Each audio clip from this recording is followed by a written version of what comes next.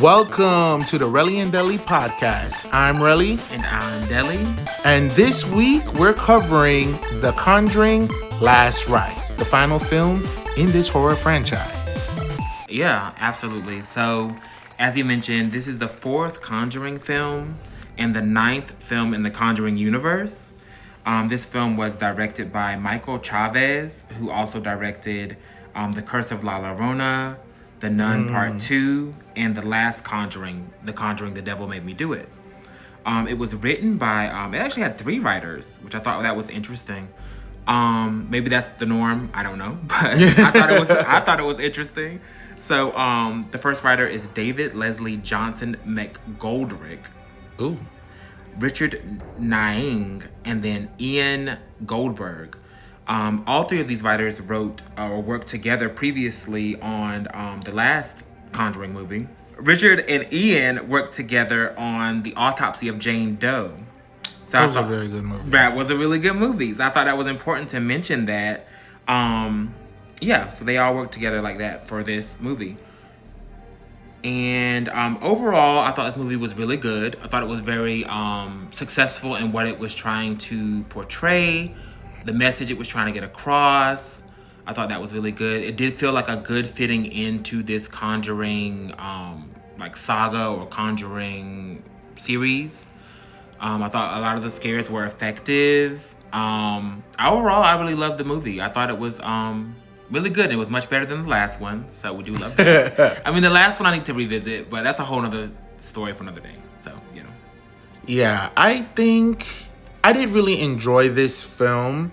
I think it was very successful. I think also, as we've entered a time with a lot of horror franchises are reigniting or concluding officially. You know, we had a Halloween franchise, we had the Insidious franchise.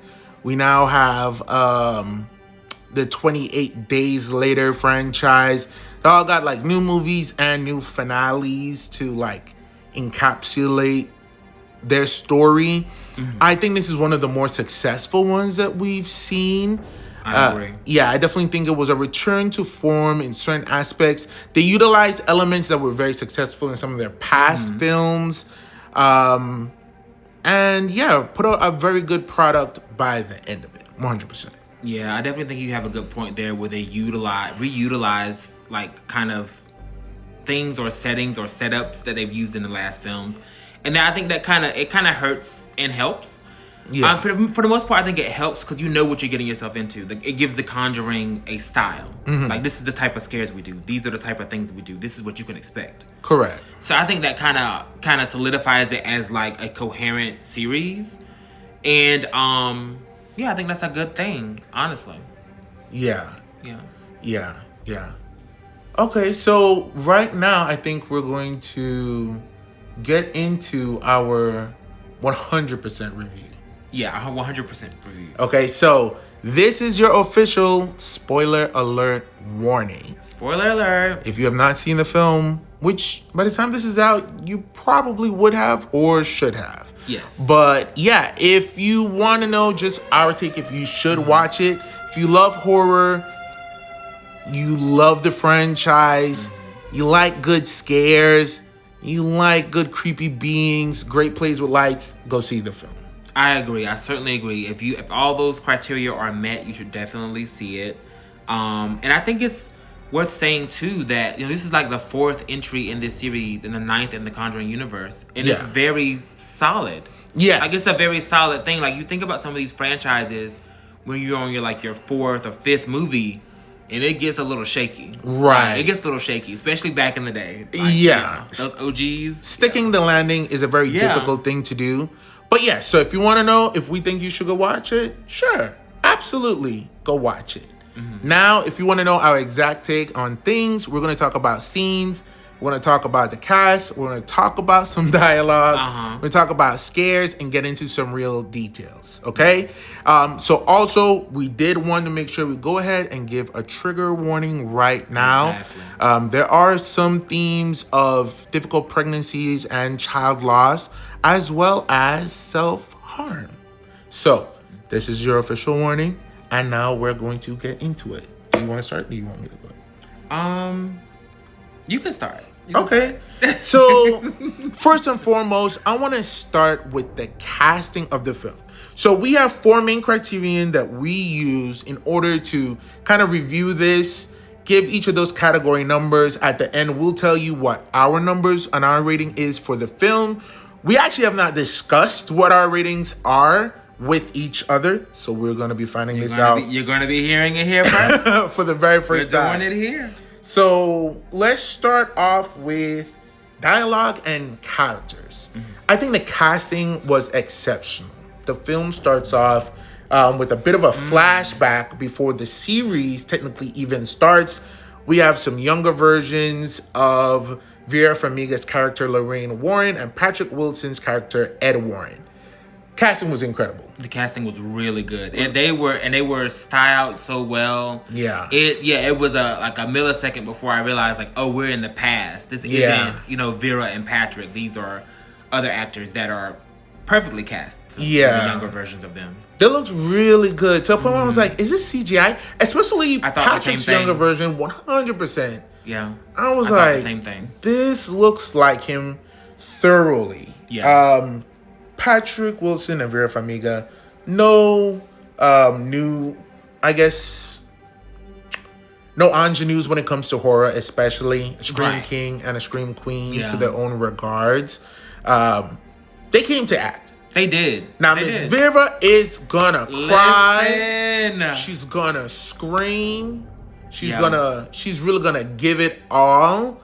And it was very intense. It was really intense. From start to finish. I agree. And I think honestly, and I've always thought this about the Conjuring franchise, that Vera Farmiga is really like the gravity on it. Yes. Because she's experiencing all the real scary stuff all the time. And then when it gets really big, that's when everybody else kind of gets pulled in. Absolutely. But on the surface level, she's the only one that's like experiencing it like 24/7. And there's just something about her that is just, I don't know what it's called, but when she gets scared, it makes me scared. Yeah. It's kind of like when she gets scared, it's scary. Like, she's scary. Yes. The only other time I've ever seen it, like in movies, is probably Lee Remick, for the throwback, for y'all who know. She's the mom in the original Omen. She had the same feeling to me, where she is scared and she looks scary. It scares me too. Yeah. So yeah, I'm scared of what's going to happen to them. I'm scared of what they're seeing. I'm scared of them. All of those things. All those things are happening. Yeah. It was really excellent. So this story takes place.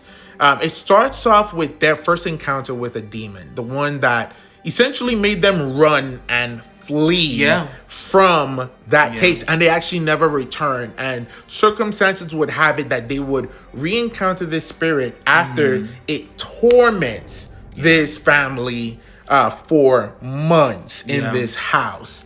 And their first encounter, it's a demonic spirit within this mirror that when she touches it, the mirror breaks, and she immediately has this psychic flash and pains with her baby. They are rushing, driving in the rain, go to the hospital. And actually, if you've recently watched Dexter Original Sin, the birth of Dexter that was portrayed in that, it was very akin to that, where it was just like the singular room. It felt very cold. It felt very hollow with her in there. And of course, she's screaming. Yeah. They kicked Ed out of the room. Right. And then while she's on the hospital bed trying to deliver, there's this spirit that is like in the ceiling, peeking down. The demon. And they do an exceptional job playing with light. It really reminds me of some of the things that Halloween started. Yeah. With how they used to make him fade out of the shadows. They ramped it up. They amped it up. I think they did it expertly in The Nun. The use of the eyes. Yeah. I do agree. And that hollow glow. And it was very great to see. But through a touching moment of love, their daughter survived. Yeah. I thought that was really nice that they were able to like, I guess like resurrect her. You know, essentially, it's like it gave a lot of like it was a moment of hope and faith. I think I really enjoyed that. And the demon on the ceiling, which I had mixed feelings about that. Oh, yeah. What are your thoughts? So I mean, the scene I feel like was effective. The demon did throw me for a loop because the design is good. I feel like it's good to decent, but it felt very CG. You know, I can see that. Yeah, to me it felt very CG, and that's something we'll get into a little bit later. But yeah, that was like, and that was one of the first scary things that I saw. So I was like, what's this gonna be like? Right. But I think it was effective, and the scene was really effective. The lights went out, and it was really good. And then the sadness and the uncertainty around the baby, because if you've seen the other movies, you know that they do have a daughter, but you don't know exactly how this is gonna pan out. Yeah, right. You don't know. Yeah. So definitely think that was great. So now in modern day, we see Ed and Lorraine are essentially retired due to Ed's, heart condition and poor health. Their daughter is now grown. Judy Warren is now grown.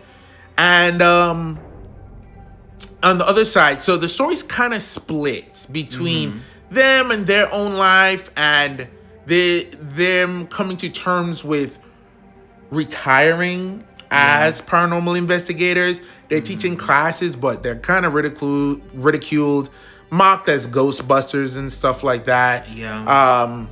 And then like Judy and her trying to gain her independence, struggling with seeing spirits as well. Right. And then this other family that through the decades have now come into contact with this mirror that possesses the demonic spirit that almost killed Judy in the womb. Exactly, that attacked them all those years ago. Yeah. I definitely think it's worth like mentioning that where they are in their career, they kind of on a downswing. And it is the 80s, so, the 80s is more conservative. So I thought that was a really interesting, like, thing to kind of put in place. And it kind of set the tone of, like, exactly where they are. Yeah. Whereas in the previous movies, when they were, like, in the 60s or 70s, the class was full. People were engaged. Right. People wanted to know what was going on. Right. But here in the 80s, everybody's a little older. And, like, the class is nearly empty. And the people who are there are cracking jokes. Yeah. Much to Ed's chagrin. But Lorraine takes it, she takes it nicely, I think. And she's not so tore up about it. But I think that is a bit of a conflict for Ed's character, is fighting with his mortality. He's getting older. Right. He has health issues. And he kind of doesn't want to, give this up. They are in semi or full retirement due to his health. And I think that maybe I don't think he feels any guilt about that, but he doesn't want to get older. I think that's a thing. Correct. Yeah. And then you have Judy. So Judy is juggling with the spirits. We see the flashback to her being a kid, being tormented by seeing the different spirits. Her troubles with Annabelle. That we had that one movie. That Annabelle Comes Home. Yeah. She's really involved with Annabelle. That was kind of crazy. That almost was like a genre flip on its head in comparison. It was a much brighter film compared to the first Conjuring and this one. But yeah, so we see her with her struggles. And then she's dating this new young man, Tony. Now, let me tell you this. What are you going to tell me? I think you're going to say the same thing I was going to say. I'm going to cut to it because we already told you this is a spoiler. Tony essentially is in love with Judy, almost dies. He's an ex-cop. But he loves Judy so much, quits the force, and then buys a ring the next day. They've been together for 6 months, and he's ready to propose. This man seems so shifty and shady the entire time. I thought he was a demon. Yes. I thought he was trying to like get dirt on the family. I thought he was gonna kill her. Got her in there doing her little ritual to banish the ghost with her eyes closed. I'm like, Antoinette, I don't trust you. Yeah, I felt the exact same way, and I have that here in my notes where I thought he was bad news. Absolutely. And I mean, the fact that both of us picked up on that, maybe that was done intentionally, because that was one of my questions. I wonder if that was done intentionally. Because he definitely seemed sketchy. Sketch. He definitely, and I felt the same way. I didn't know if he was trying to use her to get to the Warrens, right, like to the parents, to get to like that museum they have with all the haunted artifacts.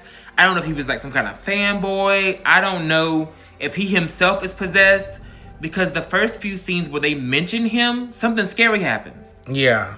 And then like there's a scene where they're at the cookout or the party, and she's having a moment in her room. Right. And he comes in. Yeah. It's very much like, it's a red herring. It's a red herring in its truest form.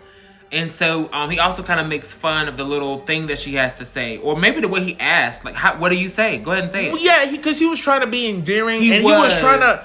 What? Okay, so he essentially ends up proposing at the party. He ends up proposing. Was not having it. Lorraine fought her in her initial response of wanting to protect her daughter. Yeah. In saying no, because he asked for, the daughter's, like, their blessing, which it's the 80s. It's very traditional. Hetero still do it. Ooh. Yeah, But anyways, but yeah, Tony, he was just coming off as very shady, very shisty. Yeah. But it was just him wanting to connect with her on a bigger. He could tell he knew some of it, but he wanted all the information, and he wanted to show that he was committed to her, so that she didn't have to hide anything to him. Exactly. He did not use any of those words, and instead came off as a very much a creeper. Yeah. We'll talk more about Tony at the end. Now, on the flip, the family.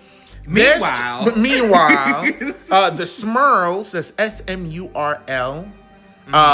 Their story takes place after one of the daughters has her confirmation. I still want to say coronation, but it's confirmation. Yeah, she's not a princess. Oh. Actually, she was a delight. She was a delight.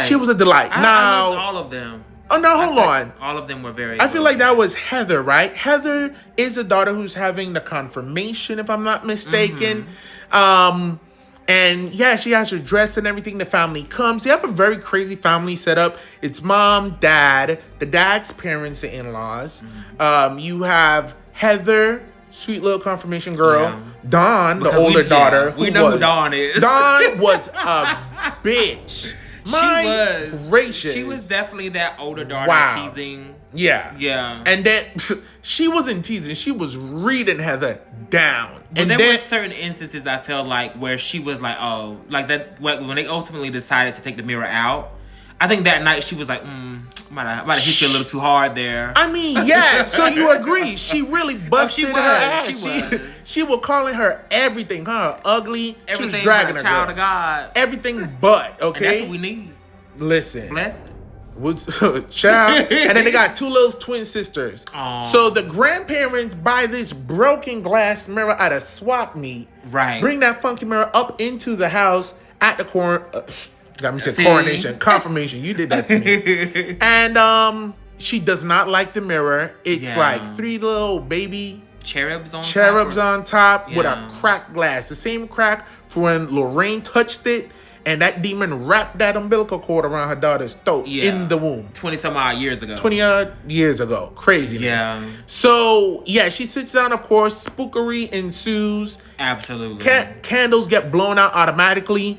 And then the light fixture. Now, that was a gag. The whole light fixture, and it's one of those long lights, too. Those old 80 fluorescent lights with like the full encasement. And they're wide. Yeah. It's office style lights in this house. Honestly. Dropped down on the table, busted that girl in her forehead. That was a bit jarring. Yeah. It was craziness. So, but I will say the family too. The family was characterized beautifully. They looked so much alike, casted well. Mm-hmm. And the dynamic was just, it was kind of stressful because it was a busy house. It was a very busy house. Kids running up and down, everything like that. They had the setups where like the kids would be in the pantry playing with the phone line.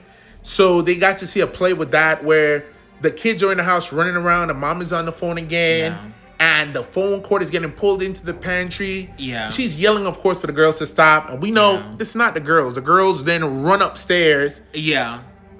The mom, I don't know why she was edging towards the pantry to get the phone. I don't know if it was more so she just needs to know. Yeah. I don't know. I don't know. It was very much that. Did you clock that pantry immediately when you see the girls at the beginning playing in the pantry? Absolutely. Yeah. I can foreshadow. You know what's a setup. Oh, we're setting up for this, right? Yeah. She went downstairs in the basement, spookery. Yeah. They did that beautiful thing where you can see the silhouette of this Axeman ghost. Yeah. And it's just getting more and more pronounced. And then when she flips the light on, it was like the picture of the clown. Yeah. Those type of elements. We're gonna kind of jump around and not just focus on cast. I don't think that was a clown. I think that was a I mean, he might have been like a movie guy. That was a clown on the wall. No, it was just like a cowboy. We'll have to go unpack that later. We'll put it in the comments. The picture, yes, of a face on the wall. I thought it was a clown. Not a clown. But I've seen so many traumatic things. But end of that night, I couldn't tell. You can't see which way is up. But jumping around, like we're gonna touch on all different things. So I don't want to just make it seem like I'm just talking about the characters. But yeah, so we have to set the scene. So that was very scary. I think overall the story suffered slightly because it was split in two. I do think that that's going to be an area of contention for a lot of people. Yeah. That it was split into two. And then sometime in the movie, I did think this could have almost been two separate movies. Could like have. A two-part. We hate to see but it. I'm glad that they're not. I'm happy that they didn't either. I think it's ends up being like 2 hours, 20 minutes, 2 hours, 15 minutes. Yeah. This movie as it is. So that worked out for me. Oh. I could have probably took about 15 more minutes if they had it. Just to give me more time, because my only downside with the split movie is that I don't feel like I spent enough time with the Smurls, because I really wanted to spend more time with them. Really? Because it was always like, you see something a little crazy, you go to the Warrens, and then you come back, something crazy don't happen while you were gone. Correct. I understand what you're saying. With the Yeah. Smurls. We saw some of the Hunting of the Some of the Smurls stuff. on there. Baby dolls lifting up and spinning around in the air.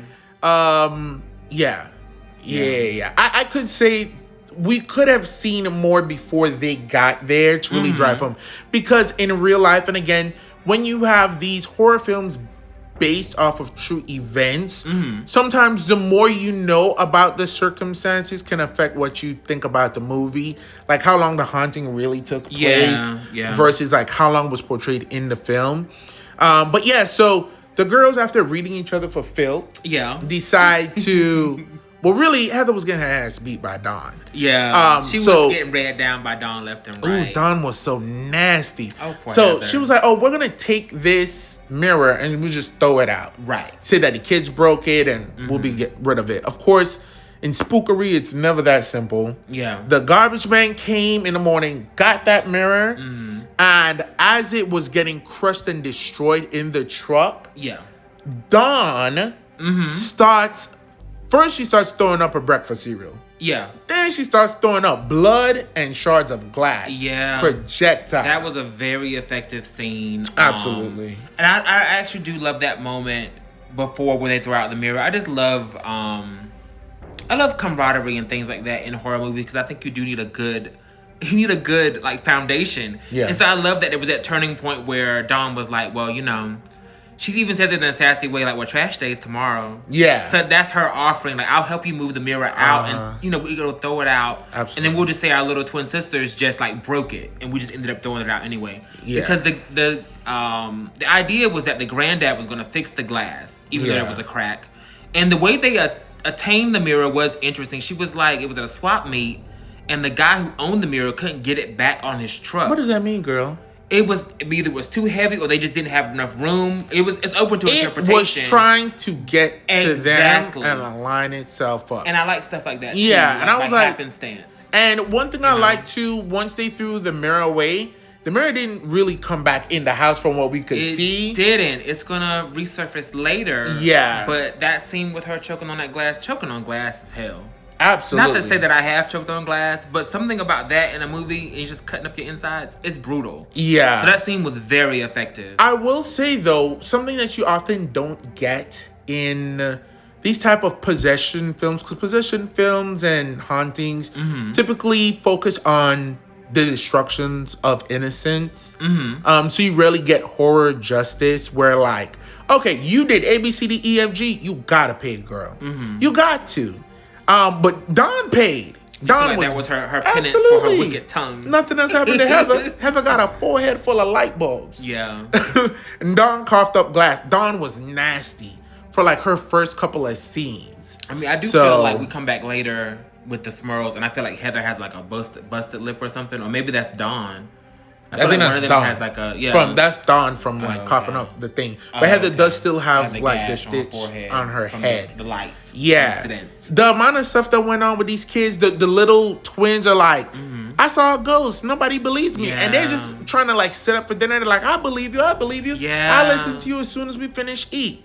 So nobody listened to her. Nobody did. Very realistic. Yeah. Very much so. It's so busy. Yeah. It's such a big family. It's 8 of them.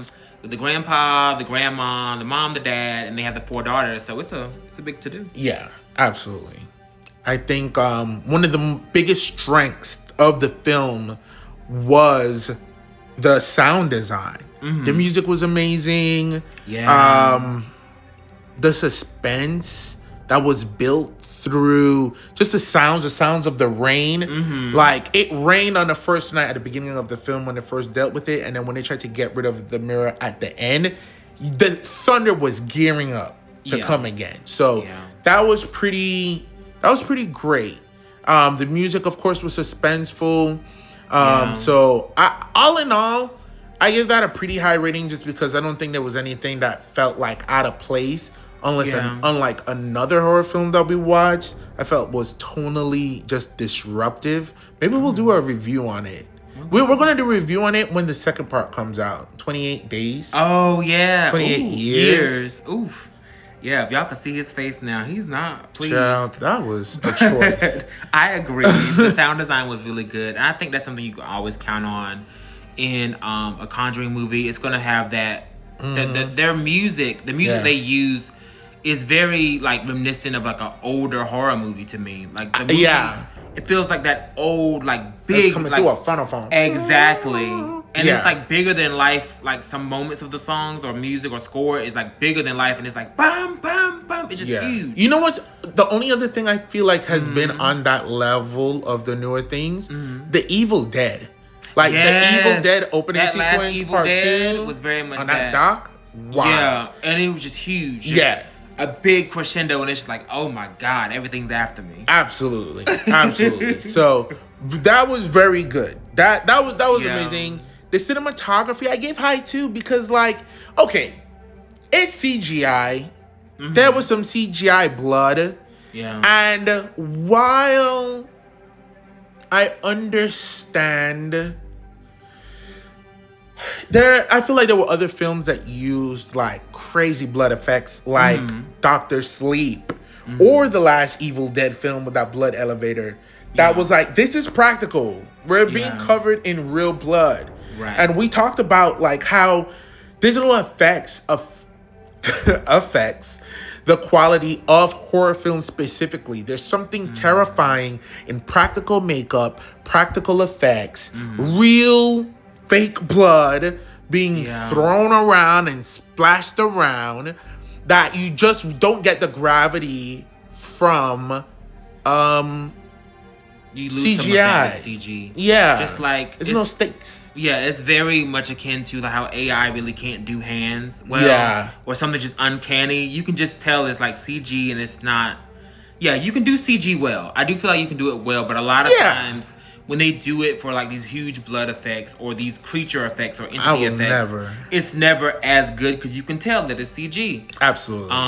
Yeah, that's something that stood out to me too as far as CG. There was a couple of instances, but I do want to circle back to the sound design.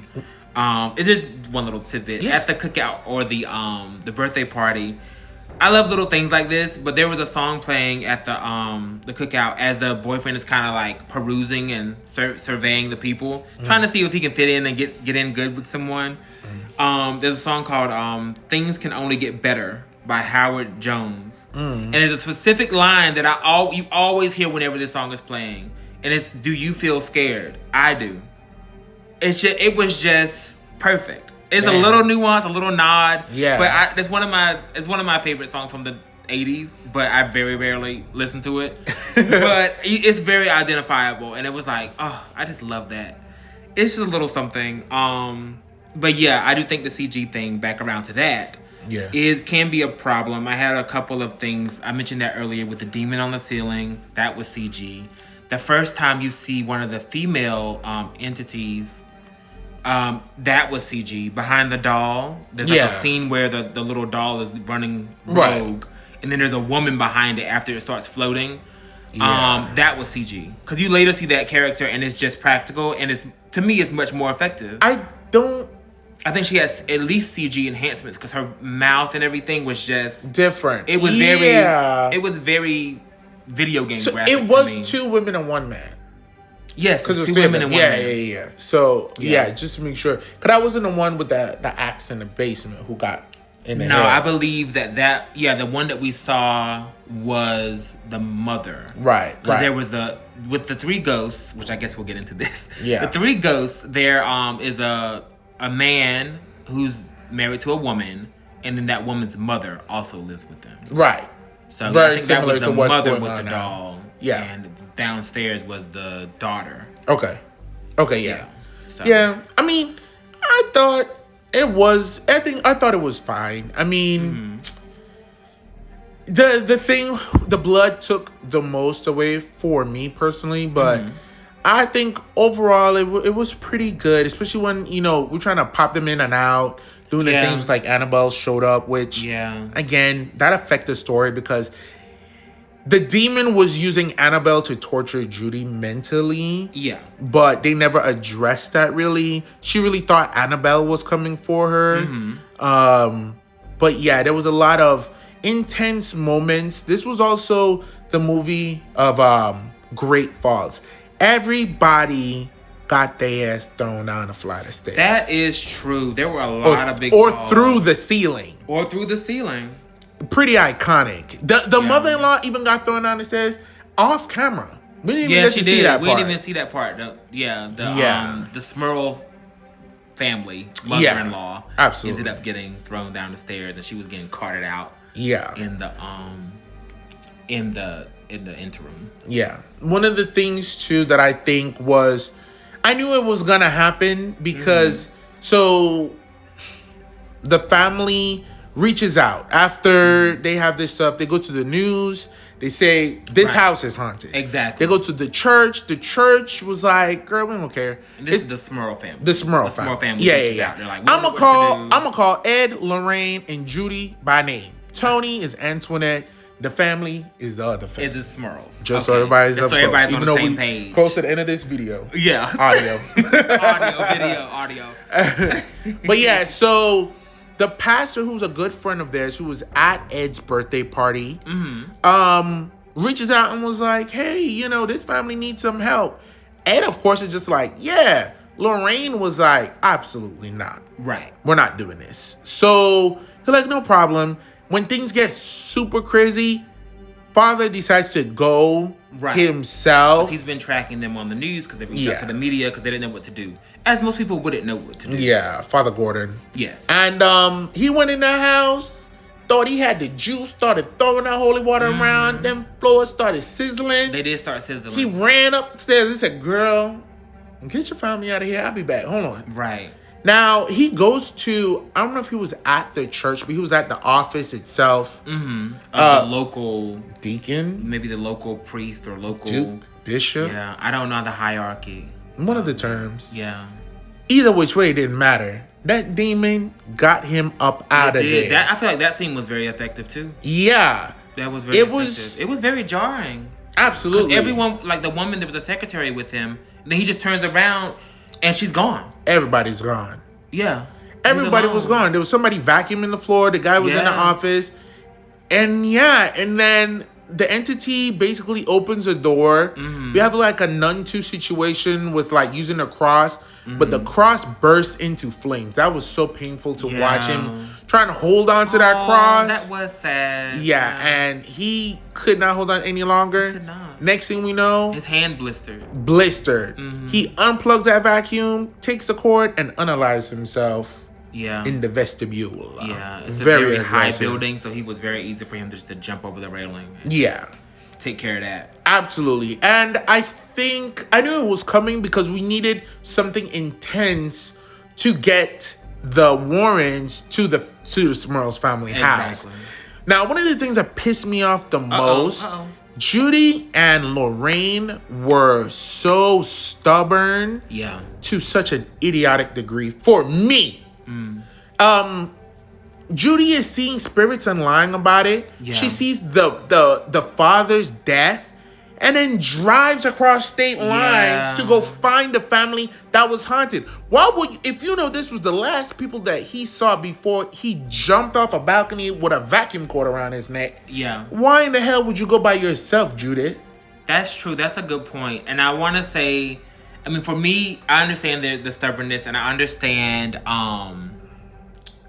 why it frustrated you so much. I mean, I think it's just, I don't know if it's just that young adult thing where you just like, you just want to do what you want to do. You feel like you're right and you don't want to do what your parents are telling you to do. In this case, I don't think that's the right thing to do at all. No. Because the whole thing is that Lorraine has been telling her daughter, Judy, like, you need to suppress this. You need to block this out. You have the gift like I have, but you need to block this out. It's not worth you getting involved with this. But the thing of it is, Judy over the years hasn't been, she used to block it out when she was little. But it seems that she hasn't been doing that anymore until it gets too bad. When it gets real bad, then she tries to block it out. But other than that, she's really been trying to look into it.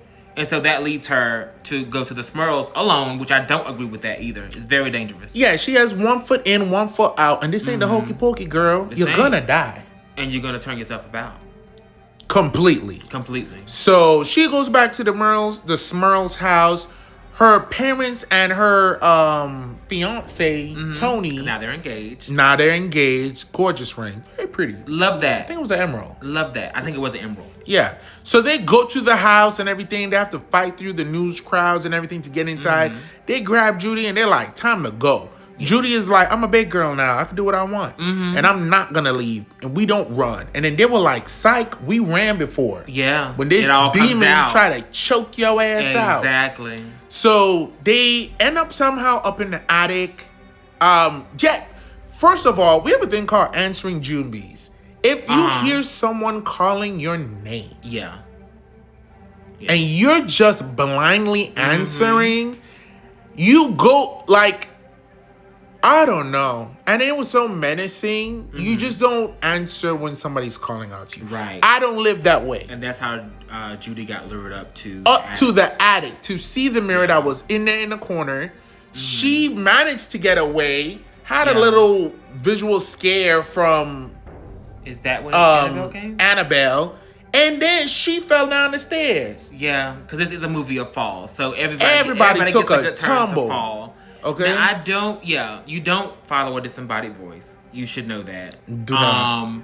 And she did go up there and she touched the mirror. And which is going to come into play in a bit. And then the Annabelle thing of it all, I did not think that was effective. No. That when she got really big. When she was popping and dislocating and growing, that was effective to me. Right. But to see her in her full form, that was terrible. I mean, when she was kind of coming through the shadows, it was kind of, I got it, but it was terrible. Because it was unnecessary. Of her, and it was just like, it was just, again, video game. Yeah. So I did not like that. But I feel like there was something there and there was promise until there wasn't. For me. Yeah. And then she falls down the stairs. They tell the story about how they first ran. They make a plan to get the mirror up out of there. Hijinks ensue. I won't get into the whole details, but the mirror says, not on your damn life. Yeah. Papa Smurl loses his mind and his bearings. Yeah. Just because a haunted mirror starts showing you reflections of ghosts. He wasn't ready for that. And he hadn't really experienced too much except for that levitating. Which kind of was a sexual assault. It actually was. I looked up the real story. It was exactly that. It was supposed to be a succubi. He said he was sexually assaulted. I don't know how much of this we could say on YouTube, but we don't got too many followers yet to get demonetized. We're not making money. But yeah, it was very aggressive. The real guy said he was. I thought that was crazy. Yeah. So they showed it in a way that wasn't. It wasn't overtly. I didn't actually get that from the scene. Right. Until after I heard about the actual guy who reported it. He was like, yeah, he was sexually assaulted by the entities. Trigger warning. Yeah. So then he falls down out of the attic. The mirror falls on his leg. Oof. Judy, that was a good scene. That was a good scene. Judy is down there getting now possessed. Kicks her mama down in the basement. Because she touched the mirror. The mirror. Kicks. Let me tell you something. That kick down to the basement, it shook Lorraine's updo loose. Shook it loose. It undid. I'll tell you one thing. If I was Lorraine and that heifer kicked me down them stairs, I would have just died. It was a lot. It was a lot. It was very. That was probably the worst one. Absolutely. Well, yes. Then when they fell through the floor, but correct. But that was crazy. Then she gets chased. Now, the person who saves her is Tony. Now, where was Tony when all of this was happening? Tony was given the keys of the car to go start the car and bring the car around. Where was the car? It was 2 houses down. Mm-hmm. He walked there. Yeah. Tony tries to crank the engine, cranks it, won't. We already had a moment of him fixing cars, so he should know how to handle cars, fix a motorcycle. We know the spirits are at play. Right. He gets the car on. This fool whips the car in the most ignorant donut on a quiet Philadelphia street. I thought he was possessed. I'm like, oh my God, something's taking over the car. That was just him. In the middle of the rain and floors it. He's going 60 miles per hour, 2 doors down. The old big back winch is in the street, and he, of course, freaks out, tries to avoid hitting a ghost. Mm-hmm. Girl, what? Crashes the car. Got shook. It's raining and thundering. He's locked outside of the house. Mama Smurl, she deserves every single dollar. Oh, yeah. She did such a phenomenal job. Rebecca Calder, who played Janet Smurl. Yeah. Excellent. You did a great job. You really sold it. She was the heart of this family, trying to do her best. Yeah. And do a shout out to female leads, female matriarchs. Absolutely. Matriarchs. Of course they're matriarchs. It's okay. but yeah, Vera. She did such a great job. And Tony's trying to break in. Tony goes around to the back. That was a good scene to break into the basement. Frantic, trying to get in. Yeah. And then they're trying to get out because they can't open the doors. Yeah. They can't open the front door, and everybody's screaming. And the dad's already, the Smurl dad has already fell down the attic steps, and he's struggling, and it's a whole thing. It's a whole thing. Oh yeah, Judy touches her daddy's chest and gives him a heart attack. He drops all his Smarties down the stairs. He's trying to pop them real quick. Could not. Yeah. And then so the Papa Smurl, who Janet and Jack, iconic. He's at the top with a crushed little ankle. Yeah. And he was like, "What's going on? What's going on, Judy?" And when he looks and sees Judy's the demon, he was like, and he just looked away and did not look at that heifer, and that heifer did not look at him. Because he already looked at enough. He looked at the mirror, and that's how he ended up in this predicament anyway. He minded his business. He like, she gonna do what she gotta do. She gonna do what she gotta do. And yeah, the demon was trying to get Judy to also unalive herself. Mm-hmm. And they go up there, save her with a pocket knife. Won't get into the whole details because I don't want to ruin the end of the movie, but it was intense. I mean, this is the spoiler side. But it was very chaotic. Let's leave them with something. We'll leave y'all with something, but it was very chaotic, and I love the chaos of that. Yeah. Yeah, and then the falling through the floor, it was wild. It was a lot. That was good. That was very effective. Yeah, Vera was screaming. Listen, if nothing else, the pain. Everything is worth it just to see her act the house down. She's one of my favorite scream queens. Good. She's excellent. It was so good. The only thing I hate is some of the dialogue. I won't say exactly what was said, but when you are watching the film, you're gonna kind of know what they're gonna say to like get through this. I like that. It was too cheesy. I didn't think it was cheesy. I was through the power of love, family, and faith. No. We can do anything. What you said about Father Gordon? Because he had all the faith. He had a cross. He was throwing water and shit. That's something I wanted to bring up. Because the guy behind us was talking about iconography, religious iconography, catching on fire. Yeah. We got Bibles on fire. We got holy water evaporating. We got crosses on fire. So I don't really know what that says about why he couldn't vanquish this demon. I don't know what that's about. I mean, it did take 3 of them plus Tony to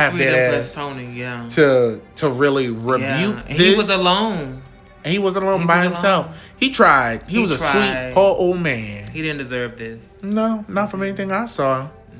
Yeah, but all in all, pretty good. Pretty successful.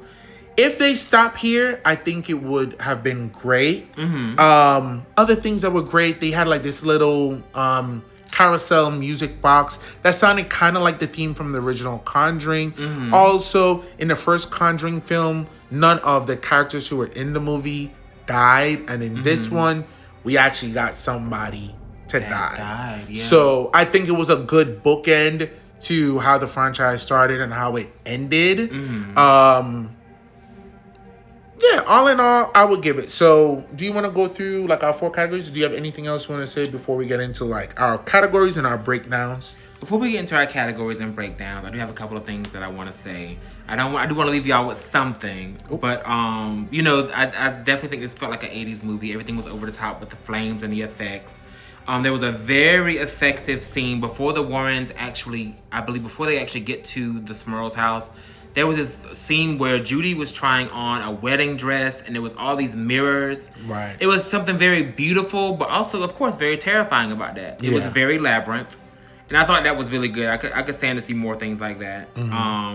It did a lot of work with close-ups in this movie. And I think that really made it like very intimate, very claustrophobic, very, you know, tight. And it's also a lot of darkness here. And I think that was very effective as well. Yeah.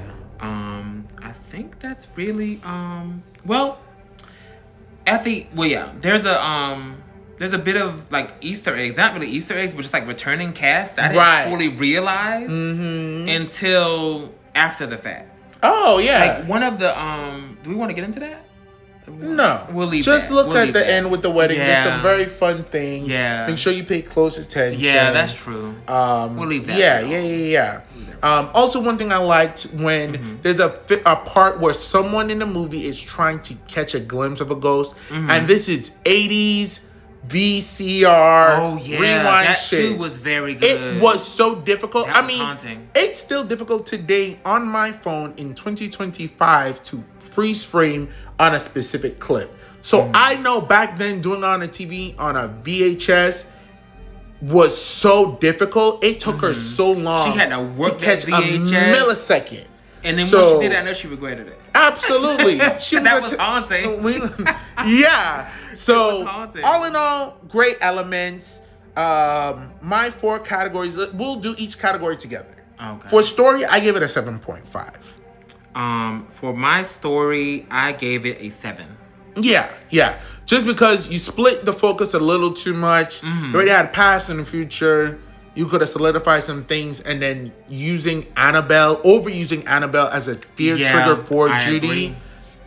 You know, I think you guys just wanted to shoehorn Annabelle into the girls could go see Annabelle. I agree. Especially since that boy died. But that's a topic for another day. That is a topic for another day. Very crazy. Goodness. Dialogue, I give it a 7. Now is dialogue with acting? Oh shit, it is. Yeah. So for that reason, I gave it a 9. The dialogue, it was only 2 specific things that gave me like a little shake with my dialogue. And one of them was Ed saying just one line. Yeah. I thought that was weird. Just his delivery. The line itself wasn't weird, but the way he delivered it. Yeah. And then there was one other line somewhere else. But overall, because it was looped with the acting, I gave it a 9.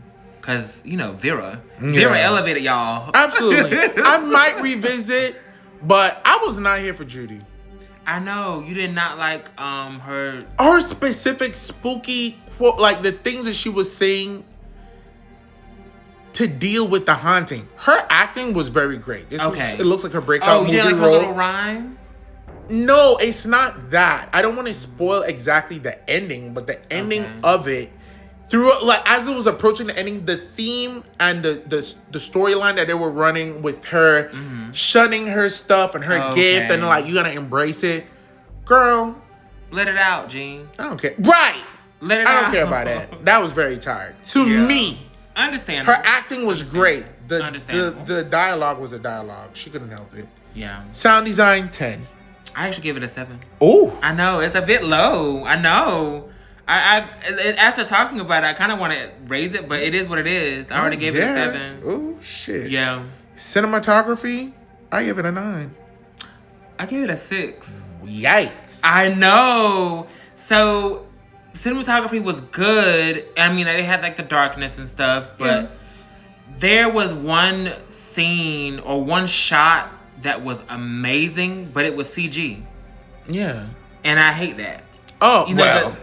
There was a shot where they're moving from one side of the house to the other side of the house to show what's going on. And if that would have been done, that wasn't so blatantly CG, they probably would have got hired for that. I understand. So they got dinged hard for We're that. grading on 2 separate curves. Yeah. But yeah, so my total before I readjusted everything, because I'll take a look at dialogue again, but ultimately, I got an 8.4. Ultimately, I gave it a 7.25, which I felt like I was going to give it, like before I broke it down, I was going to give it about a 7 or 8 anyway. So I felt fine with this. I was thinking a 7.8, but then when I really broke it down in those 4 elements, the 8.4 feels right to me. Because I had a very good time, and I think it was one of the most successful finale films in the horror genre that we've gotten in the past 5 years. I will not call any names and call out any of the girls. For that video and that audio, y'all are going to have to subscribe to our Patreon. We don't have one yet. But you want to hear me talking some real shit? For sure. You just might. But some of them just fell short. One of them, it's hard to close out. I don't see why. But it apparently is. And that's what I'm assuming from what I've seen. It's hard to close out, but I feel like this is definitely a strong close. Yes. And a strong finish. Now, there are a couple of things that I found in my research. Just 2 little tidbits. Okay. So the producers are on record as saying this is the end of phase 1. Yeah, because of TV shows. And people are speculating that they're gonna get the next thing will be a Judy and her husband Tony. Yeah, Tony. Yeah. Type of situation.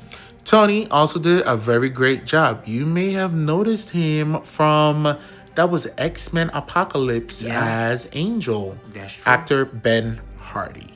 So yeah, I could see that. There's a TV show coming though. Oh really? Yeah, I know about that. Yeah, they're doing a TV show. News broke today that like casting and stuff like that has already started. But yeah, so all in all, pretty solid watch. Absolutely. Definitely one of the more successful ones in the entire franchise. Especially of The Conjuring. Of The Conjuring 4, it's probably second best. I don't think anything beats number I kind of want to 1. revisit. Yeah. But I know it's definitely better to me than the last one. Right. I need to revisit 1 and 2 because I really love them. They were really good. Yeah. Yeah. I remember that feeling after watching them. I don't know if this one is just, I don't have that same feeling, but this is the 4th one. Like I said, they do have a style. Yeah. So you do get kind of accustomed to the style, or if it's just not up there with the other ones. But I feel like it is, nevertheless, I feel like it is a great movie. Yeah. If you're in the market. Absolutely.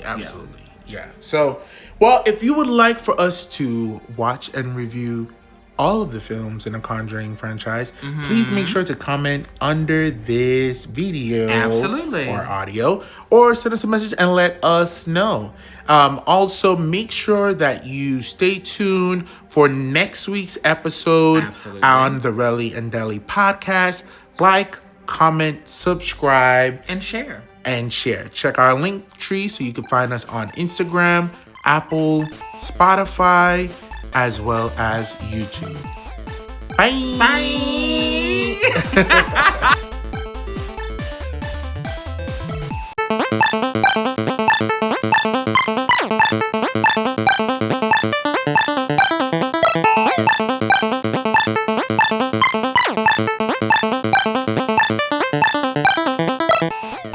Welcome to this week's episode of the Relly and Deli podcast. I'm Relly. And I'm Deli. And this week, we're talking about the horror film, The Long Walk. The Long Walk. Oopsie daisy. So, yes, The Long Walk is an adaptation of a Stephen King novel. It is directed by Francis Lawrence who looks like he started off as a video director. Notable video, Bad Romance by Lady Gaga. Oh. Correct. The hell? Yes, he also directed Hunger Games 2, 3, and 4, as well as the most recent one with the what's that? The Songbirds and Snakes. Yeah. He did that one as well. And he directed Constantine from back in the day, 2005, I believe. Oh wow. Yeah, he has a quite the repertoire. Right. Okay. The screenplay was written by J.T. Molnar. There was nothing on the filmography that we would recognize, that we've seen, but he does have, prior credits. As far as the cast, we had 3 notable people that I think are from things that we've seen. Mm-hmm. First being Ben Wang from American Born Chinese. Correct. As well as the Karate Kid Legends, which we didn't see, but we saw the trailer enough. Mm-hmm. So, and then we have Judy Greer, which I know from Archer, but she's also from that last Halloween trilogy. Mm-hmm. And then last but certainly not least, we have Mark Hamill, Luke Skywalker himself. So as the Major, so yeah, good times, and one of the most iconic Joker voices of all time as well. Facts. Yeah, very, very true. So yeah, it's a pretty set up situation. Everybody's firing on all cylinders. I say the director, the writer, the cast. The cast, absolutely. And right now, the quick synopsis of the film: it takes place in kind of like an alternate America, where there was a second civil war that basically happened, and about 19 years later, the country undergoes this thing that's called the Long Walk. So essentially, in the film's adaptation, it's 50 young boys from across the country. Mm-hmm. I don't really think that they mention like an age range or bracket. Yeah, the one guy who seemed the youngest, they joked about seeming like he was 16 for sure. Right. And I don't think anybody was like past 23, 25 max. Mm-hmm. I couldn't really see it. But yeah, so in this, the movie starts off with like a sense of like this type of propaganda about post-war America, just like the laziness of people, and to like inspire the nation. They have this long walk where 50 boys walk across the country essentially. And the last person walking essentially wins like a large cash prize, and then they can wish for anything. Correct. Anything at all. So yeah, it was a pretty intense film. Also, the day that it came out in America, if you're paying attention, it came out like the weekend of September 12th, 2025. Yeah. It's a very aggressive and divisive time, especially politically. Yeah. So it was very interesting for that to come out when it did. This is your official spoiler alert warning. This is a full spoiler review. We're going to get into the nitty-gritty, basically recap and walk through the film, talk about some intense scenes, talk about some elements, our personal ideas, and then we're going to be rating it ourselves based off of the 4 categories: acting and dialogue being 1, sound design being the 2nd, cinematography being the 3rd, and then the overall story idea and concept. Absolutely. So this film, right off the bat, also, trigger warning right now, strong themes of gun violence. Yeah, okay, for sure. And so when the movie starts, they start and basically talk about you're going to undergo this walk. They are walking. Now, this is a book adaptation. Stephen King said that he will not make the film, he will not allow the film to be made unless they showed the gun violence. And for the longest time, that's why this movie was deemed unfilmable. Yeah. Because it was just too much. The subject matter, the violence, and then the fact that all this is happening to really young people. Yeah. I think that was really, all those things combined just really was like, this is an unfilmable situation. Until now. So I guess we're here. I mean, for better or for worse, and I have themes about that. But I have some ideas on that. But yeah, They tell you that you're gonna walk. They gave them specific rules that had to be enacted. Trinell loves rules. I love rules, regulations, structures, things you cannot break. I love a good, I don't know what that is. I'm gonna dig into that later in life, I guess. I don't know. But yeah, I love when there's a certain amount of rules or things, parameters. Yeah. I live for it. I kind of can, but I'm necessarily not here for it because when I hear the rules, I see me breaking the rules. They are tough. And I'm just like, I can't. Oh, so, the rules in general or the rules in this? In anything. Okay, whenever you give me rules, whenever I watch a certain something in a horror or whatever, and they're like, so these are the rules so you don't die. My initial thought is like, I would never be a part of this. And see, I feel the opposite. I think that's really what it is. I think there's a certain safety to me in rules because I'm like, well, as long as I follow the rules, I'll be fine. And that goes to both of our points of view because my thing is rules are things that people can use to bend and manipulate and you gonna fail, bitch, and I'm not getting killed. So I'd rather just not be. If it's something that's like, okay, so yeah, you can do this thing now in order to not die, you just simply have to, girl, leave me out of it. Yeah, I want no parts. Yeah, it's entirely too much. And once the second you start breaking down, like, just so you don't die, make sure that you blase. Yeah. Hang it up. And I don't want a part of it. They started talking about you're going to give you your ticket. Yeah. Spoiler alert, the ticket is a bullet to the fucking head. Right. And, yeah, it's very crazy. So in the book, it was 100 young boys from across the country. Okay. They start out from one point. There really is no end. Right, because I imagine if they ever got to like the quote unquote end, they would just turn back and go the other way until they. Right. Because the whole thing is that there can only be one winner. That's one of the rules. Right. There can only be one winner. Yeah. This was such a difficult movie to watch. Being somebody that lives with like a disability, I've had bad feet my entire life, had reconstructive surgery to both my feet, have screws still in my right foot. Watching them walk for the amount of time that they walked in this film, I felt physically ill. Like, it was very crazy. So in the book, it was 100 of them walking, and they had to walk at 4 miles per hour. Wow. Bitch. Yeah. For those of you, if you're listening to this at the gym, or even if you're not, the next time you go to the gym, go on a treadmill, crank that bitch up slowly. To 4 miles an hour. We don't want you to get thrown. Don't do it if you can't do it. Yeah, ease yourself up to 4 miles per hour to see what that's going to be like. I think that's going to be a bit of hell. Absolutely. I was able to do fresh, waking up, going straight to the gym, rested and everything.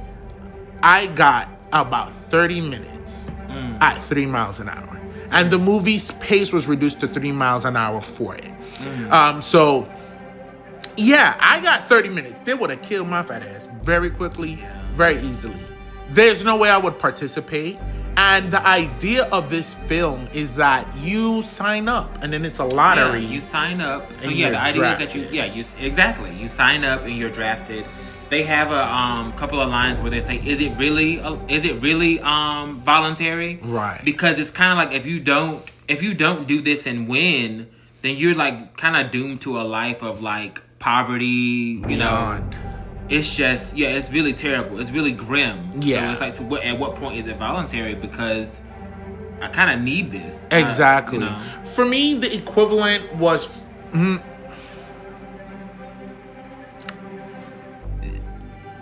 yeah, I'm going to say it.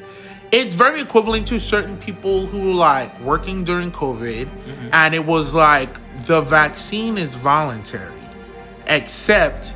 if you don't take it, you don't work. You can't have your job. You don't have the opportunity to get your check. So you're staying at home and you're going to be in poverty. And it was like, yeah, you could choose not to do it. But and then you can't work here. You can't work here. I'm just really interested. I hadn't thought much about it. And it was like a similar situation in the film of like, you do not have to sign up. Even if you get drafted, there was alluded that, you didn't have to get out the car and actually show up. That's true. But once you get there, you get your number, you get your registration, you're bound to the rules and you're bound to the walk. Exactly. So you had to maintain a speed of 3 miles per hour and be the last person walking. Doesn't matter how fit you are, how healthy you are. Throughout the film, you see like the different effects on people's bodies. Exactly. And then you could not step off the pavement. Couldn't step off the pavement. I think you couldn't slow down slower than 3 miles per hour more than 3 times. Yeah. So if you slow down, you get your first warning. I think in the film it was 30 seconds for a warning. Okay. You get your second warning. I honestly feel like it was shorter than that. Yeah. I feel like it was like 10 seconds. I think feel like it was between the movie and the book, I can't remember which one was which, between it being 10 seconds and 30 seconds, because it was changed. But ultimately, yeah. So your first warning, you get your second warning. After your third warning, they are going to give you your ticket, girly. And that's a ticket straight to heaven. Or hell, if you're a bad person, because there was some evil motherfuckers up in this walk. Yeah. Very crazy. Yeah. Also, you step off the road, you will get your ticket immediately. Correct. We ain't asking you no questions. And then any type of like attack or violence. Allegedly in the book, there was like rules prohibiting like interfering with other walkers. But in the film, we didn't damn well see it. What was that? Like you couldn't affect other walkers. But in the movie, it wasn't there. A lot of that. For better or for worse? I think it's for the better. Because the movie itself is pretty straightforward. Yeah. Like it's, once you get the rules and the parameters, now it's just a time to who's going to win. And what's going to transpire on this road, on this journey. So I think that the interacting rule was a good one to change. And then I think the, I see here they changed it to 3 miles per hour, like you said, because they felt the 4 miles per hour was, unsustainable and unrealistic. Absolutely. For untrained teenagers. Yeah. It does say 30 seconds warning threshold for the book, but I think it was even shorter in the movie. Yeah. So if it was 30 seconds for the book, then it was like 10 for the movie. Yeah. Crazy. So crazy time. Once you got a warning, you could clear that warning off if you walk for an hour straight without breaking like that 3 miles per hour situation. Right. So that would drop your warnings off. So it's kind of like a rinse and repeat situation. If you got to your third warning, you had 3 hours at speed. Straight, 3 miles per hour. Or faster. Or faster. So another something that we want to talk about. So the story follows really Ray Garrity, who is dropped off by his mom in tears, Judy Greer. Yes. Scream queen, icon, legend, mother. Amazing. She's really amazing. She gives me Leslie Mann energies in a different way. Particular power 3 that I would love to see. I don't know who's a third right now. I don't know. But she's amazing. So she drops her son Ray off, and he goes. He has his reasons for doing the walk. She begs him not to go, begs him not to get out of the car. So when we get there, we see him with an entire band of new people. Peter McVries, played by David Johnson, is in the film. I think this is really like one of his biggest breakout roles right now. Ben Wang is Hank Olsen. Let's see. Yeah. Who else I would say was like the main? Those are like the main. Actually, I'm missing someone else. I would say Billy. Billy's the main. He was the one that was really fit. He was District 1. Yeah. He's given District 1. And Gary. Gary was a big antagonist. Right. Absolutely. Charlie Plummer. Yeah. Girl. Yeah. And I feel like, and also Pearson. Yes. Oh, Pearson. Yeah, Thamila. Yeah. Humlawana. Sorry, Pearson. So sorry if I'm mispronouncing your name. He was another person very integral to the story. Yeah. So they start to walk. They get their ultimate group collective. Yeah. You get called up. You get your number around your neck, your placement. Now, people showed up with different things like food, these little pellets and rations, these tube foods like MREs. You have water. The trucks that are driving by with the armed militia do provide you with water. They do provide you with water upon request. Just water. And I have to keep, not really keep, but I had to realize that they were not going to be stopping at all. Oh. You know, at this point, I'm like, they got all this stuff. I'm like, I guess they're going to, my mind, terrible. I was thinking, they're going to walk during the day and they'll sleep at night and then they'll get back up and walk again the next day. I don't know what I was thinking. I don't know why I thought that, but it was more so just like open to the idea. And let me see what it's going to be. Right. So, but that was not the case. So they all come with their provisions and tools and backpacks, which helps, but also as a hindrance because that's extra weight. Heavy as hell. It's very much that the more you pack, the more, the harder it is for you to walk. So, yeah. Yeah, egregious behavior. And essentially, they start walking, and everybody starts to basically come out of their shell and start to talk about this story. We have one young man who's walking and writing a book so he could tell the story of the long walk, which no survivor has ever done. So people really don't know all of what's going on, or why the people do it, or how they feel in the walk itself. This is televised and at different stops, especially once it wheels down to the final 3 or so people are coming out of the town, and they're stops along the way so that they can see exactly who they are. It's a spectacle, it's an event, and people are even in the early spots, because it's like they're walking through the worst parts of the world. And they're in one particular state, which is Ray's state, Ray Garrity's state. Yeah. And so, each boy's from a different state. But it's just really interesting. It's kind of like a spectacle, it's a big deal, because people are just sitting on the side of the road just watching you walk. And it's like, should you be watching this? Should you be watching this? It's kind of like it's kind of like a massacre. Essentially. Yeah, it's like, it's very much that. Yeah, and it's such a very straightforward story. It is. I don't even know how much getting fully just in on what happens when and who dies when isn't really. And there's so many guys. It's so many of them to do that. But we could definitely talk about some high points, some things that really stood out to us. Absolutely, I would say Ray Garrity goes, and for whatever reason, he's kind of known. Some of the people there expected him or heard about him, that he was drafted. One girl came on the side of the road and was going crazy over him, which in the book, he apparently had a girlfriend, which was not brought into the film. Right. It is his home state, so they would... that way, they would kind of be looking for him. Got you. Yeah. So, and it was just really intense. Ray basically has his own reasons for coming, because his father, Mr. William Garrity, who actually is Josh Hamilton, who, if I'm not mistaken, is from American Horror Story Coven, season 3. That is him. Renard. He fell in love. Yeah, you in love with that witch. That part. Icon. Even though you shot up all the black girls. Yeah. Very crazy. Yeah. Very crazy. Hey. But in this, he's a sweet old... different story for a different time. For another time. In this, he's a sweet old... In this, he's a sweet old man who's just trying to raise his son with his wife. But he's very much so we learned that music and movies and books are banned. There's a lot of taboos and things that are not banned unlike in this today. Dystopia. Yeah. Well. And basically, it just gets out. He's been running his mouth telling people we got all these books and stuff. Yeah. And, the major, Mark Hamill, shows up. He's like, bitch, I heard you got them books. And he said, girl, what? Yeah. And he was like, get your ass outside. Dragged him outside. Brought his wife and his son out. Yeah. In the book, he was just taken away. But in this, you get to see that the major kills him. He gives him an opportunity of you can really just... renounce all these taboos. Renounce this. Hail me. Yeah, exactly. Pledge allegiance. To me. To me. And you could live. And he said, bitch, I would never. And he said, no, you could never, because you're dead. Exactly. Shot him. Immediately.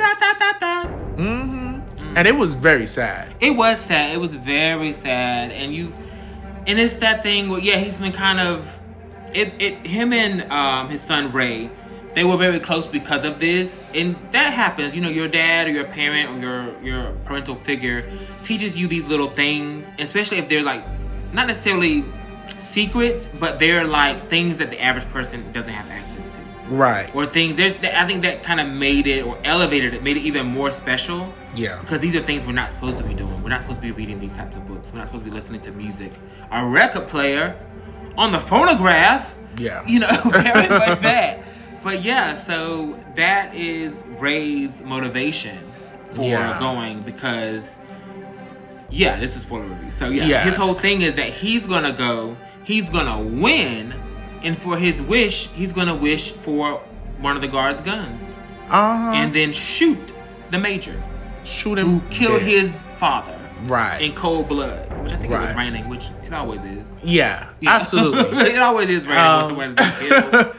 And you know, we get to see like his story evolve. He goes through, makes friends. Peter McVries, played by David Johnson, becomes sort of like his best friend. Yeah. And truly an emotional love interest. This film was kind of gay. It was kind of gay. I think that's something that happens. We're gonna talk about another movie that's kind of giving that too. I think something about when you just get a bunch of guys together. I mean, and then somebody's bound to be. Yeah, but yeah, I read excerpts from the book, and he was openly. I mean, I feel like in this it was pretty. I mean, they were showing clear. each other's dicks and stuff like that. Oh, in the book? Something like that. Of the sort. Of the sort. I didn't fully read it. But I heard it was very gay. You And get I a honestly. bunch of guys together. Something crazy's bound to happen. Yeah, it's like you could tell that there was like an emotional relationship Yeah. brewing between Ray and Peter. Oh, that's sweet. And their bond together really gets one of the two to the end. We'll talk about who a little bit later. And then there was just like a really strong focus on like, you got a girl, what are you gonna wish for? Hank Olsen, played by Ben Wang, honestly wasn't too fond of the character. Just wasn't. But you know, I think it made up for it in the end. Like he was definitely trying to put on. His character was kind of combined with another from the book. Actually, the character was replaced, and the character who had a wife, the wife was given to his character. Okay. So like he's talking about like, I'm gonna wish for like 800 women. That's one of the funniest parts of the movie. Like talking about his wish, and then you're like, well, girl, you're gonna be a millionaire. Don't waste your wish on like 10 beautiful women. Right. He's like, I don't pay for it. Exactly. They're like, well, girl, if you wish for it, somebody gonna have to pay the girls. Won't be me. That was essentially his his plan. So it was just very interesting. But you know, the topic of like, who you got waiting for you? You got a woman, you got a girl, you got a girl, and the way that Peter specifically said, "No, I ain't got no girl." I'm like, ooh. Yeah, I love the way he did that. I love the way that was done, where it's just not over. It's not hitting you over the head with it. He says what he says, and everybody literally goes, oh. You know, they give that, okay. Right. You know, you got it. You got it. Sometimes you do hit him over the head with it. But with this, it was, you know, it's based off of like World War II, and like around that time is when he wrote it. So I understand it being a little bit more tongue-in-cheek. I think the film is even more tongue-in-cheek than the actual book. A little more subtle, yeah. Because like, like he definitely talked about like, you know, physical pleasures within the two of them. Yeah. So yeah, but it's crazy because like online and on Reddit, a lot of people just like, this movie, they're not gay, man.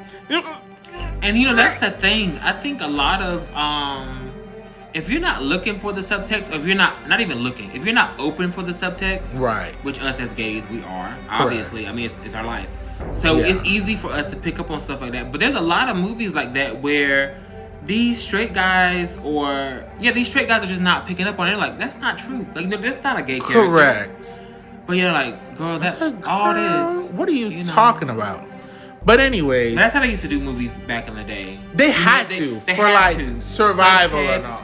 You know, if you know, you know. Yeah. It's very much like, you have to interpret it. That's a whole sister. So, yeah. Anywho. Yeah. But yeah, so their relationship, they basically are helping each other out throughout the walk. You have Charlie Plummer's character. What the hell is his last name pronounced? Gary, is it Barskowitz? Charlie Plummer. Oh yeah, Barkovich. Yeah. This Barkovich was crazy. Gary was crazy. Oh my goodness. There was this one little sweetie child who wasn't doing anything to anybody. Wasn't. So Barkovich just decided to amp up the homophobia. Yeah. Mess with this kid. Yeah. And gets him killed. Yeah. Because they made him slow down more than 3 times, right? Yeah. And then he spun around, fell down, thinking like hurt himself, and he just couldn't get up. And then they killed him. They did. And then... Was that the first kill? No. It wasn't the first one. I don't think so. I think it was the second. The first kill was the little young boy, the 16-year-old who thought he could do it and could not. Couldn't. He was first. And that's the worst thing. Now we'll go on record as saying this. Oh, maybe I shouldn't. I will. Too late. I would probably try this. I think I would you try this. Absolutely would, sweetie. I would. Because I don't know. I'm such an optimist. I believe in myself. And yeah. But yeah, he did get that boy killed. He got that boy killed. Y'all hear what I deal with. Yeah. You would try this. And I know in it. this I scenario, knew, of course, yes. I knew you would. And watching it, there's nothing I would rather do less than even be out there for this walk. This shit was insane. All day, all night. All day, all night. You had some people, like one guy had a rock in his shoe. Yes. And then stopped to take off his shoe, couldn't get it back on, had to tie on his shoes. Now, girly, if you don't know how to slip your shoes on and off without untying them, you should have never came to this walk. You need to do this, you should be training. That's the thing, and that's the thing, they're untrained. You just really get up and get. You know you signing up. You know you signing up. So you what are you doing? Be training for the walk. That's so smart. Like, why not train? And I feel like that's that's what Billy was giving. Yeah, and Billy then was giving train, but then his allergies. Some things still happen. You could prepare. You can't prepare for everything. But like little things, like a rock in my shoe. Yeah. You just buy new shoes. Well, you can't buy new shoes because you're poor. That's where you're risking your life. Exactly. I don't know. This is why I would be at home. It's a lot. And, you know, a rock in your shoe is a minor inconvenience, but if you're walking nonstop at 3 miles per hour, that's brutal. You gotta get that out of there, because that's gonna ruin you. One girl got for a rock in the shoe. Somebody got food poisoning, got sick. Oh, my God. And literally... And that's a whole nother thing. You have to use the restroom, because you have your little provisions, you have your little drinks. You have to pee, you have to poop. And he got bad diarrhea. Literal hell. Literal hell. It was terrible. There's absolutely no way. I love the gossip line, because it was like a gossip line, because there's so many. So it's like, you as they're going, they're kind of building these friendships, and it's like this kind of like community. So one of them like comes back to our main group of like 5 or 6 guys, and he's like, "Have you heard? Up ahead, so and so's got diarrhea, and it's terrible. It's hell up there. You better watch out. You don't want to step in that. Yeah, you don't want to step in that. Ruin your whole trip. You know.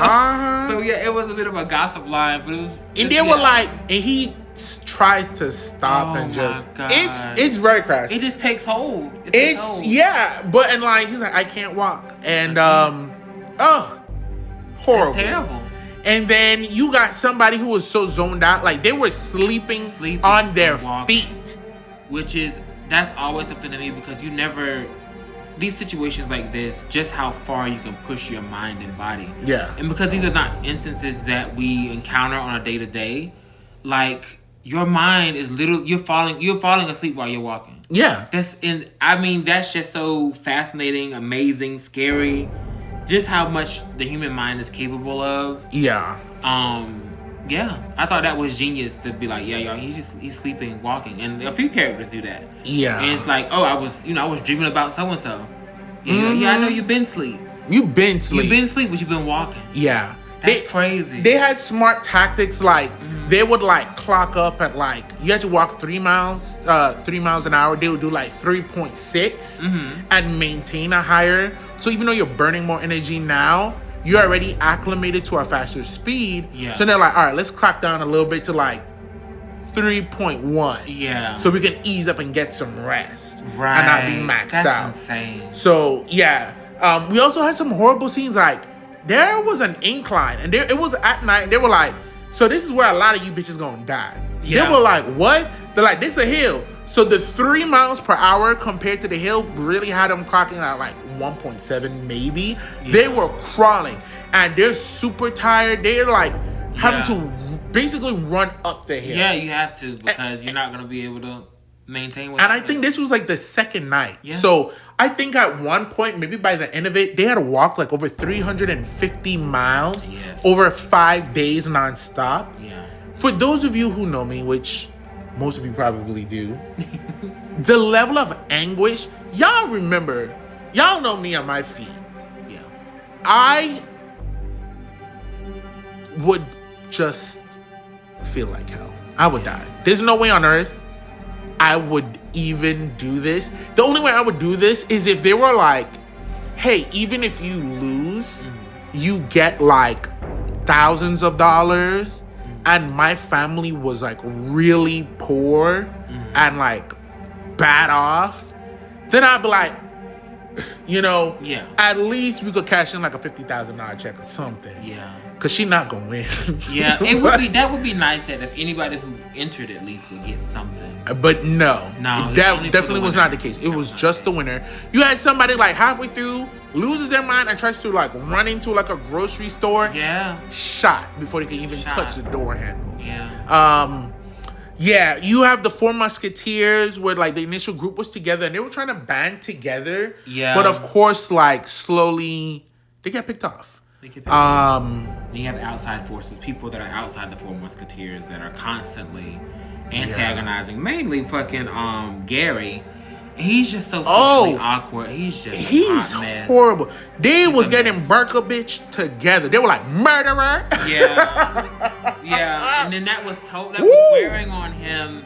The sanity definitely wears thin. Oh yeah, I forgot about that. Yeah. That wasn't so much fun. The sanity wears thin because it got very serious. Sleeping. Yeah, you're not sleeping at all. He got so unwound and he basically unraveled there in real time.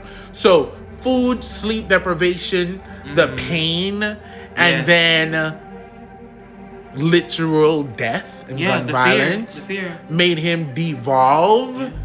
And it was wild. I would say one of the craziest, just like my goodness, I can't believe this is happening.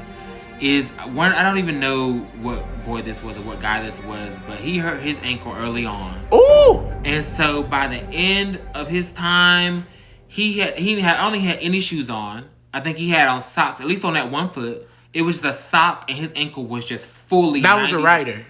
Yeah, with a little curly cue. He was fully 90 degrees twisted on that ankle, just walking. He was like, I can't do it no more. Honestly, horrific. It is, and just to think that while we were watching XYZ, he's been walking all this time on that ankle. It's just, that's hell. The gun violence in this was very exhausting. It was very graphic, and they show everything. Which was the point. Everything.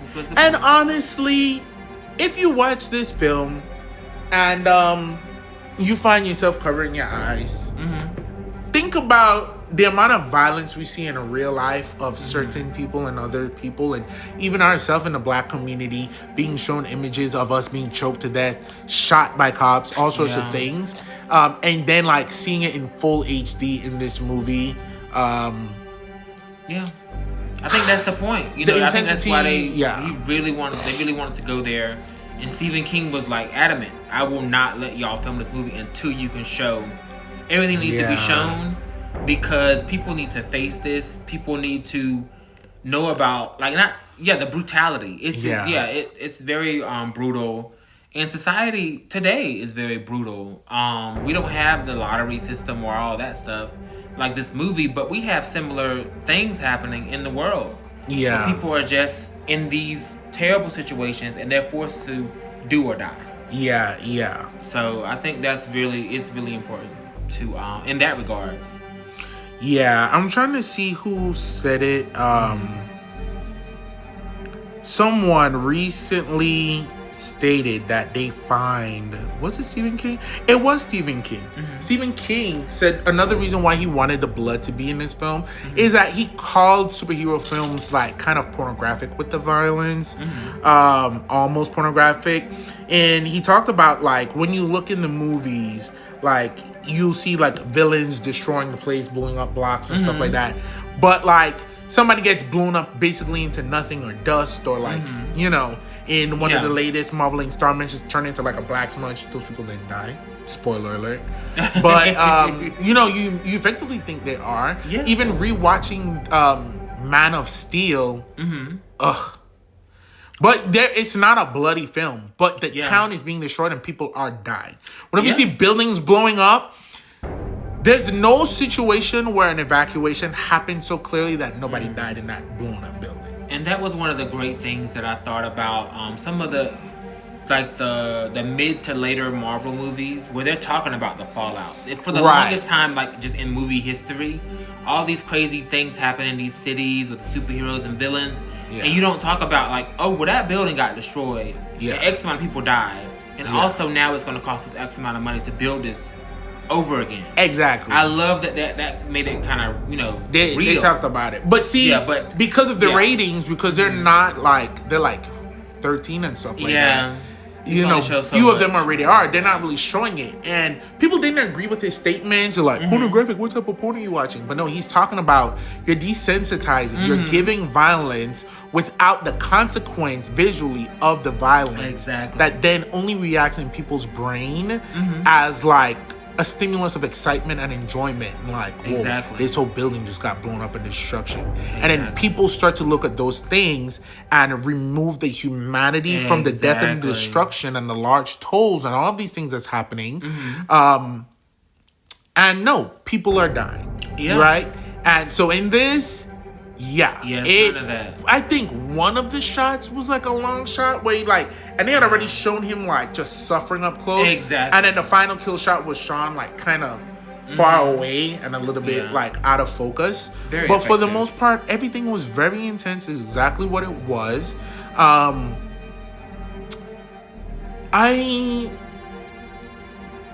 actually don't want to say who survived in this film. Okay.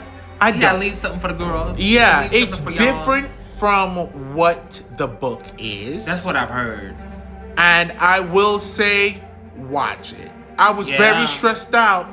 Yeah. I was very stressed out. Yeah, it leaves it open because you get stressed at the end, and then whoever wins. Whatever they do, and it's just like when that final wish happens, you're like, wow. Yeah. And then it's up in the air how you interpret it. What happens after that? That part. The way I live, if I don't see you die on camera, you never die. I believe in happy endings as much as you're gonna give me. So I'm not gonna write in some alternate ending that was negative. We saw what we saw. We got what we got. And that's what we got. And that's all that happened. And nothing else. But I completely agree. I did scream 100%. You're gonna talk. One of the saddest things is like Ray put himself in this walk because his dad chose to disobey the major. He could have, the conversation of like honor is very strong because his dad could have just been like, I pledge allegiance, and then maybe lived. Yeah. And then then you wonder about the dynamic. What does that look like for Ray?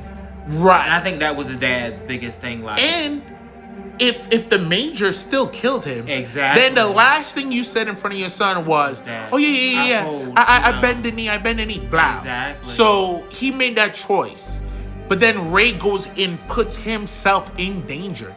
Your mom just lost her husband, and now you give her the opportunity to lose her son. And there is a certain level of selfishness in that. Exactly. That is just like kind of tired and exhausting.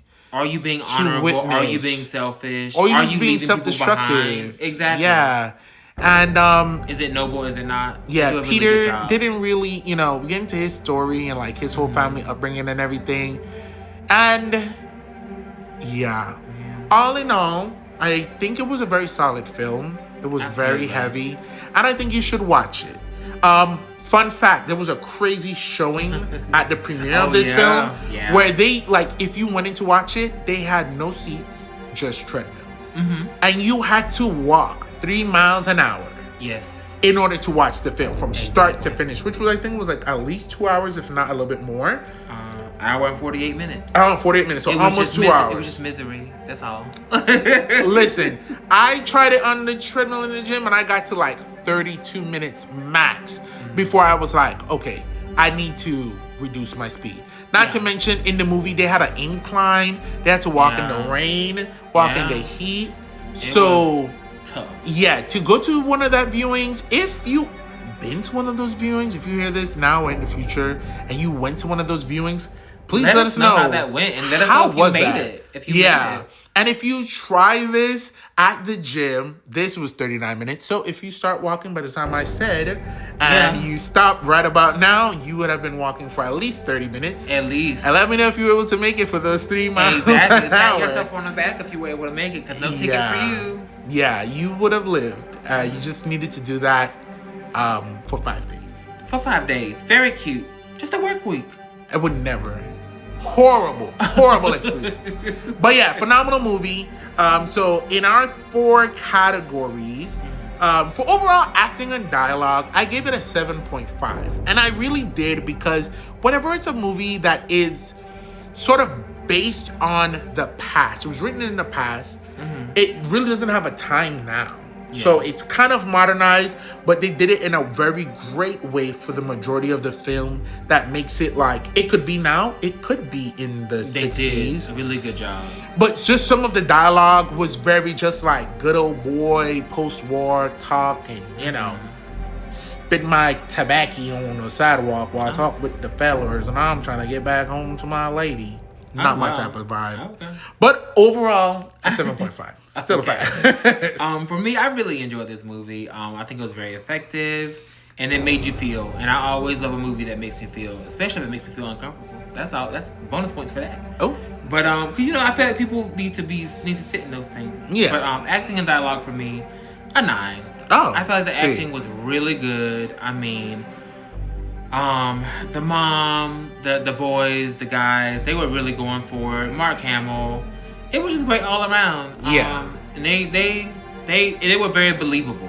Very believable. Yeah. So that goes a long way in my book. For sure. Yeah. Sound design, overall, I gave it an 8. There wasn't anything wrong with it, but it wasn't. With this film, it really was just like the sound of the street, the sound of them walking. Yeah.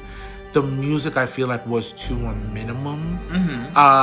But like, it was very heavy and intense. I think it went on for a while before we even saw the title card of The Long Walk. Yeah. And that was jarring to an extent. And then like the gunshots, it was a lot. It was very effective and it was very uncomfortable. But I give it an 8. Yeah. I gave it the same for sound. I'm at 8. There wasn't really much of a score or music, but the sound design is there because you do hear the road. You hear all the little things that are happening. The shots are all alarming.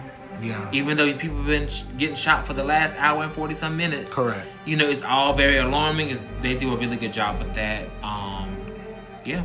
Yeah. Cinematography, I give a 9. I give a 9. It didn't do anything extremely. It's not that type of film where it was like revolutionary or like special effects or anything, or crazy upside down shots or anything like that. Right. But couldn't think a point for that because it was exactly what it was supposed to do. Seeing them walk through the country, seeing just like the shots they took of them, going bold and showing the violence. Because, I do think, like, damn if you do, damn if you don't. People are getting desensitized because they either don't think it exists. Maybe they're getting desensitized because they're seeing too much of actual violence. I don't know. But I do think that, like, if you're just gonna play around with guns and show people getting shot, a lot of the times in these films, they like make it seem very clean. No, bullets eviscerate and destroy people. Yeah. And when you understand that, it's not just like a little pew and they get hit and they fall back. Yeah. And like nothing. No, Yeah, these are not kiddie games. These are not running around the backyard. Yeah. Pew, pew. No. I give it a 9. Yeah. I'm actually going to rescind my last thing for the sound. I'm going to give that a 9 as well. I'm just reflecting over like just how violent those gunshots were. Just the sound of them. Yeah. That's a 9. And as for cinematography and visuals, I completely agree with you.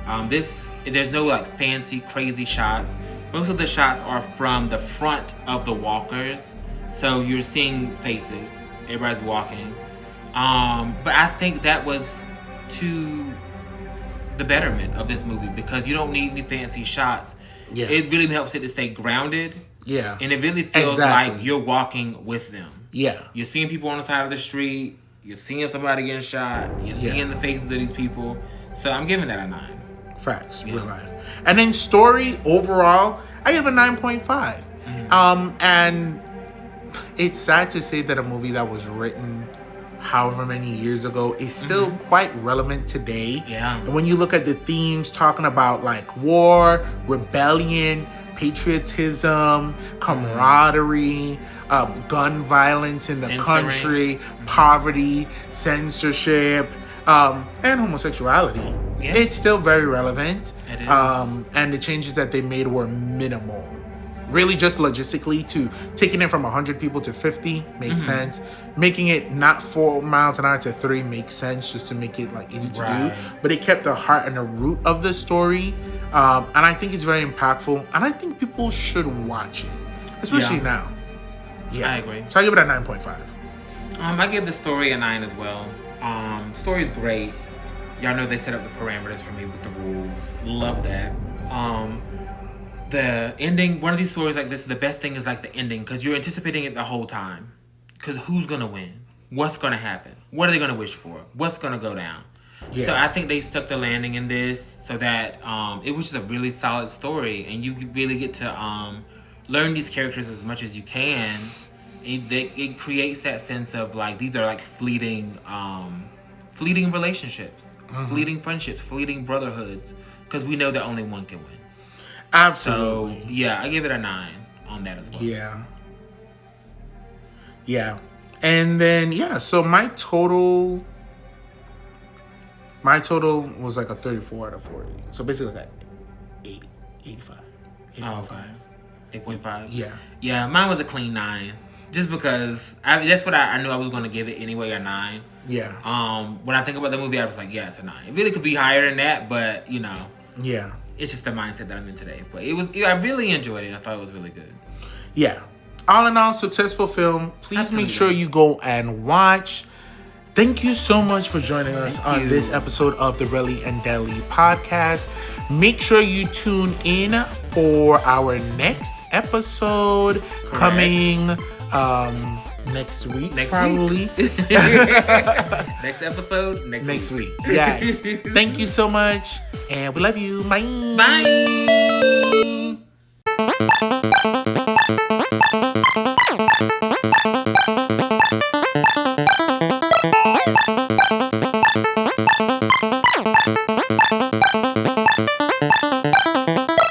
Welcome to this week's episode of the Relly and Deli podcast.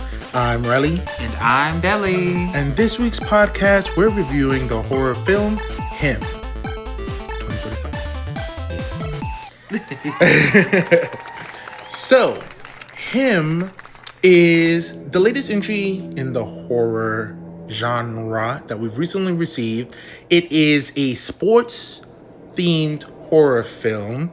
It is actually written by Skip Bronke, Zach Akers, and Justin Tipping, who Tipping also directed the film, and it's produced by Jordan Peele's Monkey Paw Production. Love that. Yes, so very excellent to see this film be able to be made. We need more Black-led horror films. Yes. That aren't kind of like blaxploitation, which I feel like never went away as a genre. I don't think it did either. I think it's just more evolved to like a different thing. It went from Jive Turkey to, what's up, sucker? A lot of horror franchises try to have at least one black entry. Yeah. And there are certain elements that are seen in the film because of particular characters without it being like a black film or really, I think, grasping the culture. This film touches on, of course, black culture, specifically related to, I think, sports. Yeah, absolutely. It was a very interesting film. It's starring Marlon Wayans, the GOAT, the icon. Absolutely. In his first official foray into horror. You may have known him from the legendary Wayans family. He's no stranger to horror, of course, with the Scary Movie franchise. But this is not a parody, not really a comedy. It's horrific, especially in certain parts. Yeah. Really in a psychological aspect for a lot of it. And then we get more of the physical aspect as well. For sure. It also stars Tyreek Withers, who really is an up-and-coming stream king. Yeah. This is his second horror film this year. Yes. The first being I Know What You Did Last Summer. Yes. Yes, that came out earlier this year. Very interested in seeing exactly what he does. Yeah. I think he was great in both of those films. I agree. I'm very interested to see what the future brings for him. Yes. And then the film also stars Tim Heidecker and Julia Fox. So the story basically follows and takes place in San Antonio, Texas. Okay. It is about a football athlete, Isaiah, who is this big and shining icon. And we actually see years later with the new and up and coming athlete, Cameron, who's played by Tyreek Withers for the majority of the film, and seeing the journey from practice, training, getting into the league, and exactly what that's going to cost him. Right. You know? Exactly. I don't think the movie was overall a successful film. I agree. There are many themes that's going around. The film is a little bit more straightforward. It's not as subtle or tongue-in-cheek. Yeah. You know? There, of course, tackles, you know, just the exploitative nature of professional sports. The violent nature of football. Correct. Which is a big deal. I know that a couple of things in recent years have been trying to shed light on that. And I feel like the gravity of it is being seen more openly, and people kind of hopefully realize just how violent that sport is, even with the helmet and pads and everything. It's just like it's trauma on your body. You know? Yeah. It's definitely a lot. Yeah. It tackles other things such as toxic masculinity, violence against women. Before we move any further, let's go ahead and give the official spoiler alert. Spoiler alert. Mild trigger warning for definitely, you know, violence against women, drug culture, and the use of drugs. Yes. Drug culture. In the use of pharmaceutical drugs. Correct. Addiction of that nature. Graphic violence. Graphic violence. Yeah, all those things. Yeah. Just hit me. I don't know if this was intentional. Hate to sound like a fool. I would hate it. But you know, the religious elements of the film, of course, were very apparent, right? For sure. It's taking place in the South, Texas. Right. Which I didn't really realize they were in Texas. I'm sure they mentioned it several times, but I was just so caught up in it. I thought they were in New Mexico, which is not too far. You know, then you get the desert scenes, dry heat. You can see that. Yeah. So you got that. You got the religious elements. The name of the football team is called the Saviors. Correct. So, you know, pretty on the nose. It is. Also, the title of the movie is Him. Kind of like, no. Intentional? I don't know. But I do feel like there might be something there, especially with like the strong religious themes that's in there. You know, the themes of like sacrifice, of course. Yeah. And then like that type of like football hierarchy. You've seen it in so many different things. Of like to be like a star football player, to be a star athlete, like what that means. Give it your all. You have to really. Yeah, you essentially. I know in the real world, I feel like they definitely, you know, have to give up like hanging out, give up friendships, you know, give up. You have to really be focused all in on this, really honing your craft. Yeah. I think that's a lot of things, unfortunately, in this world where you really want to be great at it. You have to lock in and you have to sacrifice. Yeah. So we can do like a quick run through. Of course, you know, once again, for those of you who are new, we'll go through the film and then we're going to go ahead and do like our breakdown into 4 categories. 1 being acting and dialogue, 2nd being sound design, 3rd being cinematography, and then the 4th just being the overall story and idea. So the beginning of the film, you see Isaiah at his highest, playing this amazing penultimate game, victory clinching on his overall success, and we see young Cam watching it with his father on TV. Yeah, that's true. Very true. Very true. And we see basically by the end of the game, Isaiah makes the play, the touchdown, whatever the lingo. Everybody's celebrating, which I did think this was nice that it was a family affair. Yes. For better or for worse, it was a family affair with even the mom and dressed up to. Yeah. You know, a lot of times in these movies, it's just like it's a dude bro thing. The women aren't really in there celebrating or really following the game. Right. So yeah, I thought that. There's a lot of women who love football. There are. I thought that was nice to have. Really care. Quinta Brunson, she loves football. Oh, I didn't know that. She just was like on the Emmy red carpet. She was like, I was watching the game on my phone until they were like, we have to open the door and get you on the red carpet. Yeah. So wow. Yeah, it's really big. There's a lot of people who do love it. So at the end of the game, it was like, oh, everybody's celebrating, but then the announcer is just like, Isaiah just had a very bad accident. This being Marlon Wayans. You see, the bone protruding from his leg. His shin is completely open compound fracture, jacked up. We're done. And immediately, Cameron's father is like, you see that? He gave it all. He sacrificed everything for the win. Yeah. You know you're next, right? Tell him you're next. And he was like, really just... Yeah. Sir, you just saw this man's leg get snapped. It's a crazy juxtaposition like a to be toothpick. like, oh, this is what That's you next, boy. You That's what up it's supposed next. to be. You ready to give it all? You ready to go for it? Yeah. Yeah. Very crazy. Yeah.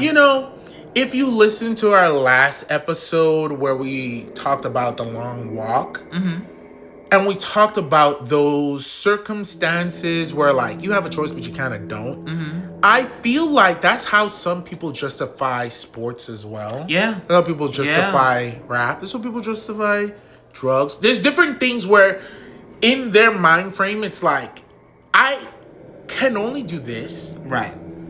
This is the one shot. I must do this. Yeah. Whether I get brain damage, destroyed, killed, this is my shot. Yeah. And for the chance of the the fame, the glory, the money, I'll risk it. And I do wonder, like, do they think they're an exception? In some cases, do they think they're an exception to what goes on? I think you would have to. I think so. And a lot of them are very young, of course. So, and I think that's just how your brain is wired when you're younger. Yeah. Just like that immortality thing. Like, this happens, but it's not going to happen to me. Correct. Yeah, I could be addicted to it, but that's not going to happen to me. I can stop whenever I want. Correct. So. Yeah. Correct. So we flash forward a few years, and we see that Isaiah is coming up to the end of his contract. There's rumors swirling, so people don't really know. Yeah. Is he coming back to the game? Is he not? Meanwhile, everybody sees Cameron, and they know of him from the college football games. Exactly. And that circuit. There's like a big meet that's coming up. I'm so sorry if I don't know all of the sports terminology. I don't pretend to know. Was it like a draft? I think it's a draft coming. Yeah, there was a particular word they use, like a showcase, like a something. It is something like a showcase because you kind of have to kind of like show off. Yeah, showcase. Yeah. Do the exercises and everything in front of the people with the big wigs. The combine. That's what they call it. Yeah. Okay. So. I didn't know that either. It's a new term to us. So he has a great relationship with his coach, who's actually out there and lets him continue like throwing the ball. So now he throws the ball twice. That was nice, actually. I understand what you're saying. The coach being like, "Yeah, you can just lock up, right? Just lock up, yeah." He's just practicing a bit. At this point, his dad has passed away. He's still training. He's getting really close to getting into the league. Right. He's out there on the field. He's throwing the ball. Now, he throws the ball twice. At the first throw, it doesn't go through the goal. It hits the end point. Yeah. He throws the second ball. It hits the other side at the same point. Yeah. Which really led me to believe, like, wow, he's actually doing this on purpose. He's really talented. I played around with that. I was like, yeah, is he doing that on purpose? Is he hitting that on purpose? Yeah, because at that point, at the range that he was, it would be harder to hit the actual side of the post as opposed to just making a goal and not like sending the ball through it. Yeah. So that was very interesting. And then when he's out there, there's like this flash of like kind of like a mascot character. This guy's out there. Yeah, because the mascot for this is like a ram. Is that a ram? Or, kind of. Yeah. Some kind of horned something. Because it's the Saviors. And I think it's something like a ram. Yeah. It's very religious elements that's going to be there. Yeah. And it's not subtle. Yeah, it's not so. They're called the Saviors. It's very that. You got horned bitches running around and all that type of shit. So yeah, this guy comes up behind him and like swings kind of like this pickaxe hammer. Yeah. Which for like a second you're like, trippy imagery? No, concussion. He actually did hit him. And I thought it was wallop that bitch. Very interesting because what drew him over to that area of the field was that he threw a ball and it was just like spinning. Yes. Spinning on a tip.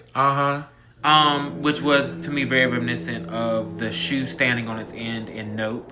Correct. It's just like one of those uncanny, strange, things. What the hell is this? Yeah, strange. And it was shaking and vibrating the goalpost. So very much so. And he gets knocked out. That bitch hit him so hard he got a permanent side part. Yeah, that's complete with staples. You don't want.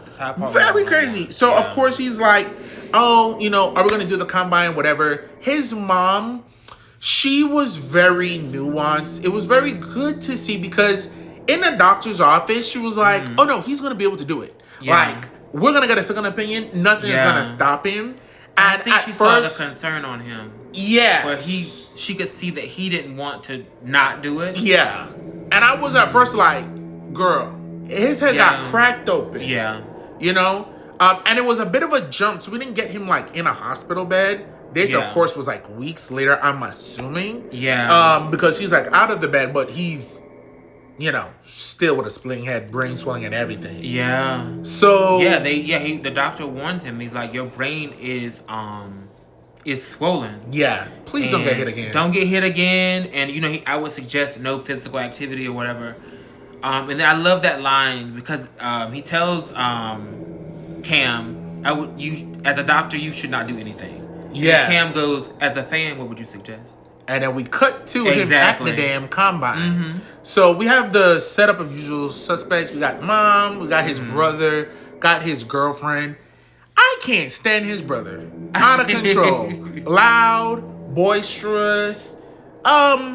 He made a very comment. Much a hype man. Yeah, he made a comment when they were being interviewed about his success and what's to come. And he made a comment about him being like the star athlete.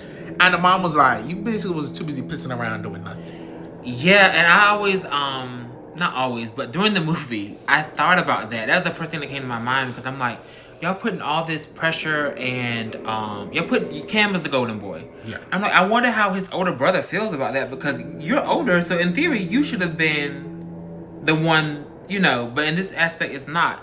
And then you have like that little back and forth where she's like, yeah, you were too busy pissing away or doing whatever. But it kind of seems like Cam was, predestined, like he is the one. Because even when the dad was giving like the pep talk and the shake and all that stuff, like you're the next one up, you're the next one up. Yeah. It was very much that. It was to Cam. It wasn't, you never saw the dad doing that with the older brother. The older brother was there to celebrate the game and be a part of it. But yeah, I like that they did at least address it a little bit. I think I would have liked to explore that a bit more. But we had other stuff going on, so we had time for that. We really didn't. But they were giving me anxiety as just like out of control. Yeah. I think it does do a good job of creating like a sense of like realism, unease, as well as it's just so much.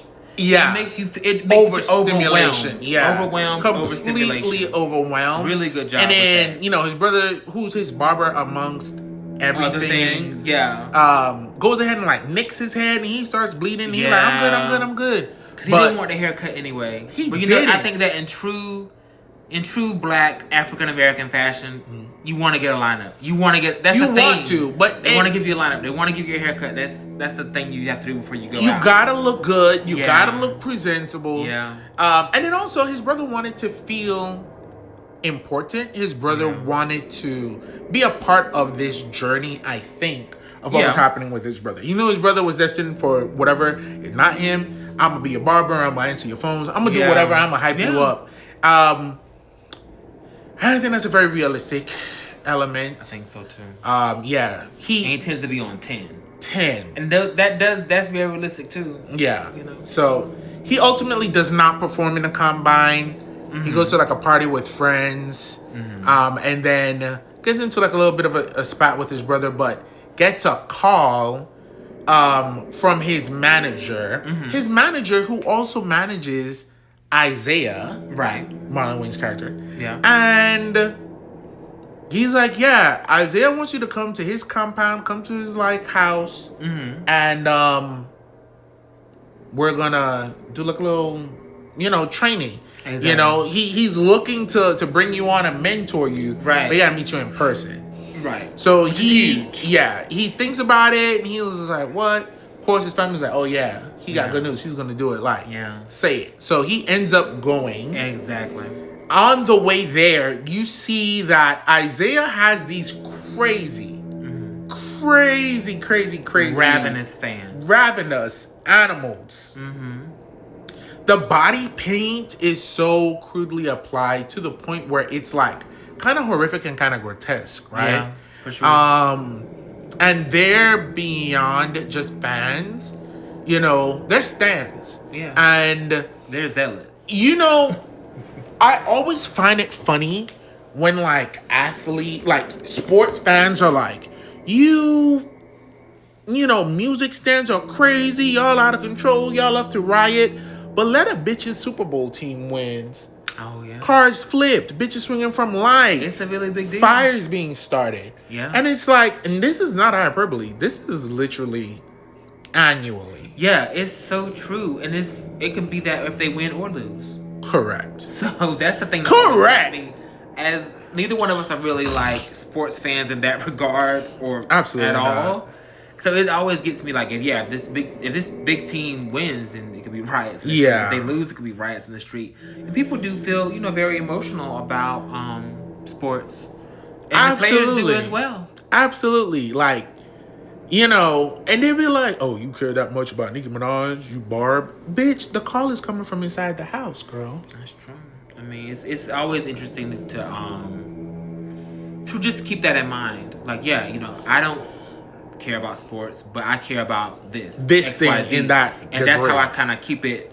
Because growing up it was a struggle for me to see why do y'all care about this so much, but if I rationalize it that way, then okay, so they were going crazy and intense. This one were wild girl, Marjorie is the one, and even the guy is like guy who's the driver, he's like, oh yeah, there's Marjorie. Right on time. Yeah. Marjorie, we don't want you. We don't want she spat on the window. She did. So she's played by Naomi Grossman, who is, you may have known from American Horror Story.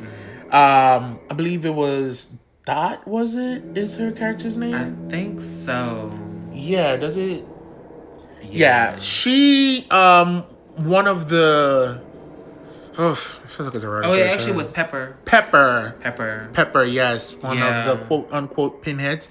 That is the title that's given to them in the show. Yeah, that's what's given in the show. We would never. Do not come for me. But yeah, so, and if you see her outside of her horror movie makeup. Lovely woman. Yeah, glammed up. Gorgeous. Yeah. But when she gets that makeup on and she gets into character, she's unrecognizable. And in this, she was unrecognizable. She was crazy.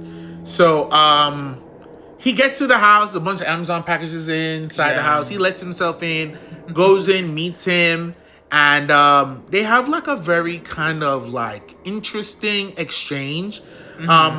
Isaiah is very welcoming of Cameron. He is very welcoming. And it's important to note, I feel, that he's won 8 championships since that injury. Yes. Oh, yeah. That didn't stop his career. because I was like, oh, he's done. No. From the trailer, it was giving like he's a coach. Yeah. But I didn't really know to what extent. I was like, oh, he's done. That's why he's going to turn to coaching. Oh, no. No. He played for years on and got those 8 championships. Yeah. 13 years, 15 years, something like that. Yeah. But so it was very interesting to see that reaction right off the bat. Mm-hmm. You have suspicion. I think especially if you're coming in thinking of the movie, in my mind, I'm like, oh, Marlon sent that goat bitch to crack Cameron upside the head. Isaiah sent him to beat him in the head to knock him out. Yeah. Then he lived and then he didn't do the combine. So then you invite him to your house. I said, okay, he brought you here to kill your ass. So I'm suspicious. I'm squinting and I'm watching Isaiah and see the entire film. I felt the opposite. I kind of felt like I don't know. It was a kind of a is he or is he not thing for me. Mm-hmm. It wasn't so sure that he was there to kill him, right? Do harm. I felt like I'm really here to see. Is he here to help or to hurt? Because it was kind of hard to pin that down.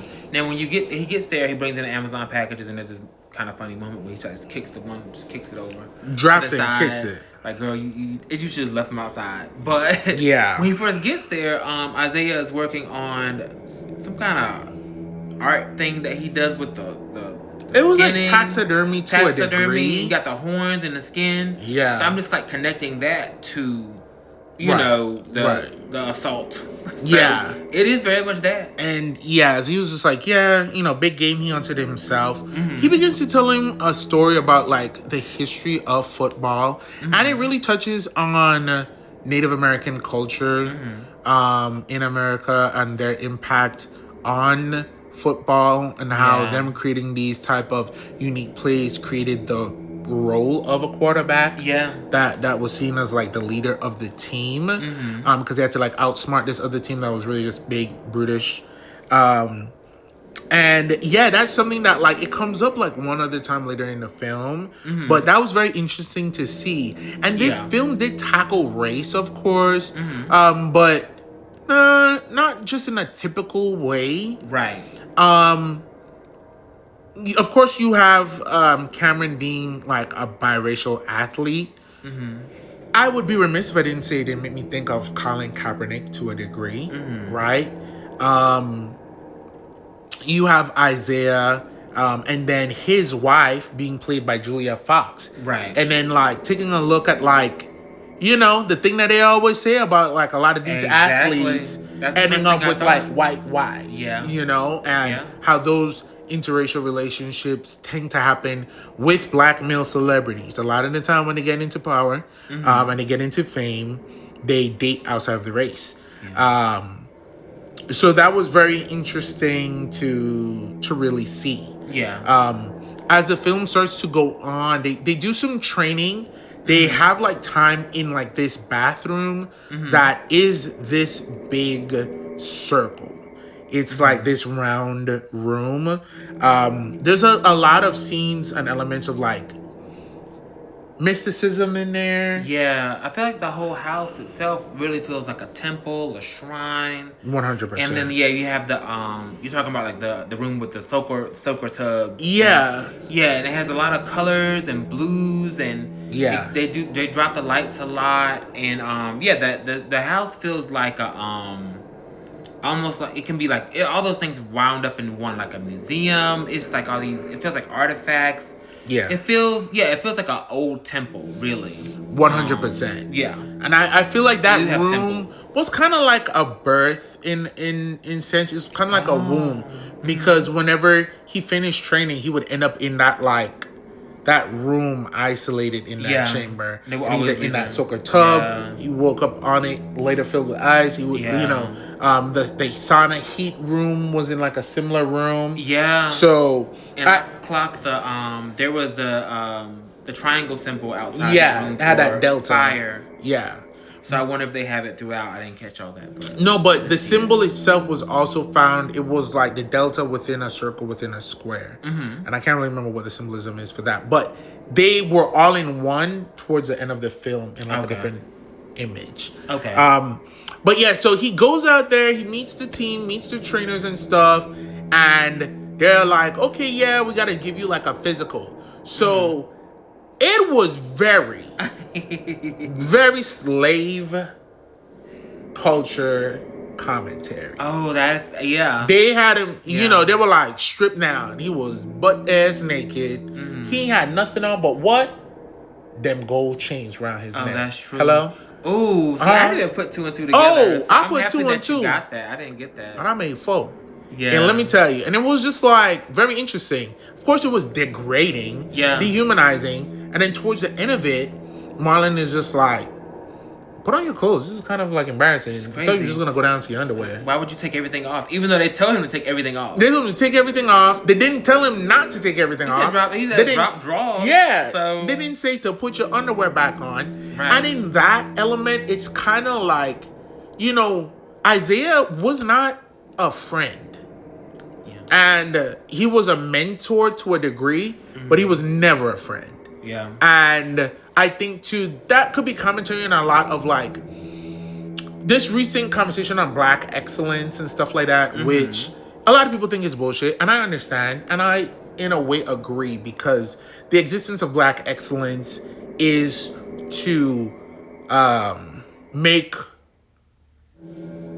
a line between what you think is or isn't excellent, and it's really used to elevate a certain type of Black person, which is really just means that, like, you're rich, you're affluent, and you have a strong proximity to whiteness. And then taking a look at those people who are in those positions and seeing how they really treat Black people. Yeah, he gave this young kid an opportunity to come to his compound, but then he still was very antagonistic towards him. And that was humiliating and embarrassing. Right. There was more things that came up where it's like, if you were a Black leader and a mentor bringing up another Black person in your field, why would you subject them to these type of things? Exactly. But him being subjected to it was part of the price of entry into this world. Yeah. Unfortunately. And I think that is like the mentality that goes down in music, in sports. Yeah. You know, that's really how it is. Yeah. And then something similar, I was watching a video or a video essay about hazing in the D9. And it's the person who was doing it was she mentioned something like people always say, oh, you know, once I get through this hazing, when I get it, I'm not going to do hazing. We're not going to do hazing. I'm going to get rid of that for the next generation. But they don't. They actually do it as well. So they make you pay your dues. And there's a lot of these high-end careers, attorneys, being a doctor, you have to pay your dues. Absolutely. You know, and it's brutal. It's like you take on more cases, you work long hours, you do all this stuff. And it felt very much like that in this. Like, you know, in a perfect world, Isaiah would be more welcoming, more like, let me show you what to do and let me protect you. Right. But in this, it never did feel like that. I always felt like everything was a test. Everything. And you're going to go through it because I went through it. Very right. much, you have to prove it. And, you know, unfortunately, that's what capitalism is built on. That's what America thrives off of.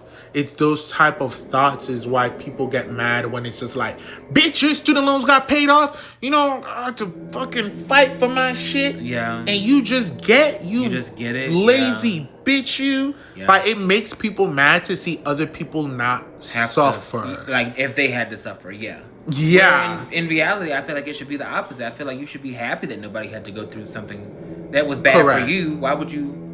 Exactly. Why would you want someone else to go through that if they don't have to? But you know, yeah.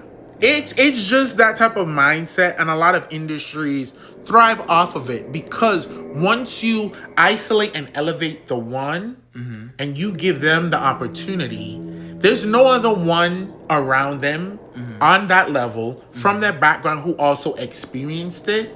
So there isn't like a safe place of camaraderie to then feel like they can nurture other people into it. Yeah. It's still a fight. Like, you see, I'm the one motherfucker from here who did this. Exactly. Bitch, you wanted that bad, you gotta give everything. And that's really what the movie, I think, too, was about, like, dying for your job. That's the overall, dying that's to work. That's work. definitely the overall thing.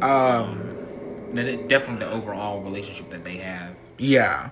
And also, there was an element where Isaiah was talking to Cameron, and all of his pep talks, especially like after they had so many different trainings. Mm-hmm. There's one where somebody gets jacked up from a ball.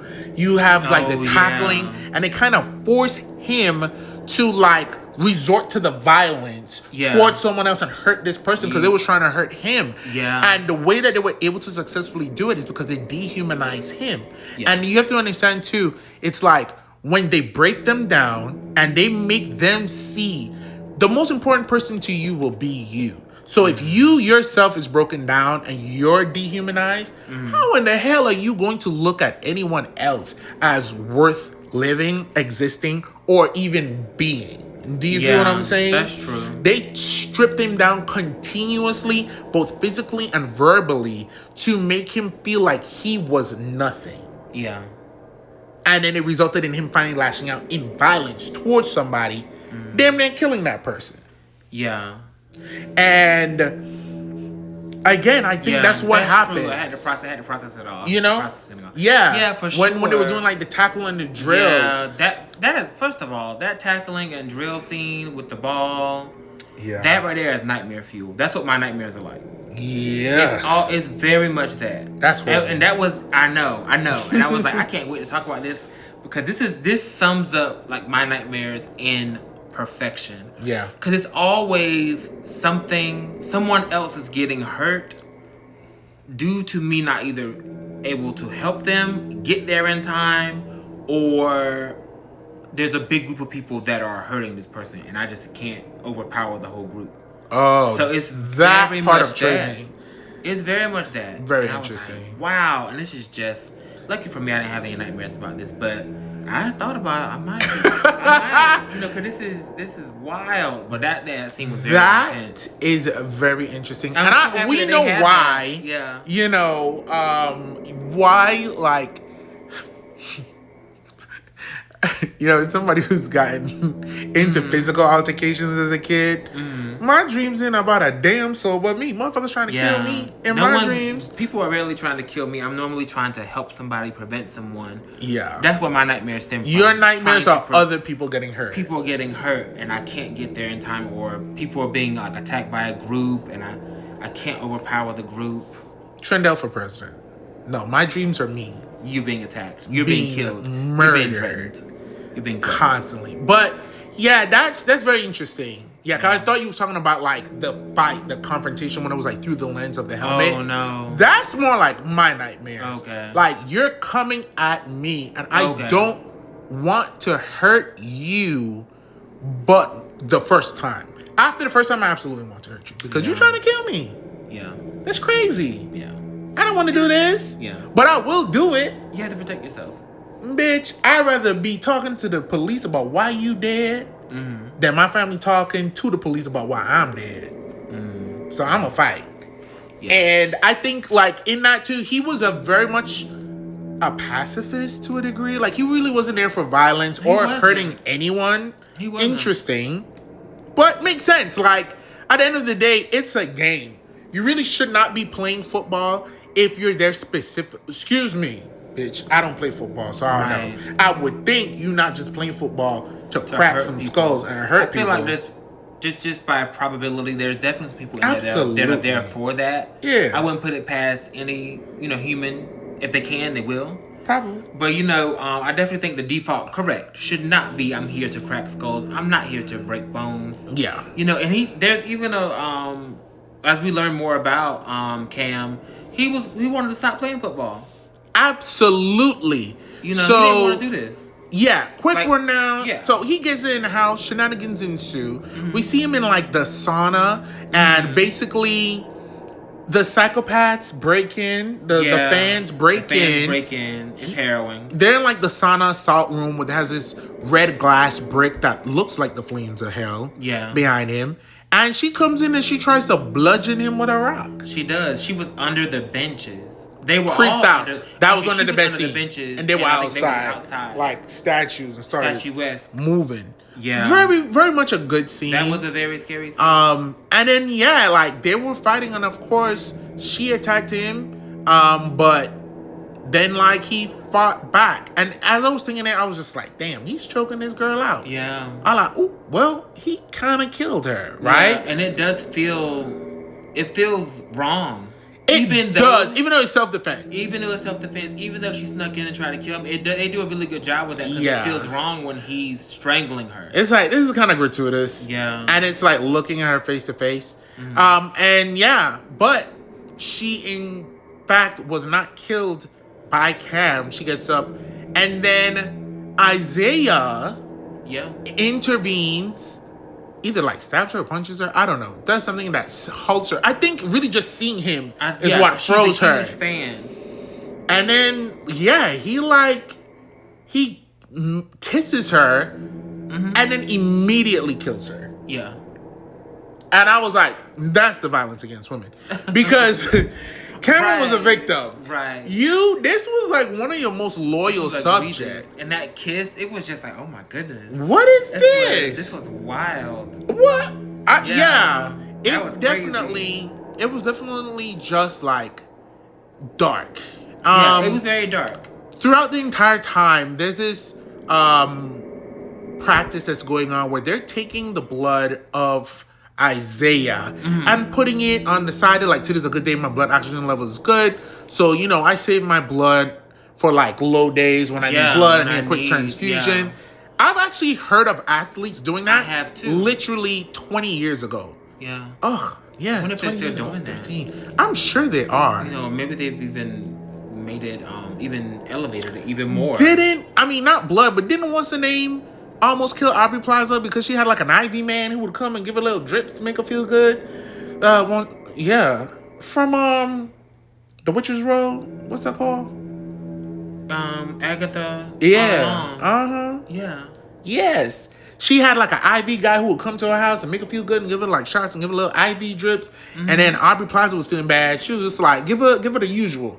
But she couldn't handle the usual. And Aubrey Plaza got the IV drip and was damn well falling over. They talked about it on TV. Oh, wow. Patti LuPone. I missed that. Oh, yeah. Yeah, I did not see that. There's like 4 interviews about them. They even talked about it on the Hot Ones. You gotta watch that. I must have forgot. Yeah. So, like, they have private doctors. Now, Yeah. nobody's just doing, like, saving your own blood for no reason. But if you have the money to do it and it's something that could help you, they're doing it. I really do feel so. So then, when this happens, the little doctor then starts jabbing him and injecting him with the blood. Yeah. So, for me, I'm going mysticism. I'm like, you're trying to possess him. This is some blood ritual stuff. Yeah. There's some blood magic. A lot of it was like, he died for us, so I do this for them. And it's just like, who's he? Right. Because who is him? on paper it's Jesus, but girl, I'm not talking about Jesus. Yeah, I don't think y'all. And by the end of it, they were not talking about Jesus. Absolutely not. We knew who he was talking Absolutely about. But yeah, so like he does this interview and he does this they do like this magazine shoot, which was like Last Supper-esque. It was. And they have Cameron in the middle of it. Wide shot. Yeah.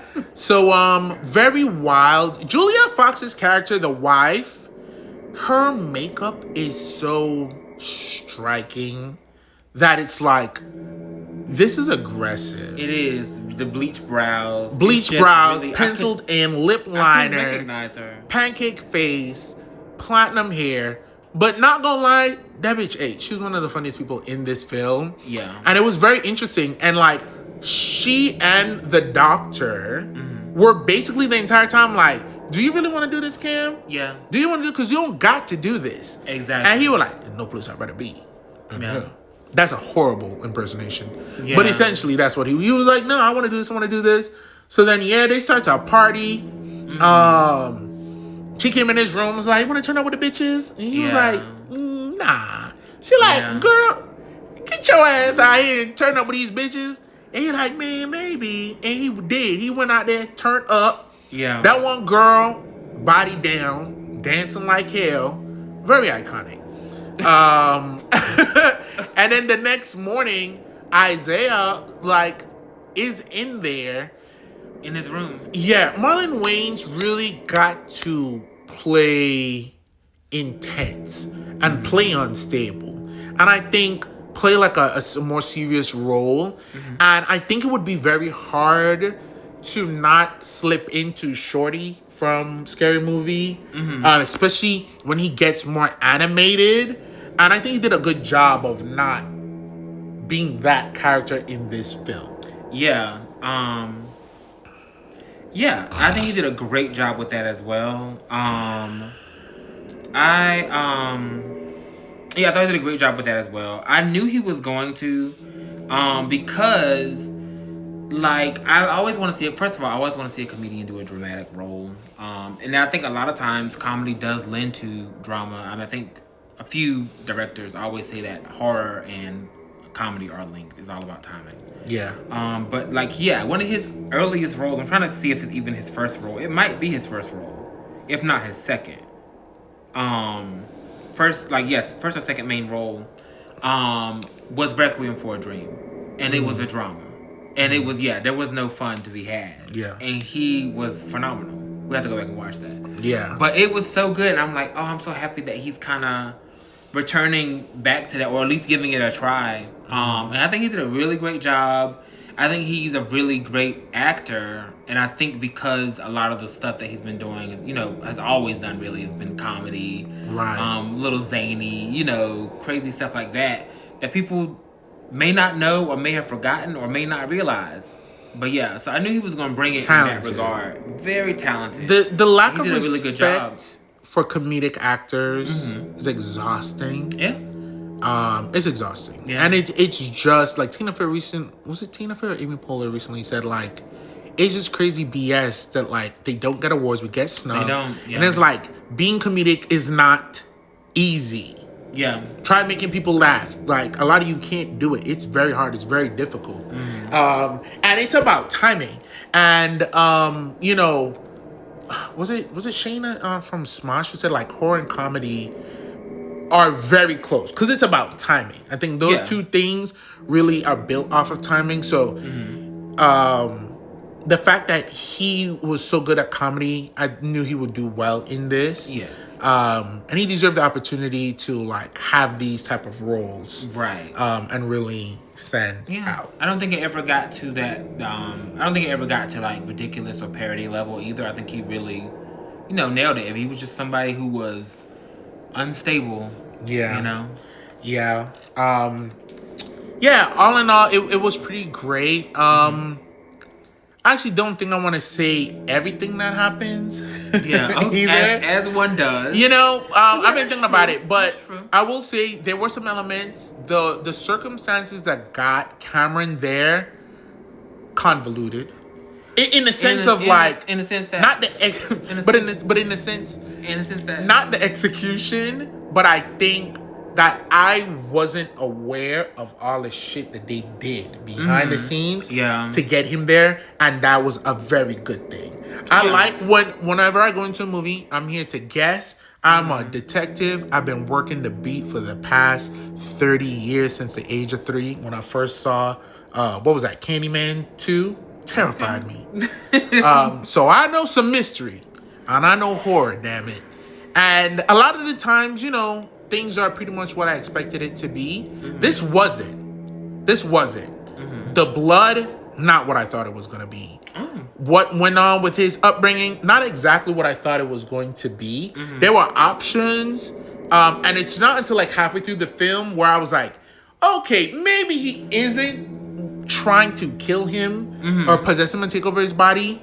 But one could never be sure. You can never be sure. Could never. On the other hand, I felt like this was exactly what I thought this was going to be. But in a good way. It was exactly what I expected. Exactly what I thought it was going to be. The level of violence and gore and blood and whatnot. Yeah. That was all there. It really felt to me like the movie Neon Demon. For anybody who's seen that, I hope you have. It's a great time. It's definitely, I would say, it's a style over substance type of situation. Right. With the Neon Demon, but it's very much this. It's very much the ravenous or the the deals, the things like that, but with modeling. So I think this is the first time I've ever seen this in a sports setting. But yeah, I really enjoyed. It was even though it was everything I thought it was going to be. For the most part, I enjoyed everything, and yeah. Yeah, the finale was very exciting. It was. You definitely should watch the film so you can see. And let me know if you expected the outcome that ends up happening. There is actually Please a pretty good showdown. Let us know if you thought that was going to be the turnout. Yeah. Because that I didn't think. I knew that could go either way. Yeah. So I didn't really see that coming, that specific turnout. Yeah. But yeah, that final showdown was great. There's a situation with a helmet, someone being hit with a helmet, and there's light inside the helmet. Oh, yeah. Very reminiscent of Raging Bull, another throwback. Raging Bull, Robert De Niro gets in this fight, in this boxing match, and that man is putting the works on him. Ooh. He pulled that fist back, the original light beam fist. Oh. Black and white. And he comes down. Fury. We have to go look that up after this. But I was like, oh my God. I saw that in college in a film class. And I was like, ooh, this is crazy. But yeah, that's what it kind of reminded me of. Also, an Invictus commercial. Shirtless, weapons. Yeah. Grecian Absolutely. god. Yeah. Very much that. Oh, absolutely. You a body down, sir. Yeah, very much that.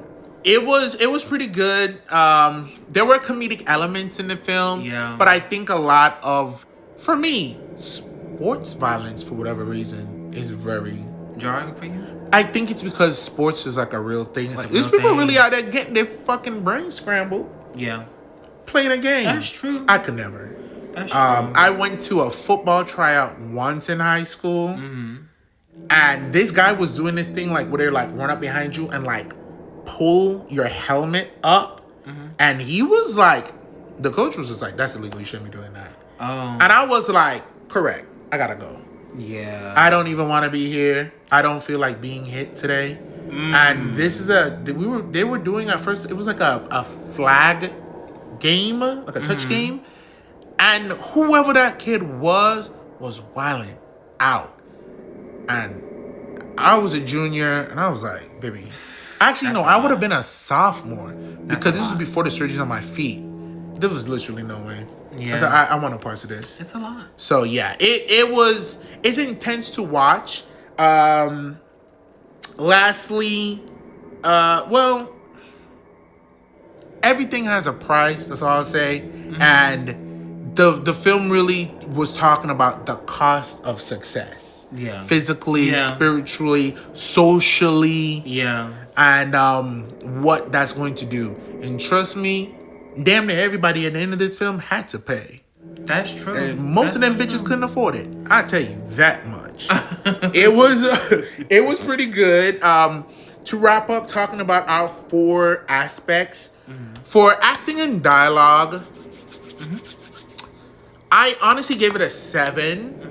I feel like Marlon gave like a 9.5. But I do feel, and I feel like Tyreek Withers, he gave like an 8. But really, it's because of who Cameron was.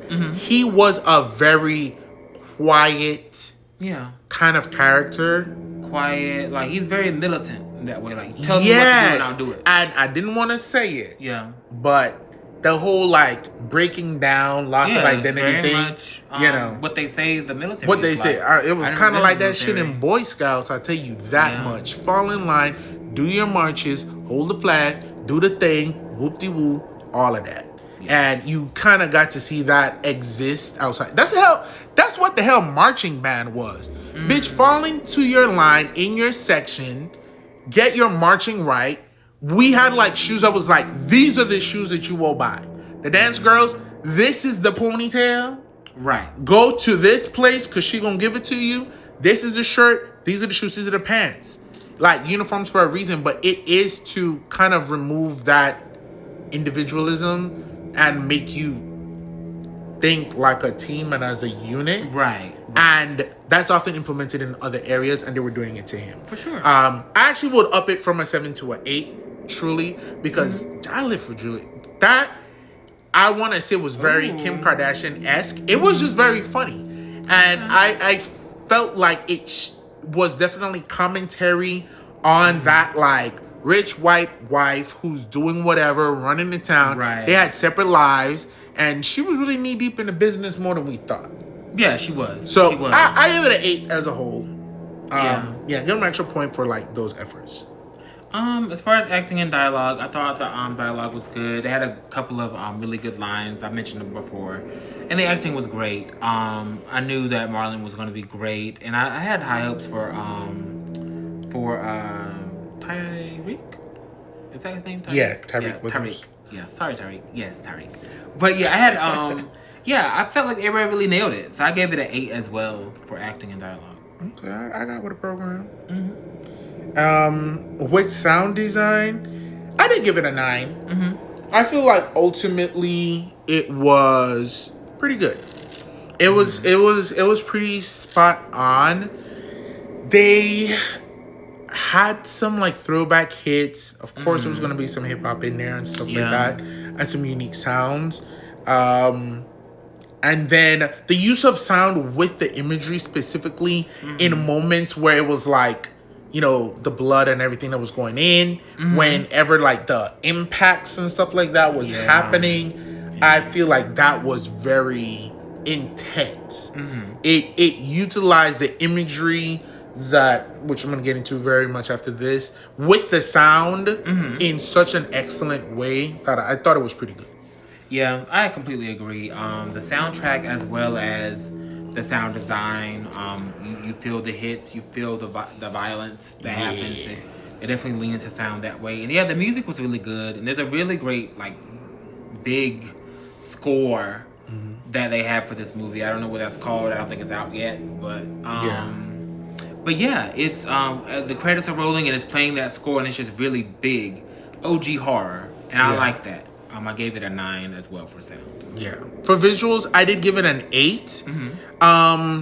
More so just because a lot of the things they could have pushed further, and some of the things were just like on the nose as far as like, for instance, we just watched Freaky Tales, and they had a sports team that were the Warriors that seemed innocuous enough until the end. Yeah. Spoiler alert. And, you know, there's like a bigger meaning to the name. I felt like throughout the gate, the Saviors, it was like hitting you over the head with it of what it was about.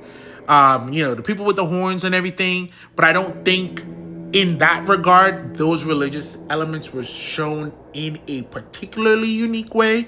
But what gave it a higher score for me was the concussions, the reactions in his body, the use of light, the use of color, and then the shots within the room with like that candle and that pillar of light, the sauna scene, the tub scene in the bathroom, that overall opening closure. Those elements were more interesting. I do think they could have pushed it a little bit as far as what the blood and the injections were doing in his body over time. So for those reasons, I give it an 8. Yeah. You don't have a lot of time with the injections and stuff. You just get the quick inflation real quick. But I completely agree again. As far as cinematography and visuals, I do feel like it was very on the nose with a lot of the imagery, and I feel like I wish it was more subtle. But as far as some of the shots you get with the it gives like this heat vision shot it gives like internals and stuff like that. It's a lot of great visuals done that way. They play around with color really well. Blue lights, red lights, you know, club scenes, party scenes. So that did save it for me because as far as the visuals, it is very on the nose. But I gave it a 9 because of the interesting, kind of unique shots that they did otherwise, aside from the religious iconography. Yeah. I think too, lastly for story, I actually give it a 7 overall. And I think that it's a very good start. Something like this fleshed out in a TV series. Yeah. If they really got to touch on Isaiah, his mentor. You touch if we got more of the visuals, like that film we watched today, The Killer, where they were talking about what happened while showing it. Yeah. There could have been more about like the Native Americans aspects and those things and those traditions. If we had the visuals filmed with it, that makes a difference. It would have elevated it overall. I think it was a good, successful story. Tackled a lot of concepts and elements. Not even tackled, but pushed. And brought them up. Pushed, a lot of these different concepts and showed them. And just think about like how all of those things are occurring every day, I think, in this industry, of course, in a realistic sense. But this was much more grounded than I think people expect. Yeah, I agree. Would you 7. 7, okay. For the story, again, I'm on the same boat. I feel like it's a Faustian deal. You know, it's nothing really new in that regard. I do wish, I wish I had more time with this story in general. That way they could have really fleshed out. I would have loved to see more about the dynamic between him and his brother. More of the dynamic between him and his girlfriend. Because we didn't even talk about her, but she's she even tells him like, you don't have to do this. You can make a mark in a different way. Yeah. You know, you don't have to play this game after he gets injured. So this would have been a really good limited series. Good 10 episode just to really flesh it out, and I really would have loved more subtlety. But overall I gave the story an 8. Because I do feel like they delivered the story. Yeah. But the story itself is not too spectacular, too new. Yeah. Too unheard of. Detective Tutuola. Yes, Tutuola. So, I gave it an 8. I wish there was more. And I feel like if we had gave it like an episode thing, there could have been more of a dynamic between Isaiah and Cam, where maybe a draining or something like that. Seeing more of the transition from like waning star to like has been, hopeful to like the new guy in the block. Really him and what that exactly means and how much. What can you do to hold on to it and all that stuff. And maybe more lore.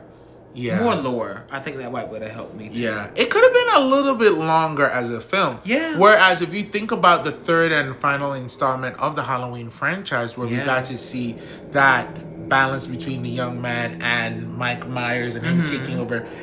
I mean, it was a long freaking film, but I think that's because they took the time to show the passing of the torch in a sense.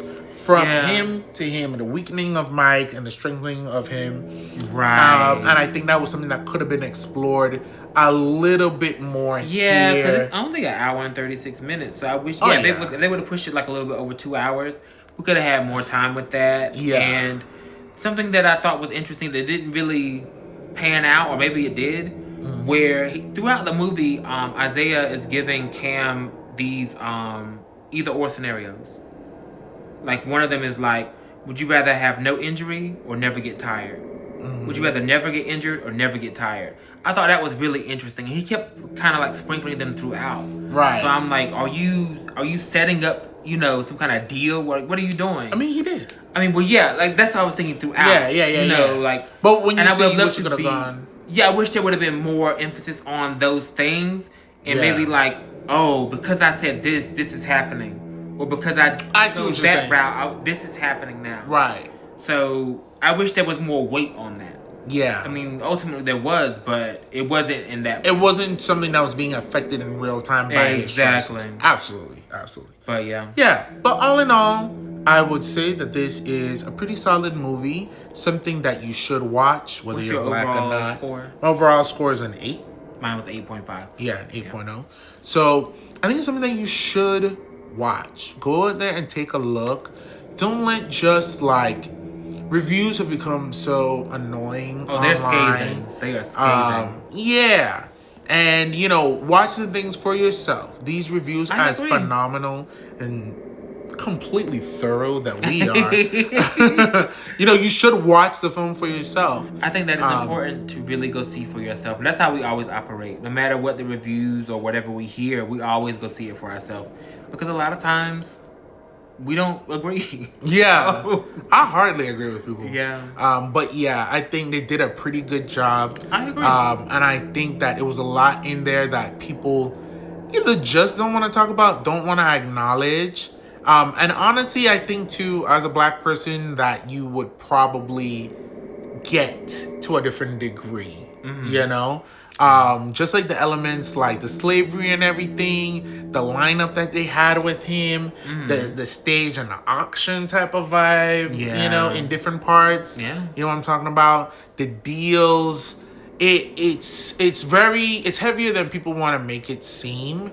So definitely take a look. And then, of course, make sure you come back and let us know what you think. Yeah. Thank you so much for joining us here on the Relly and Deli podcast.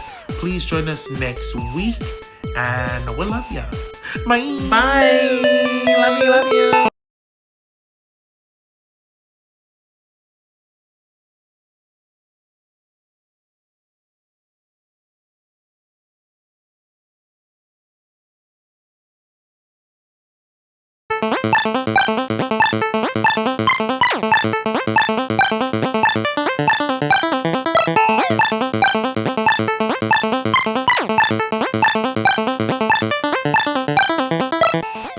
Welcome to this week's episode of the Relly and Deli podcast. I'm Relly. And I'm Deli. And today we're doing a review on the Black Phone 2. Yes. The second installation in the Black Phone duology. I believe it's pronounced duology. I think it is a duology. Yes. Now, this is the sequel following the 2021 original film that was actually adapted from a short story. It is a supernatural horror film. It's directed by Scott Derrickson and based on a script that he actually co-wrote with C. Robert Cargill. Now, the film was also produced by Jason Blum and Blumhouse Studios. Which I forget that Blumhouse. Yeah. This is one of Blumhouse. Blumhouse honestly really has, they have a hold of the horror market right now. And they have a series of there's different tiers, I want to say, of Blumhouse films. I agree. I don't think there's any one tier that's bad, but we definitely have definitely higher products that are being released in certain regards. Yeah. And then I still think that even some of the lower budget films that are being released, they're putting a lot of great effort and telling more interesting and unique stories than other studios are doing. That mainly, I guess, other indie studios would be doing, but they're able to put a little bit of a indie. Would you? Absolutely not. Because they have the Blumhouse and they have BH Films, I think, too, which is like a subsidiary. So they have a lot going on. Mm-hmm. I feel like I'm gonna say, because I feel like I agree with a lot of people where Blumhouse is it has hits, it has misses. So I feel like everything is not of the same caliber, but I feel like overall, I feel like what Blumhouse is doing is good. Yeah, I mean, I don't even think that there's real misses. I think that there's things that are all right, we're gonna put our foot in this one, and this is gonna be, we're knocking it out of the park, this is gonna be award winning and stuff like that. And then I think they're we're gonna have some fun, we're gonna tell a unique story you probably wouldn't expect, and really play with some concepts and ideas. But I haven't really watched a Blumhouse film that I was I wish I did not And watch. that's what I was gonna say. I feel like the misses we just haven't seen. Oh, Because maybe I've heard rumblings. Now, I'm not one to give into rumblings. Okay. But I have heard them. And I take them into consideration, but I always want to form my own opinion by watching whatever movie it is. But I feel like the ones that are the worst, we haven't seen. But also, I don't trust a lot of people. And I don't trust the general opinions on a lot of things. And it's one of the reasons why I wanted to do this podcast. Because to some degree, I think every bitch who disagrees with me is wrong. Ooh. To a degree. Yikes. Everyone hates things so much. But yeah, and coming up, we are going to do a series of films. One, we're going to do award season, where things that have won awards, we are going to watch and give our honest opinions ourselves. I can't wait. Yeah, and then on the flip end, we're going to find some of the most critically panned films, things that are hated in that particular year, and we're gonna watch those too and give our own personal opinions. I can't wait. This is gonna be very great. So that's more to come. But back to this film. Now, you did mention Scott Derrickson as the director. He does have some things under his belt now. The Exorcism of Emily Rose. Oh, The First Doctor Strange. Okay. Sinister, which also starred Ethan Hawke. Yes. And then he did, of course, Black Phone 1. There's a movie called The Gorge, which I think actually no, I think that's coming. I thought it was a remake. Yeah. I wonder if that's a remake, because I feel like I've seen an old movie from the 90s or early '80s called The Gorge, but that's also on his credits list. But either way, long story short, Scott Derrickson is no slouch. Correct. He's here to work. And aside from, I think, great work when it comes to production, because make no mistake, this film was produced masterfully. We're going to talk about it very shortly, of course. But the cast was perfect. So good. As always. So good. They did that. They are exactly... They're it. There couldn't be anyone else to play these roles, including Ethan Hawke, who, him as the grabber... Chills is very cliche to say, but it's the truth. Yeah, I would say he's one of our modern horror icons. 100%. Honestly, just from part 1. Yes. Part 2 is great, but he didn't need a part 2 to hit that status. Oh, absolutely not. He hit it from part 1. Yes. And and I think he did kick off that bit of a renaissance of these good guys. Yeah. Playing these bad characters, bad roles. Oh yeah, I think he kicked that off. That has been something that I think culminated in the release of is it Blink Twice? Blink Twice, which we did a full review and a watch along of that. And once we ever get around to the editing of what that beast is going to be, we'll put that out. But yeah, right now we're seeing the goody boys doing some sinister, disgusting shit. Also, Josh Hartnett in what was that? The Trap. Oh yeah. Yeah. These 90s heartthrobs. This guys are I'm through. I'm done with it. I want to scare you, motherfuckers. I don't want to do it no more. And it's crazy. Yeah. But he did it, and you could kind of think how am I going to elevate this or top my performance? I think he did in this film. And we're going to talk about a specific scene. For sure. But there's a lot going on in this movie. In the best way. Was so great. Yeah. So we have Ethan Hawke. We have Mason Thames, who's having a phenomenal year right now. He starred in How to Train Your Dragon, which was amazing. It really was amazing. And it was so crazy seeing him grow up. He has another film coming out later this year with McKenna Grace. The title of it right now eludes me, but we probably will watch it. Nothing like any of the films that we've been reviewing so far. Regretting You. And it's exactly what the title sounds like. Conversation for another day. Then we have Madeline McGraw. Now, Madeline McGraw is a growing scream queen in her own right. She's had a series of films already under her belt. And honestly, from the Black Phone 1, she honestly just knocked it out of the park. Yeah. She was in 2019's Mandela Effect, and she was in the TV show Outcast. And then she actually is in the MCU as the young version of Hope Van Dyne, Wasp in Ant-Man and the Wasp. So she's doing her thing. In her character her character is really good because I think a lot of people cannot take, children actors. A lot of the time, children in horror, they're just not giving, or they can be very annoying, or they can just be like in the way.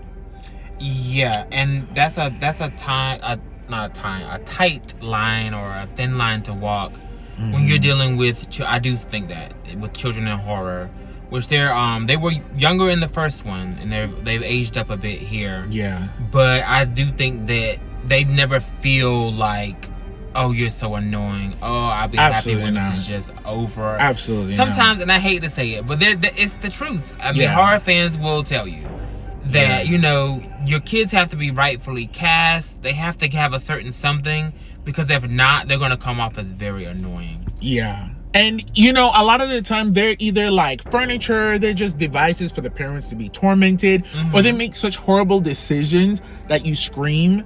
And, she made interesting choices in this film, but I trusted her in doing what she was doing. Even though I didn't agree with what was happening in the moment, especially towards the finale of the film, I was like, sister girl.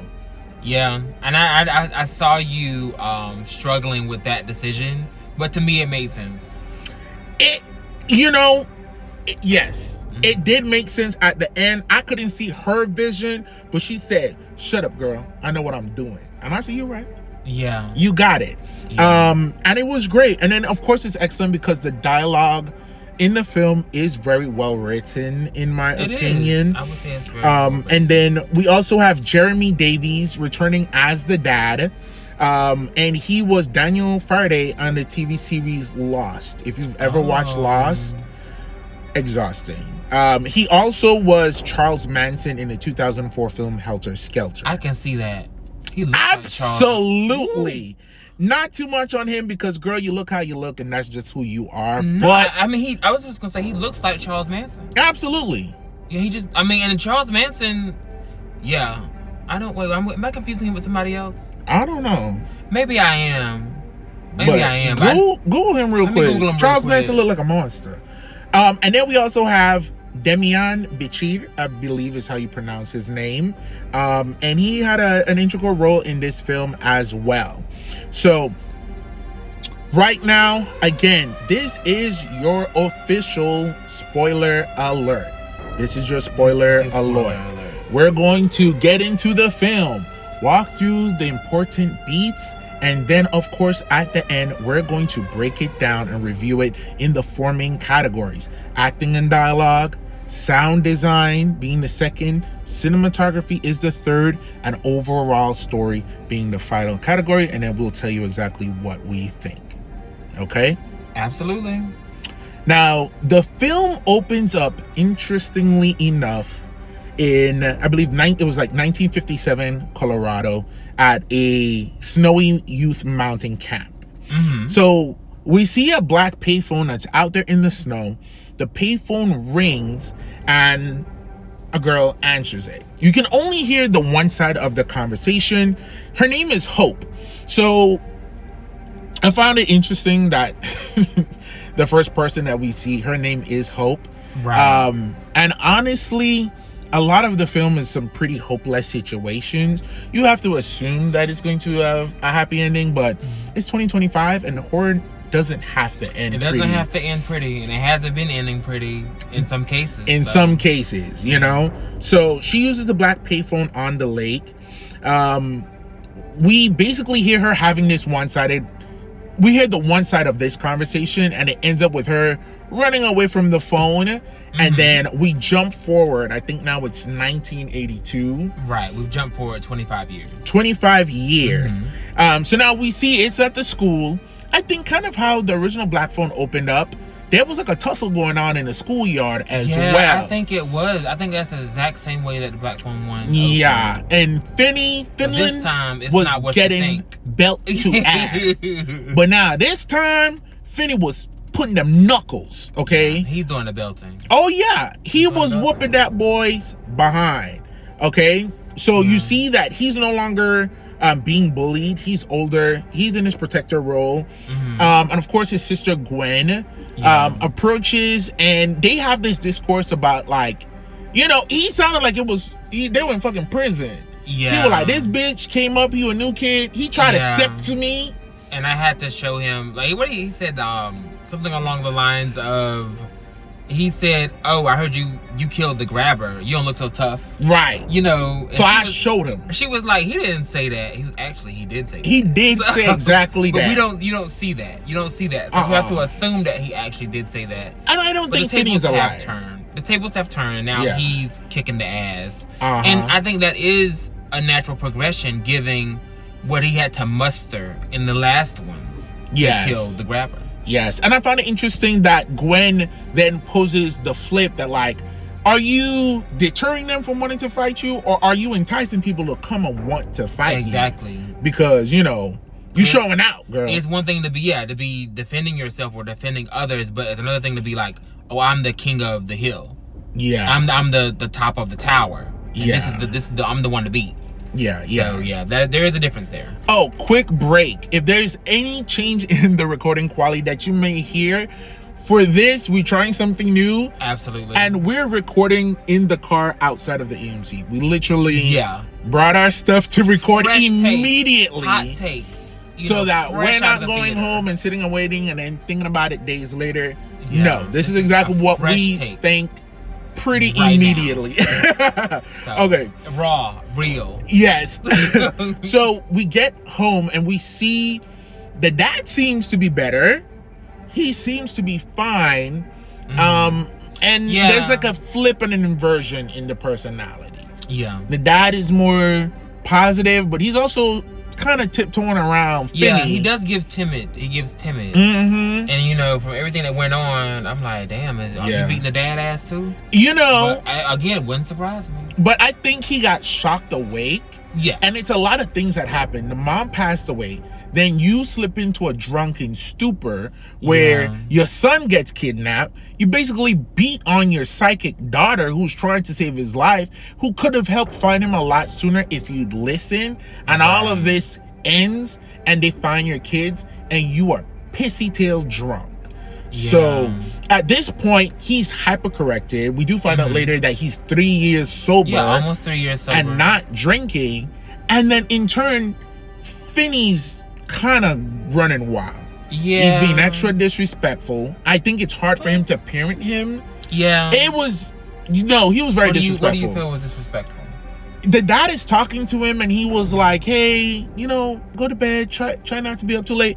Finney said everything but shut your bitch ass up. Ooh. I'm going to go to bed when I want. He said it with his eyes. He didn't say it with his voice. But I'm letting you know right then and there that I thought Finney was going to jump on his daddy or may have in the past. I didn't think so. Oh, watch it again. Okay. Finney very much was given rude. And then he goes outside, he starts smoking that wacky tobacco. And he's smoking joints. Okay. He said, it's 1982 and I'm on that reefer. I was kidnapped, killed the killer, saved myself, and now I'm traumatized. And it's very sad to see him out there kind of like literally reliving the conversations he had with the grabber. Yeah. The very first thing on the mask. He's still seeing, like, he has PTSD. He's seeing like visions of him and conversations, and he's reliving what happened. Yeah. Which, from what I understand, what I gather here, was only 4 years ago. Yes. Yeah, 3 or 4. Yeah.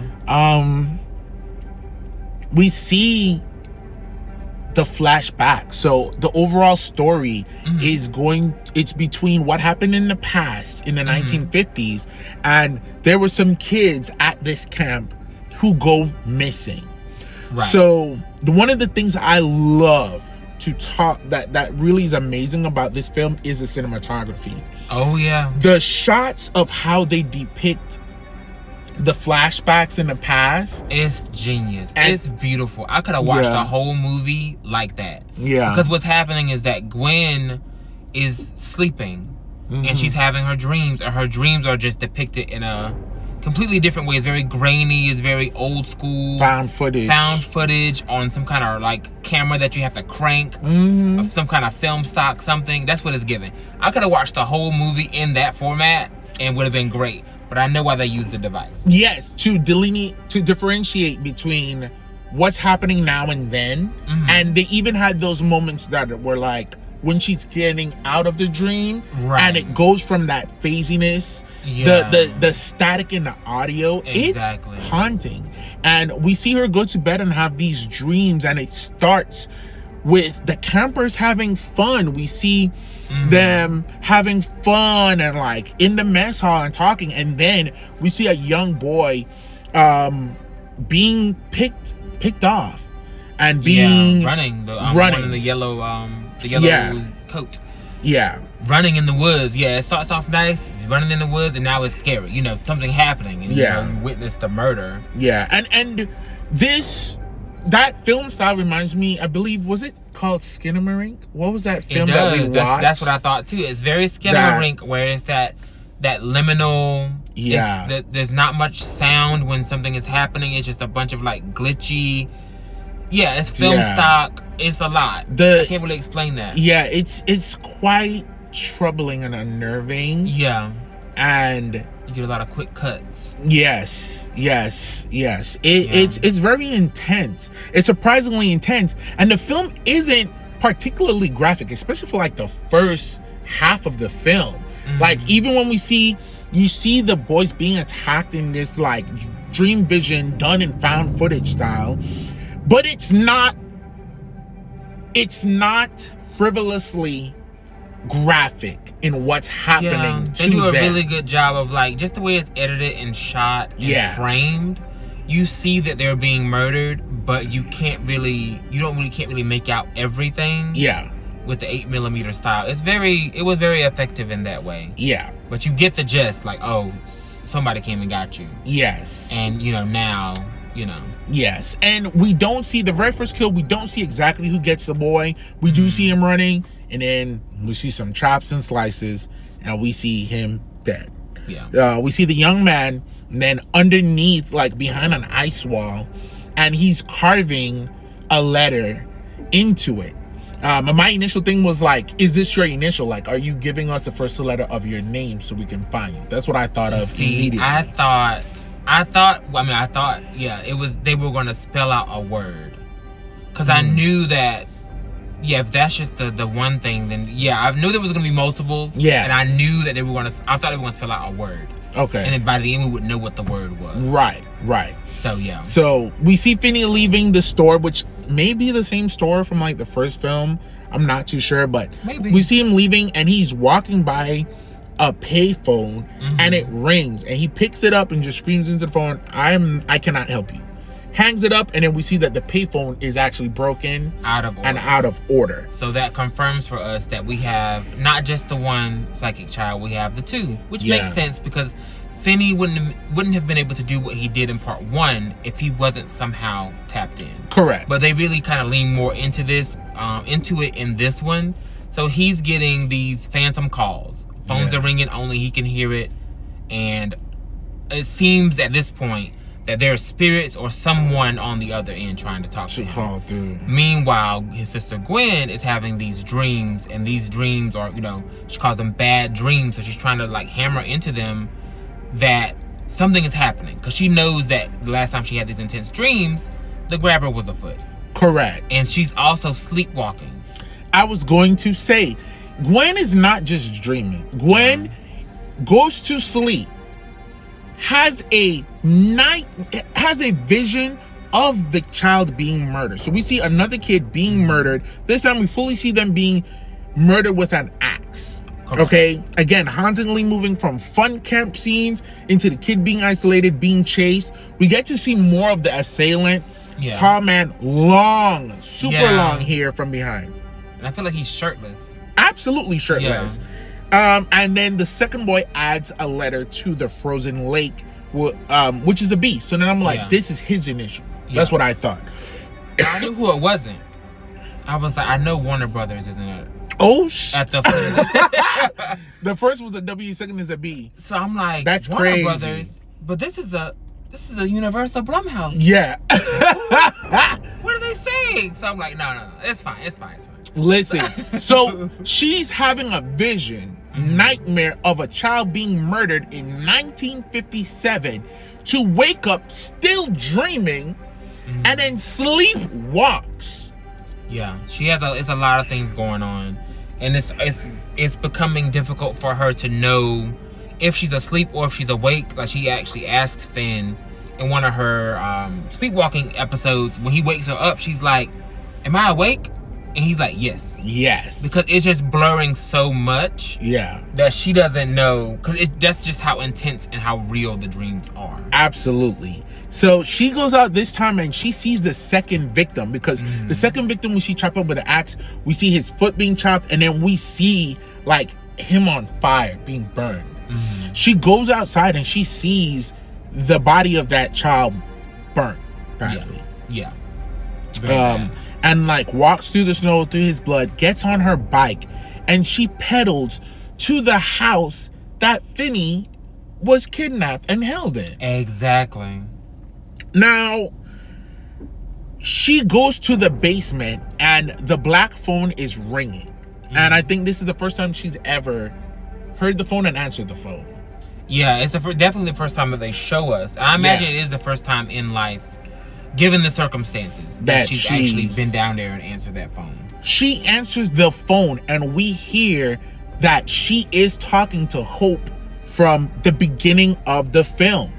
So they're having this conversation and it sounds seamless. They're talking about what she's seen. Hope is getting the numbers. Hope got the number from the boys to call that phone. Exactly. And then she picked it up and all of a sudden there's more static and they cannot hear each other. And then we see the grabber's brother that he had to kill with the axe in the head. That's true. Because Finney alerted him that he was downstairs and he had to either kill his brother or just let him get away. And he chose having Finney and killing Finney over letting him go and not murdering his brother. Right. And he's still there in the same shirt, has the axe in his head. And he's basically like, sister girl, you gotta get out of here. Yeah, you're not supposed to be here. You're not supposed to be here. You're not supposed to be here. And then, we hear the footsteps coming down. And it seems like the grabber is on his way. Because that's what he used to do. That was his MO. He was coming down those stairs. That's such a haunting scene. Yeah. But she slowly phases out of the dream and wakes up. And is grabbed by Finney. And Finney is like, girl, I followed you. Yeah, I saw you sleepwalking and I followed you, which was kind of genius on his part. Yeah. A little dangerous, but he was, keeping track of her. So that's good that he followed her just to see where she was going to go, what she's trying to do. Yeah. Because in his own way, he is trying to, I feel like he's trying to figure out what's going on with her, but he doesn't really want to give it too much energy. Yes. He's like, I want to protect you, but I don't want to really get too deep into this whole dream thing. For sure. And he's a step above the dad, but he is in his own form of denial. Yes. But it's really just because he's like, I know your shit is connected to my shit, and I can't deal with my shit. So I can't deal with yours. Exactly. And you gotta stop. Yeah. You gotta stop because I can't deal with it. Yeah. So it was just very crazy. Of course, the basement, the house is abandoned, the grabber is dead, his brother is dead. There's graffiti in there, which for me, it because it's like the grabber is like burning in hell or something like that. I don't know why it made me think of your mother sucks cocks in hell.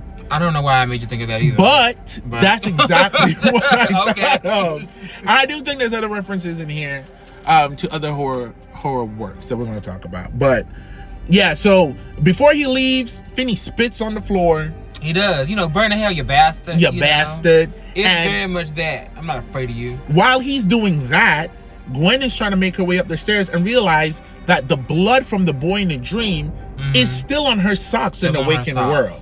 Yeah. And that's the first inclination that, girl, what happens there is kind of affecting bringing over. you. Yeah, it's affecting you here. So you know you're bringing it back and forth. It's coming back and forth with you. Correct. So, yeah, that's the first inclination. Is that the first? I guess it is the first inclination. Yeah. That was nice and subtle. Mm-hmm. That was nice and subtle. They kind of hinted at it because she was outside walking in the snow a little bit, and he was like, "Oh, your body's so cold. You're so cold." But she was in the doorway. But you could get cold just being in there. It's such a gradual thing from the cold, the bloody socks, and then the slow gradual to what's gonna we're gonna be at. Mm-hmm. But yeah, I just want to say I love the black phone itself as their like psychic talisman, totem, conduit, just a phone in general. Yeah, so that's something that you don't really see a lot. You see more in older movies, which just does feel like an older movie to me. Yeah, it feels very much that. But yeah, like there's the whole belief that a psychic or someone with the sight or some kind of gift, they need something to like anchor them or some kind of tool. And theirs is a phone, so I thought that was pretty good. Yeah. In A Beeline Story, we see that Gwen is having, romantic feelings for, is it Ernesto? Who is the brother of Robin, one of the victims of the grabber from the first film. So, Finney was like, I don't like him. I have a bad feeling about him. And I was like, girl, what? How? Yeah, he's just... You're just being a boy. I think you're just being a boy. I think you're just being a big brother. Yeah. It's just like, I don't like him, but... There's nothing to not like about Ernesto. He's very endearing. He's very cutesy. He went to go wait for Duran Duran tickets so that he could take her to the concert. Yeah. I'll let you know right now, spoiler alert, Ernesto is nothing but great. There's nothing bad that's gonna... we're already in the spoiler section, so y'all know what this is. But, we're normally doing chronological, but it's very opposite to when we watched The Conjuring Last Rites. Yeah, because we had inhibitions about him. He looked so evil in just what he was doing, but he was just so shifty and shisty. But he was just trying to get closer. Yeah, he was trying to get closer. But they framed him in a way that was very shisty. Yeah. But Ernesto, sweetie baby, there's nothing wrong that's going on. He's really here for the girl. And he really showed that, like, he's there for her. He brought her those cards. And he's like, between the two, she's still being bullied, being called a witch. Yeah, by she's those still girls being in called school. a witch, and they are the quintessential '80s mean girls with the Heathers. big ass hair. Heathers. They have their own movie going on the side that we're not privy to at all. But he's very supportive of her, and he has they're very young, so it's very cutesy how he's trying to tell her like it's okay that you're quote unquote weird or people. I don't feed into what people are saying. I really like you. Yeah. And so that's a very cute. I think the relationship is very cute and very wholesome. Yeah. Which we need in the times like this. Yeah. So we find out that Hope Alder is Finney and Gwen's mother. Adler. And that's what stood out to me too, because I was like, Adler, because she's saying that on the one-sided conversation that we hear at the beginning, Hope says, Hope Adler. And for a minute, I was like, is she talking to Hope Adler or is she Hope Adler? And why does Adler seem familiar? Right. Why does that seem like a familiar name? Yeah. And that's why. Yeah. So that was a gag. See, I couldn't even... That was a gag. The only Adler that comes to mind immediately is Grace Adler from Will and Grace, completely unrelated. So I was over here. You were everywhere but where you were supposed to be. Unfortunately. Your mother sucks cocks in hell. That's what I thought. Grace Adler. Yeah. You're here. We need you in reality. I'm a wealth of information. I've seen so much in my life that it takes a minute to realign, like, what are you trying to say to me? So, yeah. So then, I was gagged when she was just like, oh, that was mom. So, girl, you and your mom having a psychic phone conversation from the past. If we're gonna do it, let's do it well. Yeah. And they did it well. They did it really well. I get very nervous when bitches play with time and when bitches do dream stuff. Yeah. Let's address the elephant in the room. Freddy Krueger exists. So if you're gonna do it and we're gonna talk about some dream scares and this and that, what are you gonna bring? How are you gonna elevate it? How are you gonna make it actually scary? How are you gonna make it your own? Exactly. And the film, fortunately, was able to do so. It was very effective. Very effective. So Yes. So the music was just great. Just overall throughout the entire film, the ominous music in the flashback scenes. I was gonna say the same thing. It's very it felt again very like a classic or OG horror movie, because it's not anything like over the top. It's very much subdued, almost like a heartbeat, just like dude, yeah, dude. Yeah. Like it's nothing. It's just very ominous. Very ominous. Mm-hmm. So I thought that was very effective as well. Yeah, I thought so. If you want to break down when she realizes that's the mother, and then the camp and the job and all that stuff. Oh, for me? Yeah. Oh, thank you. So yeah, the whole reason that they ended up. So they're going through everything that they're going through with like the dreams at home. The him hearing Finney hearing phones ringing, and so we're going back and forth between that. And so she, from that phone call, you know, she finds the pamphlet, and she realizes like that camp that she dreamed about, that she dreamed she was having a conversation with Hope regarding, it's real. It's a real place. And so she's like, well, I want to go out and be a counselor in training, because they're hiring for those now. Mm-hmm. And that'd be a good way for me to go out and see what's going on. Mm-hmm. Finney is initially against this, mm-hmm. but he does come along. So Ernesto comes to pick her up. Ernesto signed on as well. Ernesto's like, hey, we're here, we're ready. Correct. And that's when Finney has that turning point, like, oh, okay, well, I guess I'm gonna go too. Goodness. Yeah, I really think he needed to. This is the thing, because they were at the table, and from the time that the dad was like, what that camp? Yeah, your mom used to work there. You got the verification. Yeah, you know that is the verification, because it was very much like, you're just having a dream. Well, no, the camp is real. Okay, well, you're just dreaming about a camp. Maybe you heard about it somewhere. Well, no, mom used to work there. Yeah. So it's very like, it's coming alive. Yeah. It's becoming a thing. It's real. And you know, but he's in denial. You know, he's PTSD as well. See, I don't think he was in denial. And I think that's very important with what he said at the end, right? I think that's like at face value how he seems. And Gwen is like, I'm not crazy. And he was like, I never said you were crazy. I don't think you're crazy. And at the end, he was like, you think I don't think this shit is real? That's the thing. Denial isn't the word. He's avoidant. That's it. He's very well 100% sure that what she's saying is going on is going on. And he can't handle it. And he just can't deal with it, of course, because it's a lot.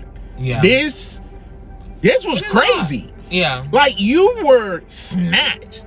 Yeah. And held captive in a basement. Yeah. And the ghost of 3 to 4 innocent victims coached you through on how to evade this serial killer, his demon dog, and then take apart a phone, beat him in the head, and strangle him to death and snap his neck. That's true. That's exhausting. That's a lot. It's really a lot. So it's like he's not okay. Yeah. But thank goodness he had the presence of mind to be like, I have to go. Yeah. Yeah. The music that was playing in the car, I was like, it was so good. It was sound design is phenomenal. It was a cover of Pink Floyd's The Wall, which I've never heard this cover, but if you know the song, you know the song. So yeah. So yeah, it was a bit of a haunting version, but yeah, they're all in the car. Ernesto, Finney, Gwen. We're going up to the camp because we're gonna be counselors in training while also doing a side thing of trying to figure out what's going on here. Mm-hmm. And the weather is bad. It is a blizzard. Horrible. We have the much unneeded omen of a car that's flipped and turned over. Like, girl, we know nothing good is gonna happen up in this damn lake. Exactly. But one last warning, I suppose. Yeah, just to let you know, like, we're going to the deep end. So, they go up there and it's really, really bad. And it's so bad to the point where Ernesto, who's driving, and he's like, I can't see. Yeah. I can't see. And so Finney has a great idea. I thought this was genius. I don't know how people are really doing this, but I thought that was pretty smart. He just gets out, he's like, okay, well, I'm going to run in front of the car and you can just follow me and I'll make sure we don't go off a cliff. Because Gwen is like, we could go off a cliff and wouldn't even know. Yeah. And I think that spoke to Finney at his core is a protector. He's a loving brother, and I think he's a good person. Yeah. And despite, him being more aggressive, more violent, smoking at weed, the end of the day, he's not full blown on the dark side, for lack of a better word. He's not Correct. fully gone villain. He's not fully gone At all. miscreant. I didn't even think he was that. At all. I didn't think he was even that, like, what's the word? I didn't think he really was going back and forth with his dad either, but you picked up on some stuff. No. You know, He had some. stuff, Yeah, he had some energy, and it was addressed. It was addressed later on. It is addressed later on, which I hadn't even made the connection of what was addressed, what's going to be addressed, but it was. I feel like because you probably have never had a tense situation that could have been perceived as you being rude to your mom, so you don't have to be hypervigilant of like, that was kind of disrespectful for a kid to say or do to their parent. Maybe. You know. Yeah, I was like, Vincenzo? Yeah. Ooh, Norman would have whooped your ass, girl. Get up off that couch. Yeah. I mean, when he was like, yeah, it is a flip. It's a 180 from part one. So, as far as the relationship.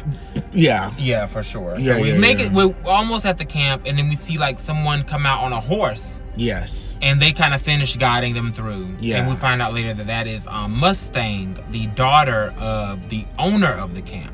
Yeah. And we also find out very quickly that of the niece. Yeah. Of the niece. Sorry, the niece. I thought it was a daughter, but it's the niece. That makes sense though, actually. Yeah. So yeah, we find out very quickly that nobody else has made it to the camp at all. They were the only applicants that they didn't reach in time via phone. Yeah. It is the 80s. Yeah. So ain't no text. There's ain't no blurbs. text. There's no blurbs. There's no emails. Yeah. There's no group chats. We have one phone to call everybody and hope you pick up your one phone if you got one. And so they were not able to call them in time. And so, yeah, they were the only ones to show up. So we have the owner who's there. His name is, what's his name? Mando. Yeah. Got Mando that's there. His niece. Mustang. Then we have who are they to this story? They just worked in the office. Just work in the office. Yeah. Because none of the counselors are there either. Yeah. So yeah, and those two people are Barb and her husband Ken. Something like that. Yeah, I think it's her husband Ken. I'm looking at the cast list and I'm assuming that's who he would have to be. Yeah. So yeah, her husband Ken, and this, mind you, this is a Christian camp as well. Yeah. So that there's that as well. And so that's the only people that are there. The fact that their names are Barbie and Ken are iconic. That's actually kind of, I'm just seeing that now. Yeah. I'm just clicking that. It's ridiculous. It's just clicking now. Barbara and Kenneth. And Barbara said, I'm Barbara. Yeah. So numerous times. Unfortunately, they have to separate them. We don't really see Mustang with her in the room. I'm assuming she was. No, she was not. And I'm going to tell you, I made a note about this because this right here, I was like, now hold on. Yeah. Mustang told her that she can't sleep in there with her because she's not a counselor. Oh, yeah. And I was like, that's some bullshit. Yeah. Because no one else is here. Right. But we get a line later that kind of explains that. Oh, yeah. For sure. But so I'm like, she's sleeping in a bunk by herself, Gwen. There's no other girls here. And because Mustang is not a counselor, she cannot sleep in the room with Gwen. Yeah. So she's left in her own bunk by herself while Eduardo and Finney are in a bunk by themselves. Now the bunks Ernesto. I would say Eduardo is Ernesto. Sorry, y'all. Yeah, the bunks are tricked out with heaters, so I don't feel that they were cold. The outside, that blizzard. It did look blistering cold. Yeah, it was so uncomfortable how it looked. Like the scenes where they were out there because she's sleepwalking and she's out there in the cold. I just wonder how they filmed that, because if they were filming for sure on scene out there, I know it had to be was cold as hell. But you know, with the movie technology, you know, it could have been fake. It could have all been fake snow. Yeah, but Gwen has a third dream, which completely just goes from the happy thing and skips the brutality. Yeah, straight to the child carving a third initial under the ice. So we got a W, we got a B, and we have an H. And right there, I said, "Is that the killer's initials?" So yeah, because at that point, I was like, "All right, what are we doing?" And it's only 3, so I was like, "Okay, for this to be your 3 initials, that would be too difficult of a jump for y'all to figure out what's going on. Yeah. It's got to be the killer's initials. Mm-hmm. So we'll see exactly what's going on with this. Mm-hmm. She has the worst. Like, this is the beginning of, like, your visions are getting bad. Yeah, they're getting pretty bad. They're getting really bad. And the kids are there, of course, and it's that thing where it's like, you're a tormented spirit that needs help, and you're accidentally tormenting the person that could help you. You don't know what you're doing. You're scaring. You know, the one kid that was burnt alive grabbed her and, like, burnt her arm. Yeah. And then, you know, the one kid who had his face cut in half was there, and he's outside the window. Mm-hmm. He opens it and, like, sticks his head in, and they're all, like, talking to her. The killer, who we can't see, breaks the window and slams the glass down, half decapitating this, just chopping his face in half on a diagonal, doomed and have a half face forever. And it was the first, like, this is gory. This was somebody being killed right in front of me. And he was already dead. He was a ghost. But it was the first time of, like, this is graphic violence. And I feel like everything that they do is so intentional. They're not just wasting kills. They're just not wasting the imagery of, like, okay, if we're going to show you violence and violence against children, spoiler alert, trigger warning, they're going to do it in a limited fashion. Right. And then, that's probably one of the most aggressive scenes. You know? That was pretty aggressive. One of the most aggressive. It is the ghost. They're trying to... We don't know what they want, but it's very terrifying. And this is like when Gwen is really starting to feel like she's losing a grip on sanity. Yeah. Because that dream, and she really hammers home just how intense and scary this shit is. Yeah. Because it's one thing to be having bad dreams or having visions, but the way the actor here, she is killing it. Because it really just brings home, like, this is like, it's hell. Yeah. It's hell. Like, this is something else that you can't even really imagine what a toll this takes. Yeah. And, you know, we revisit the idea and the fact that their mother killed herself. Yeah. You know. And she had the same thing. Yeah. The same type of thing going on. Visions and dreams, and she's becoming afraid that she's going to end up unstable or even, you know, taking her own life like her mother did. And, you know, Finney's there trying to console her. But, it's like, imagine going to sleep, having the worst nightmare of your life and having a vision of these kids being murdered. And then you wake up and you're still dreaming. And then you sleepwalk to be tormented by the spirits of those kids at this time. It's double layered. It's very intense. It was wild. But so she ends up going over to the boys' tent, and she ends up sleeping in the same bed with Ernesto, not to be confused with Eduardo. and Finney. Finney's also there. They're having a very cute moment, but Finney's like, well, you know, I hear everything, so relax. But it just another scene that just shows that Ernesto is there for her, and he's really trying to help as much as he can. And then the next morning, we do find out why. There's a line that's said by the owner where he's like, you know, you can't go over there with the boys again. I could lose my camp license. So I guess that is held very strictly, and which is why Mustang couldn't sleep in the same bunk with her. Yeah, but it's a blizzard.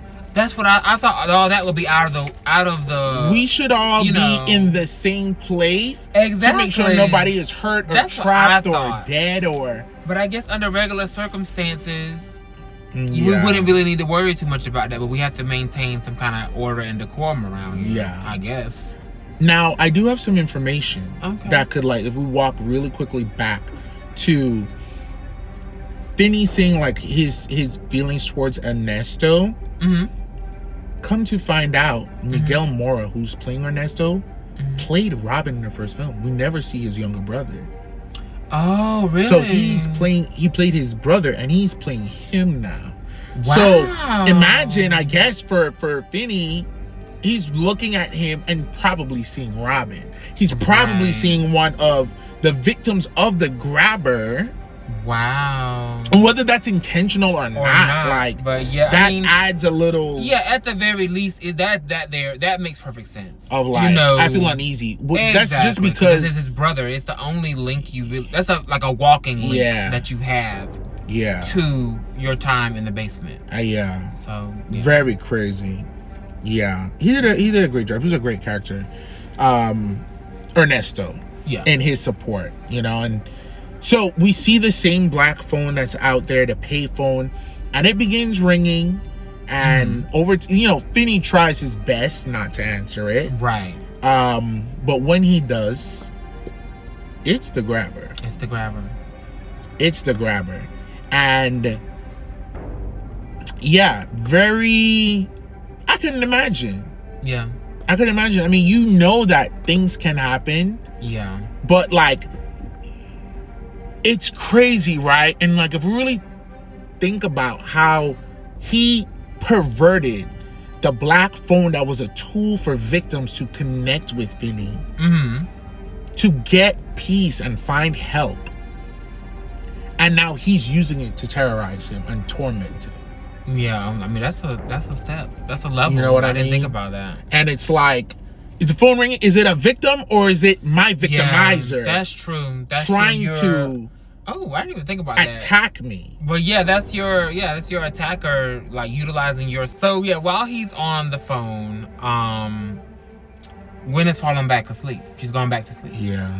This all that happens in the same night? I think it's another night. We kind of go through like the morning and days a little bit. Yeah. But Gwen has another dream. Yeah.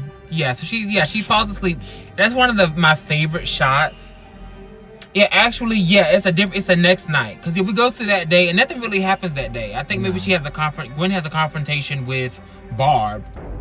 So they talk to Armando. They let Armando know that, like, we're here because, we're Hope's kids. And he's like, I don't know who Hope is. Her camp name? Yeah, they got It was camp easier names. to remember. But I thought that was really sweet that they got, all the counselors got camp names. Yeah. So that it would be easier for them to know each other and as well as the kids to know them. Yeah. I've seen that before. That's nice. But it was very interesting. So the mom's name was Starlight. She has a picture, showed him, and he was like, what, girl? Yeah. So we already know at this point, Armando, what's going on. Yeah. But Armando doesn't really say. He was just like, okay, make sure y'all call your families and let them know that you're okay. Right. Armando has some tattoos on his hands, and through a conversation, very brief with him and Ernesto in Spanish, we found out that Armando at some point went to jail. And got his life together, and he's out, and he's been here at this camp, and he's really just trying to do the right thing. Exactly. And fight for these boys. Yeah, because he used to be a counselor at the camp as well. Yeah. He was a counselor at the same time where Hope/Starlight was a counselor. Yeah. So he remembers her. Yeah. And yeah, he speaks very highly of her. I mean, her name was literally Starlight. So that was beautiful. Yeah. So they call their parents, let them know what's going on. Mm-hmm. The night comes, and then Gwen has another dream. So before Gwen has her dream, Daddy is at home, and the thing that Finney told him to do before he left was like, don't drink. And Daddy was like, I'm gonna be fine. So he gets off the phone with him, and he sees a Busch commercial, Busch beer, and we're like, oh God, is he gonna drink? But the slogan for Busch beer, I don't know if that's real or not, but for the movie it was "Head to the Mountains." Oh, yes. I didn't even see that. And I saw that more so than the brand. And right. I saw that first. And then I was like, oh, wait, that was beer. Or maybe he's going to drink. So, I also thought, too, that because he was separated from them, he was going to be susceptible to the grabber. That's not how the grabber works. This, which we do love that. He's very contained. And we get more information on why that is further down the line. Yeah. But yeah, so she has another dream. Yeah. And this is the one, y'all. This is the one. And the 2 and the 3 and the 4 and the 5. Ooh. So for me at least, it was very something. So she's having a dream, she sleepwalks in her dreams. And she's really exploring in her dream while exploring in the real world. So it has a great shot that I thought was, I don't know why I liked it so much, but it was just so, it was like, oh gosh. I think it's really just a moment too where you realize that she can see things that are happening in the real world in her dream. Right. Because she's walking, she's following one of these kids, the one that was like the burn victim. She's following him to, you know, he's like coaxing her on, like, come on, let's go. And she's following him throughout the campgrounds. Yeah. Meanwhile, the phone is ringing, or Finney's on the black phone outside. Yeah. Also, Ernesto is running around the campgrounds looking for her, or running to, actually he's running to her bunk yes. to go try to keep her safe. Yes. One thing right before that, I wanted to make sure we address. That dream starts off first with a vision in the past of Hope having the same conversation again, but true. Talking to one of the victims. Yes. So the dream that she had on the phone talking to her mom was actually talking to one of the victims. Exactly. But that was the catalyst to get her and get them up there on a mountain. Exactly. So it was like layers on layers on layers, and it's like, and that was genius too. Yes, it was the conversation you had with her, but it was actually the conversation that she had with one of the victims. And so yeah, because the thing of it is, when you I guess we are to assume that she called while he had someone down there, like alive. Is that what we're thinking? Or are we thinking that the phone call that Hope was on with one of the victims? Are we thinking she was talking to the camp? Maybe she was talking to somebody at the camp, I thought. Oh, okay. Yeah. You don't think she actually was calling the black phone in the basement? Because my thing was, you had the conversation, because it's kind of that thing too where ghosts are kind of on a loop. Yeah. So I'm like, is she talking to a child that's actually in the basement with the black phone? Yes. Because maybe she was talking, did they say their name? No, they said they don't know their name. And that's why I was like, yeah, when they become victims, they don't really remember who they are. Yeah. I think that she may have been talking to the boy who was the first victim. Maybe. Because but I think either way, I think she was out of her actual time frame. For sure. Much is sure. She was talking to somebody that had to have been in the house because she called the number for that house. Right. So yes, you're very correct. I do agree. Yeah. So yeah, we have that big gag, which is a huge gag. That she was talking to a previous victim in the house. Yeah. So either way, she's in and out of time. So all that's going on.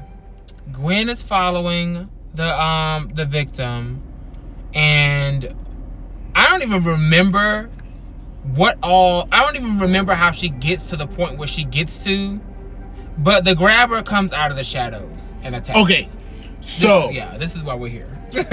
We have that triple focus of what's going on. Yeah. She actually left through the back door because one of the kids, after she has a vision that shows her mom was talking to somebody in the house, she follows somebody out the back door. As she's going out the back door of the cabin, we see Finney going to the black phone and Finney telling Ernesto, you got one job, and it's to protect her. Yeah. So we see Ernesto going, they're very triangulated. He's going to the phone and she's there, and she has the opportunity to go back, go to Ernesto and to her body, or to follow the kid. And this was a kid who was, dismembered and burned. Yeah. And she follows him up the stairs into the kitchen. And then when she gets in there, things start happening, and the oven's door open, and they're on 50 million. Yeah, and I think that was your realization when you were like, oh my God, he put him in the oven. Yes, because I was like, burned him. He definitely burned him, but girl, in the camp oven, yeah, you are a sick bastard. Like, it was insane. So in one of the biggest, and one of my fears is like, okay, the trailers for me showed a lot at the time. Trailers for me did show a lot at the time. You're right, at the time. And there's one scene in particular where I was like, whoever that is dead. But let's go. In the booth. Yeah, so out comes the grabber. The grabber is also talking to Finney at the phone booth. Yeah, This is a display of power. I've been working around here. I know what I can do up in this place, bitch. And he was just like, "Oh, you wanna scare me?" And he was like, "You should know better than anybody that scaring you is just the warm up, girl." And even though we saw his brother in the basement, I really didn't connect that, like, yeah, you made me kill my brother, right? And I'm gonna take the person that you love the most. I really love my brother, not more enough to not chop that bitch in the head or go to jail, but I loved him as much as a serial killer, pedophile could love somebody. Yeah, I think he's just a killer. I don't know. Okay. I think yeah. I don't know. I don't think he got a chance with Finney, but I do think that he was something devious. That a lot of it, that's part of the horror too, is like, what did he do to all his victims? Yeah. And I think bastards like him, they start to evolve into other methods of torture and murder. Yeah. And yeah, so now he's in the kitchen, and as I wrote in my notes, he slung and sluiced my sister Gwendolyn all across that damn kitchen. He starts off by strangling her or trying to choke her, like, with the handle of an axe. First, he whipped that bitch's ankle with a belt and flipped her on the floor. That's how she fell. Then he chopped at her forehead. That's true. That's true too. She had to hold him off. And she pushed him off a little bit, and then he started strangling her with the handle of this axe. Oh. Now Ernesto's out there screaming. You got Ken and Barbie dumbasses. So like, what are you guys doing? It's 3:00 in the morning. He's like, she's gone now. We need to find her. Right? I would have said she's sleepwalking, but nevertheless, they didn't resist. They came and helped. They did. So they get to the kitchen, and the grabber is throwing when around. Yeah. You think of the worst time you ever seen somebody knock everything off a desk with a bitch's body. Yeah, she knocked everything. Yeah, everything off the table. She was floating in midair. She was hitting the wall. She was being twirled around. It was crazy. I would be remiss. Correct. To not bring. We all know. Yeah. So yes. And that's exactly what Wes Craven said. So this is very reminiscent of Freddy Krueger. Yeah. The grabber is giving Freddy Krueger, but in the best way. Elevated. Like, he's not the funny Freddy that you end up with by the end of the series. He's the OG. It's very menacing. It's very scary. It's very dark. It's that part. Yeah. And I think it was definitely, I feel like it was an homage too, because that's what Wes Craven said. Whenever, the first kill in Nightmare on Elm Street, spoiler alert, about 40 years later, 50 years later, the first kill in that movie is a character, Tina, and she is thrown around the room. She's being cut by invisible blades and dragged all around the ceiling and everything. And Wes Craven says that you have to show, the killer needs to show a display of power, so you can know what you're dealing with. Yeah. And this is the first time you see a kill from Freddy. And so this was very much that. This is the first time you actually see the grabber in the movie, like the full, like, attacking someone. And so he had to show a display of power with the phone, and then just how much he could do in this kitchen. And so he's about to throw her ass in the damn oven. Let me tell you, everybody's on the side. And I understand they were so shocked. Yeah, it was fight, flight, or freeze, and they were all frozen and terrified, because, like, she's flying around. Me personally, I feel like I would have stepped in. I would have stepped in when I saw her on the floor choking. Yes. At the very beginning. And when she went mid-air, I definitely would have stepped in then. Yeah. Because something crazy is happening here, and I've got to do my best to try to stop this. Yeah, so I was kind of side-eyeing, but when he got ready to sluice that bitch up in the oven, Ernesto's brain turned on. Ernesto was like, now hold on. Now hold on, girl. Yeah. You want to knock somebody around? Okay. Yeah. You can't roast the girl alive now. We're not going to allow that. So that activated him, and he was like, all right. I'm going to step in. He tried to pull Mustang came. Barbara and Kenneth. Yeah. They got knocked around. Yeah. Now, I won't jump the gun. So yeah, so he's really pulling her into the oven. Yeah. Finney finally comes up from the black phone. Yeah. And then, he helps in this struggle, and he basically, the grabber throws Gwen down. Yeah. He relents, and then, he did a weird little sloop back into the shadows. Ooh, so good. One of the best shots of the film. It was giving, again, Michael Myers really, that film Halloween, really, to me, set the landscape and revolutionized the use of light and shadow. Absolutely. Watching the behind the scenes of how they made him the shape form out of the shadows and just kill people and come back. It's things that we've seen be done expertly in, the Conjuring series with the Nun, and we saw it here in the Black Phone. And it was Black Phone 2. It was so good. Yeah. It was very troubling. It was very troubling. Yeah, it was very troubling, and that was and he had to really set the stakes. Yeah, and the stakes are high. So we see now everybody meets up at the camp's chapel. It is a Christian camp. It is a Christian camp. Don't forget. And of course, we got Barbara and Kenneth. And Barbara being the worst person to ever exist. The worst. Every horror film needs a good bitch, and she's one. And she is like, that's the devil in her. Now, we didn't really talk about it, but I think I stepped on it a little bit earlier. But Gwen came to get some information about the camp. Yeah. And Barbara is very uppity Christian. Yeah. And was like, girl, we don't have any information. She was just like, Kenneth was like, we have this pamphlet.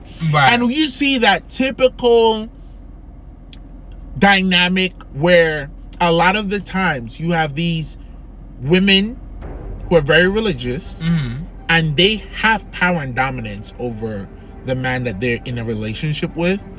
Kenneth is a bad person by proxy, with which he enables Barbara in just being very rude, very disrespectful, and just unnecessarily snarky and mean to people. Yeah. And he there like are moments where Ken is trying Ken was really trying to he's more open in some instances. Like it seemed like he wanted to kind of talk to her and really, get to some of the stuff she was trying to talk about. But Barbara was like, Barb was not here for it, and it's Barbara. And so she was like, well, Barb, we want to find out about the kids that was killed. And she said, this ain't no damn haunted house trick-or-treat Halloween, heifer. And weren't you the fucking whore that was over there in the boys' dorms? Essentially. And it was like, what she said, that was, okay, her boyfriend was there, but her brother was there. Her brother was there. The jump to make her being over there something negative or salacious is exhausting, and it's very familiar. And it's like, she was afraid in the dark, alone in a cabin bunk by herself. It was nicely heated, because the man said if you turn on the heaters, it's going to heat up the whole place. But that's not the point. That's not the point. I'm sleepwalking, not now. And I'm haunted. I'm sleepwalking, I'm being haunted by a phantom killer with a razor claw. Wait, I asked. Yeah. So. And, we've seen, actually, up until the point with Barbara, we see a softer Gwen. We see Gwen who is really just trying to figure things out, figure out her love life, and get to the bottom of this mystery. And as this evolves, we see good old-fashioned Gwendolyn. Now, if you don't remember in the first Black Phone, Gwen had them words. She was going to call you every bit of a cunt, a twat. I actually have forgot that. Oh, no, hell no. I was ready. And she came in real soft. And I said, I guess you don't grew up a little bit. No, I said Finland is over there smoking weed, so we can't have two badasses running the show at once. Oh, no, she said, wait now. But Gwen had enough. So now we jump after the attack. We're in the chapel. And Barbara, of course, is just like, get this devil wench out of here. Yeah. Okay? And more of the facts came out. And Mondo was just like, what is going on? And he's like, I've been praying for help. After the boys disappeared, the camp was shut down. I bought it, for a song. And I've been coming out here every day that I can with the weather to look for these boys. Exactly. And she then recalls, like, I know what they were wearing. Yeah. I know how they looked. Yeah. I know how they were chopped up. Exactly. I know who was burned. I know stuff that nobody else would know. Except for the police and you. Exactly. So all that comes out, because you have to have that moment where, you know, everybody's on the same page. Right. So in this chapel, a lot goes down. We learn about all these details. Everybody gets on the same page for the most part. It's no real, like, denial of what's happening. We're all here for the same reason. Yeah.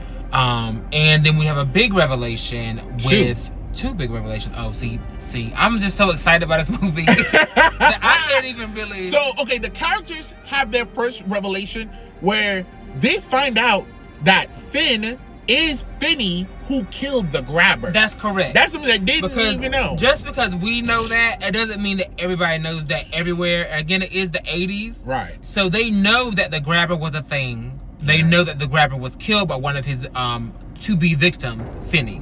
Yeah. And that Finney is this Finney. Correct. And now we have the connection of that. They say, oh, shit. Oh, damn. That was you? So he pulls a picture off the wall. Armando was like, this was me, I was the cook, and that's your mama right there. So, of course, I knew what was coming next. They were looking I did not at the pictures. know. I did not know what was coming next. It was two people who was the killer. Either Armando was on some crazy shit, or it was the grabber. Yeah. And spoiler alert, it was the motherfucking grabber. It was the grabber. The grabber was also there. What was he, like he was a maintenance guy? man. He was the maintenance guy that was there while their mom, Finney's mom, was a counselor, and Mondo was also a cook. And so we all were there.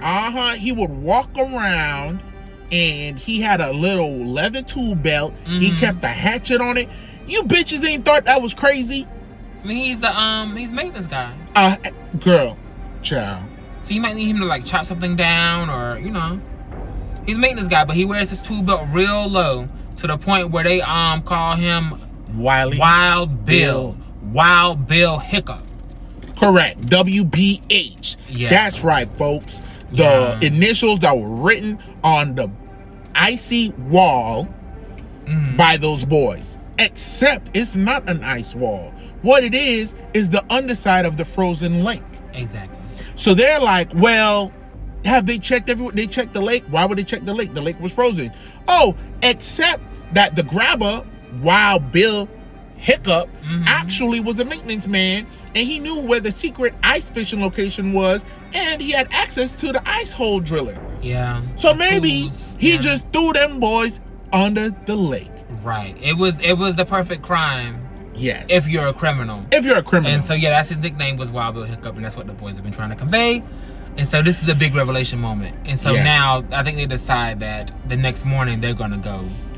Two other things that's very important details that we have to keep in mind. One, that they also realized that the hauntings at the lake started taking place 3 to 4 years ago, exactly when the grabber was killed. That's true. And then his occurrences have only grown and increased. So we find out that the grabber is haunting the place, and he's using the fear of his tormented victims who were never found and never found rest to empower himself. And he starts doing things not only affecting Mama in the dream world, but he's starting to do things to people who aren't even dreaming. Yeah, because the power is getting stronger, because it's very much that. Because not only the victims that he has, but it's very word of mouth. I feel like it's that thing where you talk about something, you give it power. Exactly. If spirits are here, you acknowledging the spirits is giving them power. Right. So he's able to affect some things in the real world. Oh, he built a snowman. He has a creepy little radio walkie conversation with Armando. Throws a mask. He hates being called Bill. He said, I am not Bill. And the snowman's face that he throws against the window slowly turns into the grabber's mask. Yeah, exactly. And we get to see, that's a very interesting thing, because, you know, in true crime, the discussion of naming killers is a very dicey situation. Yeah. Because naming the killer sometimes gives them power, and it emboldens them to do more crime. Right. And then we see him rejecting the original name that the Christian camp gave him, and, you know, what is his actual government name? I don't know. I don't know. I mean, I felt like his name was Bill, and they just called him Wild Bill. Oh, probably. That was his nickname. Yeah. Like everybody else gets his nickname. But he was like, yeah, no, I'm not Bill. I'm not Bill. So, you know, they get ready. They go out there. Armando confronts Finn and his little smoking. He like, this is not even a good weed, girl. Give me that shit. And that's the first adult who's really like, you gotta stop the smoking. You gotta stop this. And I was thinking that too, because I was like, I hope that's cigarettes. Because I know you not out here fighting ghosts while you plum ass high. That's crazy. Yeah, it's not the best thing. Apparently it wasn't the good stuff, but yeah, he really wasn't getting that. You can't be inebriated while you're trying to hunt and fight ghosts. You shouldn't be. But you know, he's avoidant. Very that.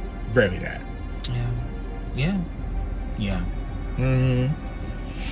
One things that I love, the scenery was beautiful. The openness and the vastness of those woods. In the day, it was so white and bright. And you know, if you've ever been in snow, it reflects the light so crazy that it can be blinding. Yeah. And the juxtaposition between those bright daytime scenes to the stark, deep darkness of the nighttime. It was hell. Yeah. And it definitely had that dread. The dread of we need to do everything we need to do during the day, because at night is hell. And you definitely feel for that, and you feel for Gwen, because it's like every time she goes to sleep, it's just something hellish. Now they decide to go inside of the bunks. They're having a sleepover, and they say, listen, bitch, we're gonna sleep in the same bunk. I don't give a damn about your camp license. It's a murderer. And now we're all on the same page here. So some things here have happened that are unexplainable. There's a lot going on. You know, it's beyond like your regular camp rules. Correct. At this point. So, you know, they do a different sleep watch. Some people going to bed. Now, when they were walking into the bunk, there was a name of John Sully that was painted over the beds. Now, that could be that medieval knight that was John Sully. Or it could actually be a Stephen King's reference. There was a character, John Sully, that was evident in about 3 of Stephen King's stories. Wow. So it's probably a callback to that, because his son did write the short story that this is based on. Facts. Okay, so there we go. Yeah. Gerald's I didn't even catch case, that. You're on the case. I'm on the motherfucking case. So maybe somebody's mother was sucking cocks in hell. Validation. Let's continue. I don't need you to give it to me, because I just proved my detective worth. So now, at least your third one was your best one. Because your first 2 were the damn. Third time's a charm. Third time's a charm. So now, Gwen is in bed. She goes to sleep. Now this begins shifts now. This is why I got chills. This is a good one. This is why I felt devastated. To me, this is the big one. This is the big one. And it made me sick to my stomach. Yeah. It was devastation. So it is. There's a lot of uncertainty. She goes and has a vision, and it's her mom in bed, and she's watching her mom have this vision, and it's the first boy to get taken by the grabber. He was out there throwing a newspaper with his golden retriever. Right. And then all they found was a golden retriever and a bike. And the boy was taken. Yeah. And mama's woken up out of her sleep with that boy's name. And she sees the place, she sees the van. And she gets up in her car, sneaks out of the house, and she goes. And all the while, Gwen is following her. So it's a vision within a vision. It's a vision within a vision. Yeah. And Gwen tries to get up and walk out the bed and sleepwalk. And Ernesto's like, baby, get in the bed and lay down. Because Ernesto and Finney are taking shifts. Watching Gwen. Yeah. While Mustang is there too. Mustang is there too. Like it's a group effort. It's a group effort. So Gwen said, my body may stay, but my spirit is gone. My spirit is gone. And that was a great shot too. Yeah. Because it cut seamlessly from the bunk to the mom's bedroom in the house, and she's getting dressed and she's going, you know. So mama goes and she finds a house. And I'm like, what type of deceptive shit is this? Right. She goes, she finds the black van. She goes and she searches. She crouches down on that window, the basement window that Finney himself tried to sneak out of and couldn't. Yeah. And she sees the kidnapped boy on the bed. She gets up and immediately, I mean, the best thing you could do in this situation. Now, I have thoughts, but she gets up and she runs. Yeah. Now, if you have psychic visions, maybe you call the police and you just send them. Maybe you take somebody with you. Yeah, but before you go, but nevertheless, she goes to her car. We don't really know to what extent she's done so much at this point. As far I as don't think she has, and I think that she had been tampering down her abilities and her gifts. And I think it got to the point where she was like, this can't happen. I cannot let this happen with this boy. If I could do something here, I'm gonna do it. Yeah. I think the camp was the first instance of her abilities kicking in, and it was just confusing to her, and she probably didn't know. But now, this was her first real stand to do something. The grabber came out and got her. Released them black balloons. You so ignorant. You just got balloons blown up. Yeah, that's part of it, because this whole thing is like he wants to scare the shit out of you, which he's very effective with. And the young grabber, he released those balloons and throw her ass in the back of the van. And it was a young grabber, so you could see like he didn't have the mask. He just had the white paint that he did before. Put her inside of the van. The van is just idling there. Now, the modern day grabber comes out the back of the van and looks at Gwen, who's spirit walking, and is like, come on girl. In. Hey there, Rover. Come on over, sister. And she climbed in the back. And now I was like, baby girl. I knew that took you. It was too much for me. And he got in, and let me tell you. At this point, my thought was, it's a dream. We find out more information later, but I'm like, it's a dream. A lot of things happen in dreams that don't necessarily make sense. Where you may be like in life, we're like, I'm not getting in the back of this van. Yeah. But in a dream, you're like, I'll do it. I'm in the van. So they have a conversation. Let me tell you something. Ethan, I hope they paid you. I hope you continue to get paid. Whatever they paid him for this whole film was earned in these scenes. It was earned. And because if you think about it, he's not really in the movie that much. Yeah. Not nearly as much as he was before. In the first, you know? So. But he said, they did that. He said I got something for your ass. And it was very reminiscent of Longlegs. That conversation that the detective had with her mother that was like, girl, you grew up because you were allowed to. Yeah. And he had this conversation letting her know, like, I'm giving you a service right now. I'm giving you this. This is a courtesy. This courtesy. And she was like, a courtesy? He like, yeah, baby, I'm letting you know the truth before I do what I gotta do. Exactly. And they pull over in the van. When the van doors open, it's her mother being hung in the garage. Yeah.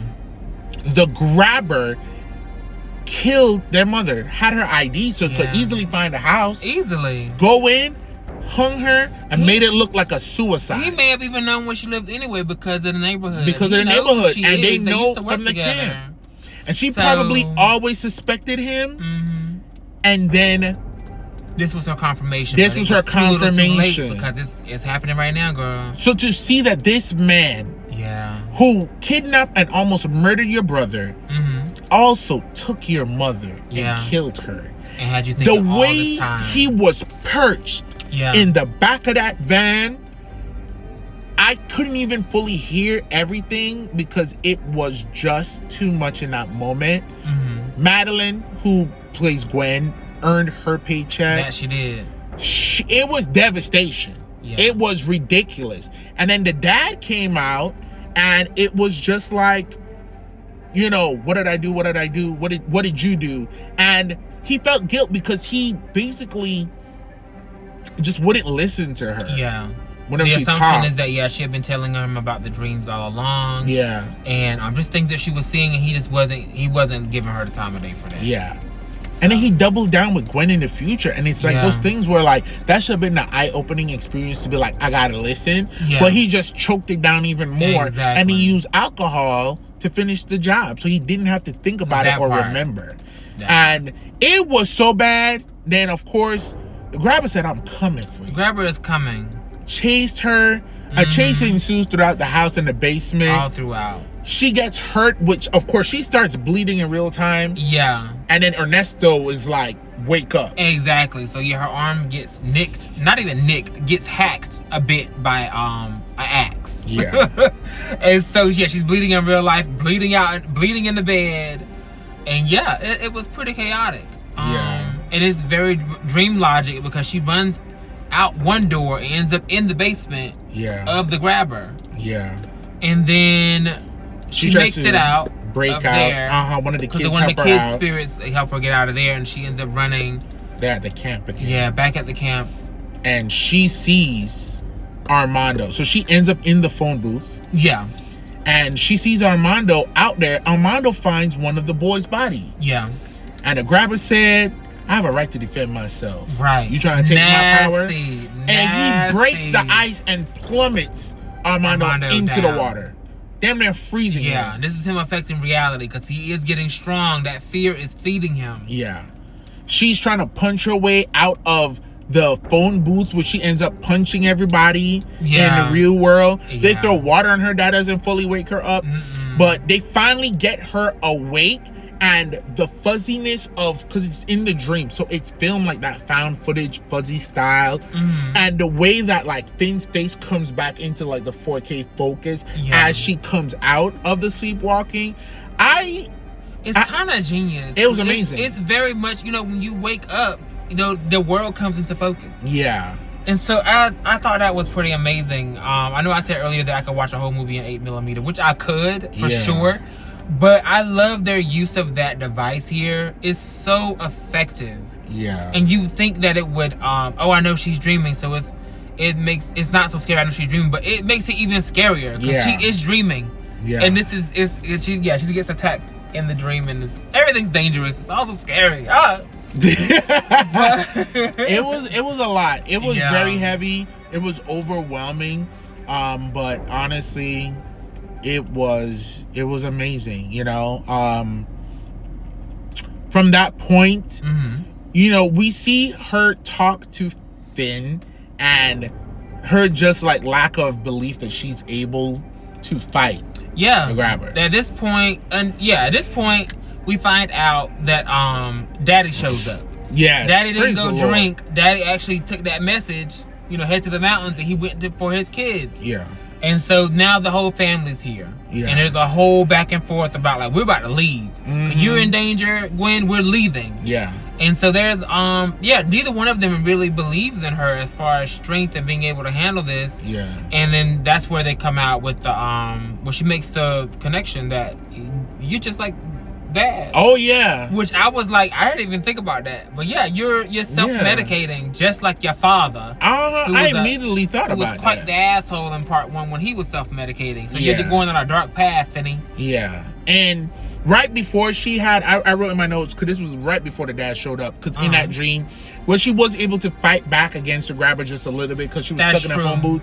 She had her Dream Warriors moment. Come on, Dream Warriors! I know stuff.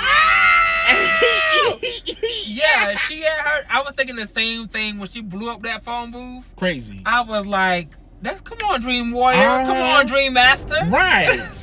Okay. So it was very good. And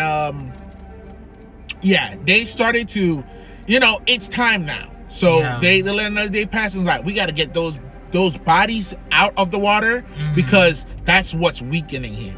And that's what's strengthening him. That will weaken him. Yeah. Taking his bodies out would weaken him. Yeah. So we have to do it to weaken him. Yeah. So they get out there.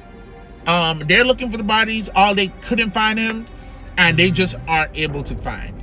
So, Gwen said, "Don't worry. Yeah.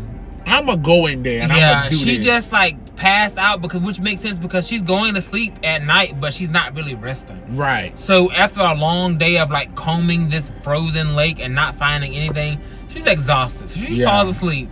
Yeah. She lets herself go, and a battle ensues. Now let me tell you something. They did key it up, and they were just like, yeah, he used to be out there in the ice. He was a good skier, a good skater. Woo! When he hit the scene with them hell skates. Let me tell you, the depiction, he talked about that hell isn't fire, it's ice. Yeah. He talked about how it freezes and like nothing burns like the cold. He had some lines. His monologues were great. He had fucking ice on the bottom of his fucking raw ass demon feet. Yeah. It was very crazy. It was good. And he was skating with that axe. That visual was crazy because he was skating, and you know, you see a skater like that and you think hockey. It's not a hockey stick. It's an axe, baby. Axe. And he got Kenneth up under the armpit and dragged his ass. That's true. He worked Ken and Barbie something fierce. I thought they were gonna die. I thought they were gonna die too. I was fine with it. Somebody I had gotta the go. realization. Well, we'll talk. Yeah. Oh, I guess we are talking. Hello. It's the podcast. Say what you gotta say. But yeah, I had the realization when we were leaving the theater that, you know, nobody died. Right. And that's why I akin it to The Conjuring. It was very nobody terrifying. Actually died. Nobody died in real Ken time that wasn't already there. Die. Absolutely. And honestly, if he knew like I knew, he would have killed him. Right. Because he needs more.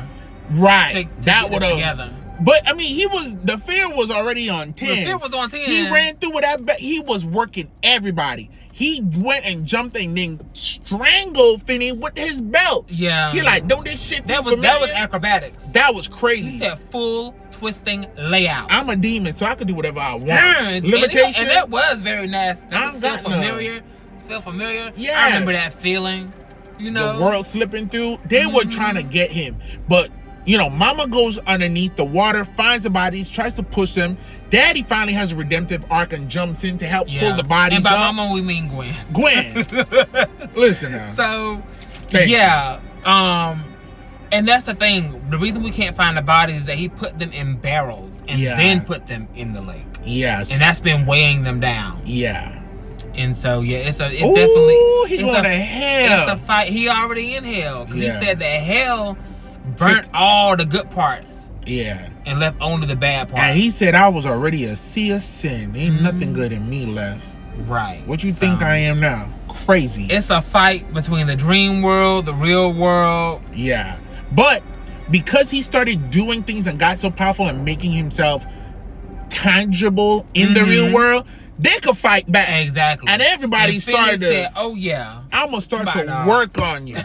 So he tries to come. Gwendolyn, of course, when she jumps in the water, her body just starts like practically damn near drowning and it's covered in ice and water. That was a great effect because the dream Gwen has jumped into the water to try to what was that, a spool of something? She was trying, it's the wire that they use to wind up and pull the barrels out for the body. Exactly. So yeah, the wire had fell in. Yeah. So she jumped in after the wire, but now I guess she sees the barrel. Yeah, she went in to go get the barrel. So this is all dream Gwen. Yeah. Meanwhile, in reality, you know, he's wreaking havoc, but it is to his detriment because Finney's able to like, oh, I see how you operate. I see your body. And Ernesto said, you know, this is my wife. One day maybe. Yeah. I'm here to protect my girl. And they were like, get out of here. He whipped that horse, got them out of there. Daddy jumped in to save. And it was really good. And when they got the bodies out of the water, it weakened him. It did. And then the bodies were holding on to him. It was very effective. Yeah. So yeah, they got the bodies out of the water, and in the dream world, the bodies were like snatching on him, pulling on him. So just bringing him down to his knees. Of them pulling him. So first they held onto him, and then just like how he did to the one boy, they chopped his damn foot off. They chopped and then whispered in his ear, cause he like, hold on, let me feel it, let me get to where your head is at. And he slammed his face into the ice so many times, grabbed him by his belt, grabbed him by his collar. Now, if you gonna let me tell you something. I've only done it the one good time. Hucks and heave. You ever fucking grabbed the bitch by the back of their collar and by the back of their belt and you slung that motherfucker? Allegedly. Ain't said I ever did it. Allegedly. But if you ever do it, that shit crazy. He sluiced that bitch right up in the ice. Absolutely. It was crazy. And then the boy said, oh yeah, I'm gonna drag you to hell. Yeah. Right now. Down to hell. And that scene was beautiful. The way he froze, it was very satisfying. It was satisfying death for a bastard. Yeah. You know, Yeah, there was even a point in there where Gwen snatched that damn mask off. It was real meaty, real sleepy.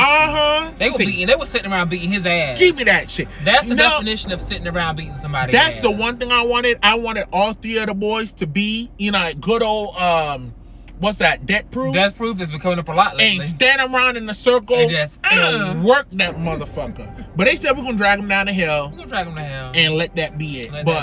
Phenomenal, honestly. Yeah. So at the end, when they're finally leaving the camp, the black phone rings one last time, but only Gwen can hear it. And she answers the phone, and it's their mother. Yeah, I thought that was sweet, and I thought it was nice that only she could hear it. I think it's the first instance, like in the real world, that she actually heard it in the real world, not part of the dream. Finn is with her, and he's like, I don't hear anything, so it must be for you. Must be for you. And it was Mama. Now, one thing I was like, damn, girl. She was just like, love you, girl. Everything is fine. We up in heaven. The boys are good. Yeah. Tell your brother that he's, I love him so much, and let him know that Robin is doing fine in heaven. She had no messages for Daddy. You know what? At the time, I was like, Robin is the dad, but no. Robin's one of the victims from part one. One. That's Ernesto's brother. She had nothing for the dad. Had nothing for the daddy. But you know what? This is not about this. It's about mother and daughter. At the end of the day, it ended well. It was great. And she let her know that, like, you're not cursed. Because she's like, am I going to be cursed my entire life? She's like, sweetie, you're not cursed. Anyways, I'm up in heaven with God and Whitney Houston. I got to go. I holla. Yeah, talk to me. But I love that she didn't use that line. It's not a curse. It's a gift. Oh, yeah. I love that she didn't finish that. it. But she was like, this is not curse. You are not cursed, honey. Silly goose. Well, I got to go. Yeah. You up there drinking martinis. Yeah. With Ella Fitzgerald. Bye, girl. That part. And it was just nice, The movie ended. It was very great. All in all, I know this is the longest episode that we've done. Yeah. And it deserves it. Allegedly. No, we still got more to say. It's pretty long. Oh, we okay, so what we're gonna do, we're gonna talk about our scoring. So we have our 4 categories. Acting and dialogue. We're gonna do it one by one. Okay.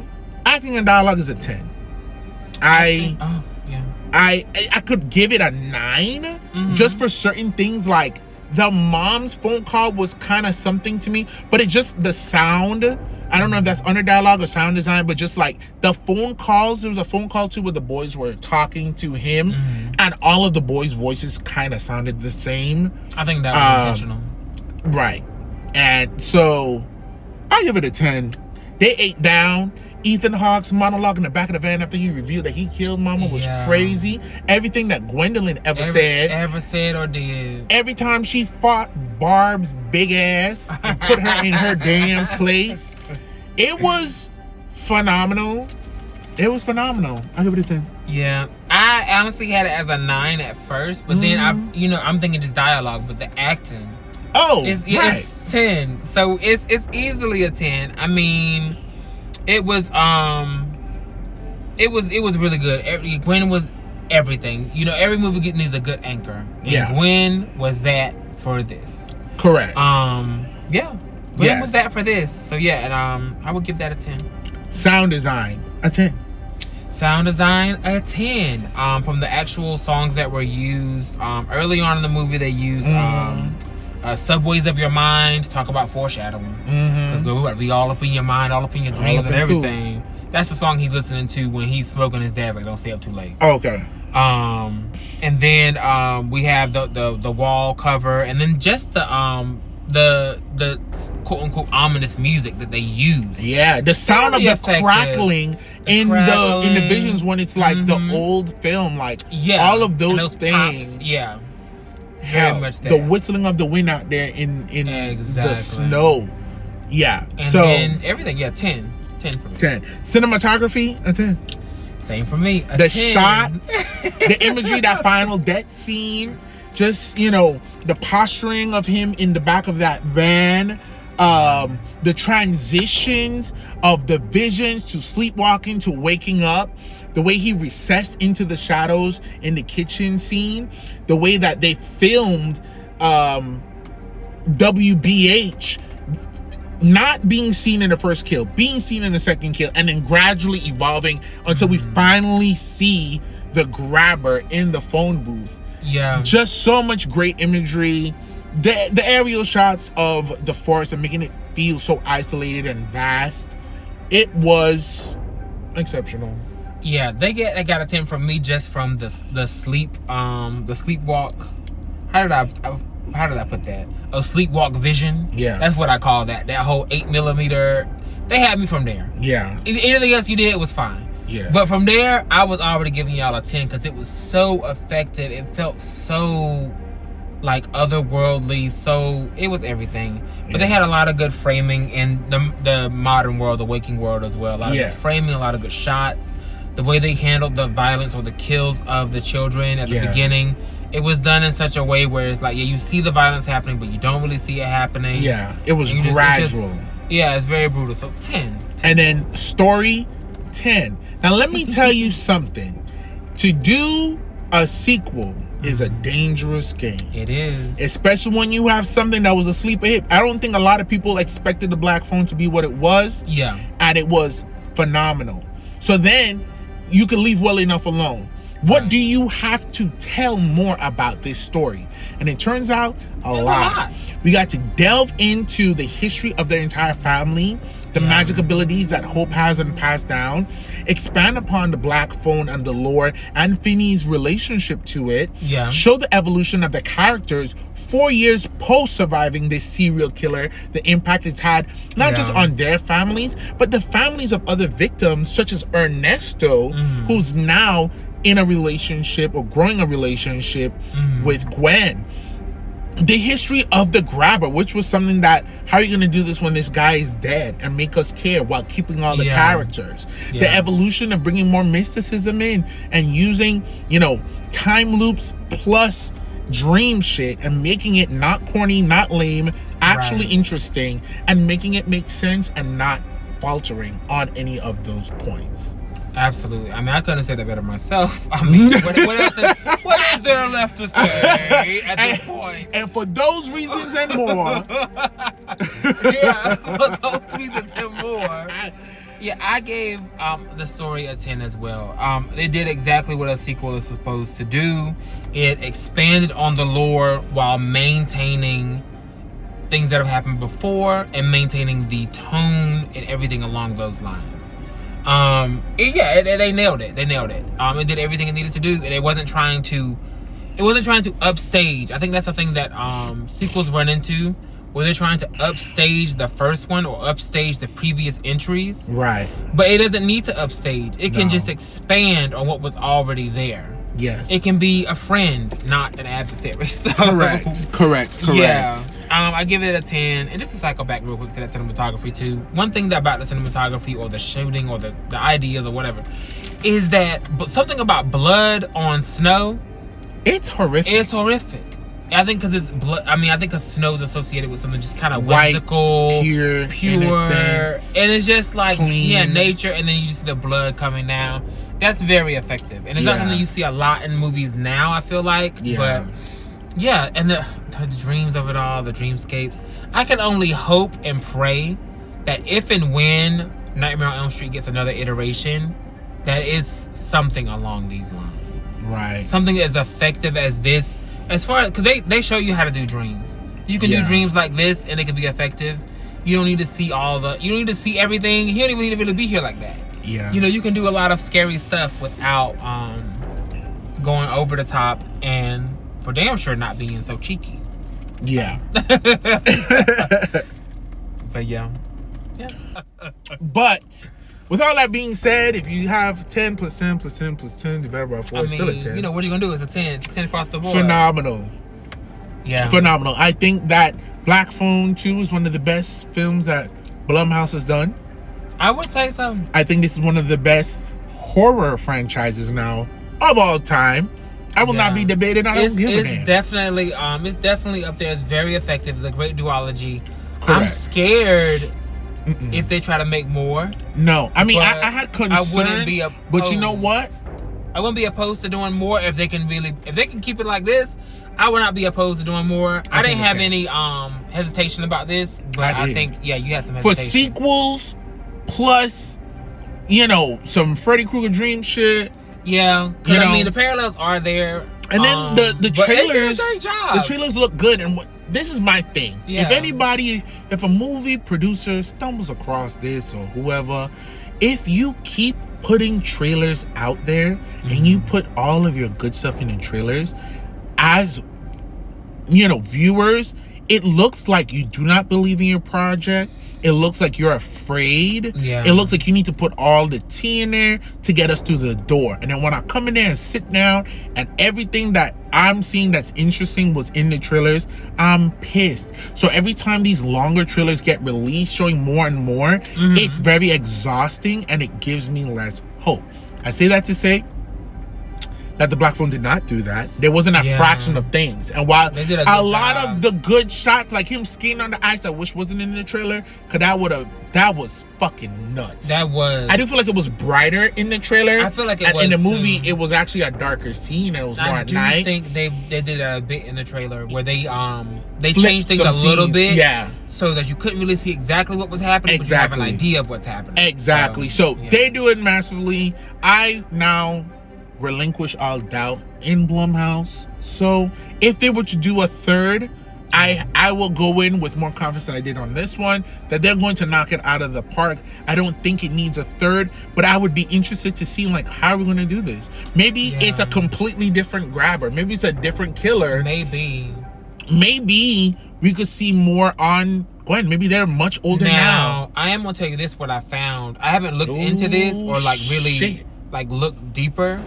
But it said on Wikipedia for Black Phone, it says something like Dream Kill occurs 7 years after the events of the Black Phone and explores the life of Gwen's cousin, Gunther. So I don't know. We could open up a Conjuring universe. I don't know if they're doing a universe about this, because I haven't had a chance to read the short stories or anything in that realm about this. Yeah. But that's just like the very first line on whatever that page was while I was Googling and getting my information for this. I saw that. Yeah. And I was like, oh, is that going to be... I wonder if they combine those two stories to make this one, or is that going to be a third? Right. It's something to look into, but... Yeah, you have, as long as they're respectful and they really they keep the same team, because the same director is here. I think the same writers are here. So you just have to keep that. It's when you start to branch out and give it to different people, that's when things start to get a little shaky. For sure. So. But,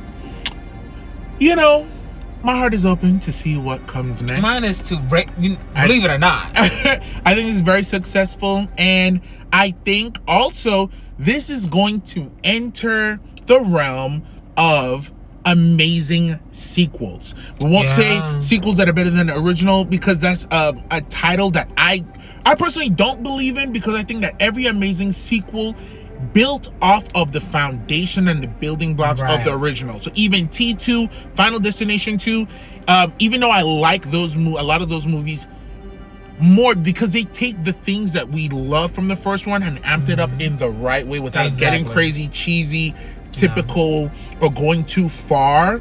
Yeah. And I think this falls inside of that realm. I agree. Amazing installation.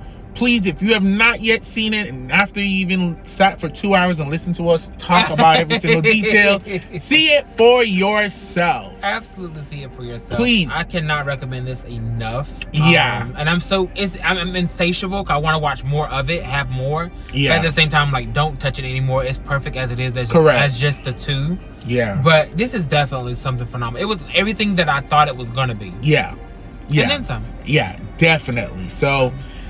thank you so much for joining us here today on the Relly and Deli podcast. Thank you. If you haven't yet, please make sure to like, comment, and subscribe. And share. If you have any recommendations or movies that you would love to hear our takes on, please comment them below, or even join us on Reddit at the Relly and Deli podcast channel, where we have different themes, we have different questionnaires, and you can submit a movie that you may love, or maybe a movie that you hate, and you want to hear exactly what we think about it. Absolutely.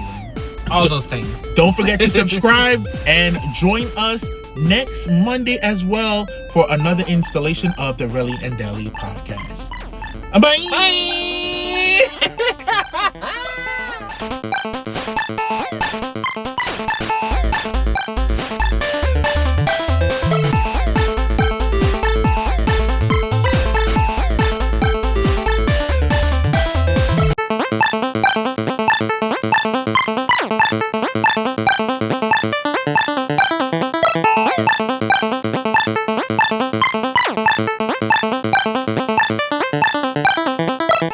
Welcome to this week's episode of the Relly and Deli podcast. I'm Relly. And I'm Deli. And today we are discussing the indie horror film, Good Boy. Yeah. So, I do want to start with a little description here. So, the description for Good Boy. A loyal dog moves to a rural family home with his owner, only to discover supernatural forces lurking in the shadows. As dark entities threaten his human companion, the brave pup must fight to protect the one he loves most. Oh, yeah. So, yes, this movie is a very unique film in itself, just because it's the first horror movie from the point of view of a dog. Yeah. So you see in that description that, like, hey, the dog is doing this, the dog is doing that, you know. So yeah. Yeah. I was very excited when I heard about the film. I heard about it in passing too. Yeah. But I was super excited. You know, you see certain things. Well, you know, it's a very popular trope of like animals freaking out when spooky shit is going on. Absolutely. Animals and kids always keyed in. They know what's going on. You gotta listen to the babies, and you gotta follow the animals. Exactly. Right. We watched that one horror film in like the woods with the fairies and all that type of stuff, and Watchers. Oh wow. Yeah, Watchers. that's crazy. Spoiler that's alert. crazy. But yeah, you know, you see animals fleeing or going a certain way, or they're afraid of something, sweetie. You gotta go with the livestock. You gotta follow the animals. So it was very interesting, and then that comedy film, Strays. Oh yeah. Touched very so slightly, right? That it's like from the vantage points of the dogs. Of course, it's a comedy and the dogs can talk. Right. And we see like this dog at a carnival with his owner, and he's having like this rom-com moment, and then it like switches, and he's like, no one knows that he's like a Creekside killer or whatever. Exactly. He's a serial killer. He has several bodies buried in his lawn. And this was like a side character dog too. Like you have your literally main cast less of than a dogs, minute. but there was like this random side character dog they met at a carnival who, for some reason, feels the need to act as a narrator of his own life and those around him. But yeah, his owner was like this killer. Yeah. So seeing an animal in this horror context, I was very excited to see what they were going to do and how they were going to pull this off. Yeah. Me too. I was very excited. And again, I heard about it the same way. I very like fly-by-night just post, I think, on Facebook somewhere. It was like, oh wow, you know, I didn't know if it was ever going to see the light of day, because it was, I feel like I heard about it so far back from when it actually was released.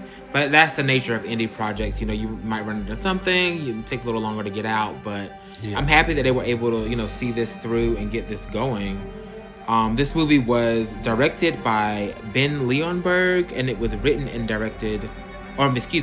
by Ben Leonberg and Alex Cannon. They have credits to their name, but I took a quick look, and it wasn't anything that we had seen, so I can't really point and be like, hey, this. Right. But maybe we'll check them out. Yeah, absolutely. I'm very interested to see other stuff that they've done, directed and written, as well as other things that the cast has been in. Again, this is the POV of the dogs, so you don't really see a lot of the cast, but they all have credits to their name as well. Yeah, which honestly was one of the best things about the film. So let me just say, this is your official, of course, spoiler alert. And while we review these films, as you know, as we typically do, we're going to get into the nitty-gritty, walk through the film, and then at the end, we're going to rate it and dissect it based off of the four main categories: acting and dialogue being one, sound design being the second, cinematography being third, and then fourth being the story. Okay? Okay. Spoiler alert. We'll put that in post. We'll put that in post. Oh no, cut that out. But yeah. So we pick up. We start the movie at a crazy point, actually. Yeah. Because there's Indy the dog, just sitting there with his owner, Todd, and the Todd is sleeping. Not the Todd. Todd is sleeping, and Indy is just laying there next to him on the couch, and he keeps looking in the corner, keeps growling, looking at the corner, and the phone is ringing. It's a lot going on. And then Todd just starts to like convulse. Yeah, his nose starts to drip blood. Yeah. And you know, the dog, first of all, is a very adorable dog. Yes, I'm not a big animal retriever. person. Yeah. But very cute dog, perfect dog for this. Yeah.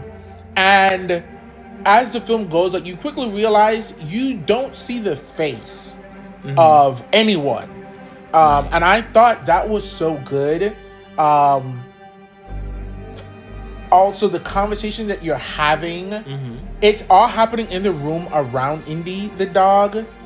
But because he's a dog, they're like talking. The sister comes home and finds the brother, and this conversation is happening, and like you're struggling to hear what's going on and what's being said, but at the same time, you're really watching Indy because Indy sees something in the corner, exactly, and he's like, "This is some shit."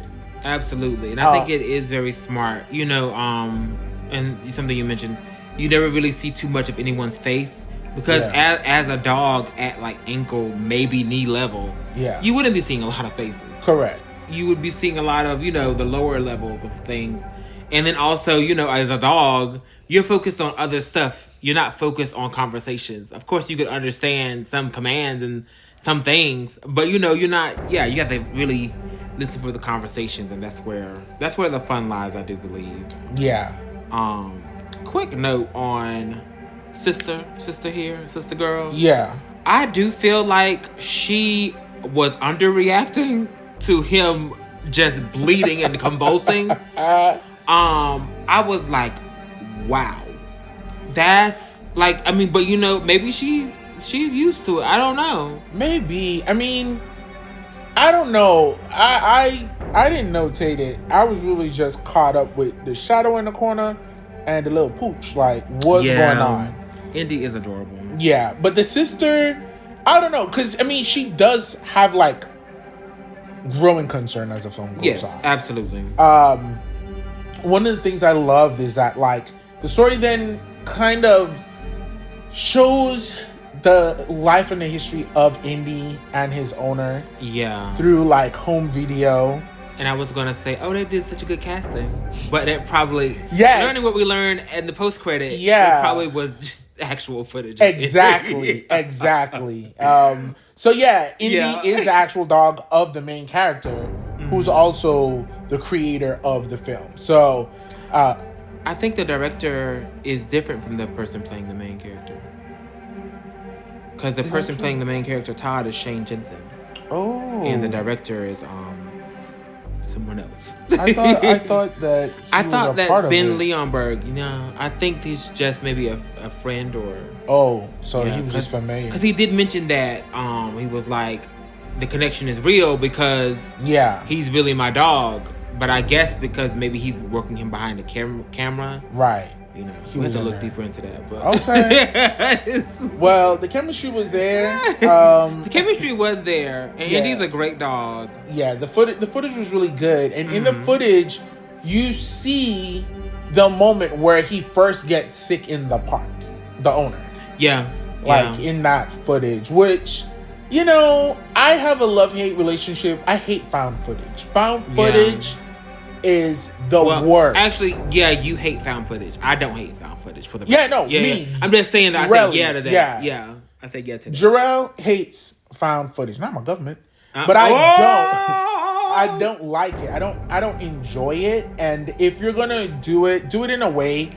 I do appreciate like if you're gonna use like home video, because found footage and home videos aren't necessarily the same thing, right? No. But they're often used in like a similar vein of like it can be used to like push the story and give us background and like context and all that type of stuff.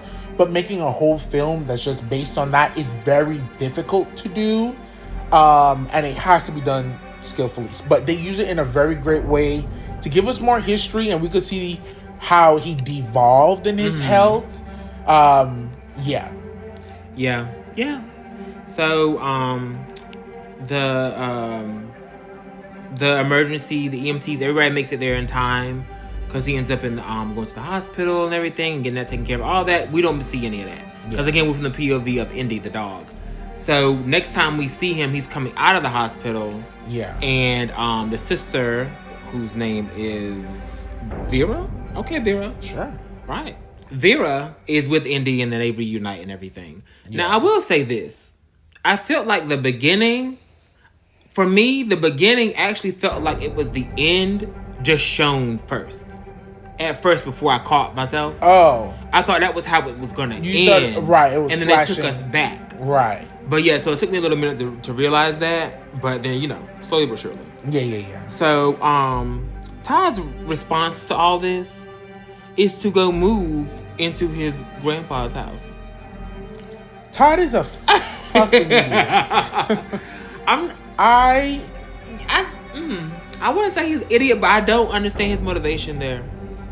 Oh, the motivation is okay. So, or I forget his motivation. We have this looming shadow specter, right? Right. When they're pulling up to the house, it's out there on a dark road. First of all, if I'm ever, for whatever reason, going to uproot myself and move to an abandoned old house in the woods, I'm not gonna do that in the dead of night, babes. Yeah. We're gonna do that 6 o'clock in the morning, so we get there at around 10, and we have all day to piss around and see all the ghosts and the foolery up front.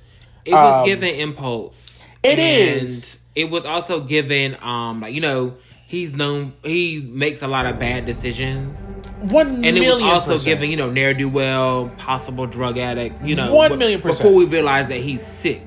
Well, so the sister texted him. The phone was on the car, so it's one of those movies that you have to actively watch. You do. The dialogue is really not for us. And that's one of the hardest things that I have to rate. Is it for us? I mean, I guess it's for us, but at the same time, it's not for Indy, right? Indy is for us. Indy's the main character. So you have to actively watch and listen for the dialogue that's happening on the side, looking at the text messages that popped up on the phone in those brief moments to really like figure out some of this stuff, while trying not to miss Indy and what's happening and what's going on. Yeah. And she texted him like, "Is it back?" So at that point, that's when I first started to think like, oh, this is a sickness. Yeah. Right? Like something that was there. Because at first I was like, oh, you're haunted, obviously. Yeah. We saw a shadow. Yeah. The lead was not buried. Right. You're haunted, sir. Yeah. Now, is the entire film really a commentary? A lot of those things use possessions and sickness and showing the parallels between the two. You know what I mean? Is this 100% about that? Maybe. In a way. I had it in my notes. This could be incarnation of cancer, because dogs can smell cancer. Right. This is what they see. Exactly. And I think that that's what it was, because it definitely was in his brain. Because he was having like troubles with his head, the nosebleeds and everything. Yeah, the sleepwalking. And the sister, that was the thing. Throughout the film, like the sister even comes up and is like, is he not trying to leave your side? Like maybe he can smell sickness in you or something. But I think that was successful in that regard. But I think the only thing that makes sense is when something so horrible happens to you, a lot of the times people respond to it with trying to regain control, and they do it impulsively and extremely. Oh, okay. Baseline, I'm gonna shave my head bald. I'm gonna do something. Shave my head bald, move to my granddad's abandoned pick house up a move in the middle of the country. And don't tell my sister, leave my place, and do all that type of stuff. And it has to be now. Okay? And this is gonna come up in another review we're about to do. It's very much that. But, people, when you don't have control, when a certain amount of control is taken from you, you try to claw it back in any ways that you can, and it can be very dangerous. That is so fitting for this and that. Correct. Y'all are tuning in that one soon, but yeah, very soon. That's crazy. Yeah, that's crazy that both of these movies have that thread, and it's very much that. Mm-hmm. And that explains why they make these rash decisions in the dead of night. Rain, pouring rain. Child. Like I gotta do it. So I hadn't really thought about it. I understood like the desperation and the immediate need, but you nailed it by things have been out of your control for so long that you have to do this. This is the motivation. So very good. But yeah, I definitely thought about the incarnation of cancer. This is what they all see when they're sniffing out their cancer. See it skulking around. There's certain other things that happen that are like, well, maybe that's not that. But we'll see. So yeah, they're at the old house, and spookery starts pretty immediately. Oh yeah, they pull up. When he pulls up, he has to get out. There's a gate, but it's not automated, so he has to get out of the car in the rain to open it up. Indy looks out the rear view glass and sees like a shadowy figure and a form looming. He gets back in the car, pulls the car in through the gate, and then he's like, all right, like, get out. Indy refuses. I promise. There's two things I hate. If we ever have a kid or a pet, that's one category, that are like saying some spooky shit or reacting like danger. Over there is danger. If I ever ignore them, may God strike me down immediately and save me from the torment. Because there's no way. That dog did not want to get out of there. At all. Did not want to go in there. And then the second thing is, I hate a horror husband. Just an ignorant, wide-foot bastard with a tormented wife. And nothing in his heart except for disbelief and skepticism. Yeah. I cannot, like, if she says it's ghost girl, it's a ghost. Yeah. Can we believe our fucking spouses? Unrelated to this film, but those are the two things. And he would not trust Indy. He wouldn't trust Indy. For damn. Indy was like, whining, didn't want to go in, reluctant, trying to pull back. Just did not want to go in there. And he dragged him on in. Yeah. So here we are. Enters the house in the dead of night, has no power.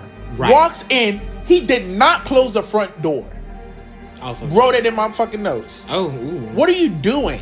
Yeah. How safe do we feel that we just do anything? He walked inside the house, didn't close the front door, had no power, went into the basement in a darkened, abandoned house that had not been inhabited for a very long time. Yeah. And flipped the switch. Playing around with switches. Meanwhile, Indy running around. Yeah, getting spooked. Running around. I feel like a few little things happen there.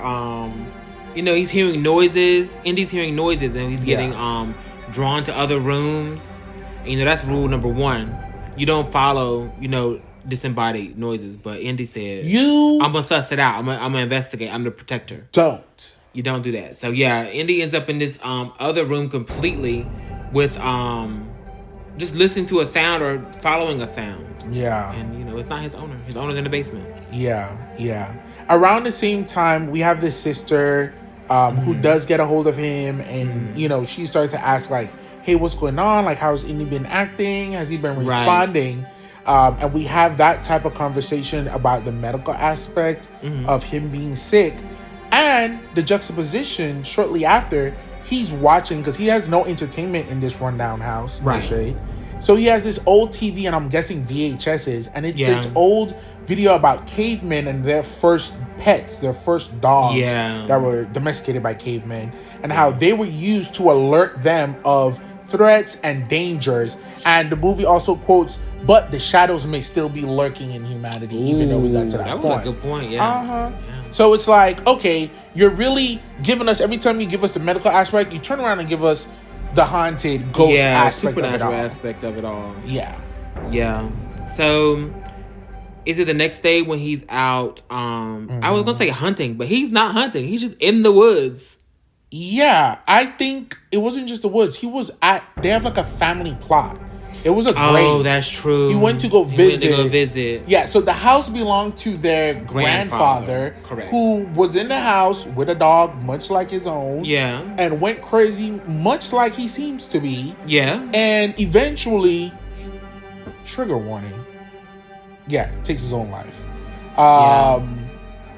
Over time and how he devolved and what was going on. And it's very much known around the area that the house is haunted. Yeah. And cursed. Yeah. The sister even says it a couple of times. We're Yes. like, you want to move out to this haunted house? I mean, have you seen anything, anything scary and spooky? So yeah, it is very much known. And also very much known is that the granddad, was discovered dead, but they never found his dog. Never did find his dog. So there's that. So there's a really good shot in the woods where I think Todd is going to go pee or something. Yeah. And Indy's just sitting and waiting, and you see like this shadowy specter behind him, glowing eyes coming. Oh wait, no. I'm thinking of the one thing. You're talking about the outside. Yeah, in the daylight. Yeah. And you see the shadowy specter behind him. And say, oh my goodness, this is terrible, this is scary. But it's really just a family friend dressed in hunting garbs. Yeah, because he's out there hunting. Yeah, now, full camo. The thing that I was referring to was inside of the log, because Indy was looking inside of a downed log, and he saw those piercing, glowing eyes in there. Yeah. That was scary. Yeah. That was scary. The guy who's out there, of course, setting us up, you always got to keep your ears perked for... Be careful out there. Have fox traps. Exactly. So, I'm already braced and prepared for some fox trap foolery to occur. Absolutely. And then, he goes down to the guy's house and was like, oh, I have no power. Do you have a generator?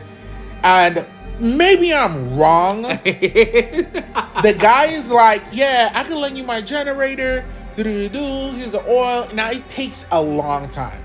To go down there and get it. By the time we get the generator back, it's nighttime. He was like, just be careful with it and don't keep it in the rain and everything. This heifer immediately takes it back up to the house, ranks that bitch on in the rain, and just leaves it. And see, I remember him saying, you're going to want to hurry up and get back before it starts raining. Oh. That's the way I heard it. But I hope that's what happened. And that makes more sense. Because I was like, I know this heifer didn't just disrespect his property. Immediately. He already had an attitude. Sir, I'm doing you a favor. You came down here without calling the power company and making sure you had any electricity. These fly-by-night decisions, honey. You're manic, sir. And that could be a sickness. It could be the ghost in your head. I don't know. But we might find out. Could be the ghost in the shell. Okay? Now, as the movie starts to develop, we start getting some honestly really good scenes where the ghosts are ghosted. The ghosts are ghosting and they are going through it. They're working on Indy. And I just love the humanization of Indy. Yeah. Like, Indy is having dreams. Indy is actually doing everything a person would be doing or going through in a horror movie. Except for speaking, Trey. Exactly. A haunted horror movie, you have those, you move into a haunted house, you have bad dreams about the previous tenants. Yeah. You're hearing noises in the night, you're following and you're like, who's there? It was all those things, but it's a dog and it's genius. Yeah. So Indy he has a dream about the previous dog, the grandpa's dog. Yeah, the first one was very subtle, and it was like in the reflection of his eye. And we have this jump scare. Yeah. That it was pretty good. Very effective. And you honestly watching it, and it's movie magic. It is. Because Indy was a real dog. Yeah. He was not CGI. That's not true. An animatronic. Neither one of them were CG. They were real dogs doing real dog things. You couldn't watching it. You're going to see the gears turning in Indy's mind. You're going to see the fear in him that if he was acting for real. And when he broke down exactly how they filmed this, it's insane. And we'll talk about that at the end. But so much energy, so much life and fear in the eyes of this little dog. It was a lot, And he has a very expressive face. That You know, certain dogs like retrievers. I think what's another one? It's not a bulldog. What, they have expressive faces? Very expressive faces. Oh, like they have the pensive brows.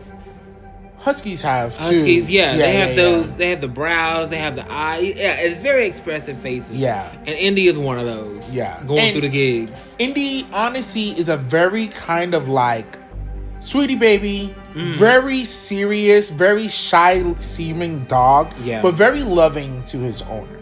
Yeah. Now, as we watch this story evolve, we see the owner's medical condition / haunting start to take a toll on him physically, mentally, and wear on the relationship between him and Indy. Absolutely.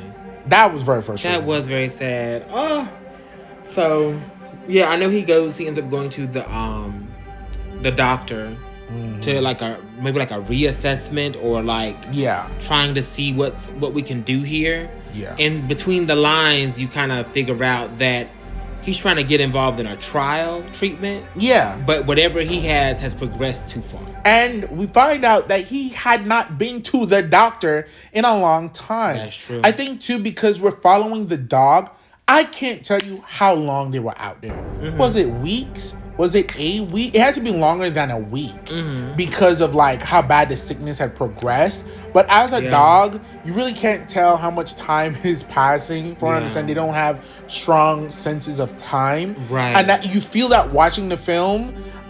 You know, he gets up and leaves Indy home. Yeah, for sure it was just a day. Yeah, but it felt like an eternity, honestly. And that was done masterfully. Yeah, because they do say that dogs feel that way when you leave them. Yeah, you feel the anxiety. Exactly. And he barked for hours. Yeah, and you know there was like a tapestry in there as well that kind of showed like a battle between either a dog and a wolf, or a dog and a bear, or something. And I think, you know, that was definitely some foreshadowing on the shift that's going to have to happen in Indy to make him more defensive and like a protector and like in that aggressive state. Yeah. You know, he definitely was like in the self-preservation of like, danger is here and I need you to hear me. Yeah. And then it just wasn't clicking. And he eventually had to get into a state of fight mode. Yeah, he did. And I think that was some good foreshadowing for what was going to come. Absolutely. Now, to me, probably the first real like, oh shit moment is when Indy has the second vision where he's left at home. Yeah. He goes upstairs and he sees the other dog. Right. And he follows the other dog upstairs. And then he sees the dog in the corner. He looks underneath the nightstand. He sees the handkerchief that was around that dog's neck. Now, Indy is like cute. He's like, I'm gonna just crawl underneath this and go and get it. Yeah. Child, when he gets to the handkerchief, he has the worst fucking vision. He does. Of his life. Oh. The dripping blood, the owner being dead, the dog is dead. And it's like fragmented. Quick cut. And Indy said, oh girl, I gotta back up out of here. He said, woo! And he tries to get from under there, and then a shadowy hand grabbed Indy by the throat and sluiced his ass in there against the wall. Yeah. That was devastation. That was devastation. I'm not one of those people who sees animals the same way as people see children, like how some people do. Yeah. In this film, though, damn. Yeah. It was a lot. And yeah, I definitely did have a distinction between children and animals, but animals are close to me. They're very close because they and I understand why people put them on the same par or the same level, because they're defenseless. They can't really communicate as well as well as you would want to really, you know. Yeah. And they depend on you. Yeah. So I understand the direct comparison 1-to-1, but I don't quite put them on the same level. But I do think I have a little more.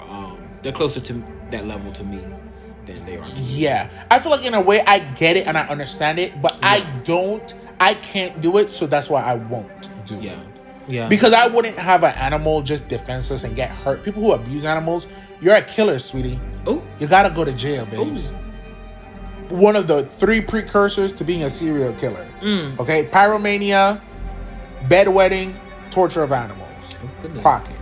So yeah, people who harm animals, go to hell and go to jail.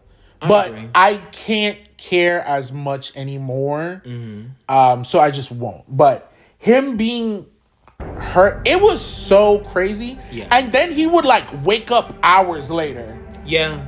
And it was like, Indie baby, they're taking you They're too taking fast. you through, like, because he's having the dreams and he's having the visions. And it's a lot. It's a lot. Yeah. It's a lot. Yeah. Yeah. It was a horrible time, you know? It was. We have a haunting that's going on. I can't even remember exactly in the order that happens, right? But Uh-huh. how do we... So he tries to run away first, Yeah. right? He tries to get out. He Yes. tries to escape. Yeah. He tries to... the owner comes back. He's pissy as hell. Right. And... And see, I feel like he's on something now.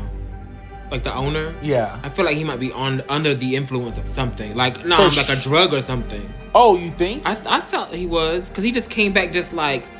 or maybe he had went and got a treatment. Probably. Like something like chemo that just really just drained him. Yeah.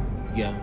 Yeah, he probably was doing like a treatment or Which something. could be both, you know. Yeah. The drug as well as pharmaceutical. But he was so snarky to Indy. Yeah. And then Indy, I think this is when Indy bites him, right? He Yeah. has like a horrible dream. Mm-hmm. And to Indy, he was trying to choke him out. Yeah, the realities are blending between his dreams, the visions, and the stuff he's seeing around the house, and reality. Yeah. So it's just, and then his owner is not in the best spirit. So he's like, wait a minute now. Yeah. It's too much. It's Too much. And so he bites him, and then he puts him out. Mm-hmm. So Indy tries to like run. Yeah. Yeah, because he's put outside. Yeah. Yeah, he's put outside on the on a chain. I'm trying to make an inside dog, outside dog. Before he gets put on the chain, Oh, okay. right? Indy runs. Correct. He tries to escape. He was like, Indy, stay here. Indy sees something, gets scared, runs, and then he gets caught in one of the fox traps. Right. True. That's when he gets brought back. Yeah. And now they haven't shown you anyone's face at this point in the film, right? Film's almost over. You still have not seen anyone's face. True. He's pulling up. He turns on the generator. He's like putting the food in it. The lighting is so masterful in how they don't show his face. And it's so scary because it's like, you've now thrown around Indy, girl, and you're getting real short, Yeah. and you're giving haunted and possessed. haunted. Exactly. You're giving haunted, you're giving possessed.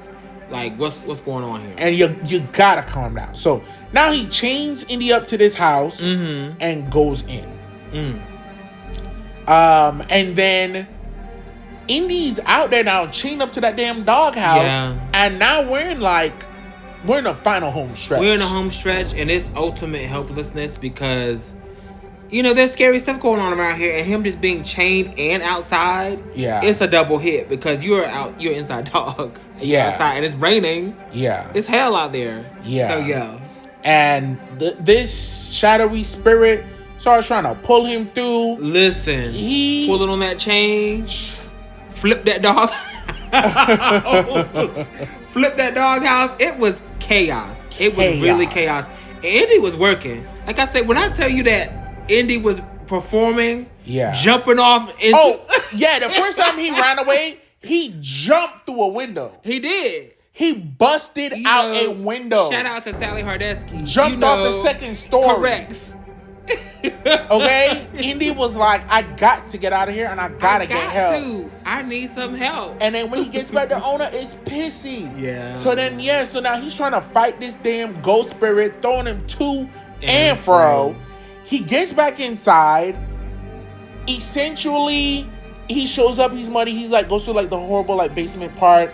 Yeah. He's up there and the owner sees him, and now the owner's just like, oh my God, like, I love you so much. Yeah. He's like, had time to come down. Exactly. And he was like, I love you. Like, oh, it's so good to see you. Now, we see for the first time ever the face of Indy's owner. Yeah. And in that very moment, I knew he was dead. Damn. I knew he was dead. Because they went the entire film not showing the faces. Yeah, you don't really see and it, I said to myself, when we see his face, It's either going to be credits rolling or this bitch is dead. Damn. And they said the latter. It's the latter. It's the latter. And he was like, he was so sweet. And I think he was so sweet at that point because he wasn't in pain anymore. He was at peace. Because, he was going, well, for a brief moment, he had some peace. Yeah. Because then, like, he looks and he sees Indy, and Indy just on the bed like, sister girl, that's you over there. And he said, what? Yeah. And then finally now he's able to see the shadow that Indy has been carrying on about for the entire film. That's so true. Oof. Yeah. So actually, I think this is when he gets pulled out of the room. Indy's locked in the room. I think this is when Indy jumps out. Oh, okay. Indy has the chain around his neck. So now Indy is trying to he got to go down in the basement. Yeah. To come around, back around and find. When I tell you, work in the house. Like, I'm gonna get back to where I need to get to because I've got to protect my owner Todd. It's too crazy in this house. It's crazy in this dancery. Entirely too much. Yeah. And the spirit was coming for him, and it got him. Spirit. It took him. It did. He was in that little basement thing, and Indy was there, and he was trying to fight him, and Todd was getting pulled through, and he finally, was just like, hey, thank you so much, Indy. You are a good boy. You did everything. Yeah. You did everything you could. Damn. But you can't come with me. You got to stay here. Yeah. And then he gets dragged through a hell mouth. For lack of a better word. After the shadow overtook his spirit. Yeah, it did. And took him in there, and he was gone. And then now, Indy is in the basement cellar, practically locked in. Yeah. He had to walk over the remains. We found Grandpa's dog. Exactly. That's what happened to that dog, and it's been missing this whole time. The very same setup, it seems. Yeah. And he couldn't get out. He ended up dying down there. Yeah. Just the bones. Yeah. And he told him, oh, you have to stay here. Yeah. And you want to assume that he means on Earth. Right. But it really felt like he meant like, you got to stay here in the house. And you gonna die here. See. But I know his intentions was like, you gotta stay on Earth. You can't for come sure, with for me. sure. It's one of those things. And it was loaded because, well, girl, I'm locked in the damn cellar with you. And I ain't got no thumbs. I just walked over the first dead bitch who was up in here. Nobody found him. How they gonna find me? How? But lucky for him, Vera does find him. Yeah, his sister. Yeah. Had enough. Which makes me think this might have just been a week. Because, she was, when he first moved in there, she was like, I'm going to come up. And I'm going to come up this weekend to see you. But don't forget, they had a big blow up and they had a big fight. That's true. And he cussed her out. He was like, bitch, stop jocking my style. Stay out of my information. I don't need you hovering over me. Let me mind my cancer. I'm not granddaddy. I'm not going crazy. There are no ghosts. Mind your business. You know how much I sit and wait for you to get off the phone every time you call me? He did say meaningful that. Nonsense. Ooh. He read that heifer her rights. And that was when I knew Todd was going to die. And Vera said, well, excuse me? I thought you needed a stick to walk. It could have been a week, but it could have been longer. It could have been longer. Yeah, that's a good point. They did have a big blow up. And what could have been longer was when he got home from the hospital. It makes it seem like he got home from the hospital and then went out there to the cabin. He could have been out for a while and never went back to the doctor and then went to the cabin. So when he went to see the doctor, he was like, girl, I need help. Get me on this trial. And she was like, sister, we ain't seen you. If you had came in here when there was a chance, maybe. But now it's 12th than ever. Yeah, she like, you are so far gone. And he was like, well, ain't a trial supposed to be for bitches who sick? She said, not that sick. Not that damn sick. So, unfortunately. It's only funny because it's a movie and it's not real people. But yeah. Not that damn sick. She was like, there's nothing we could do. Nothing. And I would love for you to get out of my office. I would need for you to get out. But I have a 2:00. Yes. But yeah. But, you know, he did have a redemptive moment in the end. And he did. How he ended up treating Indy, which was good. Yeah. But it was sad. It was a sad, and I mean, it was sad, and he was. I'm happy that Indy got some kind of closure. You know, like, you know, it's not your fault. You've been good. You've been doing everything well. Yeah. You know, some reassurance, but then the ghastly visuals. Yeah. Of the owner being overtaken. He may never be okay again. He may never be okay again. Bless Indy. And who do you talk to as a dog? That's probably the most exhausting thing for me is like, how do animals communicate? Like, exactly. Will he in the future meet like another poodle and like, bitch, let me believe tell you about the shit. woods. You would never. Yeah. You would never believe what I've been through. And he said, I don't know if it was yesterday or 7 months ago. Couldn't tell you. What I do know. It was horrific and exhausting. And after everything was said and done and the smoke cleared, my owner was gone. Gone. Do you see that girl over there? That's not my real owner. That's his sister. That's who I'm with now. He trapped in the catacombs. Ooh. Tormented by a spirit or something. Or sickness. I don't know. But all in all, it was a successful film. She got Indy up out of there, drove away in the car. Phenomenal. You know, happily ever after. Happily ever after. Let's see. Let's talk a little bit about the behind the scenes making of the film. Sure. Before we get into like our final counts. Absolutely. Of everything. So yeah, after the credits roll, you get a post-credit scene, but it's not what you think. It's behind the scenes, and the director is there, and he talks about like just making this movie. And you know, throughout the movie, I was thinking like, this dog is just so well trained. The house and acting. I wonder, is there multiple dogs? How long it took to train this dog to be that great? And the director is like, well, it took nothing because he's actually not trained. He only knows a couple of commands. He don't even know that he's being recorded at all, or that this is a movie. None of it. And when they showed some of the scenes that you see in the movie, the intensity, and then they showed how they did it, and they were just like dangling things to get his attention. They filmed this movie in 1 to 3 hour intervals a day for 3 years. Yes, the definition of a labor of love. It's just iconic. The dedication. The dedication. Amazing.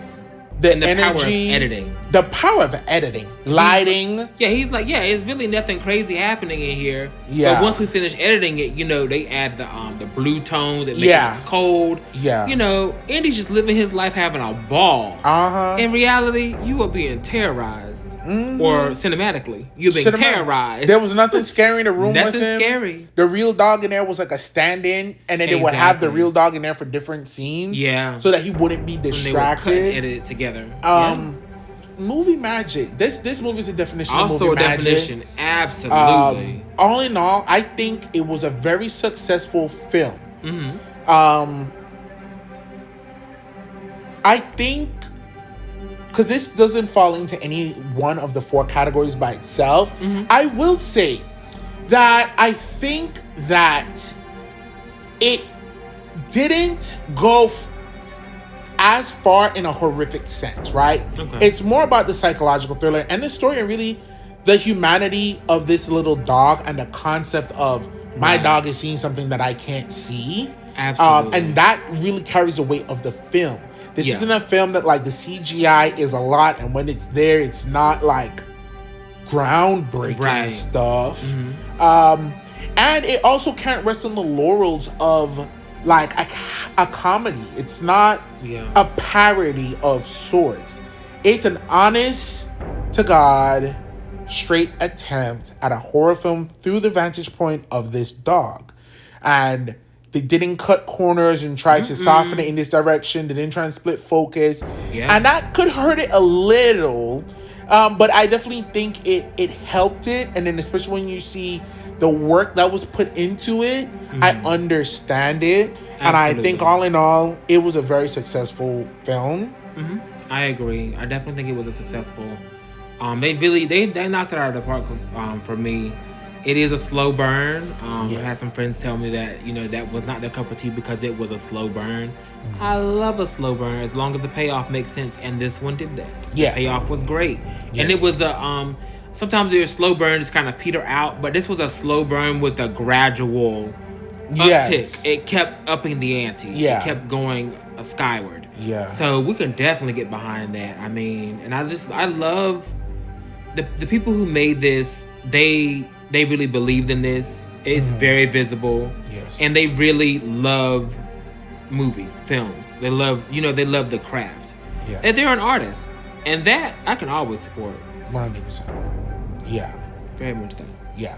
So our 4 categories. First up, acting and dialogue. Now, this was a little difficult for me. Yeah.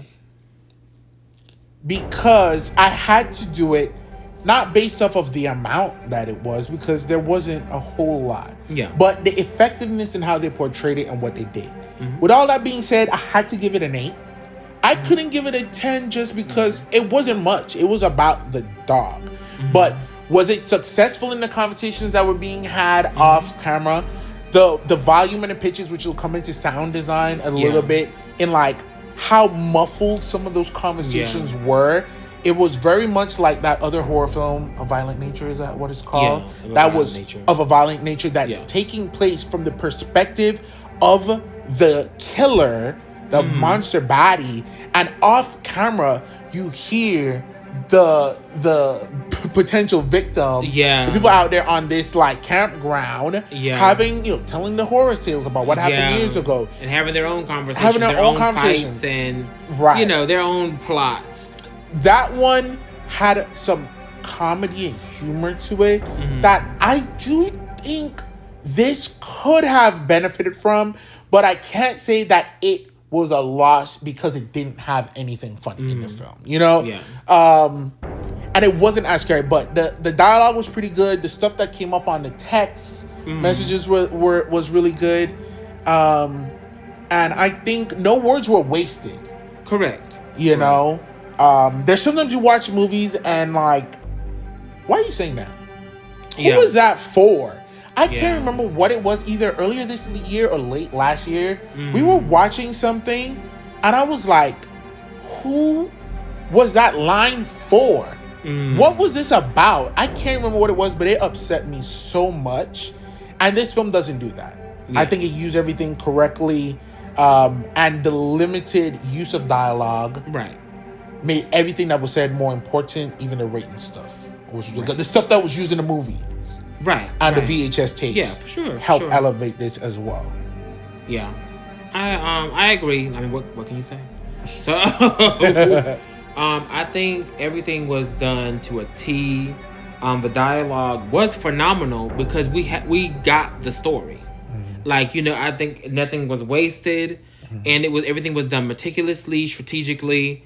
And there you see the whole story, and it's amazing to be able to capture a whole story, a whole line of events with little to no dialogue. Correct. They gave us enough to be able to put this together, and that's all we really needed because again, it's an experimental POV from that of a dog. So the acting, dialogue, and editing, I put all that together because they edited to make Indy act. Yeah, correct. I gave that a 10. Okay. Absolutely. I can't disagree with that. That for sure. I can't argue with that at all. What did you give it for sound design? Sound design, very good as well. The voices come into play with that. The dialogue with the people, but also the little sounds around the house. Just everything that we needed to do to get our scares going. A lot of that is sound. And how loud the generator was, the sound of the rain. It was very good. Gave that a 10 as well. Okay, for sure. I gave it a 9. I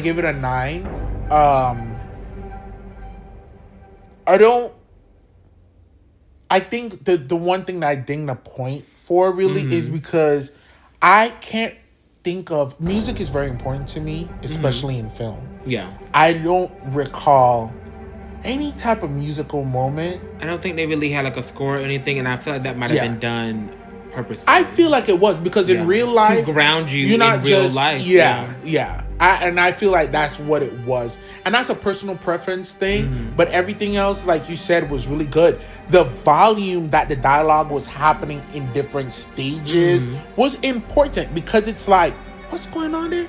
wait, focus on Indy, because what is he seeing? Yeah. And you're trying to do two things at once. You can look and listen at the same time, but can you focus on an image that's a shrouded shadow through a rainy rearview window, while listening to a phone conversation that's happening outside of the car by the owner at the same time? And make out both things equally clear, and that's a real scenario. That is a real thing. And a real experience. You can look and listen at the same time, but normally what we're listening to is linked to what we're looking to. Exactly. So you're listening for a conversation that's not linked to anything that we're seeing. Correct. And then we're also, in most cases, trying to visualize what's being said. Correct. So yeah, it creates a nice cacophony of things to do, and it does a good job of creating that feeling that Indy is feeling. Yes. It's kind of chaotic. Yeah, and because of that, I think the film could be a film that you watch at least twice. One, really to look with everything. Yeah. And then one, to really try and listen. Yeah. To everything that's going on. All of this stuff, because there was multiple stuff that came on the TV that was talking about the dogs. Right. One really stood out to me, but really listening to every conversation, looking for every text message, trying to see everything, and doing that in two separate watch throughs could be a rewarding experience to really get the most from the film. But I did give it a 9 because I like a good song. Yeah, I do as well. Now we're into cinematography. They had some really great shots, some really good wide shots of the house, of stuff going on around, of Indy, around things around Indy, just being able to have this shadowy figure in and out of focus. Also did a great job with that. And a great job with, again, I guess the editing comes into play with like creating this, this mood, this ambiance. Because again, behind the scenes, you see that it's just a brightly lit, everyday living room. Yeah. Everyday house. Because Indy's, it's probably not going to respond well if it's trying to actually run through the dark. Yeah. You know what I'm saying? So I feel like they did a great job with that cinematography-wise, creating it, making it look like it's not just a filter. It really is dark here. It really is cold here. All that type of thing. All that to say, I gave it a 9. I gave it an 8. I had originally given it like a 7. And I did bump it up to an 8 because of those things that you mentioned. I'll start off with the few negatives. Well, the one main negative was the CGI isn't the best, right? It's not crazy. It's not out there. And I do think that if you're going to have it, then I gotta count it. Yeah. Could it have been something else that wasn't CGI? Could they have done the shadow in a different way? That's Could it have true. been like a person or an entity, or did something that wasn't the shadow? Yeah. Maybe. And we don't know. That's but true. the shadow made sense for the story, so I see why the shadow had to be in there. But was it like top tier? Maybe not. With that being said, the cinematography and how they did the lighting and everything, the artistic shots, just looking at Indy's face, the scenes where they had the visions and him seeing the shadows on the monsters reflected within his eyes, the optical illusion of what we That's now a know really was good point, the fox inside of that foxhole. Exactly. The elements of not showing anyone's face, doing everything from like the waist up, and like when they did show the full body, realistic scenarios where you wouldn't see Todd's face or even the guy's face because he was in the hunting outfit, Right. When Indy jumped through that glass window, that was pretty good CGI. That was good CGI. Yeah. Of course, you're not gonna have your dog jump through a real glass window, even if it's plate glass. Yeah. You're not gonna do that. But When they loosed him up and choked him and threw him through that damn wall, that was working Indy, and there was some good moments. But just for that one thing, I did give it an 8. But all in all, I think it was a beautiful movie. Absolutely. And I think it was visually stunning. Yeah, you have some good points. They do have some really good shots, like reflecting shots in Indy's eyes and things of that nature. So yeah, that is really good. I'm happy with my 9. So for story, the big points are coming from the POV of the story. Yeah. Because the story at its base isn't really revolutionary. Because how many haunted house stories? Right. How many haunted house movies are there? It's more so in the way the story is delivered. And that gets big points with me. Yeah. Originality in that way. And originality, back to that cinematography, imagine how much unorthodox or non-traditional things they had to do to make sure those faces weren't seen. To make sure you're down. I feel like you're doing a lot of stuff that's not really of the norm on movie filming. But yeah, the story, the only reason it's a 9, I gave it a 9. Mm-hmm. I don't know, it lost a point just because of the story itself is, on paper, very, not generic, but very common. Mm-hmm. On a house story. Mm-hmm. We went to a house, there's spookery around, all that's happening. But they got huge points with me for the delivery, the execution, and just the thought-provoking nature of it. Is it sickness? Is it a real haunting? Kind of leaving those questions open. So Yeah. I like that.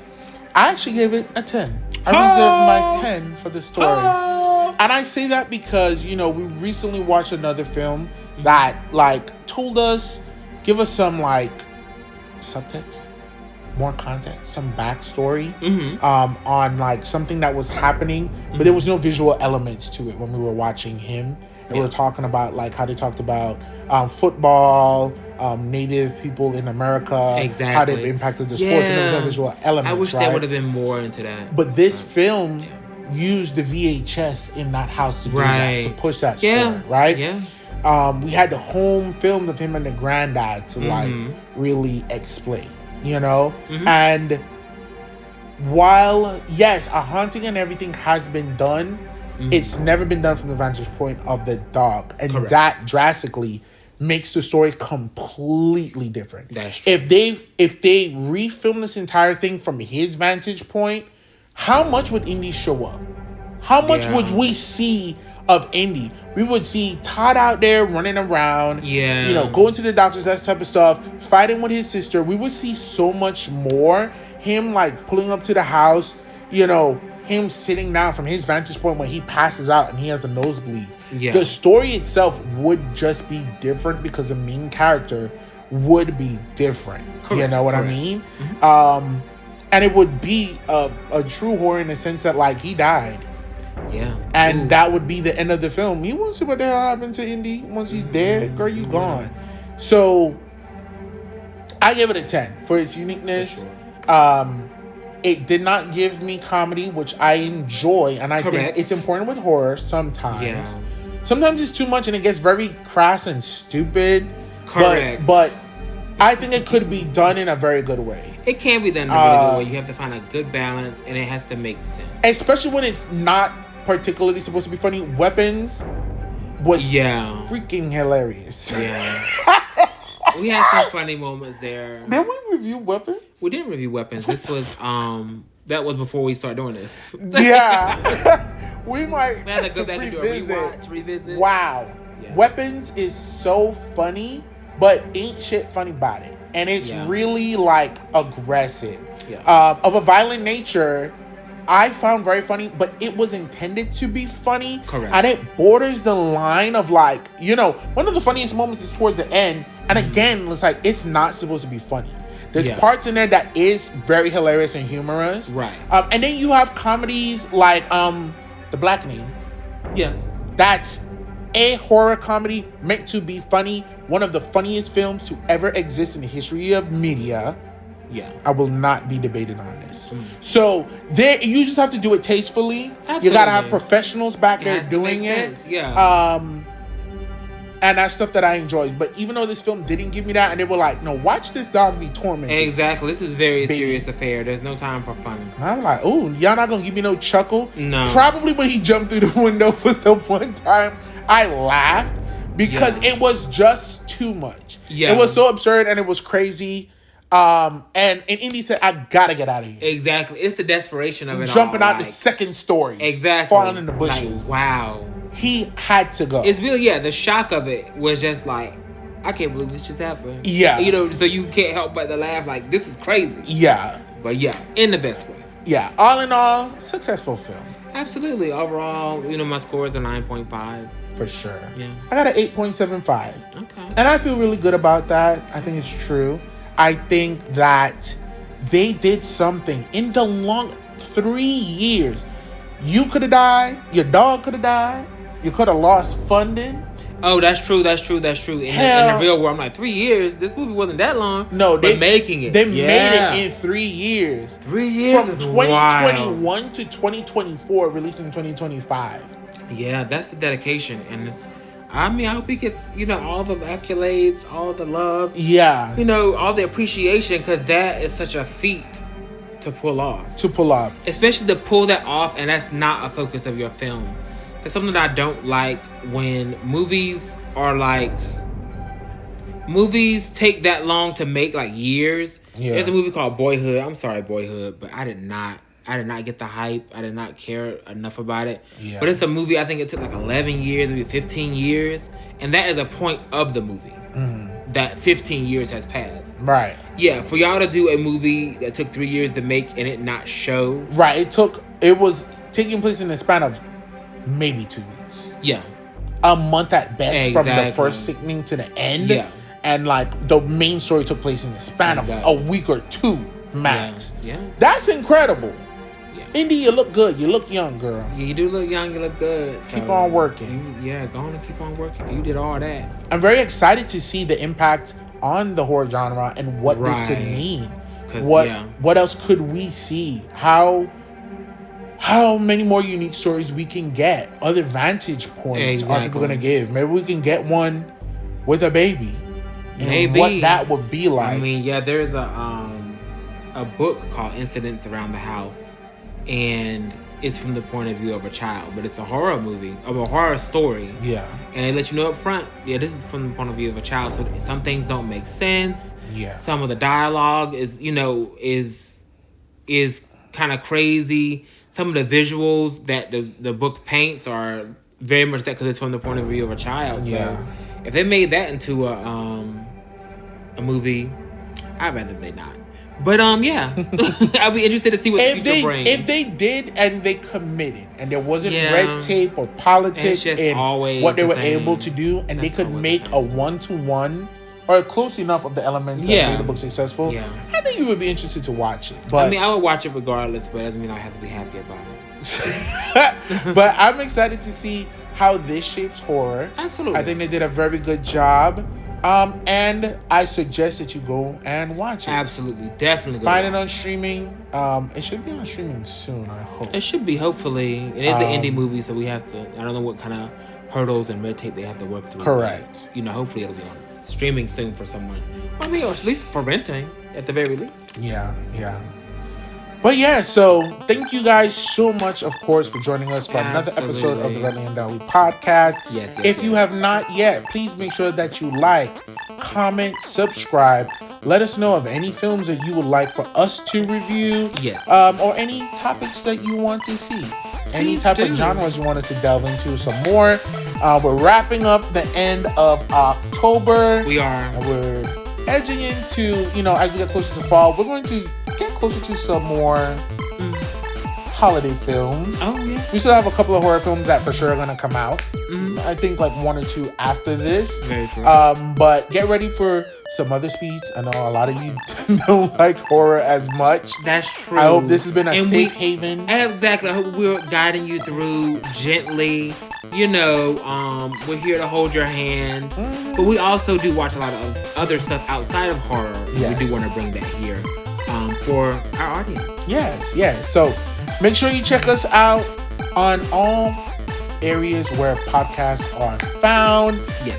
And check us out on Reddit. We're about to release one of our first Reddit reads. That is true. Where we're reading some crazy stories. Absolutely. Real stories from real people posting online, looking for help, looking for advice. And that's going to be coming very soon. Absolutely. Love you. Love you. Bye.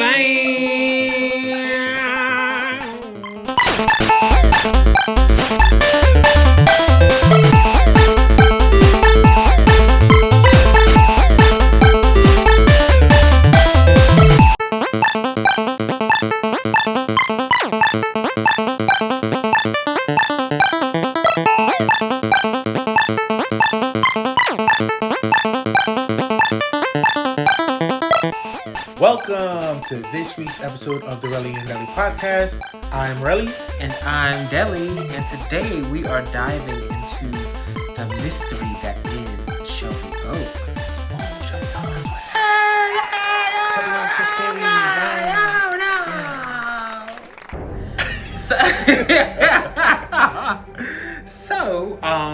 So Shelby Oaks, just to set the scene, the description goes, a woman's desperate search for her long-lost sister falls into obsession upon realizing that the imaginary demon from their childhood may have been real. So yes, this movie is written and directed by Christopher Stuckman. Not Christopher, but yeah, Chris Stuckman, who you may know from his long time show on YouTube, reviewing movies and just really giving great insight. So this is not, I thought this was his directorial debut, but he does have other credits under his belt that I am not familiar with. So I have to look into those a little bit later, actually, to enjoy them. But he wrote and directed this movie. He also had a co-writer, Sam Liz.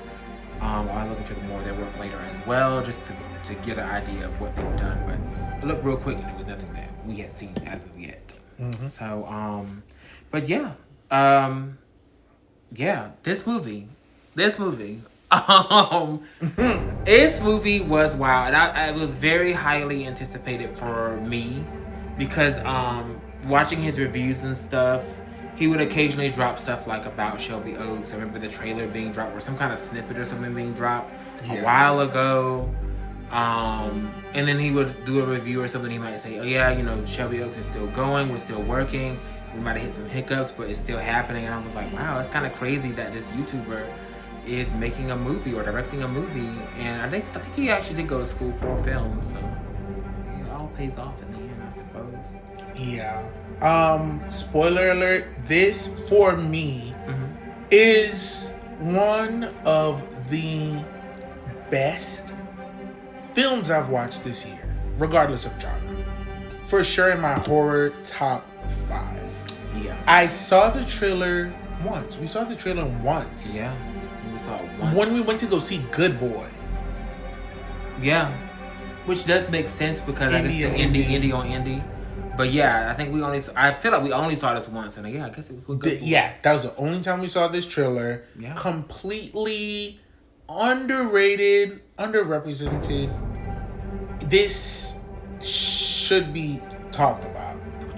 And heavily marketed. Again, it's an indie movie, so I don't know what the marketing budget is like or what that looks like, or the business side of that. But I do know that I want to note that it was executive produced by Mike Flanagan, who has quite the repertoire. Oh. So I didn't realize it was executive produced by him, but he directed Gerald's Game. Iconic. I feel like he created and directed The Haunting of Hill House, Haunting of Bly Manor.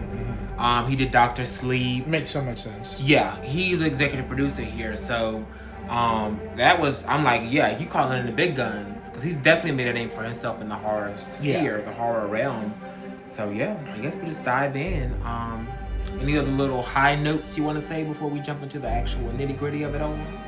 Such as? I'm asking. Oh, if if you have any other. No, because we're gonna get into it. We're gonna get into it. I will just say that they worked. He did a Kickstarter fundraiser for this film, and he worked like hell to get this movie out. Just amazing. Amazing. It's really good. It also blends genres in the sense of cinematography. It is horror through and through, but it, should you have listened to our Good Boy video, which I'm sure you did, because yeah, you're a faithful listener, and we appreciate that. We do appreciate that. But I said before, found footage, hated it. Blair Witch, Cloverfield, it's not my cup of tea. Shaky cam, put it down. I don't want to see it, don't care too much for it. But what I do appreciate, right, because I love true crime, the use of like home videos and home footage, also like in the Black Phone 2, utilize that. Good Boy utilized like good old-fashioned cameras that was like, this looks like a home movie. Right. And it helped to separate the story in parts in different ways. In The Black Phone, it was used to show the flashback visions and the murders that was happening in the past, right? Yeah. In Good Boy, it was used to introduce us to the history and really show Indy's life and everything. In this film, the film starts off like a true crime story. And I mean, this could have been on Investigation Discovery.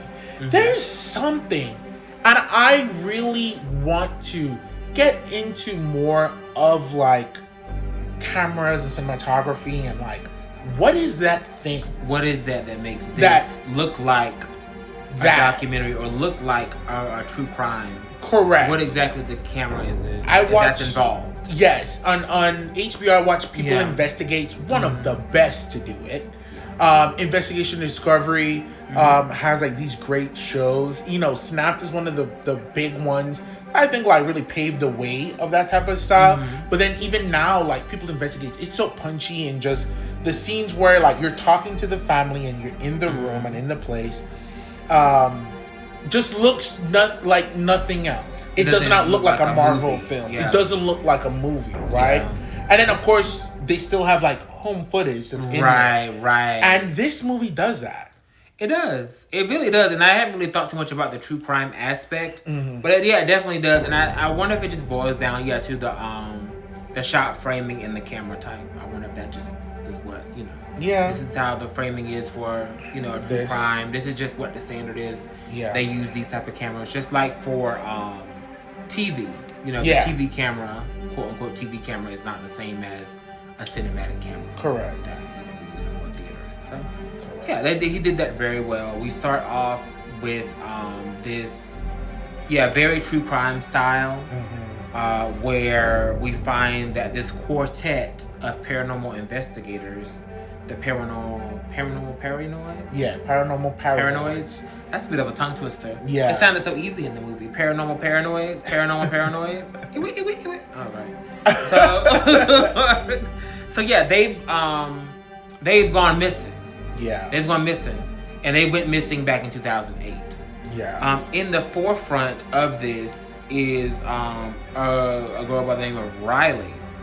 They're kind of focusing more on her. And at the time, I was like, okay, well, why? What about the other 3 people?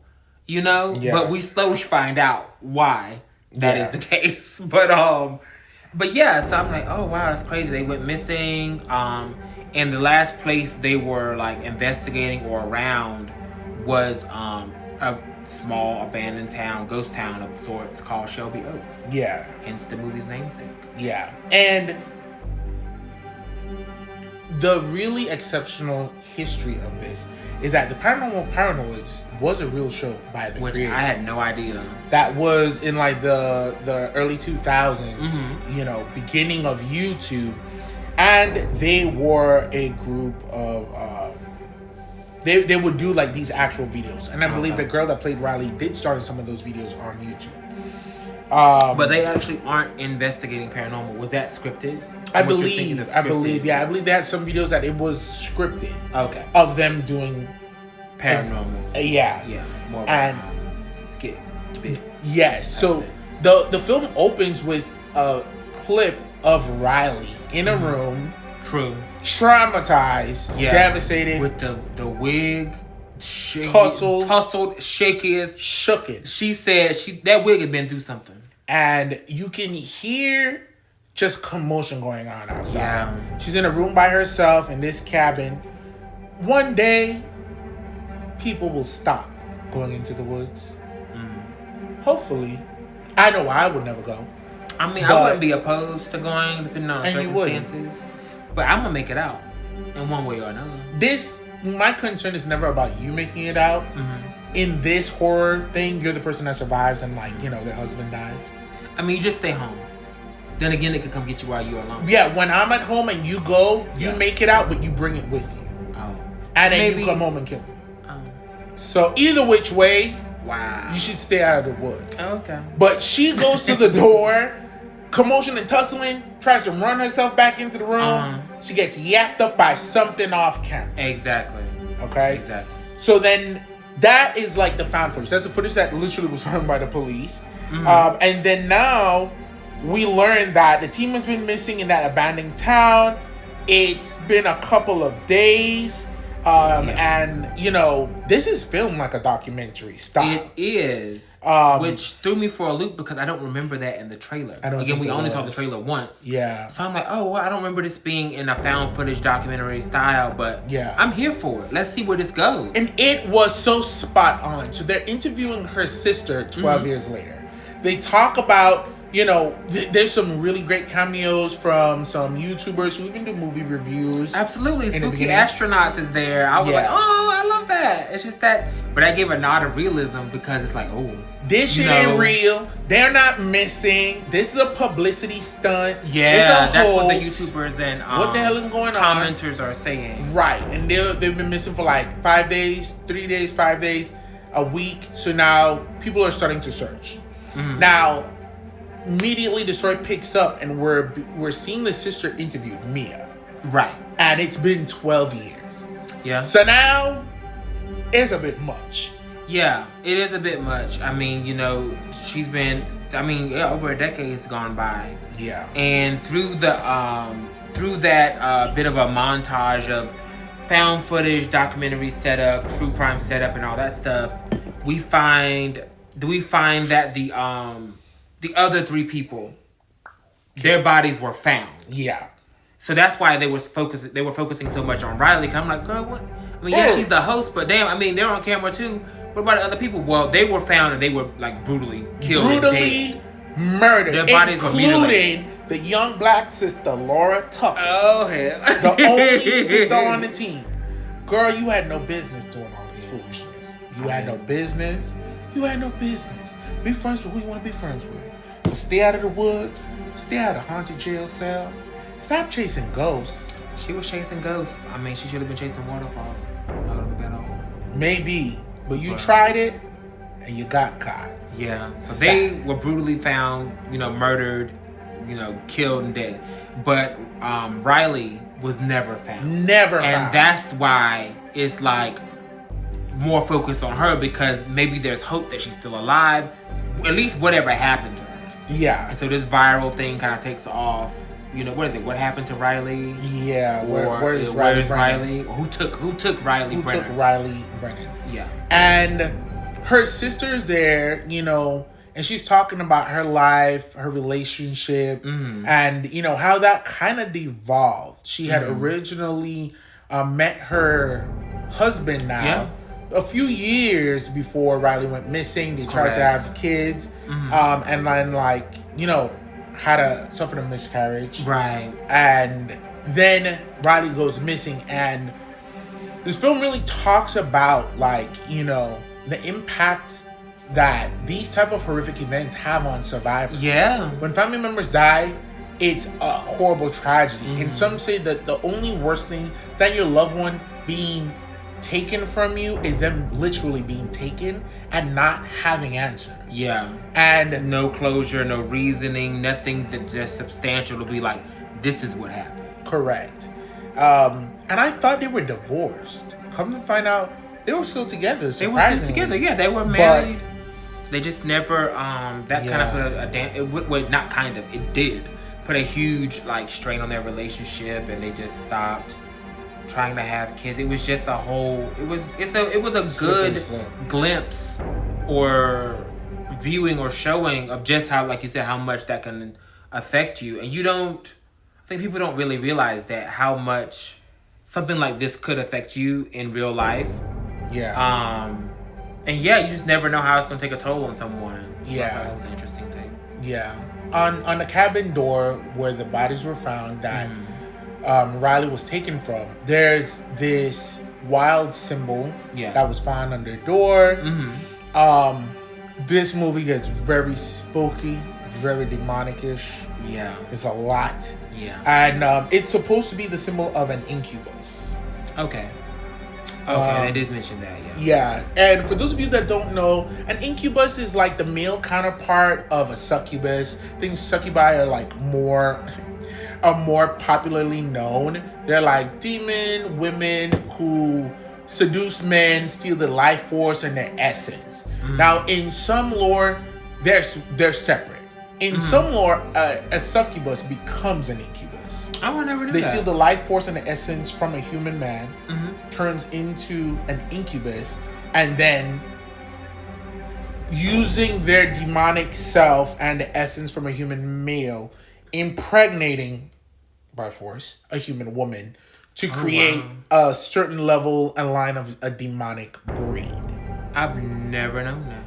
I know. It's crazy. Me and all my spookery. You think I would have uncovered that tone? I learned about in the dusty back rooms. I learned about this in like the 4th grade for whatever reason. Our school had like our elementary school had a very good library, and they had like a lot of like books on magic and monsters and stuff like that. They said whatever you're looking for, you're gonna find that information here. Until they saw that I was checking it out too much, and then I got banned from that section, and then they got rid of the books. And I'm like, why is there an occult section if you didn't want me reading and learning about it? It's in here. I didn't bring this in here. Exactly. But shit got very aggressive, and they were like, a really good library though. Oh, it was. It's a movie library. Yeah. Like, oh no, I gotta go to the library and figure something out. That's exactly what it was. Our Michael J. Kerwin Elementary School's library was on point. Shout out to them. It was like, you wanted to check books out. Yeah. It was like, you got to use the whole system. Listen, I need an overhead projector. I need microfiche. And I need some it. dusty books. And they had it. I need all this stuff going on. And I need the newest edition of highlights. And they had it. Yeah. And I ripped book sales and everything. And then they had like 2 private classrooms in the back if you wanted to read separately. Exactly. There was like tables and everything. The library was amazing. That is amazing. But yeah, there was like a monster book, and like I think they only let you take books out for like 3 days, and I would check it out and take it, just keep taking it, until they were like, "What are you reading?" I'm like, "Monsters and demons and stuff. This shit is crazy." Yeah. But I was trying to protect myself. Right. They thought, I don't know what they thought, but they were like, "You're gonna stop." They said before you bring something to this island, child, let's not. We already got caught for later, but that's a view for another day. Ooh, I would love to dig into that. We will. Ooh, for Carnival next year. But yeah, but ultimately, succubi and incubi are like male and female parallels, separate counterparts. And yeah, so from then I was like, oh, this is gonna get bad. This is gonna get aggressive. Did you immediately recognize that symbol as that, or do you think that symbol was made just for the film? I've seen that symbol or something like it before. I think I have too. But they pretty much said it right away. Like, it was on the door, very harshly painted in blood, the mark of the incubus. So it was there quickly. So you get it like immediately. Yeah. So for me, it was like, oh wow, we're going there with this film. Yeah, that's true. I mean, but I did know that the incubus is a demonic, malevolent entity, and there's the sexual aspect. Yeah. For sexual aspect of it. So, but when you're watching the film too, you always have to leave room for it just being a sicko, twisted freak, regular old human who's a bastard. Exactly. Because it doesn't always have to be magical. Supernatural. A lot of times the worst things are just regular people. By human beings. Quoting. Run it. Okay. So yeah, so we're getting a lot of the background. The cops are talking about it. They talked about the footage and they were like, hey, we watched this footage back about 1,000 times before we released it. And as soon as we did, the internet sleuths was like, who the hell is that outside the window? Also very realistic. Very realistic. Very realistic. They do this stuff all the time. Yeah. And like, you gotta get, separate pairs of eyes on things, because something that you don't see, somebody else will come in and be like, ain't that this? Look at that over there. What's that over there in that corner? Because you just never know what someone's, not even like what they see or what they can pick up in something, just what someone's knowledge is. Like, listen to that, what you just told me about this, these entities. I'd never heard that before. Yeah. So you never know. So within the police force, I mean, you are the same person, essentially. Like, you're trained the same way, more or less. So that felt very realistic to me when it, releasing it to the public. And then, let me tell you something up front. Ain't no sleuth like an internet sleuth. Ain't none. They will find out who you are, where you were, what this was, who's back there. The internet, they'll do it. Yeah. So that felt like very modern to me, which I loved. Yeah. So yeah, you see like the silhouette. Is it like a silhouette of some person or just barely? And this movie does that a few times, which I thought was a lot actually. Phenomenal. Yeah. Because a lot of times in these movies, you have like a picture, you have a video, you have something, and they stop it and slow it down, and it's super clear whatever was back there. Yeah. This does that, but when you slow it down or stop it or pause it or zoom in, you can see the semblance of something that maybe might possibly be something. But it's not in high definition. It's not in 4K. It's not full resolution. And I love that. You still got to squint your head and turn it slightly to the left. And they do it. So in the film, there's a couple different tapes, DV tapes, that are being used to like replay the scene of the kidnapping and the final moments of the paranormal paranoid. They're trying to deduce what happened. And it happens in those, but then also just in the movie, you see it happening, right? Yeah. So it was very, I can't express how beautifully this movie was shot. Let me tell you. And even to like when it's, because we come in and we're watching the show that's telling the story about her missing sister, and they're filming it. The aerial views, they're filming out there. They're living in this town, and we have Mia talking about her sister Riley. She was a very, artistic spirit as a kid. Yeah. And she would paint her nightmares. Yeah. Some truly horrific scenes. She would draw her dreams, but she would even draw her nightmares. Yes. Because, she was drawing everything, but it was the fact that she was doing the nightmares too was something. Her drawings are very, very great. And you could see them develop over time. Mm-hmm. And then we see like on the first video where she was taken and it showed like the other scenes, there was a man in the room and like you could see maybe the break between his gloves and his long sleeve. Mm-hmm. And you could see like, his white skin there. You could kind of see like maybe by his neck. Yeah. But you can't really see. But then when you look outside the window, it's like an entity that's like horned. I initially thought of like a minotaur. Yeah, it is given that. It is given that. They are used, especially in imagery, to depict like male repressed energy, sexuality, violent nature in like I can see that. A code.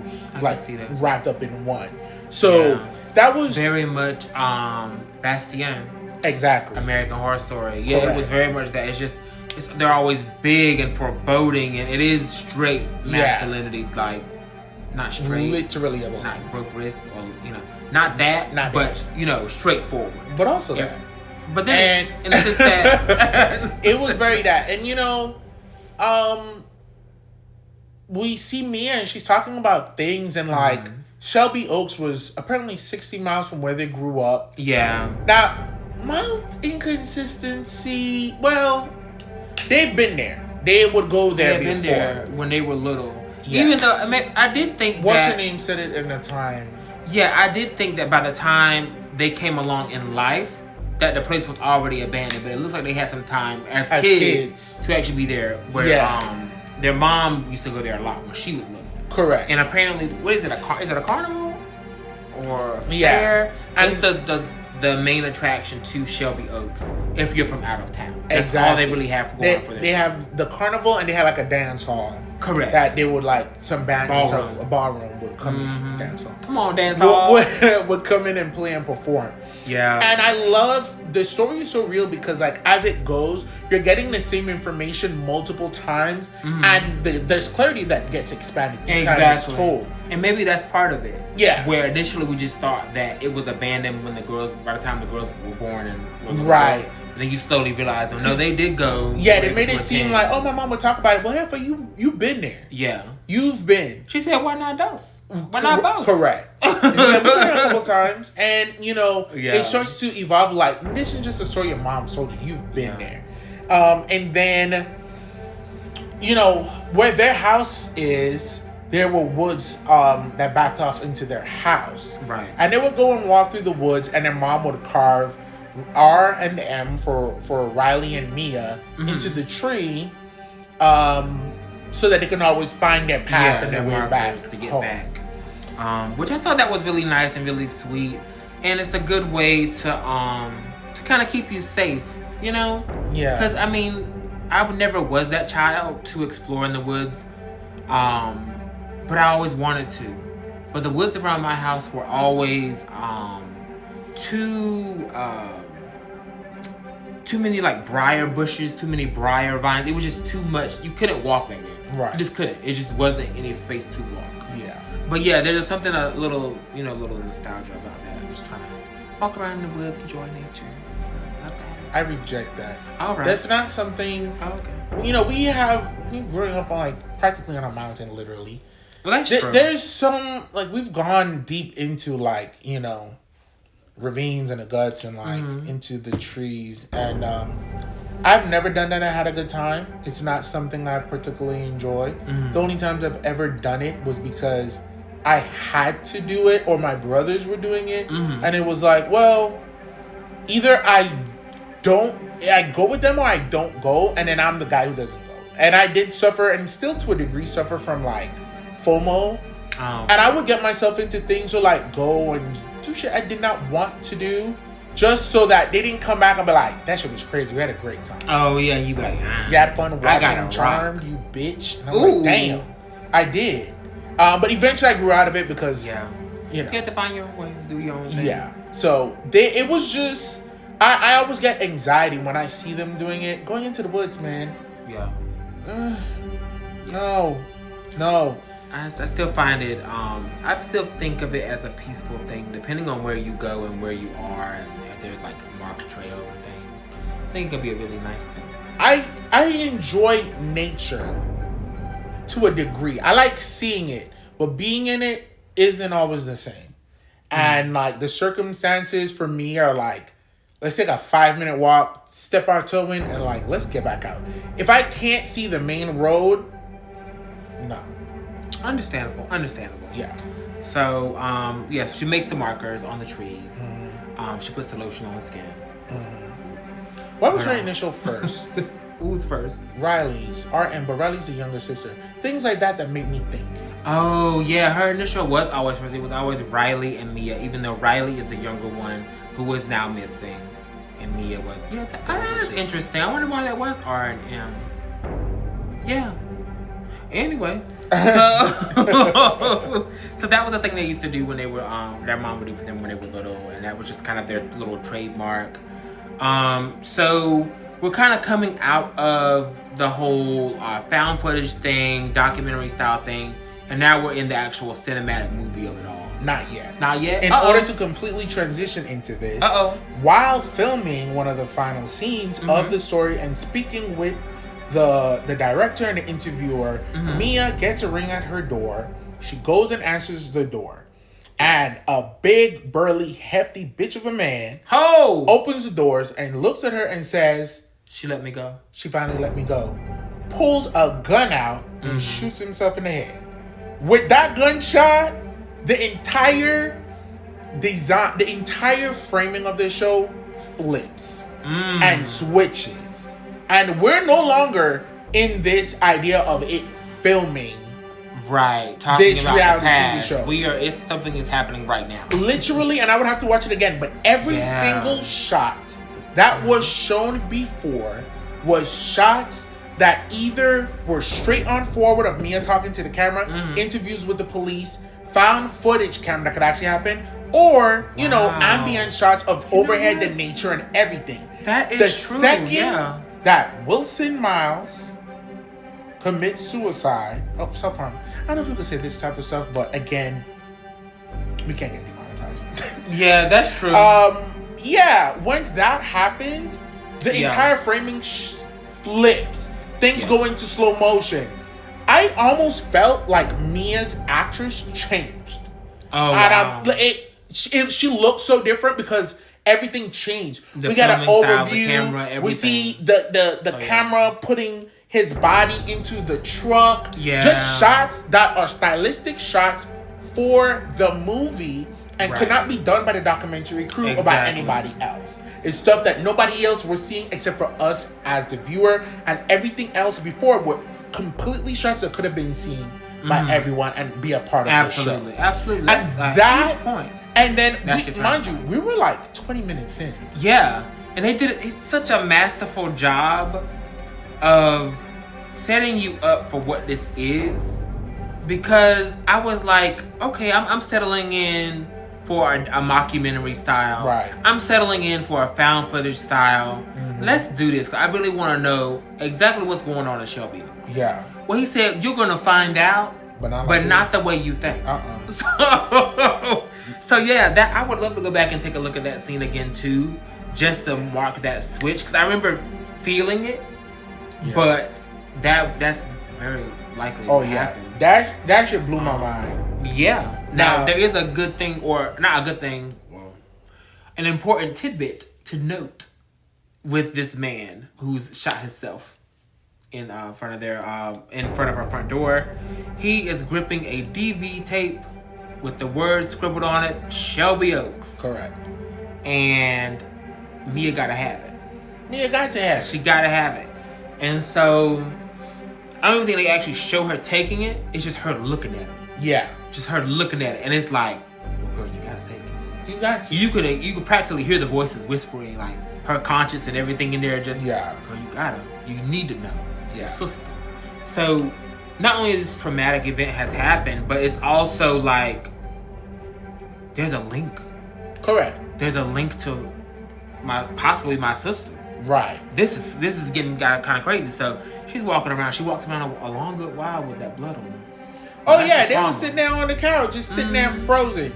Husband was like, I'm gonna go up and do whatever. Yeah. And he goes upstairs. She waits to hear that door close, and she goes and she puts that tape in. Yeah. And she watches it. And this time, of course, the police don't came. They don't took the body away, and it was kind of like you don't really know if she did take it or not until this very moment. Where she's like, I got it. I'm watching it. I know my sister took it. I knew she took it too, but there was no like proof that she actually did take it. But she went to go watch it. They earlier established that the Paranormal Paranoids had moved to a 2-camera setup. And one of the cameras was the ones that they found with the video that we see at the beginning. Correct. So here we have the second footage from the second camera. Right, because the second camera was never found. No. So she begins to watch the final moments and final days of the Paranormal Paranoids and supposedly her sister Riley. Yeah. Quite truly horrible. Absolutely. You're watching it and it's like they get to Shelby Oaks. And they're setting up and talking on the side. Riley is gone. She's visibly off in the distance, seeing something, feeling a lot. Yeah. And the cameraman is just like looking at other people, looking at her, looking off to where she's looking, sees nothing, and look at her, and we're like, what's going on? She's like, we should go. Yeah. We should leave. She did do that. Anytime somebody says it's time to leave, it's time to leave. It is time to leave. It's time to leave. What's the worst that could happen if you humor them? And let's leave. Yeah. But No. I've never seen somebody be like, it's time to leave. They left and something bad happened. Okay, that's I've seen them like, it's time to leave, and they don't, and they regret it. That's something to keep in mind then, I guess, for my life. But shut up. Let me tell you. But yeah, so they don't leave. They absolutely do not leave. They might leave that particular location. They left that particular location, but they're still and they go in to this prison that burnt down.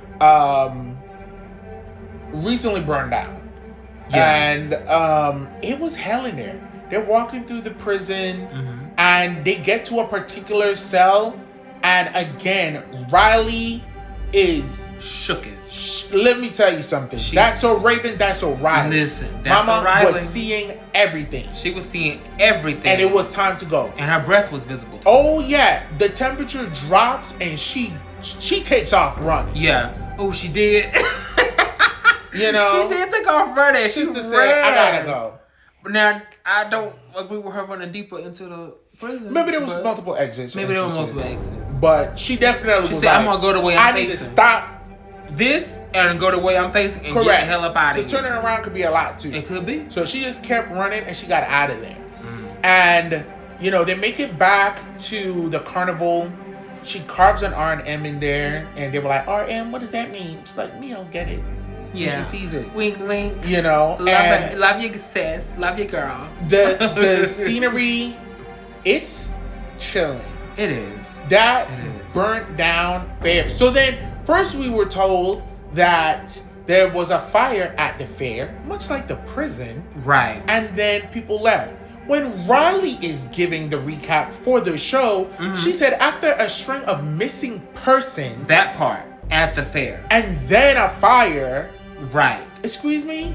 Yeah. How are we just trickling this type of information? Exactly. You feel what I'm saying? It's phenomenal for a storytelling perspective because it definitely feels like you're on a ride and you're getting more and more information as you go, just more tidbits. And it's like, well, damn. And it's like, well, yeah, the prison, there was a point where only the carnival and the prison were the only things that were in Shelby Oaks that were still functioning. Yeah. And then there was, we find out more information about the prison and exactly what went on there before that shut down or burnt up or whatever the hell. But still, on the tape, the next thing, they come about just a cabin in the woods. Yeah. Just a house that they assume is empty and abandoned. That actually is kind of crazy. Like, you know, they, in my mind, I don't know why I thought this, but yeah, nobody, you don't know who owns or they just go in there and just start living.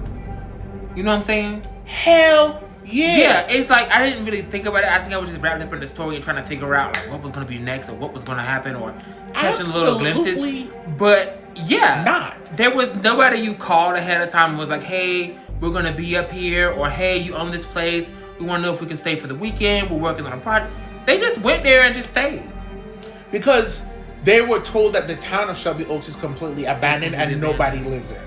So they assumed that nobody would be there. But as soon as they walk in the house and they get there for a matter of minutes, a big figure of a man is seen outside on the front porch. True. Some of them these debate running through the back. The men are like, no, we'll just wait. Stood there. The guy's there, and then he walks away. They go and they look out the door right away. He's gone. They don't see him. But the rocking chair outside is rocking. If you go to a place that you think is abandoned and you see a person, it's not abandoned. And maybe you should go. Maybe you should go. Maybe you should get the hell out. Maybe that's that's the worst part of it. My one qualm with this film, if I sound louder, it's because I sat up closer to the mic. Oh, shit. My one qualm with this is Laura Tucker, black woman, was not shown objecting to anything. Not shown really refuting being there. Not using a sense of a piece of intuition and not wanting to be there. And for me, I don't know if I buy that. But then again, not too much on me. I feel like, But I feel like you're not going to carry on and make a scene. I'm not going to carry on and make a scene, but I would definitely probably be a part of those meetings that the two guys were having, and they were like, I didn't want to say anything, but I'm scared. Right. And that's part of the problem. The bitch who was scared and was like, we need to leave. Y'all convince her not to leave. Then you walk around the side and be like, this shit kind of spooky, ain't it? Spooky. Let me tell you something. Scary. I would be banging pots and pans. Yeah. Well, first of all, there's no actual way in heaven or hell. Unless you kidnapped my actual mama, would you get me to an abandoned ghost town? I mean, it wouldn't take much to get me to an abandoned ghost town. Absolutely not. I'm here for the investigation. Absolutely. For a fright. Correct. But yeah, I definitely that's part of the tragedy of this, because there were a lot of times where y'all could have just abandoned this, and turned around and let this go. Didn't have to be any of this. Yeah. So as a video, and she's still watching this video. It was a pretty long video. It was a pretty long video, but this is all the tea that's in that video. And that's important. It's quite the tea. It's all very important. They're out there, and what sounds like to me, at first listen, it'll sound like people and singing and screaming. Right. It sounded like hyenas to me. I was gonna say hyenas and coyotes. Coyotes. Because I didn't know that until pretty recently that coyotes sound like that. Oh, yeah. Like terrifying. It's just them yipping and screaming. just, and they're in a pack. They're not solos, so it's like, it's a lot. And the house was surrounded. Yeah. For whatever reason, the one young man went outside by his damn self. Here's the commotion in the trees. And what does he do? He stays outside. Spins around until he is attacked. That's true. By what looks like a man. Yeah. And then the camera's there. The other young man sees. He tries to run inside. Now, we heard a piece of a 911 call earlier where one of the guys says, "Hello, 911, help, please. There's intruders. I don't know how many of them are. They're murderers." And now that was it. So now we got to see bits and pieces of that taking place. Yes. Poor Laura, we didn't really see or heard what happened to her. But what we did see was the camera being fell down. And we saw the scene from another vantage point of Mama Riley coming out that room. Yeah. Getting yapped up by that giant figure and taken. Yes. That what is it. Okay. So this is the realization that she was not killed, she was taken. Now, I am 94% sure that while we're watching Mia watch this video, there was a being outside of her window. Oh, absolutely. Okay. Absolutely. Because, and they do such a good job of like, they'll show it from the corner of the eye, slightly out of focus, Mia in focus, the TV is there also, and there's that figure outside watching. Yeah, they do a really good job with that, and they do a really good job of, I don't know how to really put it, but it's like, it's not so on the nose or like beating you over the head with it. It's just like, maybe the design of it, I don't know what it is, I can't really explain it, but it's not like anything I've ever seen before. Yeah. The way that it's done, of course you've seen a lot of, specters and revenants out of the corner of your eye on these movies or on the background. But the way it's done is just like, ooh. This is scary. And it's a lot. This is very playing on your mind. And that's the thing. It's playing on that liminal. Yeah. That liminal type of horror. Yeah. Where you don't know if you really see something, and it's really doing that really well. I feel like Good Boy attempted to do a lot of that with the shadow. Yeah. That only works when you actually do put something in there. And I feel like a lot of the times the dog was looking at stuff that wasn't really there that you couldn't really see. Yeah. In this, they put some blotches and splotches and splooches and such. And there were some glowing eyes at times that were there and then weren't. Good. And it was so quick. Yeah. This was so troubling. It was, again, very beautiful to watch. Yeah, and this movie does a lot of things that are quote unquote simple, but they make them so effective. One of them is the eyes. The glowing eyes, they nailed that shit. Yeah, absolutely. So, you cussed. It's so it's so good. It is so good. I cannot praise this movie enough. Yeah. But yeah, they nailed that glowing eye. There's another aspect that's gonna come up later in the plot. Yes. We'll get there. Yes. So Mia finished watching this video. She goes and gets her husband, and she's like, "Sir, I need to take a look at something." Shows her the tape. She outside because she's like, "I can't watch this again." Yeah. And they immediately start talking and whatever. And he was like, "Girl, you took this?" And rightfully so, she was like, "Let me tell you something. I don't know if this happens right then and there, but eventually they go to the police to talk about who Wilson Miles is. Yeah. Wilson Miles was like a career criminal, got involved in some crazy stuff. Absolutely. Went to jail and then was living off the grid. Right. After he got out of jail, it was like, boom. Yeah. He's gone. Yeah. And until today, and he's dead. And when he went to the jail, they were like, talk to us about what Shelby Oaks, like how Shelby Oaks started to go down. That motherfucker was born within 3 months. They said the devil had came down to Shelby Oaks. Yeah. The town started to just deteriorate rapidly. Down. Yeah. And yeah, and then he goes to prison, and he was like the most, and what was a very like terrifying scene. A riot opens up inside of the prison. Right. And all of the doors open. Everybody's out fighting. Blood, murder, mayhem. Yes. And Wilson Miles stands there in the cell, back to the open door. Could have left, but never tries. Looking out of his window, off into the distance at the burnt down old carnival. Correct. that was out there in the woods. Exactly. With the most sinister, disgusting smile you've ever seen, with eyes glowing the dullest glow. I can't describe it. Yeah, you gotta see that for yourself to really see that. Because there's nothing else like it. I can't compare it to anything. No. The closest thing was like kind of like what Sinners did, but it's not like Sinners at all. It's not like Sinners, but that is the closest thing. How Sinners was like, Sinners had a very cool way to do it too. Yeah. Yeah. So and they just shut the cell, and he stayed in there, and he got 5 years. He served his 5 years and disappeared. Correct. So they get home, and Mia's husband was like, "Now, sister girl, you withholding evidence from the police," and she said the police themselves have already written this off. The guy who's on the video killing the people and taking her is dead. They're just gonna say that she's dead. She's gone. It was 12 years. Exactly. Case closed. They got the perp in a body bag. So there's nothing else. She's like, I need to go ahead and find this out. Right. So then she begins to tell her husband about the connections to everything. So she does her little thing. That visual with the cork board and all the strings and the pictures and the little thing. She didn't do all that, but it was reminiscent of that. Yeah. She did her little research and she got herself together. So she was like, listen, I did some research on this man, and it's all connected. Riley used to have these dreams. She used to talk about, all this stuff happening, and she would had this thing where this man was outside her window.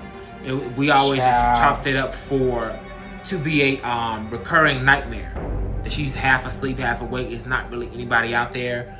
And then I want to say that she had a dream about it one night, and they investigated, and it was a crack on the window. Yes. That was the initial story. Yeah. And so she's also taken that childhood for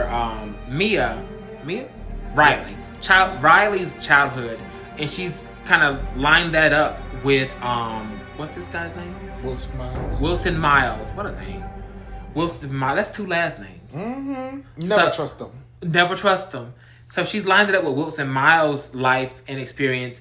And so Riley was having these recurring dreams up until the age of 13. When she was 13, Wilson Miles was arrested, which we put that together with the police. And that's when her dreams stopped.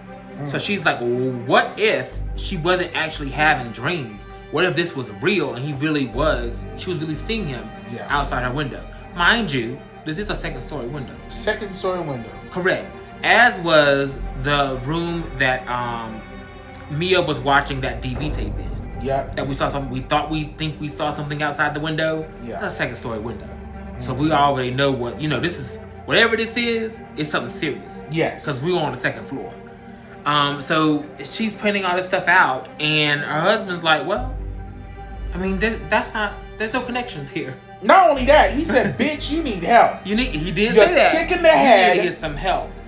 And you need to get some help. And if you recently listened to our video of Good Boy, two things I hate. I hate motherfuckers who don't listen to babies, children, and dogs who are reacting. Inaudible things, living beings, who are like, danger. Yeah. Danger, Will Robinson. That. Okay. And you don't listen to them. Now you get yapped up because you don't see the stampede of birds flocking away from the house as an omen to run away with the animals. Yeah. And the second thing I hate, and this was done in so many different things. It was done in that Red Door. What's that called? Insidious. It's done in The Orphan. Yeah. And it was done in this. Yeah. Ain't nothing I hate more than a horror husband. You ignorant big back bastard. That is your wife. If the bitch say demons are coming for her, you could at least humor her and be like, well, let's well, sister, let's write it down.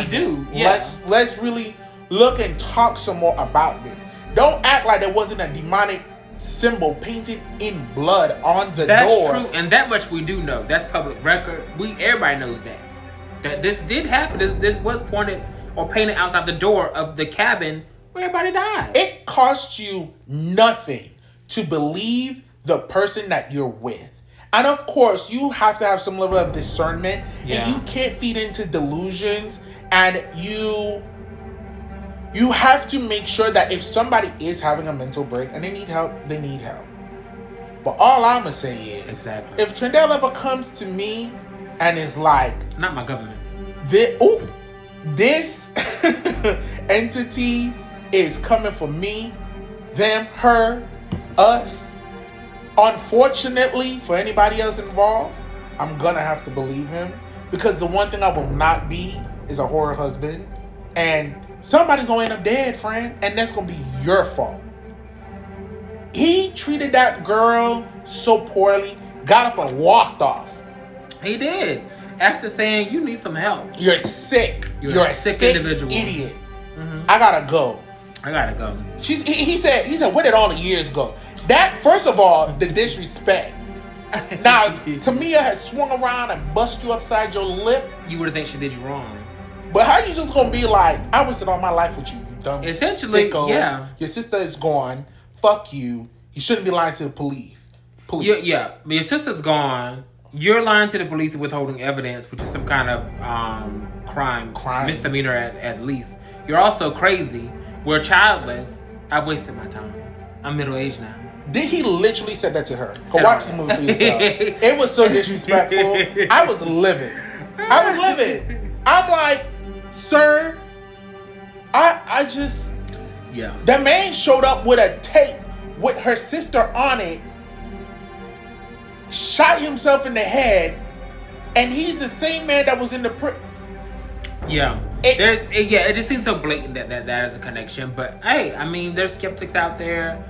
I mean, from the outside, maybe it don't look like it's that much connection at all. Look, you're scrambling for some kind of connection. You're scrambling for some kind of closure. But Mia said to hell with all this. Mia said, I don't give a damn. Because I'm leaving tonight. Ahora mismo. Now, let me tell you something. Again, referencing Good Boy. This was a decision. This was a decision. I understand. Control has been taken from you for so long. Right? Mm-hmm. When that man got up and he found out he was sick and he got up and ran away from his life and ran to the haunted house in the woods, people do those things to regain control. She had been powerless for over a decade in the comings and goings of what happened with her sister. And here she has this evidence, this tape, and a lead. I'm not wasting another literal second. Mama got in the car. And went to that carnival. Yeah. Which, again, was a choice. I would have waited till the next morning. But first, actually, because I think this happened first, she was outside looking at her sister's art. And then a coyote hellhound or such was out there. First. Yeah. Now, she did the smart thing. She got up and backed up to the door. Yeah. But she took her eyes off of the hound for a millisecond and then looked back and it was gone when she got her hand on the door. But she backed up as good as she could. Mm-hmm. Man, that was something. First of all, why are you out? I guess. Why would you not be? Yeah, why would you not be? I don't know. If one of my siblings were kidnapped 12 years ago, you couldn't catch me outside doing anything. But I already accept that I am unwell. That man was dead, but there's many men. Many men. And they all wish death upon me. In my head. Ooh. I'm afraid. I'm not going to. Honestly, if something like that happened to anyone in my family, the level of regression, I would become a recluse. But, Mia was like, I'm outside. I'm outside. I'm on the front porch. Hey. And a hellhound walked up. Hey, Beelzebub, I'm outside. Too much. All right. And she got up and ran. So then now, the fight with her husband, she jumps in the car. She goes to in the street. The prison. I'm going to go figure this out. Immediately. Yeah, she did go to the prison. I thought she went to the carnival first, but she went to the prison first. So, yeah, she went to the prison. In the still of night.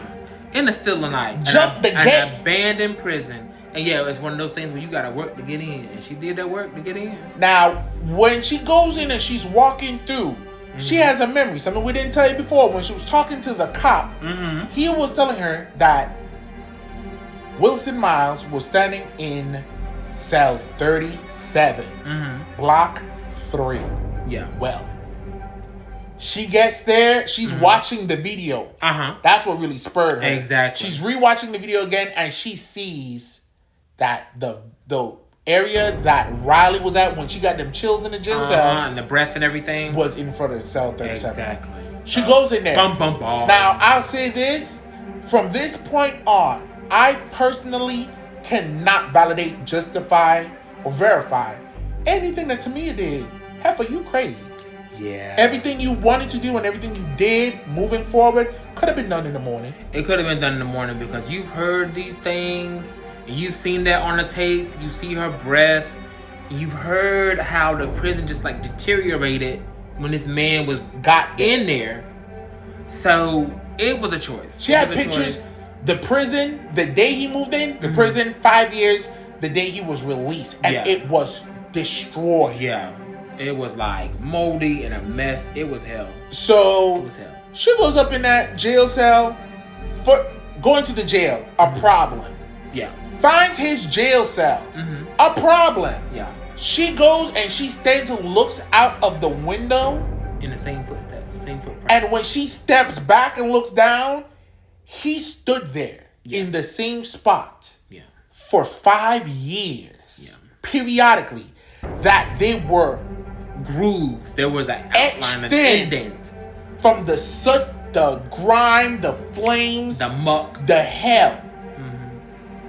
And then, on the other side of the cell, it's a reverse of the RM. Correct. Of the initials. Exactly. So, yeah, that was very shocking and scary. Yeah. And it just solidifies that, yes, girl, he knew of y'all. He knew of Riley. This was, her things at night when she was dreaming of someone outside the window. All that's coming together. Yeah. I did think it was interesting that it was a reverse. What do you think? Why was it reversed? Well, that's going to come up in a little bit. Oh, did I miss that? Maybe. I don't know. This is just my take. Oh, okay. But it was there, carved in, and I feel like there was other things in there as well. I feel like there was too. Now, there's drippings on the wall, and she starts to hear the same howling sounds and the voices. Yeah. So she terrified. She sold it down. She did. You served face, mama. You look terrified. You had me terrified. That you were. Stumble out backwards. Right. And trips at the presence. She could see the shadow, but she couldn't see what was in there. Yeah. Next to her face, I thought she got bit. Yapped by this hellhound. Just yapped that. And now she's like running. And before the hellhound could grab her, a big dark hand grabs the hellhound. Yeah. And throws it. She gets up. She ran so fast. There is something scary about that. Cause y'all not working, everything. That's terrifying. Cause this hellhound was gonna get me, but you grabbed the hellhound and threw it out the way. Yes, something. You want me for yourself? That was gonna get me. Correct. Yeah. So that is terrifying. She put her heels on her back and ran. She ran so fast that she was kicking herself in the ass. You hear me? The back of her heels was kicking that booty, and she was running. She's scared now. Not scared enough. Not scared enough. Because this bitch gets in the truck, drives down the street, pulls over, and then proceeds to go to the carnival. Exactly. Is this thing on, mama? Is the brain on? She said. Did we bring it with us tonight? I gotta get to the bottom of this. I've seen something now. I gotta keep going. I'm all in now. I feel like this was such a good depiction of what compulsion is. Because when you're compelled to do something, when you're obsessed with something, when you're addicted, you cannot. Even if you think in your mind this isn't a good thing to do, you physically often can't stop yourself. Yeah. Sometimes you may not even have the presence of mind to be like, girl, that's crazy. Yeah. And so she went to the carnival. The rundown, burnt out carnival. Yeah. looked at the camera, saw where her sister was. There was a figure behind her sister. She's there. She finds the carving of her sister that she did. And then she begins to hear the howling. Yeah. She hides a little bit. And then she hears the footsteps of what we assume is a figure. Right. She runs away and she sees one of the hounds. Yeah. Which she thinks is coming to get her. Correct. But the hound actually is leading her somewhere, right? And leads her to a house. That's so true. So true. Wow. I know she got to the house, but I was wrapped up and I was caught up in the rapture. I was keyed in. Yeah, I'm a key in on the next go round. But yes. So yeah, it would actually led her to this house in the middle of nowhere. Literally. Shelby Oaks, I guess. Correct. And she's investigating. And she's investigating around the yard, and we see that same symbol. Correct. Just like made out of sticks and several of them planted in the ground. Now, Shelby Oaks also is located in a county that's called Dark County. D-A-R-K-E. Dark County, Ohio. Now, Miss Mia walks up to this house, and an old lady is outside. Listen. And this is one of the second elements. This is the second element. I'm happy that you clocked it too, because we want to say this is one of the other elements that is so simple, but was so effective. The tension. Yeah. Because there's an old woman. Haggard. We put in air quotes because it's a silhouette. You cannot see her at all. At all. You just see her shape. You see the shape of her hair, her little body, and everything like that. And you hear her voice. But you cannot see any features at all. And she's talking to Mia. And she's like, "Oh, you want to come on in?" Now, why the hell would Mia go inside that damn house? Again, if I sound louder, that's because I set up to the mic. Mia is unwell. The compulsion was strong. And she said, "I have to find my sister." That part, she's all in now. She's all in. And she really, I kind of admire that point of no return. You know, I'm all in. I've been scared tonight. I've seen some strange things tonight. But I've never been this close to getting this closed. You know, to finding out what happened, to finding her. This could be her last night. I promise it's never too little of time to call the police first. Do we want to continue? Like, do we want to reveal it all? There's so much we did cover, but there's still things that we did not cover. Some little tidbits we didn't cover. And honestly, nothing that we've said can substitute watching this film. The tricks that it will play in your mind, the shift in tone from true crime depiction to like a full feature horror film. Such a good film. Yeah. Such a good film. Yeah. So we're gonna stop here. We won't give any more details. Okay. There ain't too much more details. Much more, but we could always do some more in post. Like, leave some more out in post. Yeah. We'll probably go in and chop some stuff out. Because I think this is definitely something that needs to be... I think the work is worth it. The work to find it straight. Like, find it, the viewing for it. Yeah. And I think it's definitely something that should be enjoyed and seen. Yeah. Not just heard about. Yeah, absolutely. So, now, you know what we're going to do? We're going to break it down in those four aspects and regards. Did I say that in the beginning? I don't know, but we said it here. Acting and dialogue. We have to assume that by now, episode 8, yeah, or something or another, we would have. You know how we get down. Correct. We give you a breakdown, then we give you our takes, and then we do our little 4 categories. So, acting and dialogue, sound design, cinematography, and story. So, correct. Acting and dialogue. You want to go first? Well, I'll go. Oh. I give it a 10.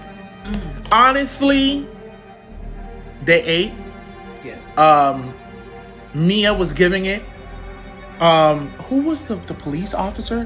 Both police officers were killing it. They were. I know Keith David was like awarded. Yes. And then he was awarded. Forgot, who the cop? they did such a good job. Even to the YouTubers at the beginning. Michael Beach is the cop. Michael Beach. Detective Burke. Yeah. Yeah. It was really great. And they added some gravity, you know. Yeah. All these indie movies, you always need some people that are like, yeah, you know, I know who that is. Correct. You know? Yeah.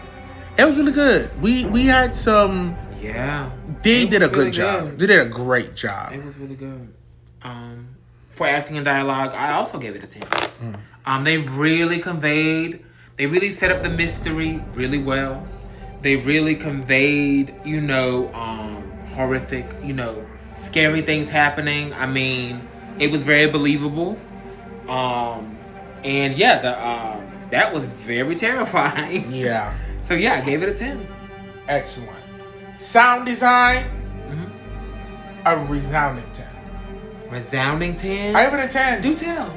I feel like from simple things that they did, from the evolution of the hellhounds, the coyotes and everything, sounding like people, sounding like a band of people, then sounding like hyena laughing, then finding out exactly what it was. The same thing with the baby behind the door. Yeah. The beginning of the movie where it's done, and like even just the sounds of nature when they're doing like the true crime missing persons, Right.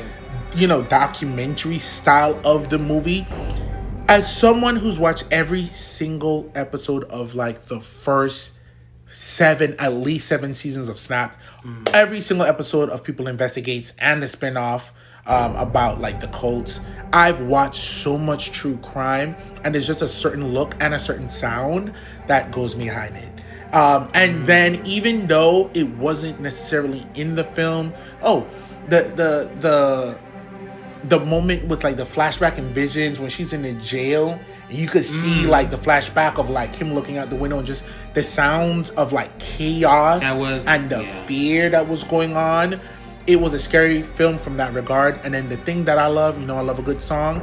They gave us a hell of a bop at the end of that film when the credits were rolling, and I'm gonna count it, and it's a 10. Absolutely. It's everything I want and everything I need. You really helped me to see all the stuff because I was so wrapped up, but I did love that song. And you know, you see a glimpse of her playing it earlier in the movie. Yeah. But yeah, the actor did a great job on that song, and that song is just haunting. And it's nowhere. It's haunting. Put it on streaming. It may be somewhere a little bit later. Hopefully. Because you know, this did just come out. Yeah. So I'm hoping that'll be somewhere later. At the very least, somebody's gonna pull it from the film and then upload it. I'm going underneath his YouTube page and say, "Hey, sister, you gotta release the song." that on Spotify and YouTube Music. Yeah, and iTunes. And iTunes. Oh, sorry, I forgot about iTunes. Oh, go ahead.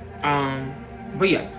Sound design, I gave it a lower score, but I didn't put all these things in there. Like, I didn't take into consideration all these things.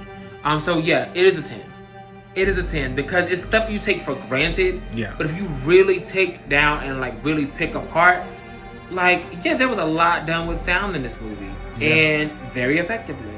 And it definitely creates a foreboding atmosphere. So I gave it a 10 as well. Phenomenal. Cinematography, 10. I like, come on. You have to see it. You have to see how, from especially the transition when Wilson Miles comes in there with the blicky and, you know, Papals himself, and then the movie just literally violently shifts tones and like view of how they filmed this thing to, you know, the prison was terrifying. Right. The scenes of just the woods. Yeah. The beautiful scenes in the beginning when they're doing the documentary part. Yeah. Right? The framing outside the house with you know, Mama and the shadow and like her facelessness. Yeah. There are so many things that they did well. Correct. I don't have anything that I saw that I was like, nah. That could have been.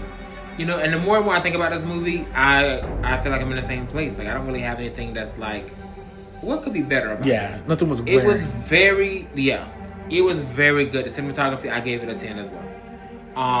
The framing of the shots, just the amount of knowledge you would have to be able to frame it, for those different formats. Yeah. You're framing and you're shooting your shot for found footage. You're framing and you're shooting your shot for a documentary that's being made. You're framing and you're shooting your shot cinematically.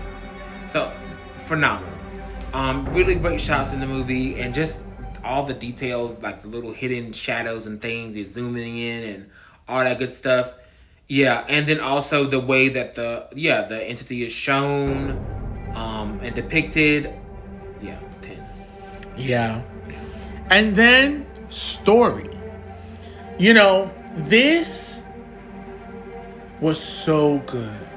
This was so good. This wasn't just your typical sickle pervert kidnapper. This wasn't just your typical demonic haunting. This wasn't just your typical murder mystery cabin in the woods. It's all those things. It's all of those things, and it took those genres and made a unique story. Yeah. There was a story of redemption. There was a story of family, and it also had a modern aspect that is very difficult to do in horror without it being cheesy, tacky, too comedic, and it just doesn't work. A lot of the times, it's like when they modernize horror, they got stupid slang in it. Yeah, they're trying to shoehorn in some. It feels forced. I agree as well. I mean, for my story, what'd you give the story? 10. I gave it the same thing. 10. Yeah. And that's part of it. The pacing was great. The story was really good. You feel they do a really great job of making you invested in this. Just the way they give you backstory, and it was a very effective and engrossing way to give you backstory. I think that speaks to the modernity of it as well, because we're all on our phones. We're all watching like streaming stuff. We're watching YouTube. We're watching video creators, content creators. So it felt very natural to just watch them talk about this, and it gave it a realism factor. Yeah. But the story was really good. It was delivered really well, and 10. Hell yeah. So I guess our scores are perfect 10s. I mean, yeah. It was really good. I have no complaints. I have no complaints. I am interested to go see what other people are saying, but 10s. 10s. Yeah. I thought it was great. Yeah. I thought it was great. Very exciting. For me, it's in my top 5 for sure of, horror films I've seen so far. I know we have to say top 3 for me. Top 3 for me. I could see that, but we've watched too much for me to say. It's for sure top 4. It definitely warrants like sitting down, looking at the list, and really saying. But I feel pretty confident that this would be in my top 3 because it's just so effective. I love it. So well done. Yeah. And I mean, I'm really hoping that Stuckman can do some more stuff. I hope so too. I don't know how difficult and arduous this was to make. I kind of feel like it was, it's an indie project, so I feel like they was always come with a bit of work. I think on the back end with like getting it to Neon and Neon be able to distribute and stuff like that, it took a little. I was very interested to see. I want to look into that and like really, what it took. What all took, but I would love to see more from him. I would love to see more from him of this caliber. Take the time you need, though. I'm not going to rush you, to make a new movie by next year. Yeah. I think that's where a lot of these movies kind of falter because they're too busy trying to crank out movies. Whereas you can really just take some time with a project, really create something great, and let it sit. Not only that, but they're having to crank out the movies because then they'll be like, oh, get ready for this film. Part 1 of 3, and you say that out the gate. Yeah. So you have already signed a 3-4 movie deal. Correct. And then you let the people know. So then you put garbage out, knowing that you assume that we feel like we have to come back to get closure. Correct. And we damn well don't. Oh. And a lot of us won't. Oh. So you could put that movie out that's already a remake of a film that was done maybe 10 years ago, and you come back and you do it in a pissy fashion and let us know this is part 1 of 3. Ooh. Don't worry, Parts 2 and 3 are coming. No one cares and no one is going to watch it. Goodness. Make the movie good the very first time, and you let us decide if we even want to see a sequel before you sign a multi-movie deal. Or if you sign a multi-movie deal, make it amazing. You could try that. Oof. On that note, thank you so much for joining the Relly and Deli podcast. Yes. Remember to like, share, subscribe. Please. And comment below on what you'd like us to watch and review next. Yeah. Anything you want us to do on this channel. We're here for that, you know? Absolutely. Make sure you tune in next Monday for another episode of Relly and Deli podcast. Absolutely. Okay. Bye. Bye.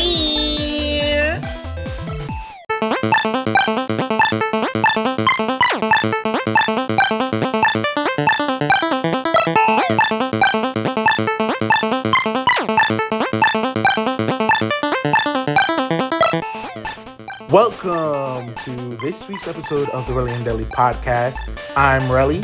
And I'm Deli. And today we are reviewing the psychological thriller and comedy Begonia. Begonia. Yes.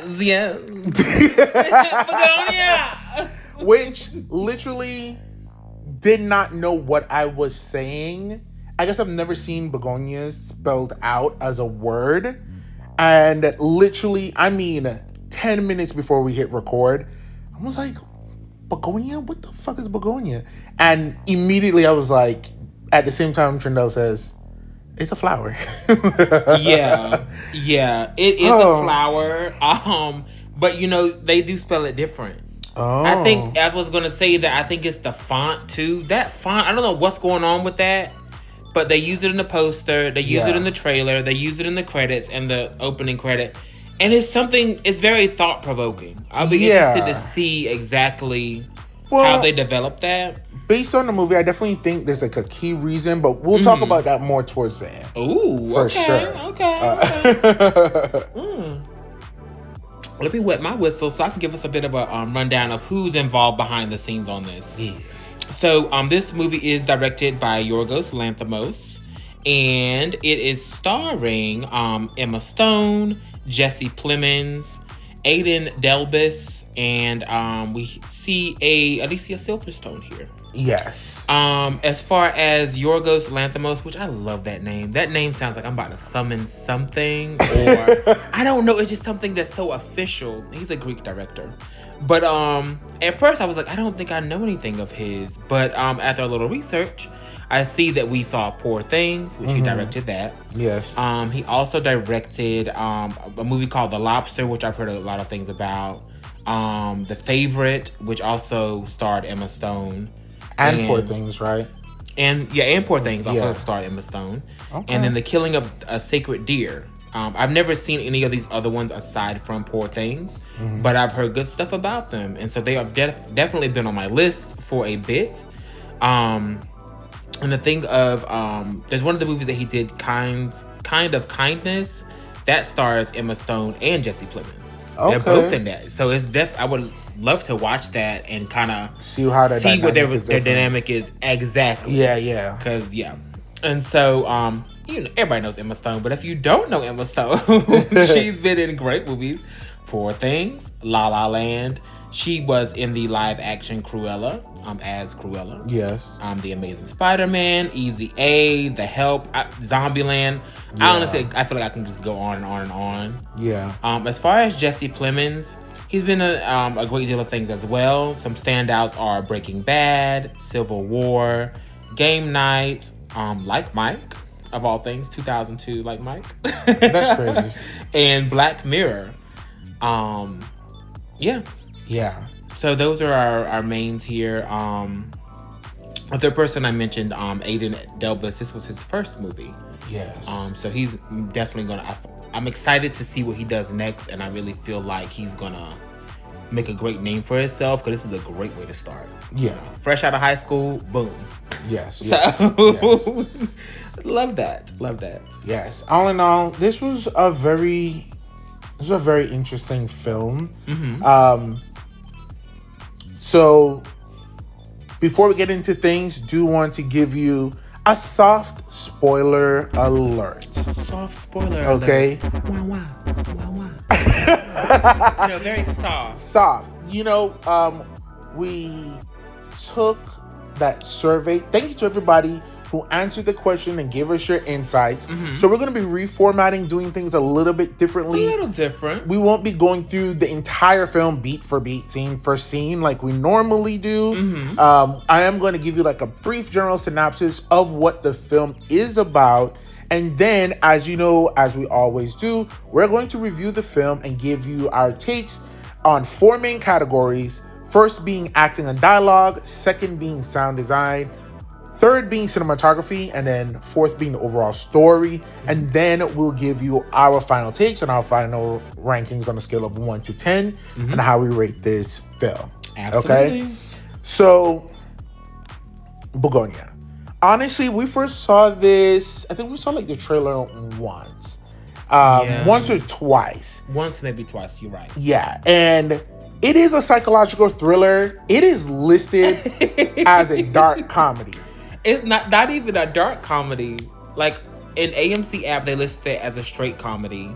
Yeah. On Google, they list it as a comedy, straight comedy, and then something else. But yeah, either way, nobody's saying dark comedy. Oh, sci-fi. Sci-fi comedy. Sci-fi. Ridiculous. Yeah. Yeah. It's a heavy film. I actually think it's really important. I do think it's kind of dangerous in a way. Yeah. Just because the people who this would benefit, no, it would be a lot. Like, this film touches on conspiracy theories, world history, big pharma, mental health, especially in the United States. Yeah. Classism. It's a lot of things. It's so much, right? So we start off the film with these 2 gentlemen who we find out are cousins. And they are beekeepers. They use a specific word for it, which I don't remember right now. But they have their own bees. They live in a modest house out on like a kind of a dirt road. They live in solitude themselves. Yeah. And we have the older cousin, Teddy, played by Jesse Plemons, and he sets the tone for the film very well. And he talks about just the degradation of America and the world, how things are going down from health, drugs, specifically through like big pharma, and then like the killing of bees and how that's been going on. And he's talking with his younger cousin, Don, who is played... Let me make sure I get his name correct. Right, let me get that for you as well. It is Aiden Delbis. Yeah. Played by Aiden Delbis in his breakout role. Aiden is autistic. And for one, I'm so happy that we're giving people with autism the opportunity to play roles that they can play. Exactly. We don't need, non-autistic people taking on roles. Right. We don't need, people who aren't in wheelchairs taking roles of somebody in a wheelchair. Unless in the film specifically, the person has to eventually walk or something. Right. It's unnecessary. Like, you can just cast someone. And you find and discover people when you give people chances and opportunities.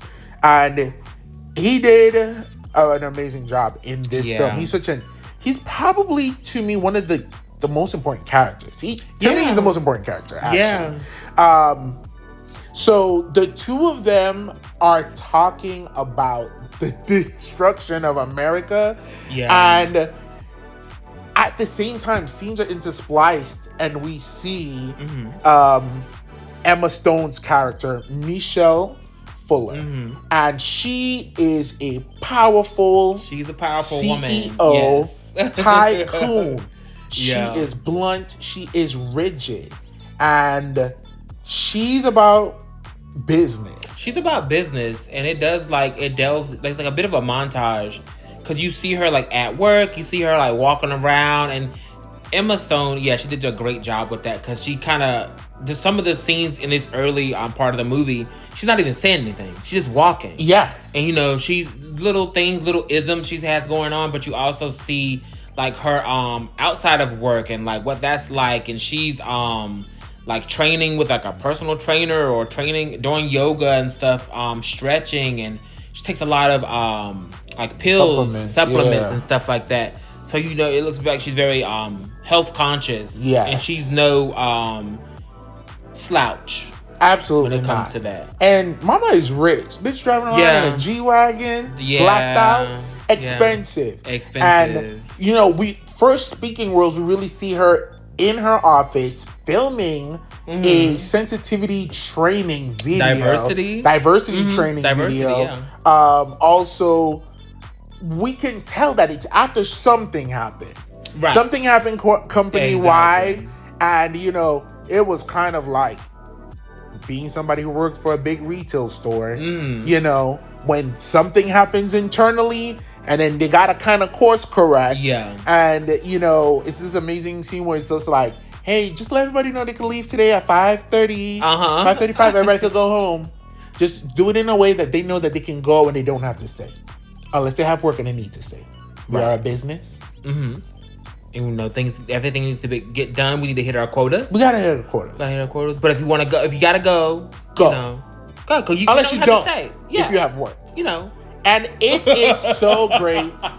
Masterful. She's doing her diversity training video, which she kind of was right. They had her saying the word diversity too much. Yeah. Script written by a black man, and. She was wrong. She was just like, you gotta stop with the diversity. Yeah. He's like, but it's diversity training. She's like, well, diversify the vocabulary of this speech. Exactly. She ate him up. Hilarious. Yeah. So we got these two cousins who ultimately decide that she is the reason for the destruction of America, what's going on. Exactly. She's a part of it, and they plan to kidnap her. Exactly.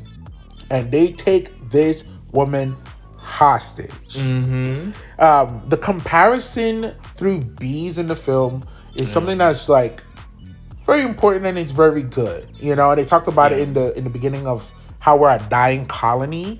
Yeah. And this film doesn't really address race, but having a predominantly white cast say a lot of the things that they're saying, it like kind of dances around the subject, Yeah, because it definitely has class in the forefront. Yeah. And I think those things are intertwined. Race, class, and that type of, those type of subjects.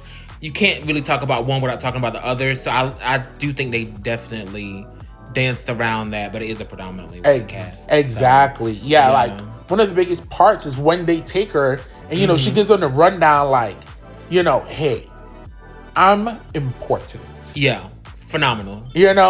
I'm wealthy. I run an industry that like impacts the region. Yeah. And I'm a affluent, female CEO. Right. The only thing she didn't throw around was her being white. Literally. Right. But like, it's implied. She's like, you essentially kidnapped the governor. But worse. Okay, you don't want what's gonna happen to you. Yeah. If you don't just let me go. And there's nothing good's gonna come out of this for you. Yes. She said. And some of the important things to talk about is the dynamic that we have going on between Teddy and Dom. Because Don has autism.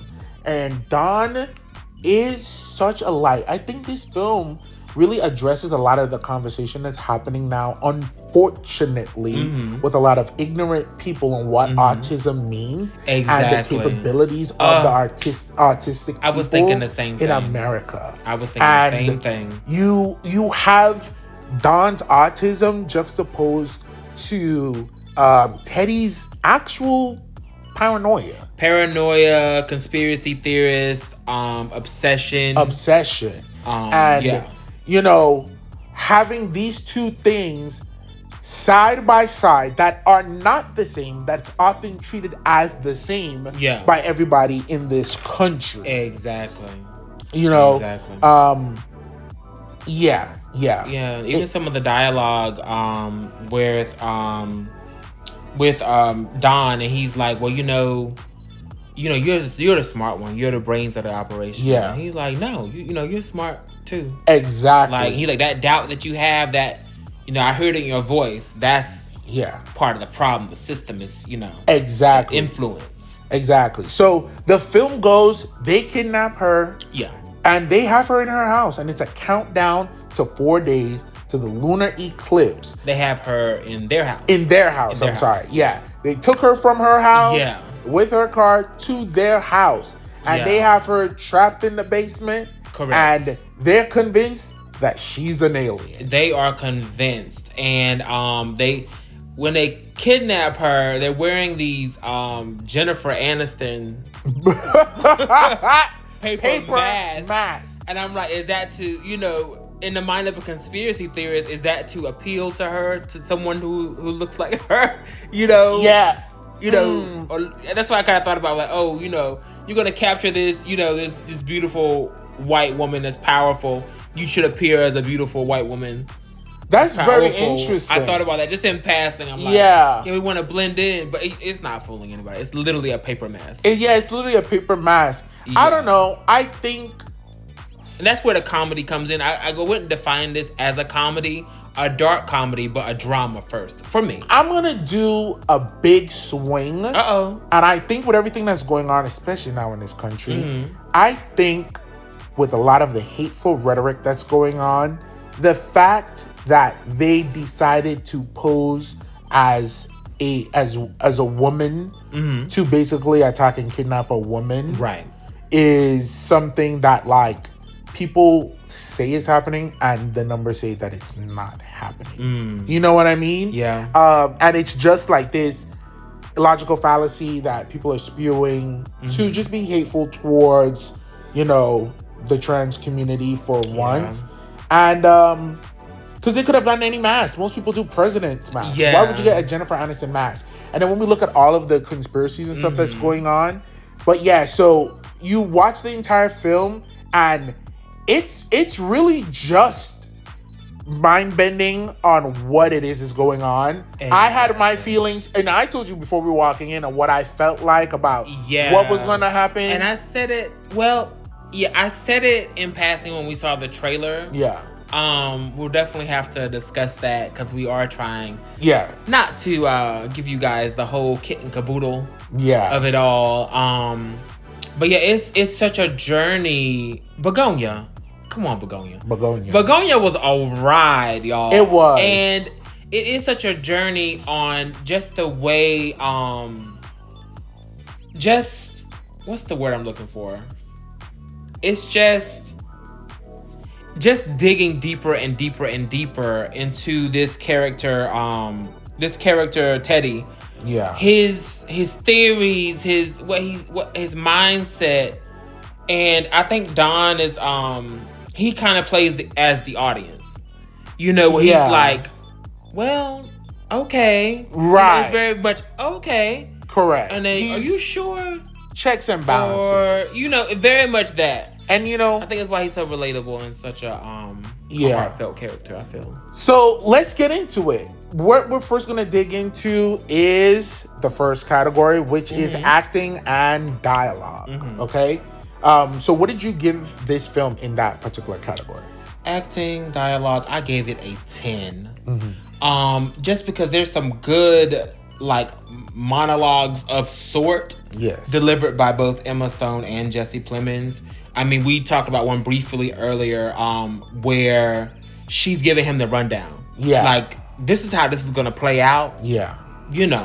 This is not going to go well for you guys. That was a phenomenal, like, read down of sorts. Yeah. And also, her office jargon. Let's have some dialogue here. Right. Let's unpack this. Right. It was he just was not spot having, on as someone who, I guess, we would consider corporate, not really corporate America, but I think we would. You think we would be? Yeah, okay. we just working on. This is our our side gig. Our main. Absolutely. Our main thing. Do you know how many times I hear, let's circle back. Let's circle back. Okay. Yeah. Oh yeah. And I even say that too, but I'm talking to someone like, I wanted just to circle back and remind you about. Correct. Oh. And I'm right. That's how it happens. That's us. And I'm in sales, so it's super aggressive, But yeah. Yeah, I also give the acting and dialogue a 10. There was no one else who could play any of these characters. This group together, and for the majority of the film, it's 3 people on the screen. Yeah, and it doesn't feel like that. It just hit me now that it's really just the 3. And they're so good, and it's such like kind of like dynamic. Intimate scenes with these dynamic characters that when we see other people, it's like, get out of here. Get out of here. You know what I mean? Yeah. Let's see. I think that in the dialogue, you hear just like the breakdown of Jesse, who I do think is mentally ill. Jesse Plemons' character, Teddy, is mentally ill. He is paranoid, and he's just doing some dangerous things. And then you have Don, who is not. Don has autism. Right. He's not paranoid. Right. He's not dangerous. He doesn't have any of the violent tendencies. That's actually genius. I didn't think about that either. Yeah, it's like the juxtaposition, and the truth of the matter is that Don was there the entire time. And his confusion to what Teddy was saying is not just because he has autism. It's because, Teddy, you're not making sense, baby. Exactly. You're very manic. realistic. Yeah. You're so out of control, and it honestly, for me, it was heartbreaking. It was so exhausting to a degree, because just watching Don just try to listen to him, and Don was so aware of all of the things, what he feels, and Teddy couldn't touch it. Yeah. Teddy could not touch his feelings with a 10-foot pole, and he was so avoidant in exactly what was going on. And he couldn't be questioned about anything. He said something to him. Don was like, what happens if we get caught? Yeah. And Teddy says, we literally couldn't get caught because there's nobody on the face of this earth who even cares about us to see us. Both very powerful lines. From Don asking. Yes. The concern, and then the other side, nobody cares about us on this whole earth. My goodness, their armor is the fact. And how do we look at people that have intellectual differences? How do we treat people who do have mental illness? Exactly. It's not the same thing. Exactly. And how do we treat people who are impoverished because they did not have money? Exactly. The state of that house was probably one of the most anxiety-driven things for me watching it. It's just like, this is just so much, but also it was so real. I know it was very realistic, and I thought the same thing because it was like the house wasn't filthy or in disarray. It wasn't like there was a bunch of trash and stuff everywhere. It was just a house that was worn down and had been lived in. And I'm like, I was thinking about that when a character comes into play where he's a visit of sorts. And I was like, just looking at the place, I'm like, it's really not it's kind of unsettling in the realism, maybe. Yeah. It's not like Shelby Oaks. Yeah. Which would have come out before this. Where she goes into the woods and sees that rundown, moldy cabin in the house. Yeah, it's not your typical this is a spooky, haunted, bad things house. Go on No, here. No, it's not. It's just people live here. They don't have a whole lot of money. Exactly. A great thing with the dialogue as well is the scenes, and this pushes towards cinematography as well. Yeah. In the beginning, when they're introducing the dangerous, destructive. They wanted to kill us, manipulate us. And that's when they introduce Emma's character. Yeah. And they're using the words mirror to show they do exactly. A really good job of and lead you up to hate her. Yeah. That's what they want. Yeah, they do. They do. He said something else, talking about clearing all their minds of psychic compulsion. So Teddy is so steadfast in his belief of doing this, that he Yes. wants to eliminate all distractions, such as video games, porn, watching too much TV, as well as all sexual desire, to the point that he chemically castrates them. Yeah. And then at this point, where I don't know about for you, but for me, it was like a tipping point, because I'm like, he's really off the, like, this is really giving mental illness. He's really off the deep end with this chemical castration. And I'm like, and this is when he comes into play as just a full-blown unreliable narrator at this point. Because I'm like, what even are you even giving? What's even in those syringes? Exactly. He said what it was, but is that what it really is? You know, and like, I think it was. And so? you know, it, to a degree, it makes sense, especially like, you know, it makes sense from the sense of like, I want to be so focused, I don't want any type of worldly desire, right? Going to those extremes are so bad. But honestly, could cry, because Don, this isn't a real, you know, Don is a character, not a real person. Exactly. So exhausting. To hear him be silenced by Teddy, the only other family that he has, who he trusts and he loves and he listens to. And then it's like, I already agreed that I wasn't going to do any of this stuff. Why do I now have to actually chemically castrate myself? And he was like, you're not going to need this. You're not going to need desire ever. And he was like, I thought that one day I would be able to have love in that type of way. And he was like, no. He said, I want to be with somebody. And he's like, no. And he's like ignoring him and shutting him down so much that it was frustrating the hell out of me. His innocence is so heartbreaking. Aiden Delbus did a phenomenal job as Don. You know, he really did. Where they're trying, it was very funny, the juxtaposition of you know, Michelle doing kickboxing, got her trainer on the floor, and they're in there trying to do sit-ups and like push-ups and burpees and like, so sad. They couldn't even afford like mats. They were doing it on towels. You know what I mean? And like, too much. I won't get too personal, but you know, they don't have a lot. The only thing that they have is each other, and unfortunately, Teddy is calling the shots, and he's not making the right choice. And you know, simple things too, like just a few more so we can move on. Like Don was so impactful for me. It's like when they were doing their thing, they're doing the workout, and he laughs at Teddy. He's like, "You look funny." And that upset Teddy so much. And then Don did it. He was like, I think I look funny too. This is ridiculous.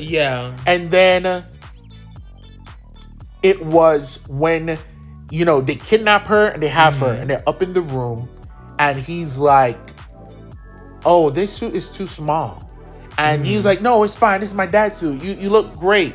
And then he was just like, no, I'm not going to wear this suit. It's too tight. And then he was like, no, it's fine. You know, she won't even be looking at you so much, and you don't even need to talk to her. And Don is like, this is not about her. Like, this is about me. Like, I don't validate myself off of her or anybody. Like, I just don't want to wear it. And that is a very good point. It's a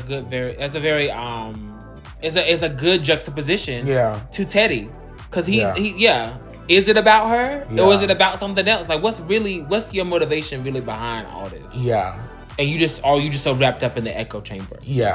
So too much. The back and forths between Michelle and Teddy, they're so good. Let me tell you. I mean, the lines, the delivery, just the small little things that are said and used throughout to just incite emotion, like amongst themselves too. Like, you know, we were having a good time.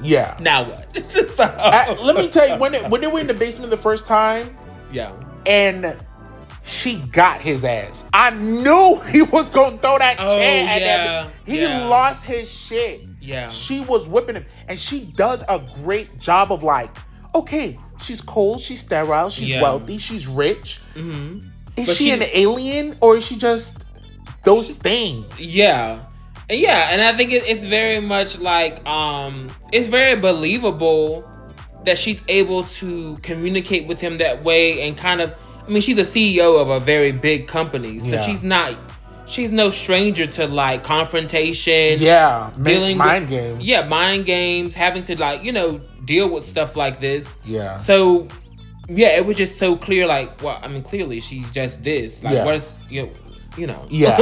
And you're just so caught up in your conspiracy. They believe that she can read their minds or even control their minds. And that's also why they went with the castration, because he said something like, no one can fuck with us once we do this. No one can fuck with us, not even ourselves. Right. And it was like, calm down, Teddy. Like, you're doing too much. And then he asked him, like, don't you want to be free? Mm-hmm. That type of language is so manipulative. Yeah. That's things that they use in sales. They use it in like employment. Right. Certain government bodies. It's that thing of like, don't you want better? Don't you want to be free? But when he asks Don, what does free look like or feel like? And he was like, oh, it feels like when I was a kid before all this stuff changed. Yeah. And it's talking about like before everybody went away or something like that. Yeah, he did a really good job. Just delivering that conveying that emotion, and I'm gonna get into that a little later on a different point on the point of story. Yeah. But yeah. Now sound design, iconic. Yeah, it was really good. Sound design a 10. A 10. I love a big orchestral, number, score, yes, and it has that.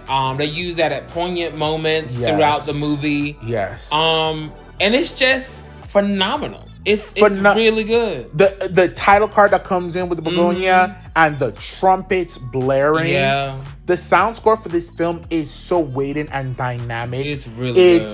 Kind of like watching an old classic film, kind of like watching a play as well. Old play or an old movie or maybe an old sci-fi movie, like an opera. Maybe. Yes. And it was so good. The scene where it first gets announced on the news that she's taking. Yeah. They don't have any leads, they don't have any suspects. Exactly. And immediately go back to the house and he's dealing with the bees. The music that's playing there. It's so good. It's so good.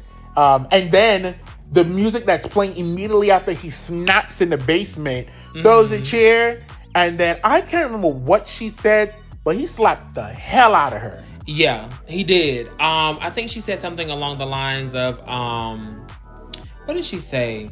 It was something about how he wants her to communicate. Something like that, I think. Oh, yes. So she was rooting for Phil, and she was, calling out his intelligence. Yeah, she used his words against him. He used, just like the improper word for the situation. And he was like, oh, whatever. She was like, oh, I guess grammar is just an Andromedon, the type of alien. Just an Andromedon aspect to her. He slapped the shit. Now, he had already done smash the chair. I will say, I laughed like him. I think a lot of people because did. It was so a comical crazy. Moment. But that slap was a bit of a shift. Yeah. There was gasps. It was gasps. And then, they hadn't really been violent. They hadn't. You inject her with a syringe and kidnap her from her property and drive her to the house. It hadn't really been any physical violence, hitting, the violence is being upped in increments. But the sound design overall was so stellar. Unfortunately, we saw it in a kind of a noisy theater. If you can see this, see it if they have it in the IMAX theater, because those tend to be by themselves and better soundproofed. Because there's scenes like when the cop came by the house, that was silent. I knew you were gonna bring that up. It was just the rustling and everything, but the theater next to us, we heard the music, and I was like, is that music coming from the cop's car? That's what I was wondering. Yeah. But it was not. Car, or if it was coming from another theater. Yeah, if you could see this in IMAX or Dolby, that would be the best way to really enjoy it. Because you're gonna get to really enjoy the score. Because the score is just monumental. It's just huge. So I definitely gave that a 10. Absolutely. Yeah. Next category, cinematography. So when I'm thinking back to the movie, I'm thinking that the cinematography was okay, but then I'm slowly remembering there's actually some great things here. Yeah. There's different flashbacks and glimpses to the past that artsy. Are just artsy. Yeah. Otherworldly, and it's just a great depiction of that time, as well as the character who's experiencing that. Yes. And then there's also some great shots and framing with Teddy riding the bicycle. That's some really good stuff. All that to say, I did give it a 9, just because I guess because I wasn't just right top of mind what was great, but those things were great. Yeah. But I think other than that, it's really just some straightforward shots, or just movie shots. It was nothing that really stood out to me like, oh, that's some crazy cinematography there. Yeah, I think I give it an 8 myself. Yeah. Some of the highlights and the key aspects, it's going to be when we look at the beginning, when they introduce her and the words are being punched up by the actions that she's doing, and they're setting the scape and really kind of trying to twist our perception of who she is. Yeah. With all of the hateful things that he's saying about her, and immediately she speaks, and it's not really good. Yeah. You know what I mean? Yeah. And then we have the scene. We could talk about it briefly, but just like the scene with his mom, and it kind of reminds me of this painting of like this person impaled by like a bunch of swords. Right. I wonder if that was a nod to that. Maybe it could be. But it was a bunch of syringes. Yeah, syringes, and they were long. Talking to his mom, the words that she was saying it was hard to understand, and the idea too was that she was mentally unwell. But everything she was saying was accurate in that depiction, and that she was a part of this study and everything like that. And she was like, "I do it for you." She was doing it for the money. Yeah. How many people are doing tests on themselves? Right. Yeah, full disclosure, when I was in Miami, I was like, oh yeah, you paying for like blood, you're paying for this and that. Oh, okay. Yeah. Oh yeah, I'll do it. How much? Very simple, let's go. Come on, Mickey 17. And this is the thing too, no reason to do it, but I was at an age too where it was like, I don't want to ask my parents for help. My parents would of course help me, but I don't know what the hell I was going through. I think my independence, and because too I was like in the closet, I needed to find some form of independence on myself so that I could come out. And then I was just doing dumb shit that I didn't have to do. But there are people that have to do these type of studies financially. They have no other opportunity. Yeah, I mean, you know what I mean? I think depending on who you are and who's in your bubble, you may not even really realize that. And see, I hadn't really thought too much about that either until like we're discussing this now. Yeah. But yeah, I remember like a few years back when that was a thing that people were talking about, or maybe I watched some movie or read some article and that was kind of at the forefront, but I forgot that people are doing stuff like that. They're like taking parts in studies and doing different things like that to make money. It's a sad time. That's sad that you would have to resort to that. Yeah. I think the ones that I did were like super simple. It was like, come to this room and sit down and take this test. And I was like, okay. Oh, okay. And like, a lot of like 90s shows and stuff like that had people donating blood and all this other stuff. So but it was so artistic how they did it. Those scenes being in black and white. I think about surreal is the word I was looking for. Surreal, very surreal. How they showed the house out there. And then of course a lot of the cinematography was really, they spent their money towards the finale of the film. Yeah, and I could see that. That's where the budget was. A lot of times, like a house out there in an open prairie, but they use the artistic elements, like the close-ups on her face. You know what I mean? The light in her eyes and stuff like that. Yeah, that's a good point. Kind of when he's biking and he's trying to get to the hospital and stuff like that. Those different things all count. But I still give it an 8 just because. We've seen more like impactful, crazy dynamic things. Yeah, I was thinking an 8 at first until I thought about the flashback scenes. Yeah. Then just how those were done, then I upped it to a 9. Yeah, the second flashback. Us talking about it, I mean, I about want to up it to a 10, but I'm gonna keep it at a 9 because that's what I decided before we started. Yeah, for sure. So yeah, I mean, our last point here is overall story, and I gave that a 10, just because there's so many things being addressed, like you listed them down, and it's a slow unraveling, even though the movie itself is not slow paced.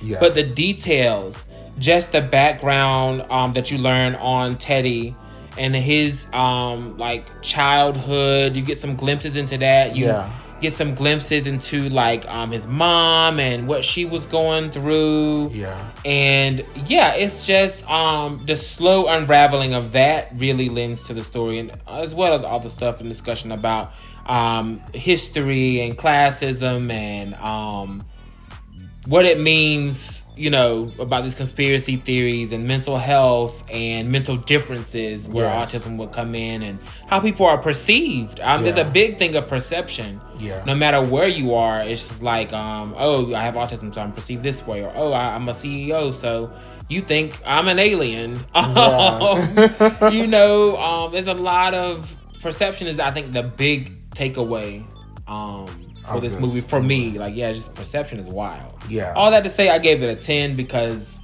it's a lot of good stuff in there and a lot of things to kind of dissect and pick apart. For sure. I gave it an 8 for myself. Mm-hmm. But I thought that the story honestly was amazing. And it probably could go up the more I think about it. But at first I just give it an 8, mainly because I'm the type of person when I come in to watch these type of films, I'm a sleuth. Okay. And I'm gonna guess what it is. And if it is what I guessed, you can't be a 10. Okay. Just for me, I like to be surprised. And I like to be wrong if me being wrong makes sense. You know what I mean? Right. So there were certain things that I was guessing and I was right. There were certain things I was guessing that I was wrong. Okay. There was something I can't even say. You guys really should watch it. The finale of the film, Don does something that honestly takes the third act to the next level. Right. And really changes all of their lives. Yeah, we mentioned that, you know, There was no going back. Yeah, we mentioned that little things are happening that kind of ratchet up the stakes. Yeah. And this is one of those, this is the penultimate. It's like, oh, after this, everything's going to be different. Yeah. And it definitely it had me thinking. It played around with my perception, my thoughts, because I had thoughts going in, and then, you know, within those first 10-15 minutes, I'm like, oh well, clearly this is what's happening. And then after a little bit longer, I'm like, oh, you know, this is really starting to like show that this is just this is insanity. And then it just kept going and going. So I understand what you're saying, that it definitely, as you're watching, it's like he's right, he's wrong, he's right, sir, you're wild. Let's not use the C word, but you out of control. Yeah, we're not gonna use the C word. And then looking at her, and it's just like, oh no, you a demon, girl. What? And it just kept going around. But it was pretty good. And then also, so it lost a point because one of the things I thought was right, which was a big integral part, was, and then they lost a point for the cop. It was, I mean, he's a good actor. It's really just, to me, didn't drive the story. Didn't drive the story. Bringing up the dad didn't drive the story. The cop being a disgusting son of a bitch. They danced around that, so that pissed me off. Absolutely. Their past and everything like that. I know exactly what you're talking about. I was like, Heffa, what? I even put it in my note immediately from the first time the cop stopped him, and I was like, girl, are you... What? Okay. What? And he just kept coming out, and I was like, you know, and then comeuppance and justice happens to a degree. To a degree. But you know, it's a roller coaster of a ride. It is. I definitely say watch it. It's something that there's a lot of topics that they're talking about, from like the health of bees that's going on, right? You know, land pollution, big pharma, conspiracy theories. You know, the one thing I won't say, because that was a gag, with the sun and everything like that. At the very end, there's like a graphic of, you know, that's happening every time it counts down. I didn't see that either. That was so crazy. We definitely recommend going to see it. Absolutely. Again, as you can tell, we've changed our format for this reason, because we want people to, engage and then see the movie themselves. I think my biggest thing, or one of my things, is that I didn't want this to take the place of watching a movie. Correct. Correct. So overall, my score is a 9 that I gave for the film. Mm-hmm. Mine is a 9.75. Yeah. It's kind of crazy to say, but this was really almost perfect for me. Yeah, 100%. And the more and more I think about it, we literally just saw it today. Yeah. I feel like my ratings may change somewhere down the line, but I'm fresh out of it, so I'm feeling really good about it. One of the best movies that came out this year, and that's a lot, seeing that it's November. That's crazy. We got about 7 but I guess it is weeks left. I think so, for me. Yeah. So thank you guys so much. There's so much more that we have to say that we haven't said so much already that we didn't really get into. But if you guys hear this and you really want us to do like a breakdown, like a full-blown spoiler review, then by all means let us know. Let us know. And then we got our first recommendation of viewers' choice. We did. So we're going to be getting on that, and we're actually going to be dropping that on a coming up Wednesday. So put in a recommendation of what you want us to watch and review. Absolutely. We're going to drop those on Wednesdays. Official movie reviews always happening on Mondays. And then our Reddit reads coming on Fridays. Please make sure that you comment below. Let us know what you thought. Mm-hmm. Let us know what movies you want us to watch next. Get ready for the upcoming holiday. Like, comment, subscribe. Absolutely. And then follow us everywhere. We also just got our official X account, Twitter. Yeah. Facebook group. Everywhere. We're everywhere. We have the Instagram page. We got the Reddit page. We're on YouTube, obviously. Spotify, Instagram. Apple Podcasts. We're everywhere. We're everything. We're everywhere. And we want you there with us. You should be. Yeah. Why aren't you? Love you. Bye. Bye.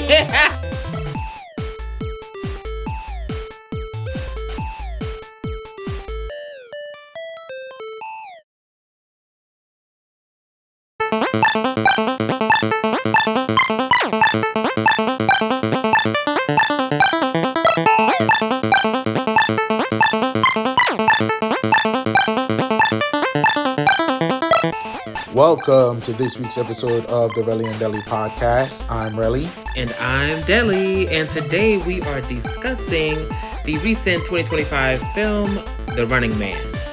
Yay! It was so great. We saw that. We want to watch it because we react to this review. Oh my God, it's so amazing. So, for those of you who don't know, The Running Man is, this is like the third iteration of it, if you will. It originally was a book by Stephen King that came out in 1982. It was made into the first film adaptation in 1987, and it starred Arnold Schwarzenegger. And now we have the 2025 version that stars Glenn Powell. Yes. Amongst other people, Michael Cera's there, Josh Brolin is there, Coleman Domingo's there. Icon. We have a lot of great things going on here. I'm going to go ahead and get you guys a synopsis. So, in the near future, The Running Man is a top-rated show on television. A deadly competition where contestants must survive 30 days while being hunted by professional assassins. Desperate for money to save his sick daughter, Ben Richards, played by Glenn Powell, is convinced by the show's ruthless producer to enter the game as a last resort. Ratings soon skyrocket as Ben's defiance, instincts, and grit turn him into an unexpected fan favorite, as well as a threat to the entire system. Love that. Yeah. So yeah, it's very much dystopian. And yeah, through a series of circumstances, they kind of, surmised it there. But it wasn't like he was just like, oh, let's go do The Running Man. It was very much like he had a bit of a struggle, actually a lot of a struggle. Your daughter's sick. You've already lost your previous job from, what's that?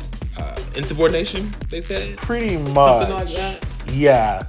And, one, Stephen King is having a great time. Stephen King is always having a great time, if you think about it. Because I don't think there's very few years, I feel like, that doesn't have some kind of Stephen King adaptation of some sort in it. Yeah. Like, at least in my life, I feel like you could probably look at every year of my life and there's going to be some kind of Stephen King something being going made. On.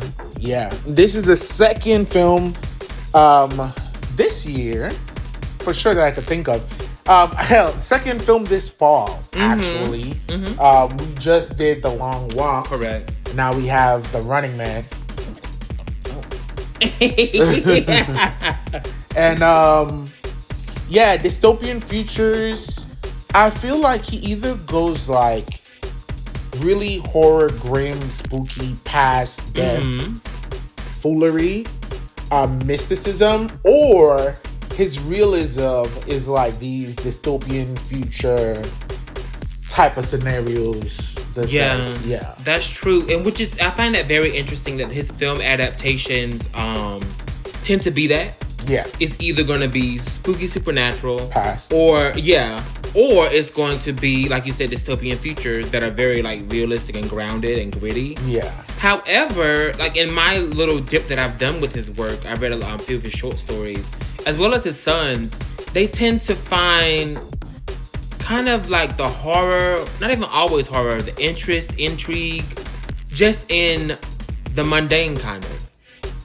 I can see that. That's actually what a lot of their writing is, but it looks like their film adaptations tend to be those two things that we discussed. And I think there's still those elements in it. Like, The Long Walk was a bunch of motherfuckers walking. Yeah. You know, in a poor, desolate America. And it was very like small town struggle, strife in those boys. So it's not Flash. This is probably like the biggest Flash I think of. Like, it's an action film, you know? Right. But I'd be interested to read the book or get some kind of knowledge of the book to see just how flashy that was. Yeah. Because I've seen clips of the 80s version, and it is very much this. It's very action-packed, it's very flashy, it's a spectacle. Yeah. And, you know, I feel like even stuff like Welcome to Derry, Castle Rock, they are mundane in a sense of like, it's just some drab white people horror. Got some black people wrapped up in it. And it's like small town sadness and misery, I think. No pun intended. That like make up a lot of what those films are. So I get like that aspect of it just being the horror of the mundane. But this film is definitely flashier than the others. And more intense, more high tech. Absolutely. And I do want to add that this is directed by Edgar Wright. He directed Shaun of the Dead, Baby Driver, which I heard that's good stuff, but we haven't seen that. Yeah. Hot Fuzz, Scott Pilgrim vs. the World, Last Night in Soho, Ant-Man, the first one, Sing. That's ridiculous. Yeah, Edgar Wright is Planet. They have him listed as Planet Terror too. What? He might have did a maybe a scene or two. But I feel like that's really accredited to Robert Rodriguez. I mean, the two of them kind of work. You know, it was Robert and Quentin, but maybe Edgar was doing the directing. For sure, he probably partnered with them on it. Very lovely repertoire, and I could see this elements and that, of that, right? For sure. So that's interesting. Yeah, but yeah, it's very interesting to see those type of things. But yeah, it was full of action. I love the dystopian setup. That's one of the notes that I have here. Just like the world, they did a really good job like setting the tone of that world. For sure. Yeah. And there's a lot I'm going to touch on when we talk about like the overall story of it. But I think there was a lot of good commentary in this film. Yeah. That's very relevant. Unfortunately, this was written in the 80s. It's written in the 80s about some distant, far off future. I don't think we really get a year in this. No, we don't get a year. It's assumed, I guess, that it's now, you know. Yeah. Or even further than now, but it's... Because it does give future. Because there's certain technologies that are here that we don't have. You know? As of yet. Or that we're not aware of. Yeah. But it's just very exhausting when certain elements and concepts are still around. That is one thing I do appreciate about Stephen King's work. You know, as a wealthy white man, he is making stuff that does address, you know, wealth in America. And like the struggle between the different classes. Right, and there is a definitely a examination or look at class in this, where you have the people who, because nobody's really doing these game shows by choice. It seems like it's like out of necessity, out of the struggle. And this is the most aggressive of all the game shows, because there was one that he was like watching on TV. This man was essentially running on a hamster wheel. Absolutely. Yeah. And he was this big overweight guy running on a hamster wheel, and it was like the longer or the faster he could run, the more money he would accrue. But I think as he got questions wrong, the wheel sped up. I forgot about the question. Yeah, they were asking him questions while he was running on the wheel. Yeah, and if you got the answer wrong, they would speed it up. So I think ultimately, if you fall off the wheel, then that's the end of your round. 100%. I wonder if you lost all the money you had got. I would assume so. And even if you got the money, the medical bills. Ooh, the medical bills gonna eat that up. The way you got swung out of there. But yeah, so his daughter is sick, and they're looking for ways to make money. He doesn't intend to go to the Running Man. He intends to try to one of the other shows. But as the synopsis says, he ends up on the Running Man. Yeah. But I'm thinking about it, but I definitely think let's get into. You want to get into the points? Yeah. So as you guys know, we've restructured. So we're going to start doing our reviews in this way. We're going to tackle the 4 main concepts and categories with which we review. Oh, they are the acting and or dialogue, sound design, cinematography, and story. Correct. And then at the end, we'll tell you exactly what our scores are total. We're going to give you our score for each section, break down those different aspects, and talk about it. So, cool. So, first thing, acting and dialogue. Acting and dialogue. So, I gave it an 8, but it's only because there was nothing that was super like spectacular to me as far as acting. And I do recall, I didn't make the note, but I do recall a couple of lines sounding weird. Remember that? Like, that was weird to say, or that was weird. The delivery on that was weird. Correct. But it wasn't horrible, because I can't even remember what it was. I don't know if that speaks to me or what speaks to the movie, but it wasn't horrible. So I gave it an 8. I think they really, there was no one that was in this that was like, oh, I don't believe that. Like, it's convincing. It's convincing that, his partner is going through what she's going through emotionally, and she has her own job and things that she's trying to do. It's convincing that he's just so pissy. It's convincing, Coleman Domingo is the showman. It's very convincing. 100%. We got Brolin here as the head of the production company, the CEO of the production company. Very convincing. Yes. Yeah. I gave acting and dialogue a 7.5.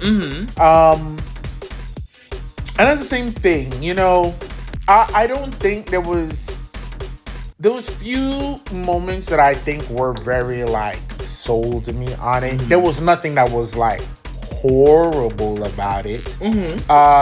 The only things that I feel like were just the most weird were things intended to be weird. So like there's this pseudo Kardashian-esque family on the show. They were horrible. People on the TV show. Horrible. But that was so it was intentional. It was intentional.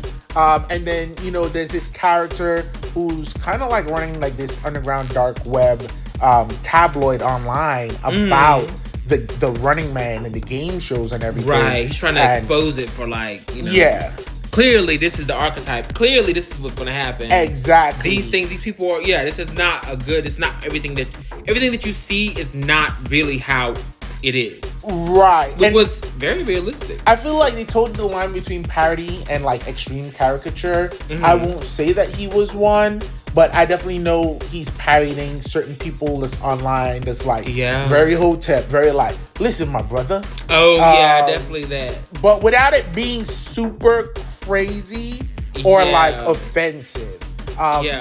So but ultimately he was telling the truth. Oh yeah, a lot of these a lot of them are not. So, and this is the thing. I think a lot of them there's very few internet wild crazy people that have zero truth in there. And even like a lot of like, the brothers who are online who are like, they say things and I'm like, well, yes. Oh, okay. Well, yes. My brother, we need to be. I'm like, yeah.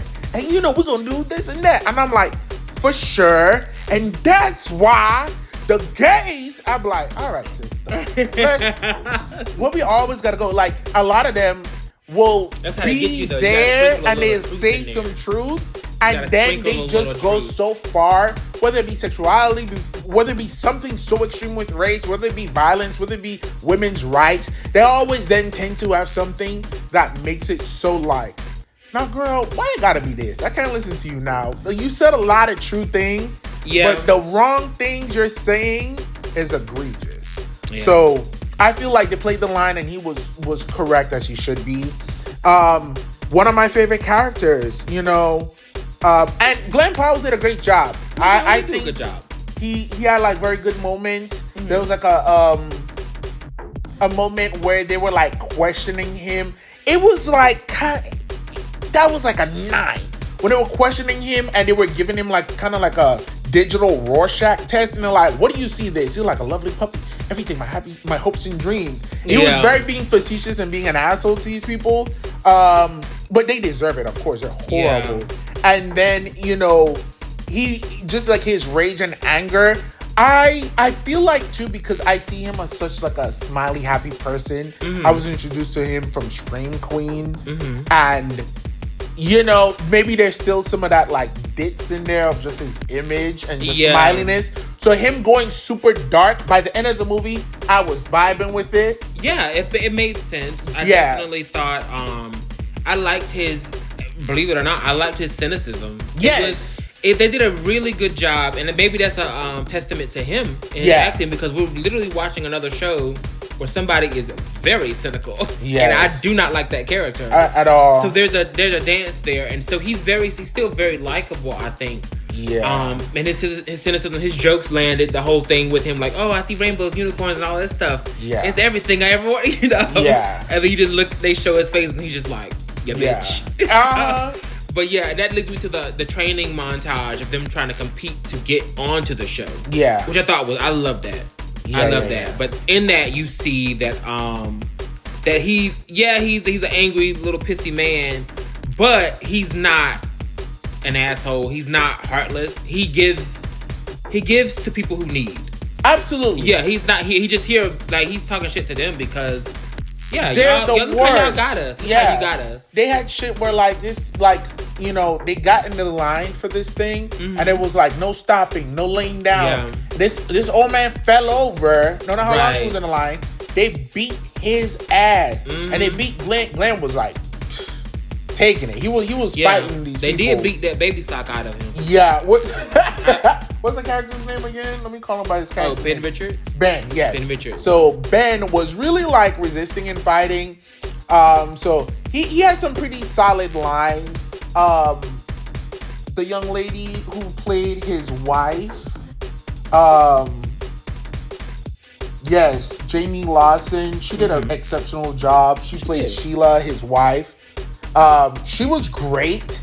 And, unfortunately, I have to definitely, kind of side-eye and squint sometimes when you have black women in these roles. And, there's themes of poverty. There's themes of, like, danger, gun violence. I gotta watch. And, like, they didn't have her, again, be, like, a stereotype or be, like, a caricature.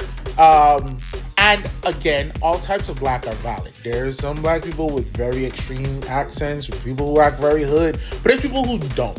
And, we just have to be mindful of the representation that we get sometimes in films, and it's okay to have the umbrella on both sides and being happy with the portrayal. And I think everybody did a pretty great job. The young lady who played Amelia Williams, she's one of like I think she was a part of that Kardashian family who got help. I thought she was. I feel like she was, but I'm not too sure. Okay, but yeah, she was an exceptional. She was really good. She did a good job. She had like some lines that at first started off, the line delivery was bad, but I think it's because she was a wealthy woman who was very sheltered. So it wasn't even that like her acting was bad. I think She as a person was just a piece of shit. And she was giving those generic, like, you know, white woman, like, you did all of this and you're the bad person. You're going to try and make me feel like the bad guy? Well, you kind of are, you know? You are. And she had to have an eye-opening moment and really kind of understand what's happening here, where her place in the world is, and there's more going on than what you think. The plane scene, that's when she sold it. Yeah, Mama was acting now. So yeah, I gave it a 7.5, but all in all, pretty solid. It wasn't, you know, Black Panther Wakanda Forever. It wasn't, or even like Begonia. There wasn't something that was like impactful or life-changing, but there was nothing bad about it. Yeah, I think the story itself just didn't call for a lot of. It wasn't like a lot of really like. Yeah, there really wasn't a lot of like. There wasn't like a lot of monologues or there was a decent amount of monologues. They were decent. But yeah, I think the story itself just didn't call for it. But either way, the acting was good. I mean, I'm not gonna shoot them down that way. But anyway, on to the next thing, sound design. I gave sound design an 8. Again, it felt kind of like the acting. Like it wasn't horrible. And it wasn't anything like really super memorable. I mean, it had some pretty good use of music and songs. And I'm thinking about just all the action sequences. You know, there's a lot of sound involved with that. And there's a lot of times where Ben is running around different locations, and you can kind of hear the hunters on his trail. Yeah. So the hunters are involved because, you know, he has to survive 30 days on the Running Man. Right. So there's a group of hunters that are a part of the show, and they are here to kill him. And then so the everyday person, regular people, they have the option of if they see somebody from the Running Man, they can like report it in. Right. And if they report in, you know, a sighting, they get $3,000. If they kill a contestant on the Running Man themselves, instead of letting the hunters have them, they get $10,000. Right. So this is a bit of the chaos of what this is. Exactly. And it's getting everybody involved because most people are not doing well. Because it's a dystopian future, so you know how that goes. But yeah, all that to say, I gave the sound design an 8 because there is a lot of elements, a lot of things going on in these scenes, and it always feels the sound is a part of it. The sound creates that atmosphere. Right. The explosions, the gunshots, the footsteps, the running, you know, all that's part of it. So shout out to them. Okay, I give it a 10. Okay. And I give it a 10 because I do think there was actually some memorable stuff. At the beginning, let's see exactly where that was. After they introduced the TV series and everything like that. And he was, I think this was like when he was heading into the town after he left home and left the baby. The movie really starts and picks up the main action with like this jazzy rendition of Farrah Jaka that was kind of like jazzy and bluesy. And it was very, because he's doing it for his kid, but it also kind of like foreshadowed the kind of zany mania that was going to come with exactly what was going on. And I think like the sound score was very good. It felt like an 80s film. Musically. So like it being made in the 80s and being remade now, it felt like that, but I also felt like it modernized it. And I think it was really good. I was sold from that moment right there. And then, yeah, I think that the sound score was pretty good overall. It was a very busy movie, so it didn't need to gain a lot of points in that regard. Like The Long Walk, that was more so just like boots on the ground and really the piercing sound of the explosions, juxtaposed to the silence of the day while they were walking and people were fine. But it had that too, and it had the big booms and explosions.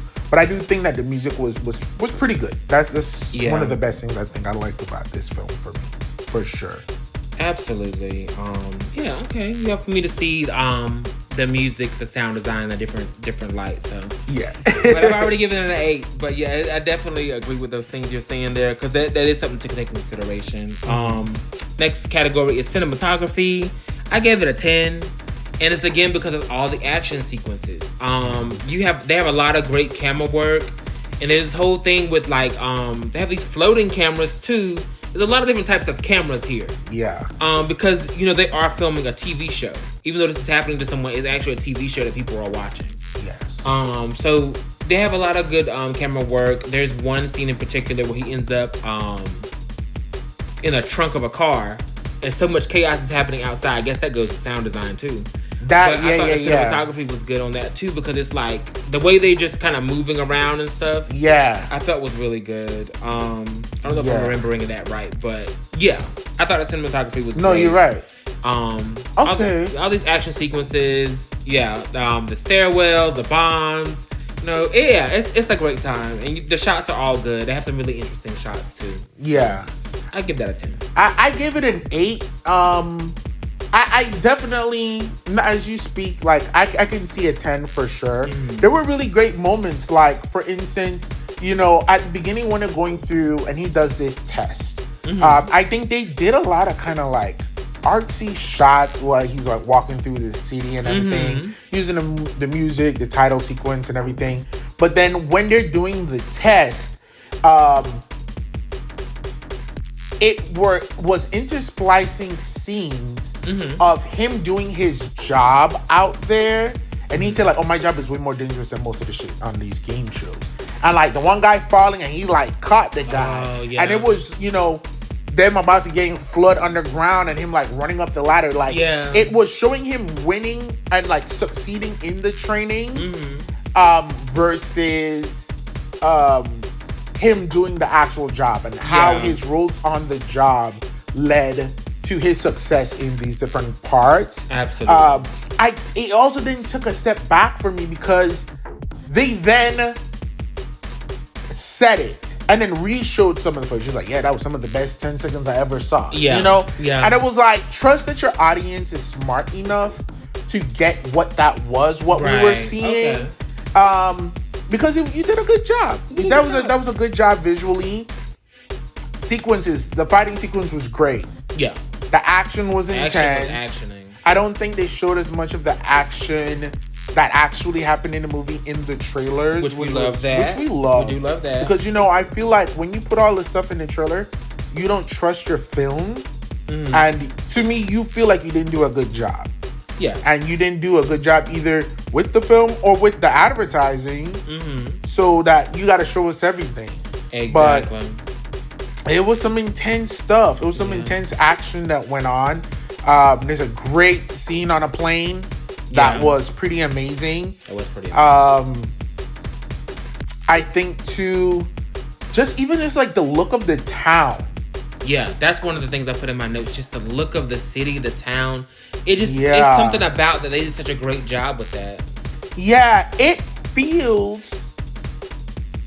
You know how people do like a Jetsons? There's like the Jetsons effect where it's like, this is what the future looks like in the 1950s perspective. Right. There's also a similar thing when it comes to like dystopian cities and like slums in the future and stuff like that.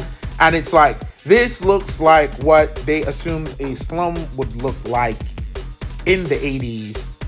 Today or it does have that aesthetic a couple years from now where it's like, oh, this is futuristic for like the past, right, on purpose. And I think a lot of that stuff was pretty good. I think there's a word for that. If there isn't a word for that, we need to make one.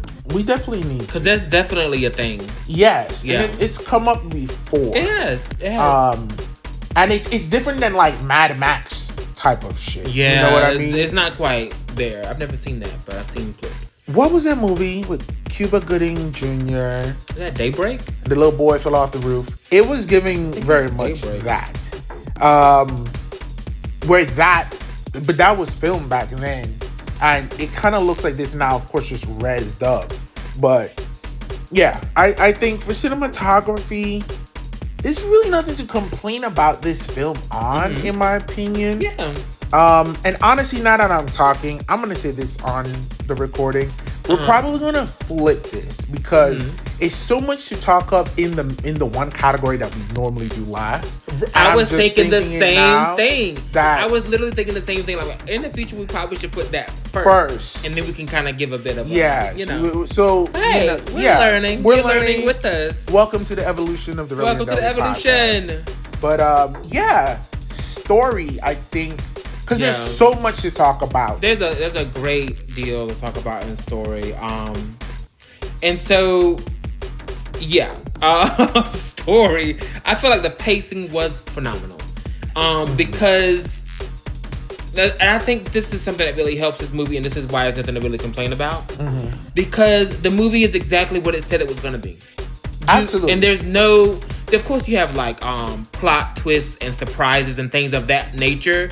But the trailer is exactly what it said it's going to be. It's going to be a good time. It's going to be full of action. And it's going to be, you're going to be rooting for this guy. Absolutely. And you know that going in. And that's exactly what it is. So we love that. For the story, I ended up giving it a 9.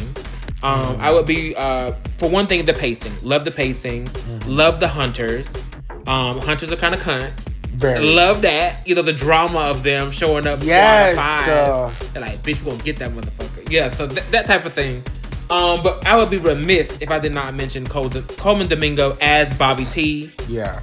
Essentially, an Effie Trinket of sorts. Icon. He was phenomenal. He was my favorite character in this whole movie. And because he gets it. He knows how to work the audience. He knows this is about spectacle. He knows how to play the game. This is what it is. Yeah. Yeah. So I thought the story was really good. I thought they gave him great ideas.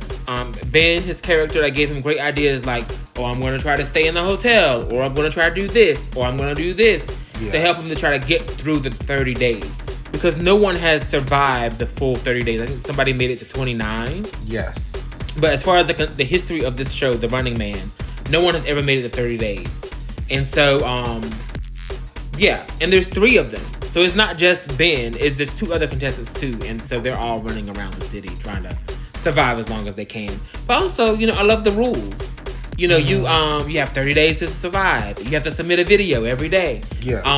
There are rules for just the average person. If you see them, you get $3,000. If you report them and kill them, you get $10,000. Yeah. And then the contestants themselves, they get more money every day, every week. The longer you survive, the more money you get. Exactly. So that's where it all comes back in. This is why he's doing this, for his family. Yeah. Because the money's being, routed back to his family for use. For sure. And okay, let me give my score, and I'm gonna get into something. Oh yeah, we can dig into it. So I gave it an 8.5. And honestly, it could probably go up. And as I explain things right now, it probably will. The Running Man is honestly a great commentary on wealth. Correct. Class.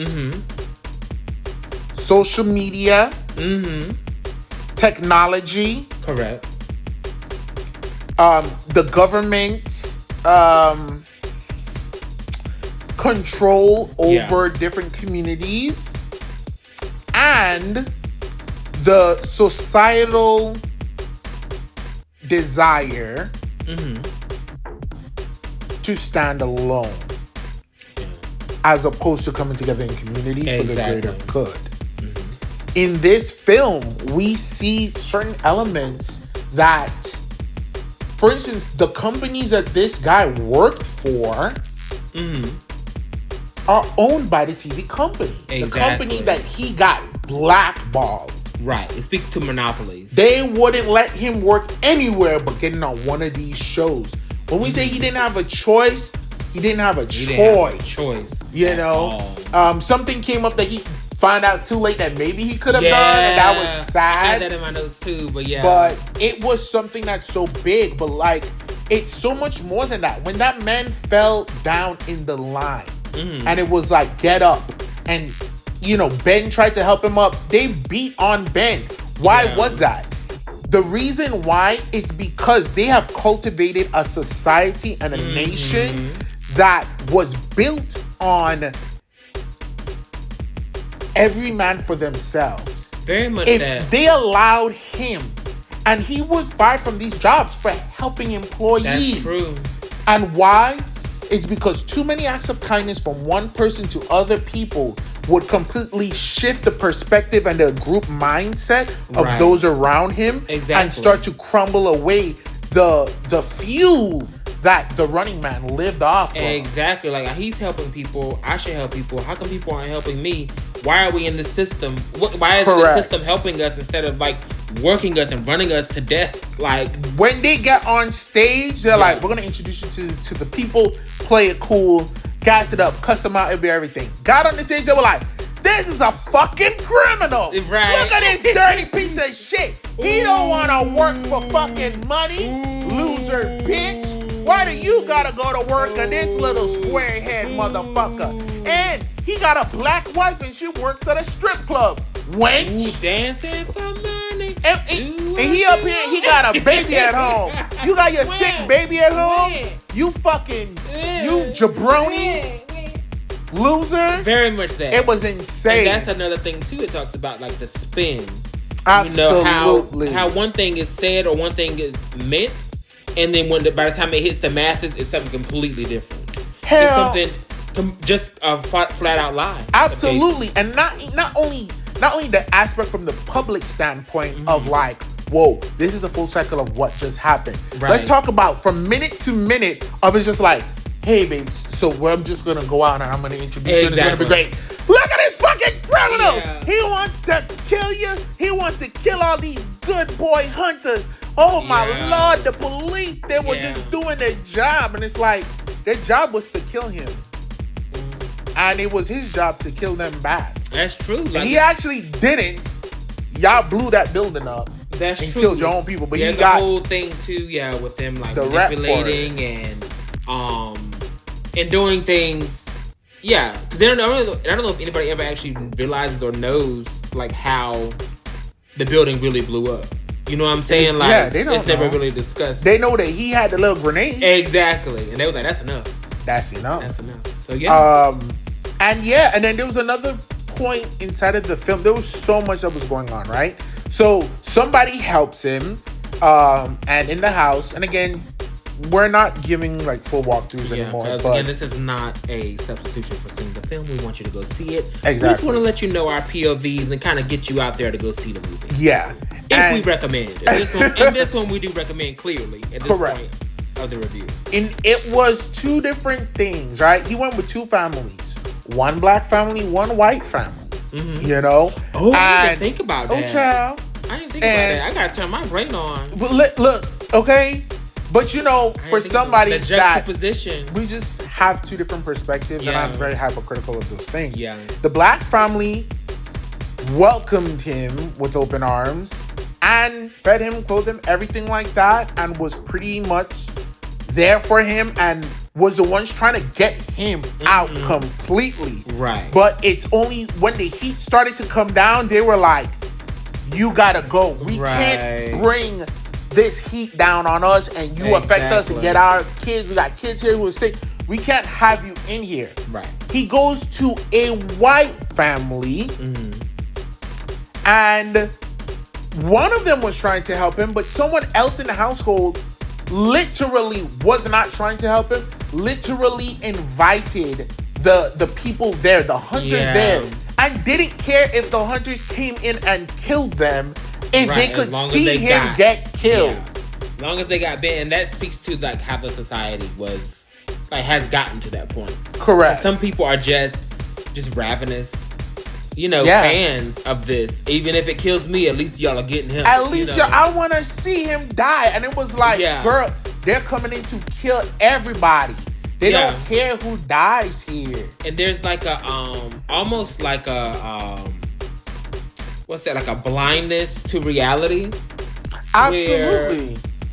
This is a show, but this is real people. But he's here, so we're on the show. And this is all the shows, so this isn't real. It's very much that type of thing. Yeah. You don't. I think something is lost there, and that's something to speak to too on media consumption. Exactly. And then we have our underground brother who's doing the digital campaign online, right? Showing him like, here's the results of how the Running Man works. Exactly. There's 3 different type of archetypes that they bring on. And when we look, those same things exist on social media, on reality TV. A lot of reality TV. Every generation has a HBIC. You know what I mean? Yeah. Every housewives has a queen bee. You know, every type of group has a particular king in a dynamic. That's true. This type of person, the hothead, the lover boy, the funny goofball. These type of things exist. They do. From in high school to social media, reality TV, and on The Running Man. And they were bringing people on to exist and ultimately get killed off in these particular fashions. Because they knew how these people would react and how they would play the game or fail to play the game. Because after everything is said and done, it is a business. We're working on ratings, and they've already kind of cracked the code on what people are going to want to watch and what we're going to give them. Exactly. So. And ultimately, you see it comes down to, without, you know, talking too much about how it ends, the real truth is that they couldn't have anybody win the games. It's about giving people something that couldn't be won, which is different than false sense of hope. Correct. You created. And this is different than The Long Walk, because The Long Walk was gonna have one winner, and got a winner. They didn't care what happened. Right. But with this, the whole idea isn't to get a winner, and I found it like, why would anybody do this? They were giving you sign-on bonuses. Yeah. And giving you stipends. Daily put your family in witness protection so they don't get robbed after a while. And move them up to the rich part of town so they're protected. Yeah. So, you know, things like, I was like, I would never do The Long Walk because the fuck? I die and then I don't get anything. Nothing. Now for this, if I was living in squalor and whatever, and it came down to it and my kid was sick, probably would fucking do it. And the bonuses were nuts. They were like, you make it, what? Was it a week? You make it 7 days and you were getting like at least 50K? Yeah, I was going to say tens of thousands. So yeah, that sounds about right. So at that point, it's like 7 days. I bet y'all bitches can't find my fat ass for 7 days, 50K. And it was $15 new. On the dollar bills, they have a reference to Arnold Schwarzenegger. Yeah, from the original film, Running Man. Which was pretty. I thought that was cool. Yeah. New dollars. And that's the thing, because they're new dollars, we as viewers don't really get an understanding of how money works in that reality, like what everything costs. You know what I mean? Like how much was, because like $100 new was a lot to them. Yeah. They were like $50,000 new, make it a weekend. You could change your lives forever. And I'm like, $50,000? $50,000 is a lot, but it's a lot. That's somebody's not salary. That damn much to change your life forever. But yeah, that's what I'm saying. Like, you know what I mean? Change your life forever. It can get you in a good spot. Yeah, but for them, it was like it'll change your life. I think it was just. I feel like the money. The way I interpreted that was that the money was the same. It just was just so bad. It's just such a bad time that any little bit. But that's what makes it different. Yeah, that's like the same thing of like. Yeah, inflation and depreciation. Right. Even though, I mean, the dollars literally look different, but even if it was USD still, because the market has changed and everything so bad, having a dollar would just be, you know, the world to people. Yeah. Like when we went on the cruise, and I think they said like $1 was like 13 of their dollars or something crazy. Yeah, it was something crazy. So the conversion was crazy. Yeah, you know what I mean? So I feel like it was a similar situation. Yeah. But again, it was really there was more moving parts of thing than people think. You just watch it, shoot them up. Yeah. Get some action. A lot to say there, yeah. You know, have a fun time, listen to music. Colman Domingo being a fucking Domingo was icon. Everything. Those hunters were great. Your headhunter. I will say one disappointment is the fucking. So let's say there's a couple of masked people. One of the people take their masks off. Disappointed. I mean, I don't know. I think it was a disappointment, but I'm going to tell you why. Because the way they filmed it.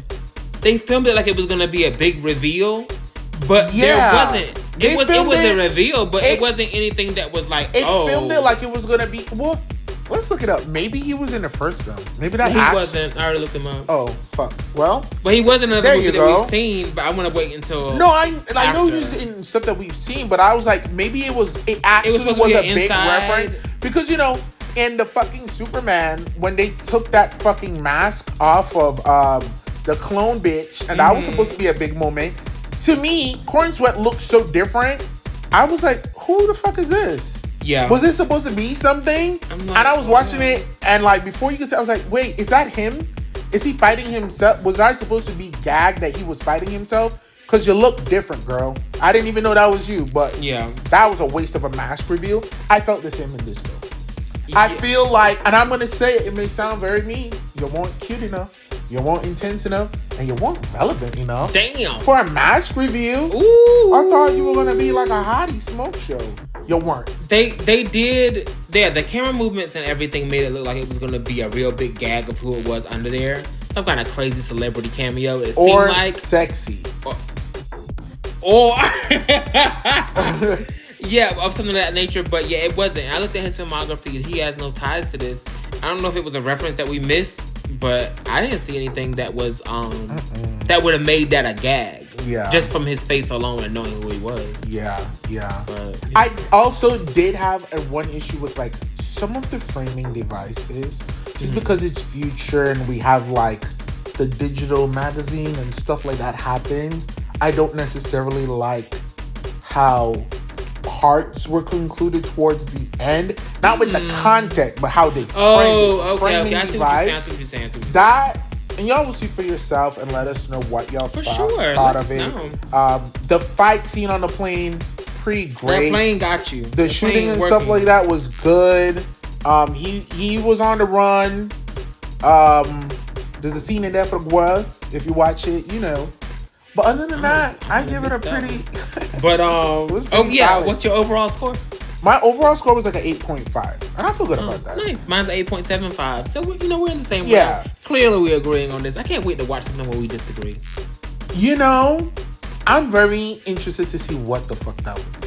You're not gonna like it. Well, Wicked is coming next week. Hell, it might be Wicked. We haven't talked about that yet. It might be Wicked. So we'll see. It might be. But yeah, next week is going to be Wicked for good. Yes. So yeah, I'm excited for that. But any other, little tidbits, any little factoids you want to add on to this? No, I think it was pretty solid. The cast was great. They did a very nice job. The action was done well. I think the music was good. Overall, obviously, a B+ of a film. I think people should see it. Yeah. I've been hearing things about like people's reception of Glenn Powell. I don't agree. I don't feel like he's done anything wrong. I don't think he's done anything bad. Yeah. I don't think any of his acting roles have been bad. And I think he's continuing to diversify the roles that he plays. And I'm excited to see more and see him take it further in what he can do.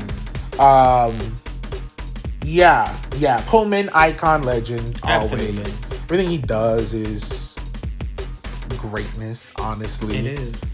So yeah, definitely watch the film. I don't think you would be disappointed. I agree. Something very great, fast-paced, and the action is on point.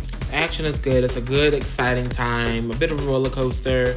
A couple of twists and turns, and just kind of following along and seeing like, and you kind of think of like, what would you do in this situation? It does a very good job of that. Like, you're along for the ride. Yeah. I enjoyed it. Yeah, absolutely. Oh, and also the commentary of AI. Oh, of course, because it's a movie that's made, that AI wasn't really AI. It was just them filming it twice. But yeah, honestly, AI is getting to that point. It's getting smooth. Getting there. And it's getting there. We need stuff like this. I don't know what Stephen King got going on, because the day off of one of the most impactful shootings in American history this year, literally, The Long Walk came out. And then now we have like all this shit going on with AI that's been happening recently, and then we have this film coming out. So yeah, great watch. Thank you so much for joining the Relly and Deli podcast. Thank you so much for joining us. Let us know. Make sure you like, share, subscribe. Let us know if there's anything you want us to take a look at or watch. Let us know your takes on these films. Give us the ins and outs, and let us know how you're doing in this world. How you're doing in this life. Absolutely. And get ready for some Wild Card Wednesdays. Wild Card Wednesdays are coming. Specials where we're going to do some full season reviews of TV shows like we did for Grotesquerie. And then we got some requests on movies to watch. So make sure that you look out on Wednesdays. We'll let you know in advance. And thank you for always loving and supporting us. Thank you. Bye. Bye.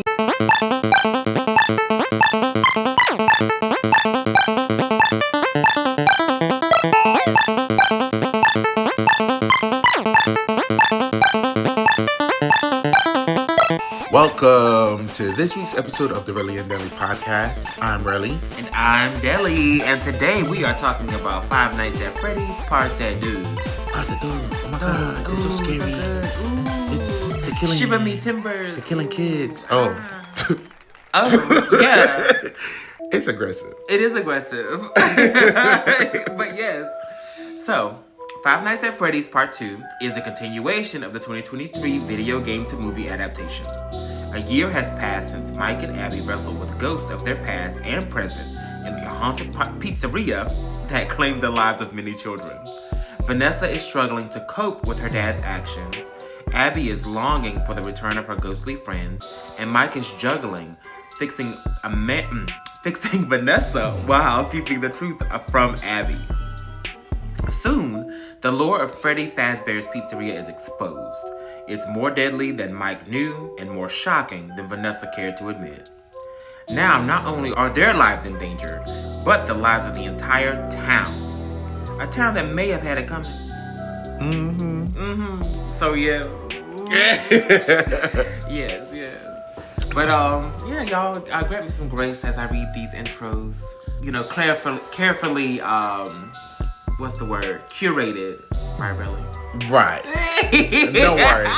Most of your flubs will be edited out. Oh, they won't. They'll be in there. They won't. They will be edited out. I don't think it was that bad. That wasn't. Oh. Okay. Well, anyway, as you guys know, we break this down into 4 categories. First, it's the story. Then it's acting and dialogue. Then it's cinematography. And then it's sound design. Exactly. So we're going to be going through those. I do want to say that this is I would say this is probably like a light spoiler review. I don't think I'm gonna get into all the stuff in my points. There's definitely some twists and turns and some reveals, but I'm not gonna get into all that. But some stuff I just have to say because I have to say it. Right. So. Yeah, it's definitely gonna have some spoilers in there. Yeah. For those of you who aren't familiar with Five Nights at Freddy's, FNAF, for those people who are actually like super into it and play, it's actually a video game.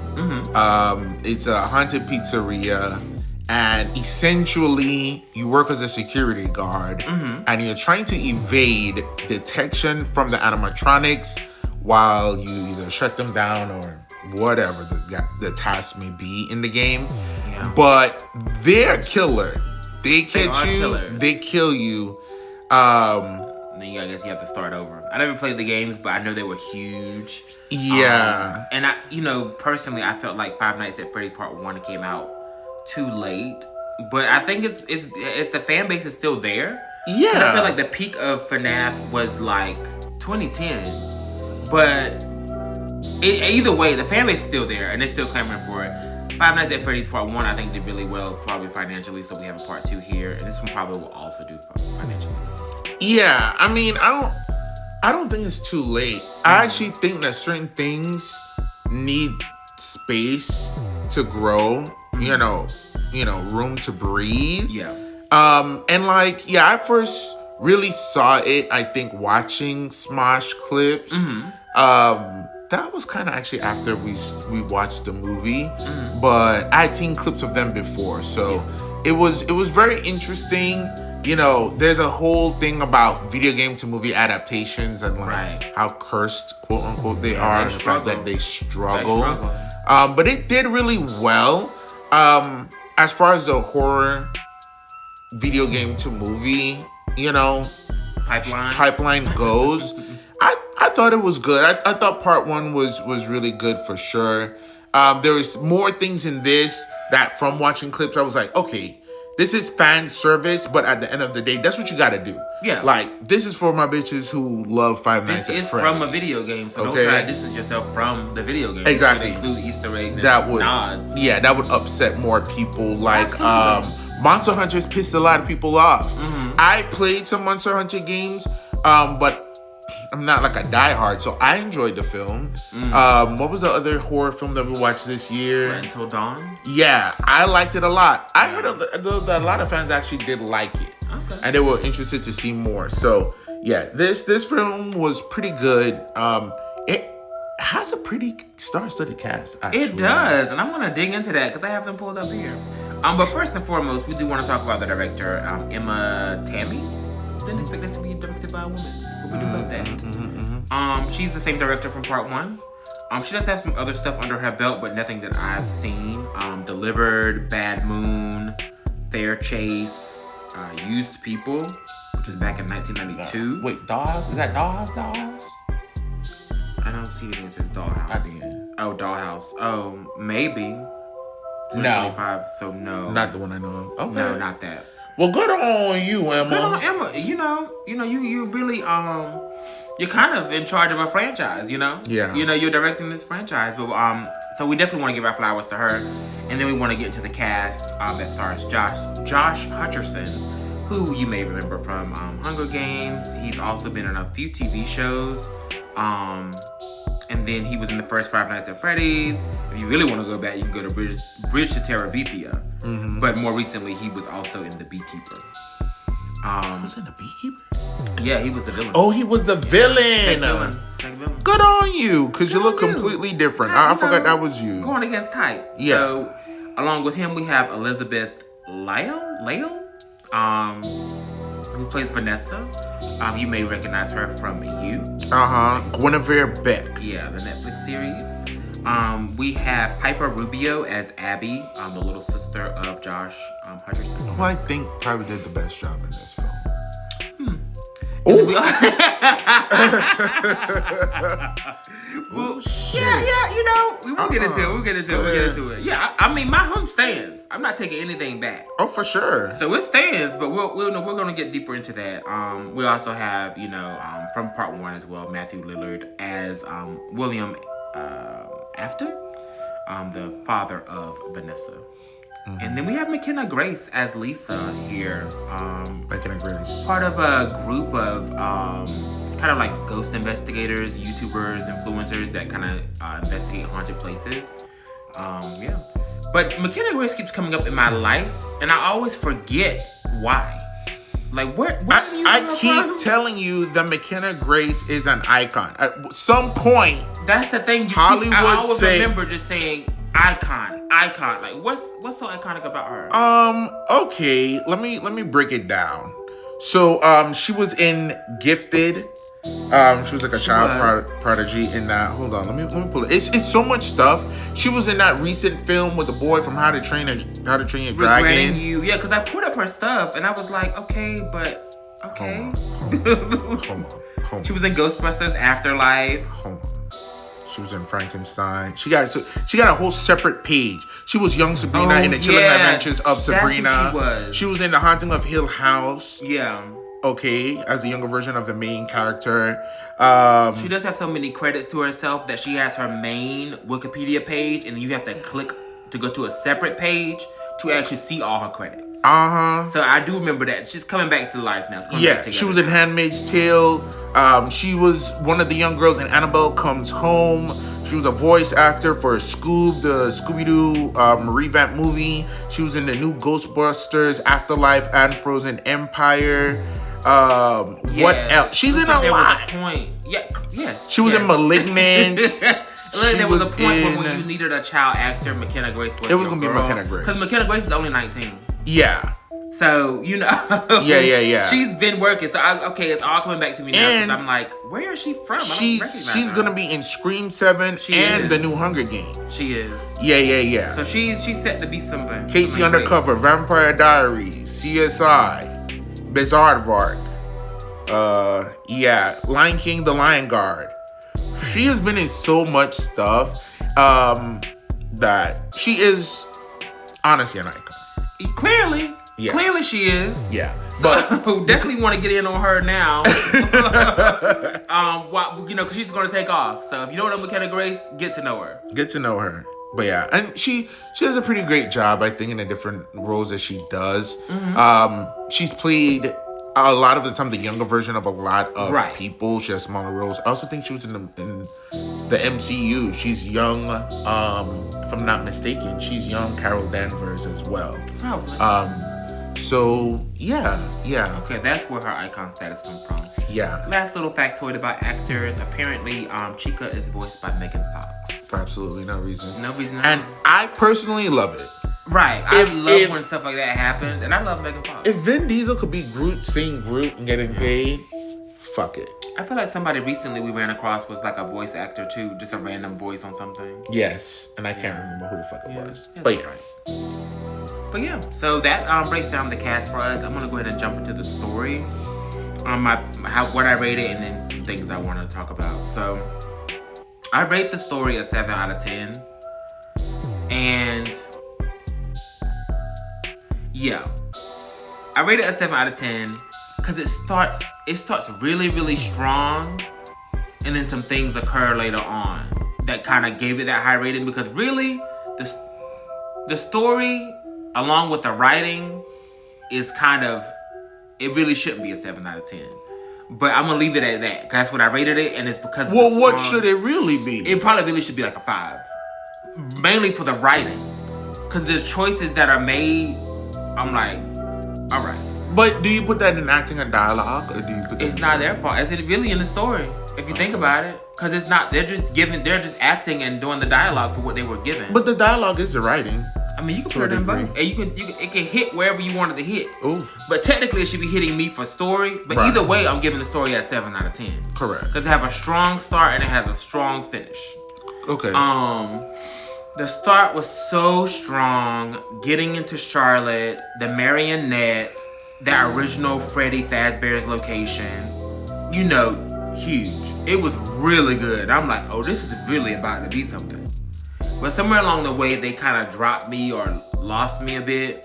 And I felt like certain things were just happening just to get us to a certain point. I won't get too deep into those, but I do think that's, certain things were happening just to get us to certain places. But aside from those, like, it's kind of forced. Aside from those things being forced, it actually is a pretty good story, a pretty good continuation. I do think that they could have done with some location clarification, because there were some times where I wasn't sure if they were at the Freddy's that Mike used to work at, or they were at the Freddy's that is the original location. Really? Yeah, and I think they were at both, even though they did move. I guess they didn't move far enough. Yeah. No. They. Did you realize they were at both? Yeah. And you could tell the difference between the two. Yeah. Yeah, I But- could after the fact, but I couldn't, like, just thinking. I was like, oh, well, yeah, she's at that one, the new one, or the old one, because we've already been to the original, but it wasn't the original one. That was actually the one he used to work at. Right. So yeah, I guess I wasn't really paying attention enough to the cause they always had establishing shots. So I feel like if I would have paid attention to the establishing shots, then I would have been able to tell exactly where we were. Go ahead. I feel like it was more in like a lot of the dialogue they did say. Yeah, they said it like a couple of times. Like they mentioned the river and stuff like that. That was inside of it. Yeah, they did. And That's like, what kind of helped me. Yeah, That helped me. yeah. So they did a good job. They did a good job, like, correcting you if you didn't realize. Yeah. But I felt like it could have been a little bit more. Or maybe a little more distinction from the exterior. I have to go back and look. But to me, the exteriors look almost the same. So I actually gave story an 8 for myself. Okay. And yeah, it starts off really strong. And I won't even say it ends strong. I say, like, sit through it. Sit to the end credits. that's what I'm saying. Because the end. there's good, stuff in there that really ties it up Yeah, in I thought a it good was so way. clever that they had while they're showing their production stuff. Yeah. And they have the voice of Matthew Lillard saying, "You're gonna want to wait to the end." Yeah. But it's really a part of the story. He's not just saying it to say it. Exactly. But it has a double meaning of, you're gonna want to wait to the end. Exactly. And yeah. so for the story, right? Essentially, it's a year later. In the first film, a lot of shit went down.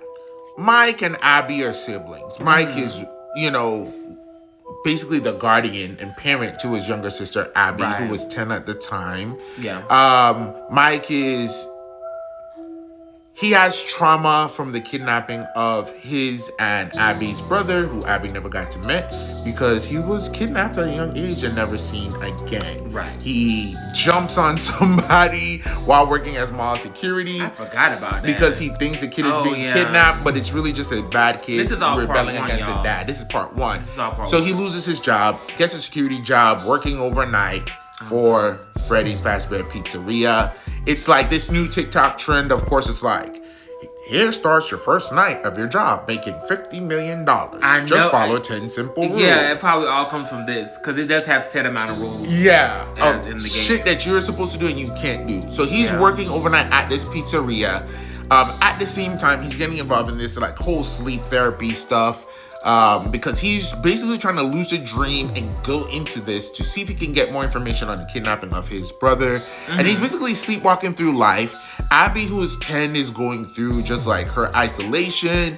Has her daddy brother who's basically kind of negligent but also struggling. We see that whole thing where like a kid is just a literal idiot doing shit that's like, you're gonna get taken from me and get put into foster care because you're acting like a brat. Good point. And like they have an auntie who's coming to take them. Everything goes on. She becomes friends with like the animatronics as Freddy Fazbear's because he takes her there. The animatronics are actually possessed by the spirits of children. The children who were murdered by this guy who is like the yellow animatronic turns out to be the owner of Freddy Fazbear's Pizzeria. And he's also doing something that's manipulating the spirit of the kids. And making them lash out and do violent things. So now that we're through part one. Kinda. And the whole thing happened that his brother was kidnapped from a camping trip. He was supposed to be watching his brother. Didn't. Brother got kidnapped. He was in the back of the car, and the plane. So we get there now. One of the police officers who's watching Freddy's that's been locked up, that's like watching the Freddy's location, she turns out to be the daughter of the owner of Freddy Fazbear. True. And she knows that her daddy is a fucking kidnapper. That is awesome. And then we find out that the kidnapper murderer was her dad. She had the toy from his brother. It was a whole thing. That was the whole thing, and that's why this is Vanessa. She's going through all of this in part two, trying to reconcile, because she always knew, but now someone else knows. Exactly. And now it's, and it's kind of like a love interest too. So it's like, will they, won't they? It's a double hit because she's like, not only does somebody else know, but it's kind of a love interest. Love interest. And my daddy kidnapped and tortured? We don't know how far he goes. We don't know how far he goes. But he kills the kids. Did he get his brother? He didn't. That was one of the kids, right? Yeah. Okay, just making sure. That was, That's making sure. Yeah, one of the 5 or 4. The one. Oh, the. Yeah. Oops. So, that's why he came to him and spoke to him. Okay. Yes. So in the movie, we see them. They moved homes. We got like some lines about what happened with the aunt. The aunt who we thought was dead wasn't dead. She wasn't dead. The animatronics just came and knocked their ass about. She started telling everybody, "Oh my God, the animatronics are alive. Freddy Fazbear's Pizzeria is crazy. There's ghosts." And now the town, as they probably would in 2025, are like, "Fuck yeah, Freddy Fazbear, Fazbear." Yeah, I think that's very on brand. There's a lot of things like that has kind of turned into, people are fascinated with true crime and festivals and spooky stuff. And it all rolls into one. I was literally listening to a scary story before we got on here. Yeah. So, this story is taking place and addressing the fact that, like, Freddy Fazbear's was a franchise, but there was an original location. Right. And at the original location, there was an original incident. Right. Where this one young girl passed away. Honestly, that opening was so good. That opening was so because I was like, is this a dream? I'm like, no, this is the shit I'm here for. Happening. Because it's just like, I'm like, well, what is all this? Because she's specifically waiting for a one particular animatronic. Yeah. Which I was like, girl, what? I don't even know who that is because I've only seen part 1. I've never played the games. Yeah. Or anything like that. So I'm like, Who is that? Yeah. But it's a signature one only for that original location. Yeah. And I was like, wow. And the drama when that animal trying to come out. Yeah. And she just and the little girl, it was so sad because she sees a boy get taken in her back. Yeah, and this is all in the beginning. So, in the beginning. You're gonna see this. So she tries to tell all of the adults, and the way the adults were just shutting her down, I was like, this is a nightmare. This isn't really happening. Only except it's not a nightmare. It's the 80s where they had to actually roll commercials saying, do you know where your children are? It's 10 p.m. Do you know where your kids are? Remember, your children are people too. They just want love. Fuck. So I don't know what was going on in the 1980s conservative Reagan era. Yeah. But yeah. That's what I thought about. I was like, damn, they're cold as hell. But also, it's the 80s, so I guess it was rough out here. Yeah. And she was like, don't you see adults talking? Like, they were ignoring her. Yeah. So she went back there to save the boy. And, you know, I could say in the end, she ends up losing her life after saving this kid. Yeah. And it was a whole public thing. It was done so well. It was done so well. Because you thought she made it out, because you saw, like, him behind her. But and then you like, I know she got it out of there. But then, like, is she gonna fall down and have a knife? Yeah. And then we look, there was no knife in her back. But there was a bunch of stabs. There was a bunch of stabs. And it was so tragic and, you know, touching on certain parts. From the start of the film, the sound design, chef's kiss. It was, for me, exceptional. And then in that opening, cinematography was on 10, you know? And there's elements we'll talk about later. But so, you know, this girl dies and then they do an amazing thing where, like, again, putting this for points towards cinematography, the opening starts and it does, like, clips of like the 8-bit video game style of what's happening with newspaper articles talking about the girl's death, the shutdown of Freddy Fazbear, the owner doing all this. This is part 2, so we already know that he is a murderer and he murders more kids later.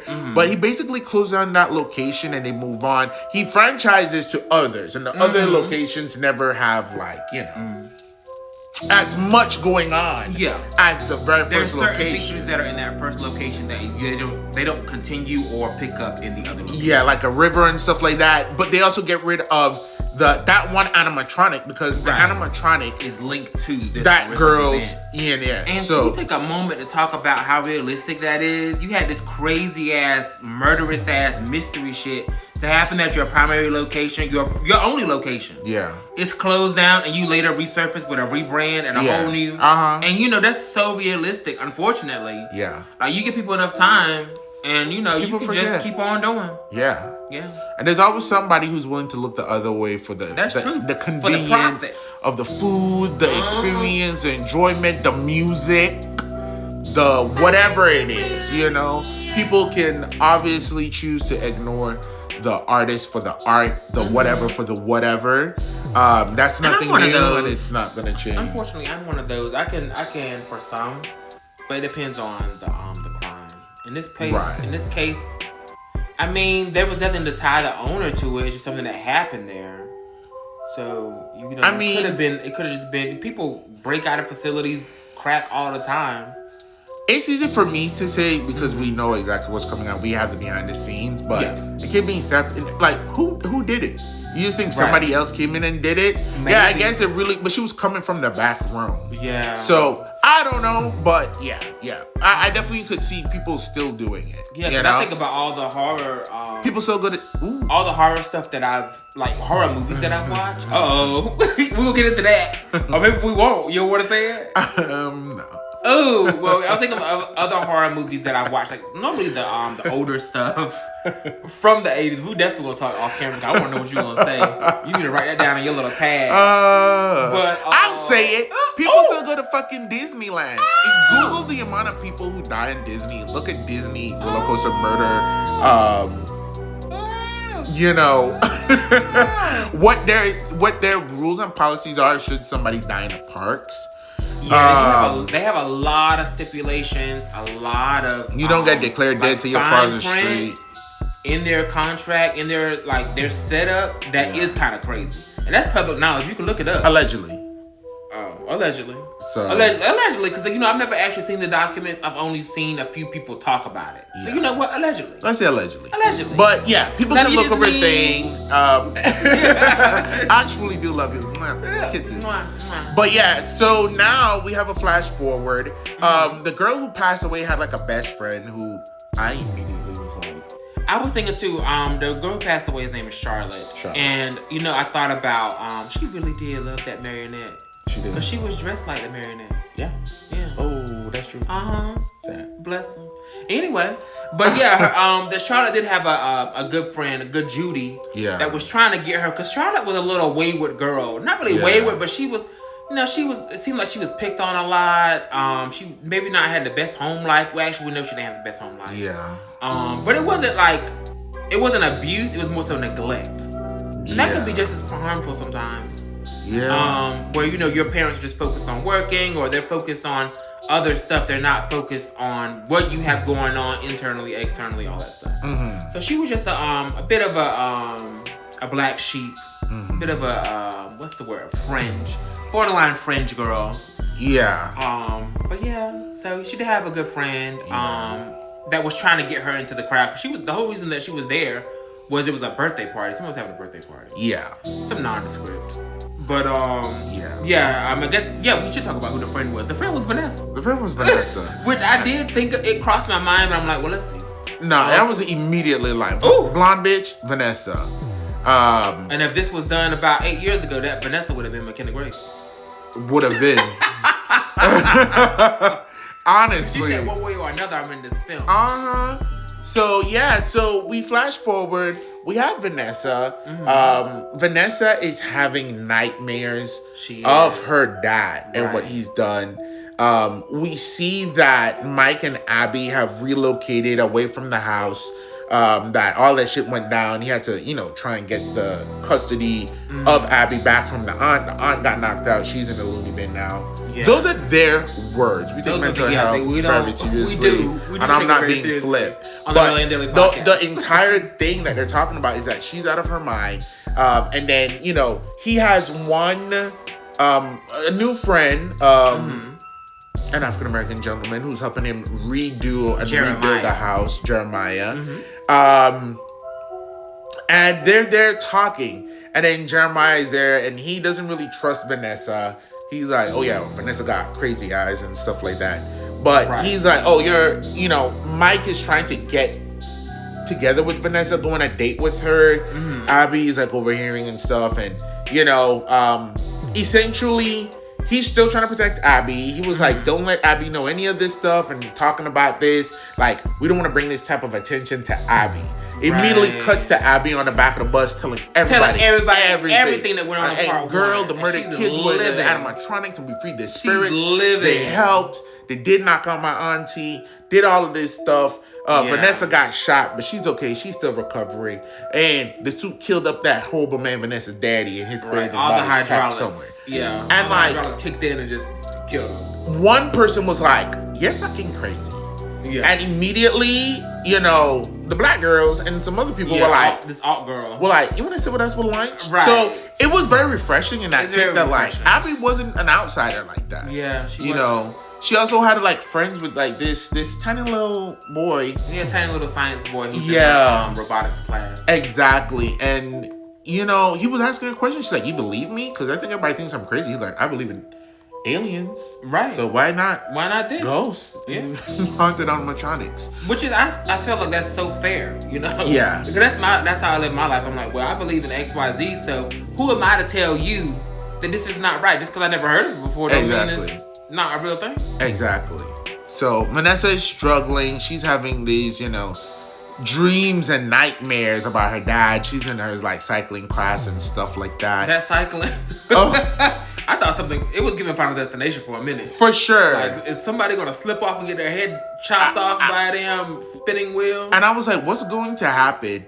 And we're just gonna run through it, but ultimately Mike is trying to convince her to do her dream walking, to do the dream thing.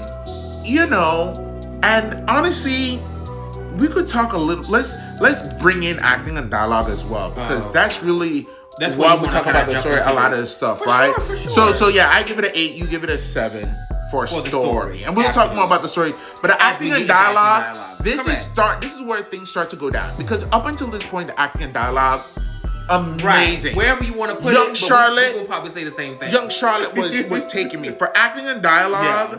I gave it. Ooh. Yeah, our I scores give it a probably, 7. I gave it a 6. Oh, But 5. yeah, our scores won't be the same, but the story and the acting and dialogue probably got dinged It's the funny. same for. It's a point difference for Uh-huh. both. So yeah, I gave it a Exactly. 7. It was so good. Charlotte in the beginning. Charlotte was living, honey. She was selling it. Vanessa as a kid. Them at this point. Mike talking to Jeremiah. Abby on the bus with her friends. The conversations are real. They're grounded. Yeah. They make sense. They're relevant. Yeah. The first line, I think, for me, that took me out of it is Mike is talking to Vanessa about the dream walking. Yeah. And he was like, yeah, this really helped me. So it might help you. Michael, no the fuck it didn't. Oh, and see, this is what they're banking on, and it worked on me. I forgot like what really went on in part 1. I don't really remember what Relly's about to tell you, because he already told me. He refreshed my memory. But I don't really remember any of that. I was like, okay, yeah, it did help him because he was really trying to work through it. But yeah, he did go a ahead. throwaway line like, it really helped me. Yeah, I was sleeping a lot, but no, bitch, you were damn near self-medicating to put yourself to sleep so that you could dream walk and lucid dream to the moment that your younger brother was kidnapped and murdered, which resulted in you sleeping through practically your sister's life. True. And then dream negotiating with the spirits of murdered children and traded Abby to stay in the dream state forever so you never lost your brother. Completely The dreams forgot about that. were not helping you, baby. I was like, no, what the fuck? I guess he said in the end it helped. In the end, when I tell you that pulled me out of it, I'm like, Mike, In the end, it let's. helped. But that didn't really hit my radar like that. That didn't really hit my radar like that. But I didn't remember anything. They were banking on me not remembering. That's 2 years ago. You don't remember. Woo! And it worked for me. I didn't remember. I'm like, well, yeah, in the end it did. I know that he did the dream walking, and in the end, everything came out, Yeah. sunshine and lollipops and rainbows and all Yeah. that. But I do want to take a moment to talk about Matthew Lillard. I feel like he been in the gym. Oh yeah, He look she a imposing. thick girl. He She looked got very hefty. imposing. Uh-huh. Because he was in part 1 and he just looked like some man. But on this, when he was like in that nightmare, Yeah. I was like, damn, bitch. Yeah. Sad. And that was such a great scene when she has the dream. Listen, Them that was doors so simple but very flip. effective. I'm Yeah. like, damn, I'm surprised nobody's done that before. Yeah. Or maybe they have and it just wasn't effective as this. Yeah. It was very simple, but I'm like, ooh. It was very It was good. very jarring. So now McKenna Grace comes in because, she's a Ghost hunter of sorts. and Shout out to Shelby Oates. I was gonna say, having recently seen like a ghost hunter something, Yeah. it's not the best adaptation we've seen. They were okay, but were I know okay. they were just like fodder really to get to where we were trying to go. Exactly. And that's that's part of my stuff with the plot and the story. Like some stuff, they're just here to further something. But what ends up happening, I didn't expect that to happen. No. And so essentially they want to go to the very first location. The one young man is in there. He was in Teo Briones? Yes. You may recognize him from Chucky the TV series. Yeah, he be showing up too now. He As be in a lot well of stuff. as Final Destination Bloodlines. Yeah. He was one of the main characters in that. Yeah. So he's a cameraman. We got McKenna going through, and they meet up with this security guard at the original. Who's also named Michael Tyre. I'm like, Tyre. is that just a name that Tyre. everybody who runs these has? Or maybe it's not to the game. But honestly, that actually kind of makes sense. And it makes sense on why. Because when Mike goes to Afton to do the security job, and he's like, oh, your name is Mike? Maybe that did something for him because he Yeah. We'll talk. Yeah. So, maybe we won't. We'll yeah.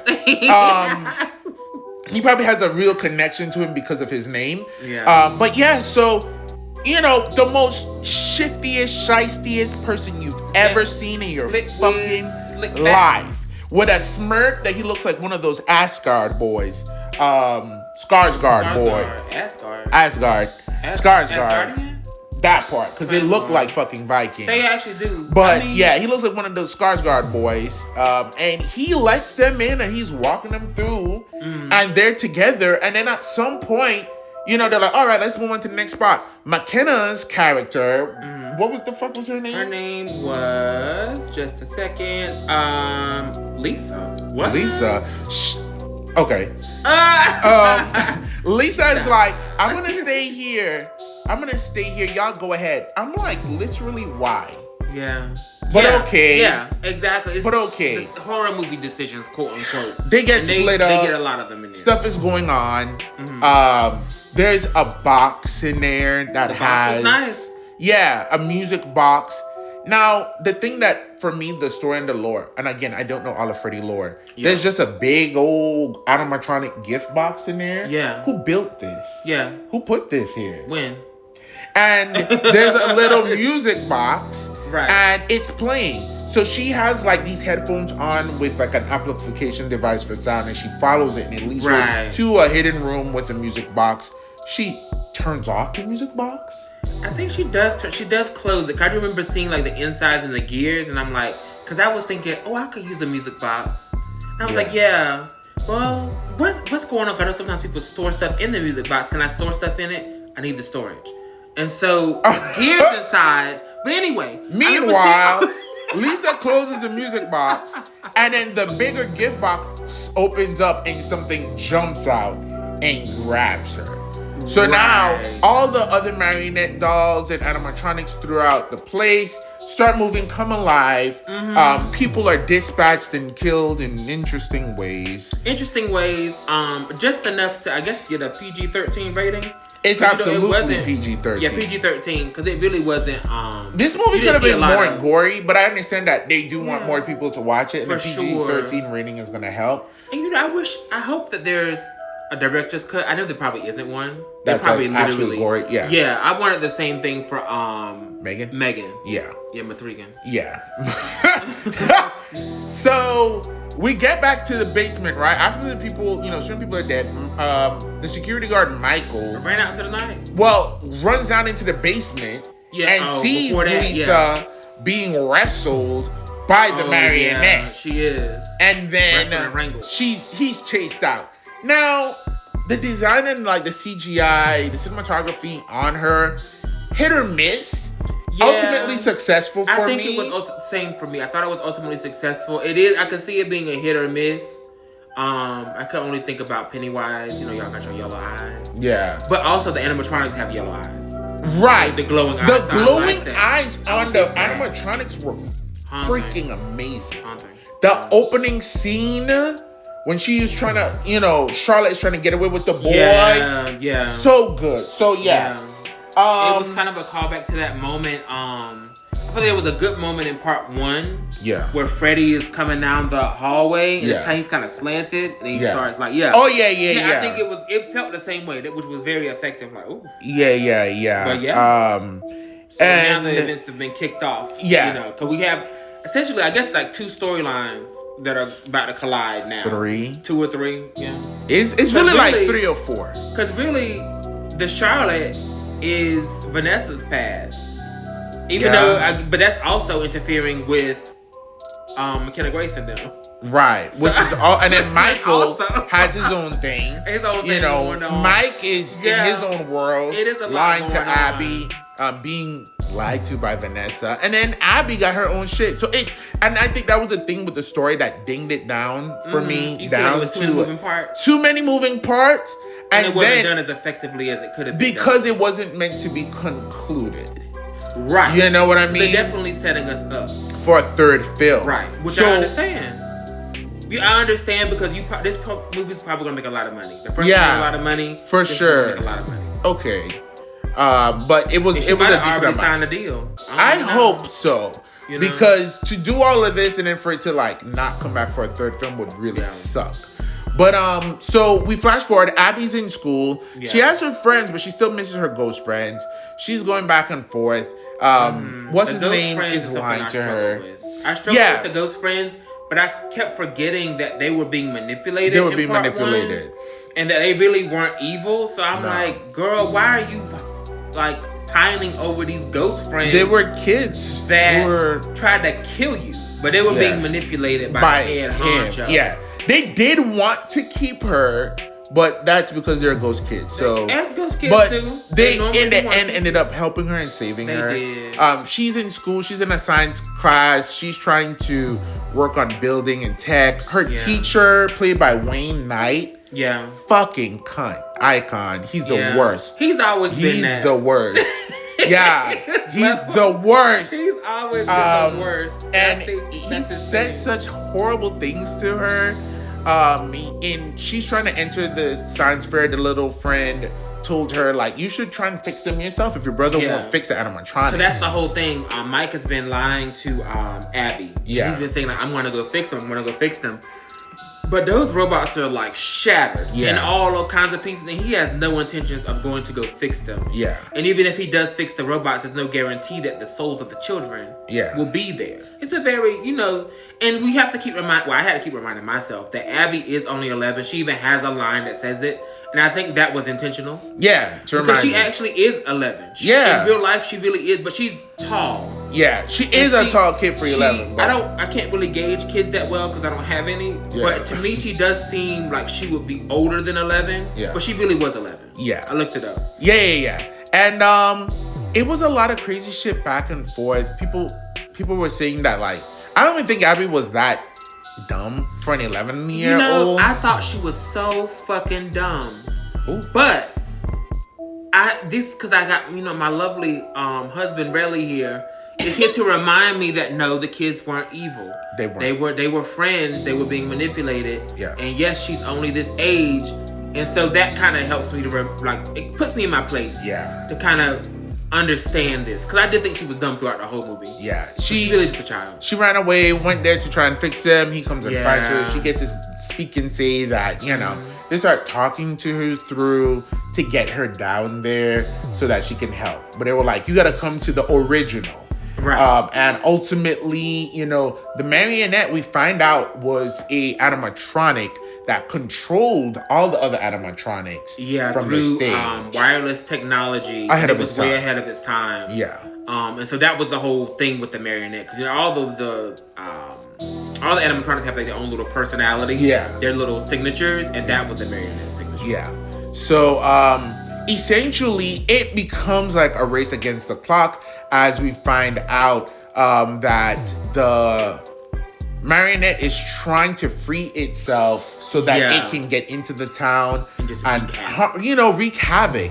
Right. And then we find out that, like, we won't get into too much more details more than this, but Vanessa has been lying. One of the things too that dinged the dialogue for me is that Vanessa tells him, he finds out about Charlotte. Mike finds out that Charlotte was another kid that died there. Right. And she knew Vanessa. That was her best friend. Exactly. And he was like, you lied to me. He's like, look, I'm just trying to get us past this.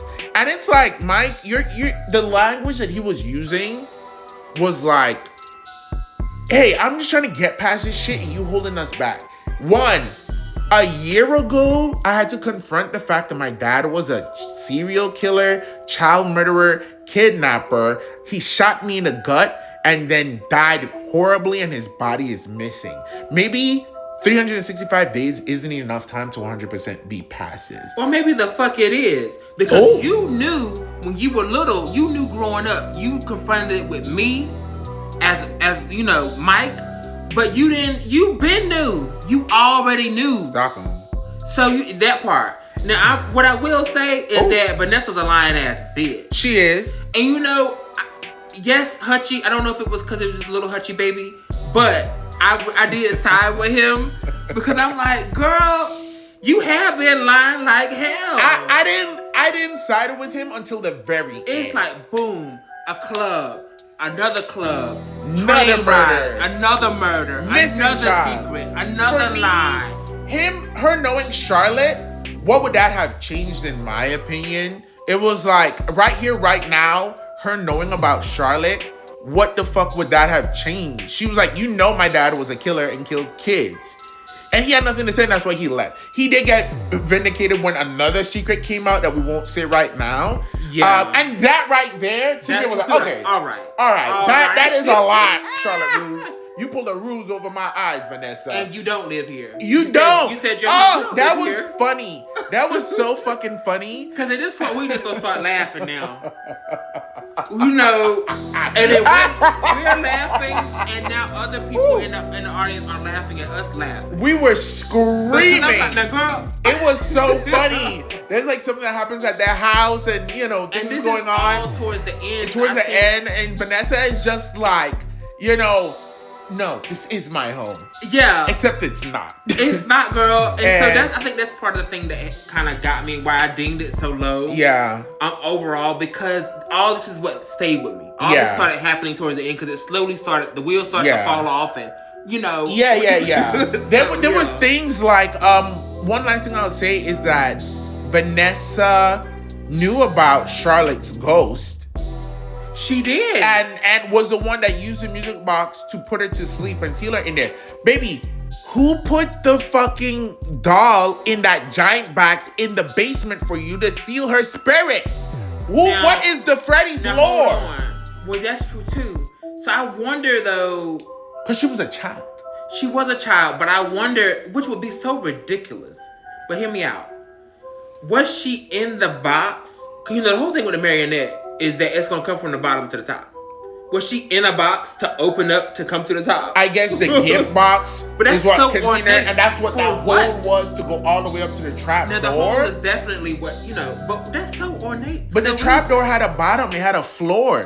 So to me, it don't 100% yeah. line up. That's one of those and things where it's you like, too many questions. Maybe you got the motherfucking answers, bitch, but I don't. And because of that, you got ding points. Yeah. Let me just run through some other points of some shit that didn't make sense for me. The animatronics in the end listened to another person who's a human being and didn't make sense. Why the fuck are you listening to him? Do he got a remote control?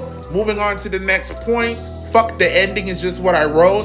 And I wholeheartedly agree. Yeah. That was a lot. There was Like a the lot end of of the decisions movie. there just to, I mean, yeah, there was a lot of things done there just to get us through the plot. Yeah. And the whole distrust Vanessa was also there to get us through the plot. The whole like when they were trying to figure out what they were gonna do because you know things are getting crazy with the animatronics. Yeah. And he was like, "Well, you go do this, I'm gonna do this." I mean, that was weird. And then the choice you made. It was really just Yeah. so that you can have some really great scenes of the game. Because I've seen Smosh. Shout out to Okay. Smosh. Love you, baby. Have me on. They've played the game, and it's a thing where it's like, flip the lights, look at the door, pull up the thing, pull up the map so they can't scan you. And it really was just Yeah, trying to that give was us cool. shots of like Yeah. recreating That the was game. cool until it wasn't. That last thing was cool. Yeah, but all in all, that was good.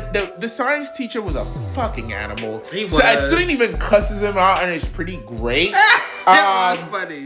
Um, Now, admittedly, her first project, girl, this glitchy, this bullshit that you got right here, you need to sit down. You do not need to show up on Saturday. no, fuck that shit. It's a fucking student fair. You're a teacher. He said, "This is I all am trying I to have. learn my tech. So is if all you I want have. me to be better, why aren't you helping her to make her what be I better? have A lot of for me. people shouldn't be teachers, and a lot of people don't know how to teach, and a is lot of all people I don't have. care. This is a job that you're sitting down, you're trying to collect the time so you could get your pension at the end of 30 years. Go off, sister. But he was a horrible teacher. He was. But, you know, all deliberate, of course. But Yeah. he was a horrible teacher.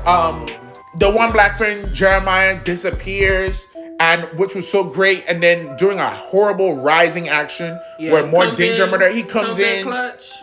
Or and ish. and I was just like, I was so upset when I saw him again because I was like, sir, they're Your trying main to thing is you kill don't want him to people. die. I don't. Why are you here, man? So that was stressful. Let's jump to cinematography. For sure, cinematography. So I gave it a 7 out of 10. I give it an 8. And you know, the more and more we're talking about it, I probably should have gave it a little higher, but my scores are what they are. Ooh. Now, what I want to say is, we talked about this already. Great shots of the marionette. There were some great shots of the animatronics in general. Yeah. To really convey that horror, that terror, that fear. Yeah. And great shots of the villain possession-esque of it all. Yeah. Yeah. And that's the bread and butter. That's what you needed to be good at. So. Yeah. And just step back really quickly. We're not going to talk too much about what happens, but in that scene, and final scene in the house, that's why I thought Abby did an amazing job. She did a very good job in that scene. I think she was pretty solid throughout. And if you hated her as a kid, that's because she was a kid acting and doing hateful stuff. Yeah, but she had a good range. Yeah, and I think she was a good actress. You can only hate them so much, and I've always felt like that. I've always said that. And I've always said that. I've always said that. You can only hate them so much because they're working with what they got. Correct. So, yeah. But the opening kill scene, intense. It was so good. The imagery, the filming was good on that big, the yellow bunny was just so. He's terrifying, and the eyes glowing, terrifying. The opening credits. When I tell you, it's really beautiful, and that's one of my favorite things. Something happens at the beginning of a movie, and somebody dies, and then it's just like newspaper clippings, and it's that thing was like, all right, I want to get this or watch this on streaming because I want to freeze it. So I can read everything in the article. Like in Final Destination does that. Yeah. Where like it has these clips and I want to read them. And they're all very pertinent if you get a chance to really get in there and look. Yeah. I think this was solid jump scares. The spin class was really good. It was Somebody good. put a hand on her and it was the yellow bunny. It was her dad's hand. When she turned around with that little blicky. And it turned the seamlessness. It was very seamless. It was. She has a dream where she runs. I won't say exactly what happens, but she runs from her adult self into her young self seamlessly. That was really It was so good. Anybody who's working on Nightmare on Elm Street, please look at this. Please look at the Black Phone Part 2. Yeah. Some These good things. stuff in here. That was a very really good nightmare. Yeah. Very good and nightmare it was scene. seamless. So that's what I have for cinematography. And then sound design. Sound design, I know I should have gave this higher. Damn. I know. I'm just so nasty. What the hell did you give just it? A little bitch. You're out of control. I gave it a 6 out of 10. What the fuck? I know. Is it, well, you've heard it here first, folks. You know, we talked about what it would look like if we disagreed. We were off by 1 point for literally everything. But I give sound design an actual 10. I feel like the clunking of the robots got annoying to me. The clunking of the robots was specifically done to show the intensity that this is different. The first animatronics were fuzzy and soft. Yeah, and these and are even when all she metal. first touched New Chicken, she was like, "Oh, you look cool, kind of cold." You know. And I think that was one of the most successful lines for the foreshadowing. But it was a lot. But we were also in Dolby, so it was super loud. But I thought it sold it more for me. It was very good. It was haunting. The 80s sound, I mean, the soundtrack kicked in immediately from the beginning of the film and went through well for the entire film. The only thing that almost dinged it a point is that they didn't use the Five Nights at Freddy's theme song. Which is a banger of a theme song. It's a great fucking really song. That. Go listen to it if you haven't listened to it. They have another one. They have another one by good, the same group. But it's not as good as part one, and he really wanted the part one to kind of play at some point. And then just give me a new song. I so relate to that because there's a lot of movies and stuff where I want a key example is the new Wuthering Heights. Why are y'all not using Kate Bush, Wuthering Heights in the trailer? That makes no sense to me. Or at least some rendition of. Some epic version of. I feel like they couldn't afford it. I feel like they couldn't afford it. But yeah, I definitely recognize the Five Nights at Freddy's song from The Living Tombstone. Okay. So fucking great. Love really that song. good. The new song is It's Been So Long, and that's what plays at the end of the film. Yeah. And it's good. And if you listen to Five Nights at Freddy's and then immediately play that song right after, it even amps it up. But it does. Those were the main things for like the sound design for me that I just was like, no. But stay at the end for an end credit scene and then a post-credit audio of a really phone call from a character in the story that we didn't really talk about. Yeah. But it's a very exciting thing, and having that gives video sound game to me element, too. yeah, the sound, because I think that a lot of the stuff in the game is you getting phone calls from, like actual people, and like you got the walkie-talkie, maybe somebody's, so that was very reminiscent of that. I probably should have ranked it higher, but either way, I'm standing 11 toes down, 12 if you're curious.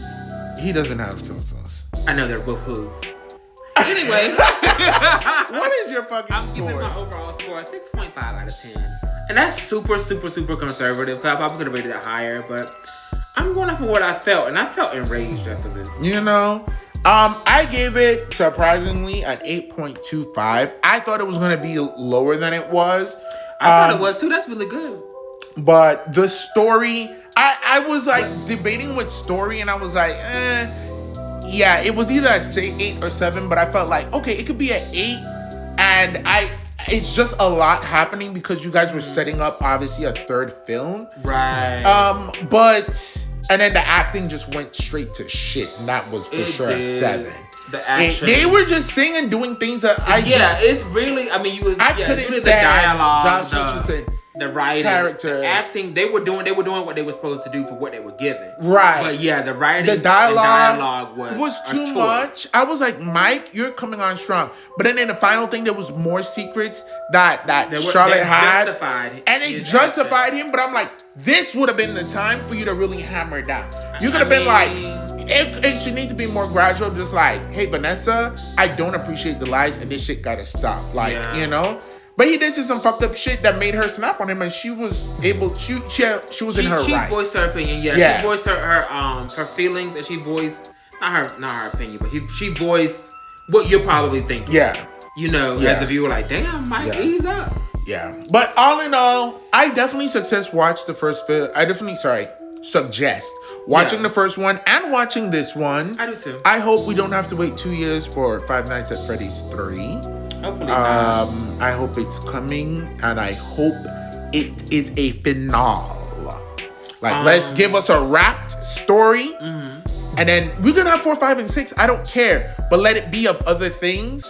I want to conclude what this is. Right. And I think the games aren't like that either. They're not all the same. I don't think they're all the same, like, character or the same thing. But far be it from me. Yeah. But I agree. Yeah. You know me. I love a good finality. I don't like for things to go too long, because the longer you go, the riskier it gets. It can. So I would love for them to. I'm the opposite.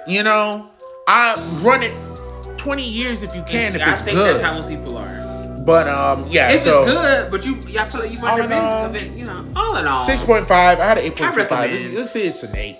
Yeah, I do recommend it because there's some good stuff in there. Some great stuff. There was some jump scares. I did jump. That's true. I thought it was pretty good. I thought it had some very good scary moments. There were some things that were funny. There were some things that were funny that maybe shouldn't have been funny. Right. That's for that you get some dings, but also it's like, you should go see this. Yeah. Because this wasn't supposed to be funny, but I laughed, and I want you to laugh too. Yeah. So yeah. That concludes our little movie review. We do want you to like, share, and subscribe. Yes. And comment. Let us know what you think about this movie. Let us know what you want us to watch next. Don't forget to check out our Reddit episodes. Exactly. We just dropped another one this Friday. Again, we're going to be back right now, at least for the next 3 weeks. And then the week of New Year's, we will be gone. I'm coming back, I think, either the first or the second week in January, starting on January 5th. Right. Should be the first time that we're actually back. Brand new season. Thank you so much. We love and appreciate you all. Yes, we do. And we'll see you again soon. Bye.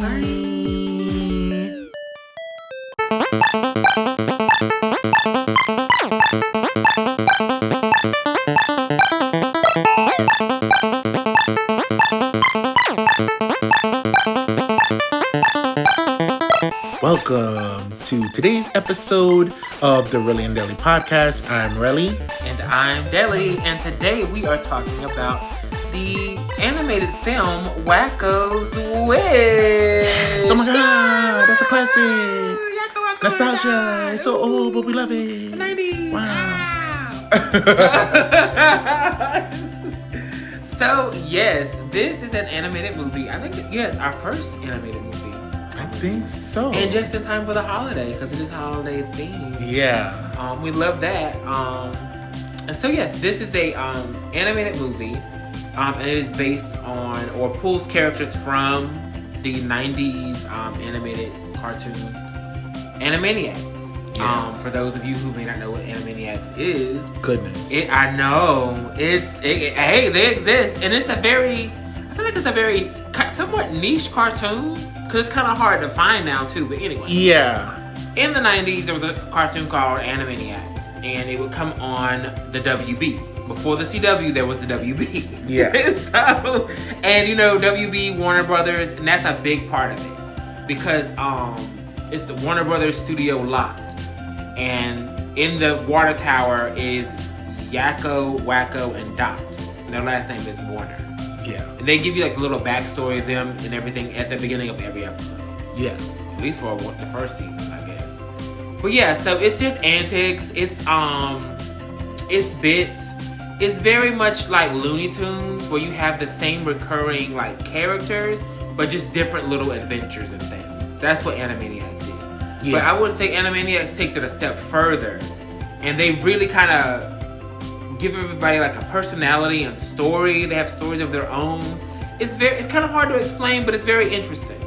Yeah, in a way, it's like a bunch of mini actual sitcoms. And that was something I was thinking about while watching this movie.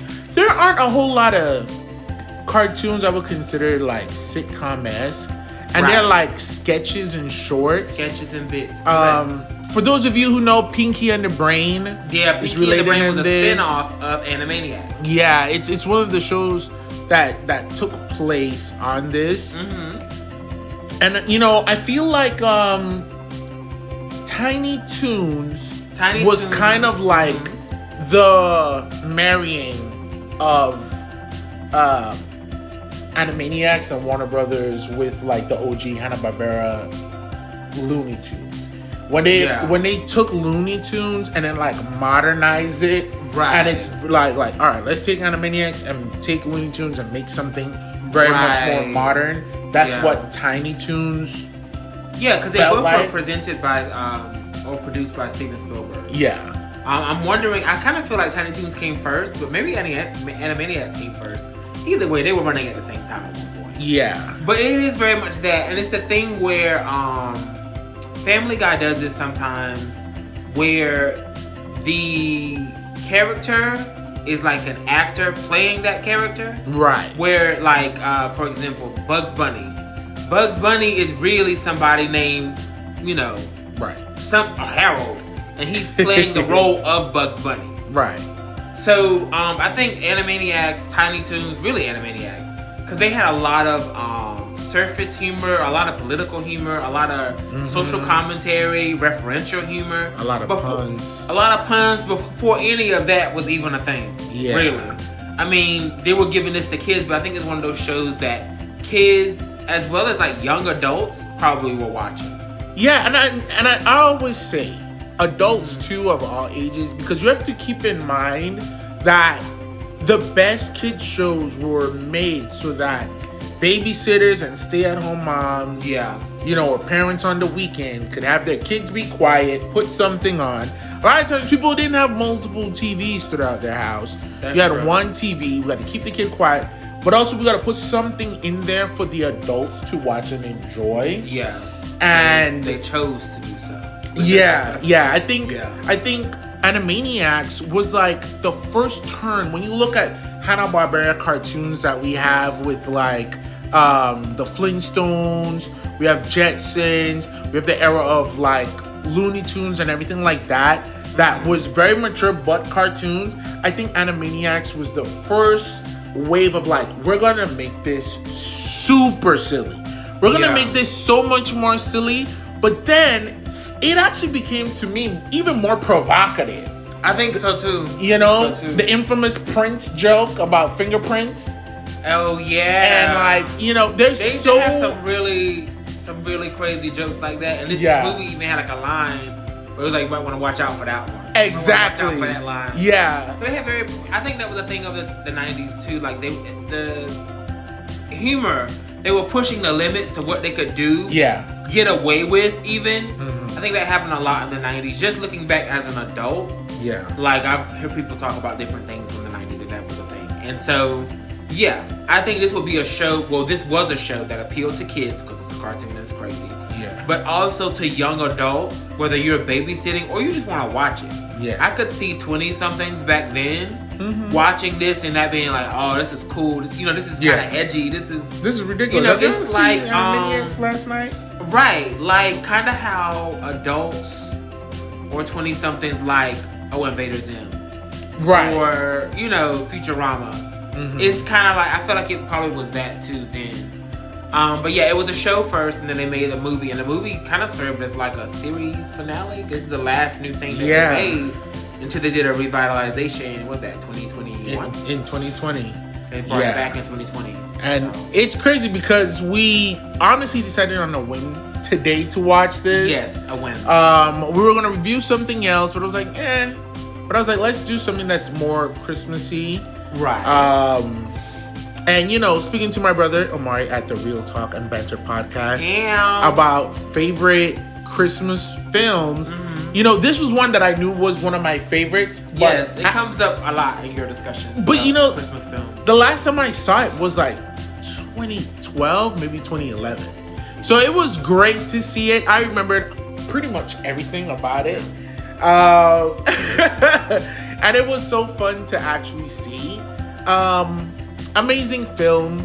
And yeah, it was released straight to VHS on December 21st, 1999. Wow. Yeah, I think it premiered like on TV once, but they also released it on VHS like. I remember seeing it on TV, and I only saw. That's the last time I saw it. Yeah. I saw it on TV. I didn't see it again until today. Yeah. So, yeah, it's a lot of nostalgia wrapped up because they do this thing where they create like lore for the characters. Every character is specific to themselves, how they behave, how they speak. Yeah. And so it was like a lot of nostalgia because it's like, oh wow, like I remember you from my youth, and you're still the same, you still cutting up, so yeah, they were clearly defined in these characters, which was you would really need to be if you're gonna create like a sitcom universe bit city of sorts. It's like so it's really cool. It's really amazing looking at it as an adult, just seeing like all the work they would have had to put in and just the vision. I really think they were ahead of their time. Absolutely. For sure. And looking at it now, we don't have a whole lot of 2D animation happening. I think in 2025, for sure, not 2D animation movies being made. That's the first thing I thought about. Like, what are kids watching now, and does it have this depth or this kind of like tongue-in-cheek social commentary?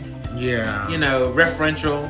Yeah, there's nothing. There's amazing shows still like, Fiona and Cake, with Adventure Time.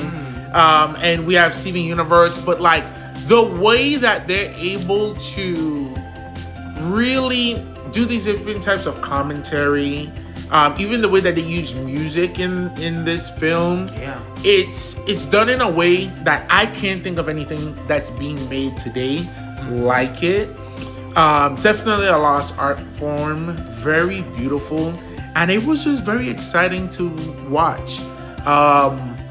And nostalgia is swirling. It is swirling. It was very good. It's a musical film. It is musical. 11 original songs. I thought I saw 15. Oh wow! I mean, in the thing, it could have been. That's crazy. Oh, I think it was 11 original. But it had 15 songs because they use some samples like the George of the Jungle and other things. Oh yeah. But they made 11 new ones specifically for this film. Yeah, they were singing. And I've talked about like the things I hate about musicals is like a lot of the times they're singing to do action, like singing about walking to the grocery store and whatever. Right. So the music isn't structured, begin, middle, end. There's not a whole lot of rhyming. They're not concerned with does this line rhyme. It's about she's singing about whatever she's singing about. Oh, okay. You know what I mean? Like in Wicked, a lot of the songs weren't meant to be played or listened to or have rhyming true. bars Yeah, in it's between. not really, it's a song second. It's really just like you're trying to convey the emotion, you're trying to convey what's happening. Yeah. And you're trying to convey, normally the vocals. Exactly. But other than that, it's not really, a lot of those songs I don't really play back. Yeah. Because it's a certain type of song. I understand what you're saying. But I think in this film, they put that first. They were song structured, they were rhymed.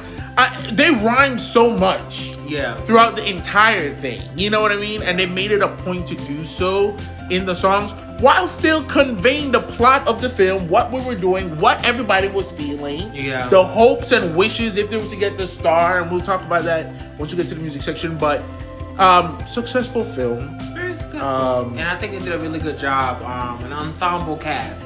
Yeah. Because you have all these characters, and this is like one of the first, and maybe the only times, where they're all together in one story. I think. Maybe there might be another, some kind of special, but this is like a special. This is not like a 30-minute episode. Yeah. This is over an hour. It probably was an hour and a half on TV. Yeah. And this does take place in like a fictional fairy tale land. And I say fictional for them. Because it's levels to it. Yeah. Who they are in this film isn't necessarily who they are in the TV series. Exactly. They even reference acting lessons. Yeah. We're just playing these parts. I think this is supposed to be 100 years before the show takes place. But so all of that to say, we're gonna get into our 4 points here. We have our story, acting, dialogue, cinematography, and sound design. Yes. So let's jump right in. So with the story, I gave it a 10. Yeah. Absolutely. A 10. And so we start off kind of just setting the scene, and just so you know that there was a village, and then the village was a part of a bigger country, and then the king everything was great, rainbows, unicorns. The king that was running the place died, and a new king moved in, as one does, and he's a bastard. Yeah. And so and he's squandering the money, so that means he has to tax the people, and so everybody's living in hell. Yeah. It was very quickly where they were impoverished. Yes. Taxed everybody. Listen, there was a song or a bit they were doing, and they had a line graph, and their line of wealth was below the poverty line. It went off the graph onto the floor into a crack in the floor. And those are things like really when you talk about cinematography, that we aren't doing it anymore in these shows. Not even on Disney, not Nickelodeon, not really anywhere, not even on Cartoon Network are we having shows where things like that is being done. When we see the overview in the beginning of Warner Stock, the country, and it's that map with the dotted line, and they're illustrating the infiltration of the hostile takeover. Honestly, all of this was told in such a crazy way of commentary of the company itself, corporate mergers, hostile takeovers, but it's done with the lens of this fairy tale. Exactly. They were taken over by TikTokia. Yeah, TikTokia, which I don't know what that reference is. I don't know. And that is one thing I will say, and that's probably why they I think cartoons probably strayed away from this, or just shows in general. When you when you do referential horror. Whoa! So when you do referential humor, you instantly put a timestamp on yourself. Yeah. So you run the risk of people outside of this time not necessarily knowing what you're referencing. I'm not gonna say that TikTokia was a reference, but maybe it was. I don't know. Maybe it was. I know what it means today. But and that's the thing. But I think when it's done well, right? Yeah. It doesn't matter. There was a lot of things like the Rosebud sleigh moment in the beginning. Yeah. I remember laughing at that as a kid and not knowing why that was funny. And there's other people who do it too. Powerpuff Girls and the B-Dolls episode. Saw that probably 11,000 times before I was old enough to know that this was a Beatles reference, I still was like, what? And then looking at Family Guy. Family Guy used to be, spot on. And I remember we would watch Family Guy together as a group and be screaming and then be like, what did he say? Whose name did he reference? And it would be some name drop, some punchline, and we have no idea who it is. And I remember going to us, like Amari, Jill, all of us would be talking like, you know what that was about? It's like, I don't know, but it sounded funny. And then we would find out what it was about, and it would just make it even funnier. And delivery is just as important, and they're masters, especially in this film, of doing that. And I think in that era, I feel like now, I don't know if it's the art, I don't know if it's the talent, I don't know if it's the direction, if there's not confidence in being able to execute it, but it definitely for sure isn't being executed anymore. Yeah, and so from there, they're under siege, they're taken over by a brutal king, everybody's in poverty. And one, wishful night, Wacko, he chooses the right star. Yeah. He wishes on the right star that nobody's ever wished on. And he's like, boom. You get a wish. Like a little star spirit comes down, you get a wish. Yeah. And he's like, but the thing of it is that you have to get to the star. So when you wish on the star, the guy signs off on it, handshake. And then the star comes to Earth, and you have to get to where the star has landed. First to touch it gets a wish. Very Stardust coded. Which is a phenomenal film. If you haven't seen Stardust coded. And then at that point, it turns into a race for everyone to get there. Who's gonna get there first? Who wants their wish granted? Everybody gets one wish. Very much. I don't know if you've ever seen Rat Race. Very much that. Yeah. Very much. It's an old movie called "It's a Mad, Mad, Mad, Mad World." Very much that. Yeah. And so that in itself is a reference. But everybody's trying to rush to one specific point. I want to say the Mad World one was probably the first to do it, and it's the same thing. It's an ensemble cast, all stars of their time. Same with Rat Race. Rat Race was, I think, all stars of their time, and they're just all going to one specific point. Whoever gets there first gets whatever's happening. Right. So yeah, and then from there we're off. Yeah, and also it was very reminiscent of Wacky Races, because everybody's going towards the star. With Dick Dastardly. I actually never watched that. What? I know it came up recently, but I never watched Wacky Races. So they're all they're trying to get something. Yeah, they would just be racing. I don't even remember what the hell they were racing for or to, but it would be a setup of them racing Dick Dastardly and Muttley. I went through a period of time where I would do that wheezing laugh like Muttley. You would have people too, that Beetlebug, Josie and the Pussycat sometimes would be in there in some of the races, if I'm not mistaken. It was a Hanna-Barbera classic, but when they're racing towards the star, it's very reminiscent of that. And okay, I can see what you're saying. Yeah, this story I think is solid. I give it a 10 as well because it has all the beats, man. It does all of the things. It tells this fairy tale. It has these referential moments. And then, we have the guys who they play the cop in the regular Animaniacs. They're the taxers, takes everybody's money. We have, Wacko who goes away first. They're in poverty for a year. They're like, let's have hope for a year. Before we even get to the whole star thing. Yeah, a year passes and they're like, well, bitch, under this new king. We have no more hope. They were like, if we just hope we can make it out of this poverty under this new king. And that was a lie. That was a year. And then Wacko, because Dot gets sick with an ailment that they don't know what it is. So he goes to the city to make money, and after working for a year, comes back and has an entire hate penny. A hate penny. And I remember the time watching this and going to my mom like, what's a hate penny? Did she know what a hate penny was? I don't think at the time. I don't think my mom would know either. Because I feel like it's even before them. Yeah. They don't even know. Yeah. But I remember just being so confused, and everybody was super excited for the hate penny. The town rejoiced, honey. Yeah, the taxer came, And that son of a bitch said, give me all of this fucking money. Here's your taxes. Took the entire halfpenny. Taxed him on the spot. Wrote everything down and took the halfpenny. Yeah. So that's when he goes to make the wish that night. Yeah. And then upon doing so, who was it? The voice of Ben Stein. Clear Eyes. Clear Eyes. He was also in Casper. Yeah. He's done a lot of voice work, and he always sounds the same. Icon. He's also the Pixie in Fairly Odd Parents. Or at least in the beginning, he was the voice of it.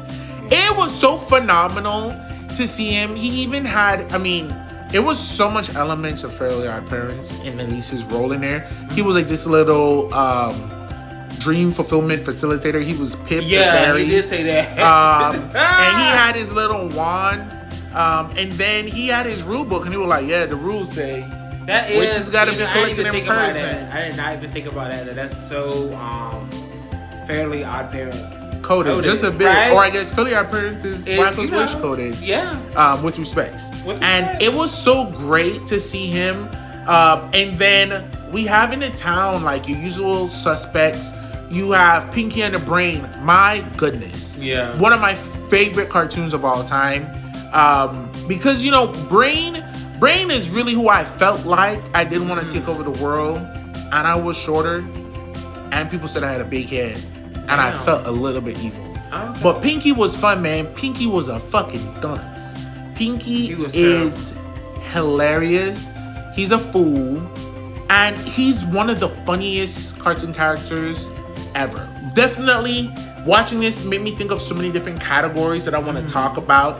And the town fool, I want to do a whole video on those people like Billy from Billy and Mandy, Ed from Ed and Eddie, Pinky, and so it was exciting to see him, his love for the horse, Farfig Newton. Also, just the names and the words, for absolutely no reason. Right, with the salad bar, and she's like, "Do you have any garbanzo beans?" And he's like, "No, it's Salazar, not salad bar." Right. So, a lot of stuff they just say because it's fun to say, and that's a lot of the humor there. Yeah. But it's really good. It's really good. They did a really good job with the story, getting everybody together, and finding a way for everybody to kind of be themselves within this situation. Exactly. Yeah. Now for acting and dialogue. Oh, me. I'll go. No, I'm about to go. So acting and dialogue, I gave it a 10. Yeah. Because everybody was who they were supposed to be. Again, there's a TV show, a running TV show before all of this. Yeah. Where all these characters are established, voices, mannerisms, all that stuff is established. Yeah. So everybody nailed it. Everybody nailed the voices. Everybody nailed the acting. All the lines, all the jokes hit. It was a 10. And everybody was acting accordingly. Yeah. Nobody seemed to be out of character or out of sorts, or this isn't what that character would do. Absolutely. And it was so successful. Mm-hmm. Everybody was in attendance.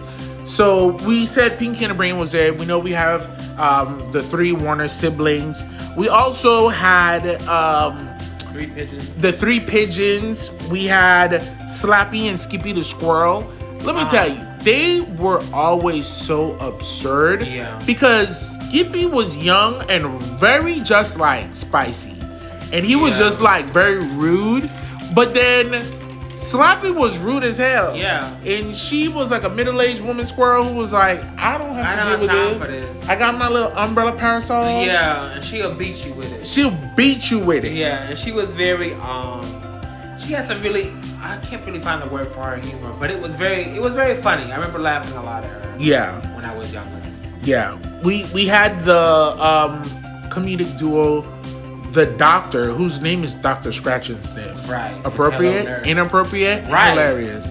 But fucking Hello Nurse, icon. I remember saying Hello Nurse so many times, not even really knowing. I think someone did tell me like, it's inappropriate.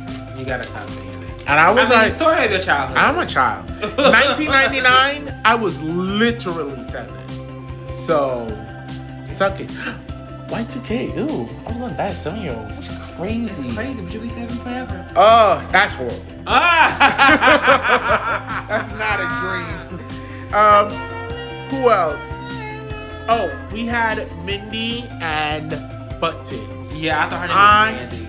When I was trying to just find it. Oh, online, yeah. Mindy is the name. Mindy and Buttons. Mindy and Buttons. Mindy worked his ass. Always. And that's another category I want to do. Most iconic animated dogs. And Buttons gets left out. Buttons get left out because Buttons don't speak. Yeah. But all his comedy is physical. It's physical. He's trying so hard to protect this baby. And this baby is tasked with stuff all the time. I don't know why her mom is who she freak is her mother. Her mom. Well, in this situation, she was feeding the uncles, cooking for them, taking care of the house, and she wanted Mindy to go deliver a pie to her damn grandmother through the woods. Yeah, and we won't even be accompanied by Buttons. We won't even tell you exactly what it is, but there's such an amazing parody happening with Mindy's mom. Yeah, I suggest you guys watch this honestly, Absolutely. because it's coming out on the Monday before Christmas. It's a lovely Christmas. You might have to rent it for like $3. You may have to rent it. You but probably will. It's so good, and it's some really fun moments. You know, fun moment. It's it's just a good wholesome time. Yeah. You have some jokes that push the envelope a little. Yeah, but your kids will times, understand. But they're for you, not your kids. Yeah, it's a good time. We heard like a George of the Jungle sample while Slappy and Skippy are swinging through the trees. Everybody is racing towards a star. They're racing towards a star via treetop, which is just absurd. And just greatness. It was so good to see them. Everyone is here. And I do want to shout out. Hopefully, I can pronounce everybody's names correctly. We have Jess Harnell, who plays Wacko. Okay. We have Tress McNeil. I believe it's pronounced McNeil. She's Dot, and she's also Marita the hippo, Hello Nurse, and Mindy's mother. Oh wow! And I feel like she's on Rugrats. I gotta look her up and see. Yeah, her name does. She kind of sounded like freaking Charlotte. But I'm not too sure. And then we have Rod Carlson, who is Yakko Warner, and he's Pinky and Dr. Otto Scratchin' Smith. Oh, okay. So iconic, so ridiculous. Yeah. Sherry Stoner as Slappy the Squirrel, Nathan Ruger as Skippy, Maurice LaMarche was Brain Squid, and he was all of Wacko's burps. The fact that you're getting billed, bitch, for burps, you're an icon. That's crazy. That means he was really burping. It wasn't just like a sound. Oh, no. Yeah. This is 1999. That's true. The legends were at work. They were working, and that's the thing, too. That's legendary status, too, and that's also a stamp of the time. I don't know what's going on now, but back in the day, there'd be one bitch, and they would be voicing 17 other bitches. Yeah. And none of them sound the same. Mm-hmm. That's the thing. Yeah. But yeah. Oh, so many. Nancy Cartwright as Mindy, Frank Welker as Ralph the Guard, Chicken Boo, Buttons, which Button says one word when he finally gets food. He thanks God. Yeah, thank God. You have Chick Manera as Pesto, John Mariano as Bobby, Bernadette Peters as Rita, Paxton Whitehead as King Salazar, the Pushy. He did a really great job, honestly, because he had one of the biggest roles. Ben Stein, as we mentioned, Jeff Bennett as Baloney and the Captain of the Guards, Paul Rugg as Mr. Director in one of the funniest sequences in the film. Yeah, that was really funny. Yeah, and Todd Bodette as the narrator, Steven Bernstein as himself, and then Julie Brown as Minerva Mink, one of the most iconic names that is a good name that exists in history. So they had some. They all down there, and I know these people did a lot of work. I saw that a lot of those links over there were blue. Yeah, but they did a really good job in this with the acting and dialogue. Yeah. Let me see. Yeah, we talk about all this stuff. Okay, yeah. We move on to cinematography. So, cinematography. I also gave that a 10. Spoiler alert, I give it a 10. I mean, and that's the thing. Back in the day, all this stuff was hand-drawn. So, there's nothing going to be here that doesn't need to be here. Yeah. Because we got to draw our hands. And everything that's shown, that avalanche scene. Everything that's shown has it's like so many things that I watch that I know have impacted other shows that has been like weeded out of like common animation in cinema over the decades now. But like, when was the last time you saw a map and then an invasion happening and it's a dotted line going from the top of the map to the other half, right? And the color coding of that happening and pushing the borders, those area views, things like, you know, the stock plummeting, right, off of the chart underneath the floorboard, the amazing cell animation done during the snowboarding. They're in a cart. So we have them in a cart being attacked by cannonballs, and fire. Bit by bit their sled is being destroyed, but they always make it out until they end up on 3 pieces of plywood, and now they're snowboarding down the mountain. How many shows have sampled that? Yeah. How many shows have done after this, and movies have done the avalanche snowboarding situation? Yeah. I'm in a big cart that gets blown up and I'm just riding it down on a wheel. Yeah, exactly. You know, it was so many things that I know has been done since this, and maybe even before this, but they did it well. Absolutely. And it was beautiful. It was so beautiful to watch. It was really 26 years later. 26 years later, damn near to the day.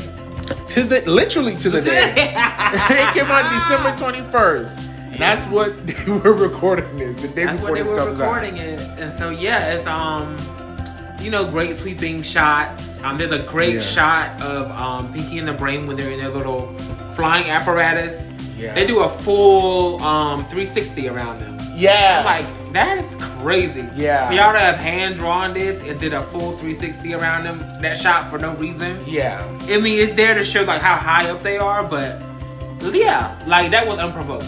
Yeah, and because it's animated, you have animation physics, right? Yeah. Like, you know, they're falling out of the sky, and we have Farfig Newton racing to catch them. Yeah. Girl, the distance that horsey had to run, and like the chasm it was gonna fall into, it could not happen in real life. But you're watching an animated feature, and they do it really well. They kept the reuse images to a minimum. Yeah, you know what I mean.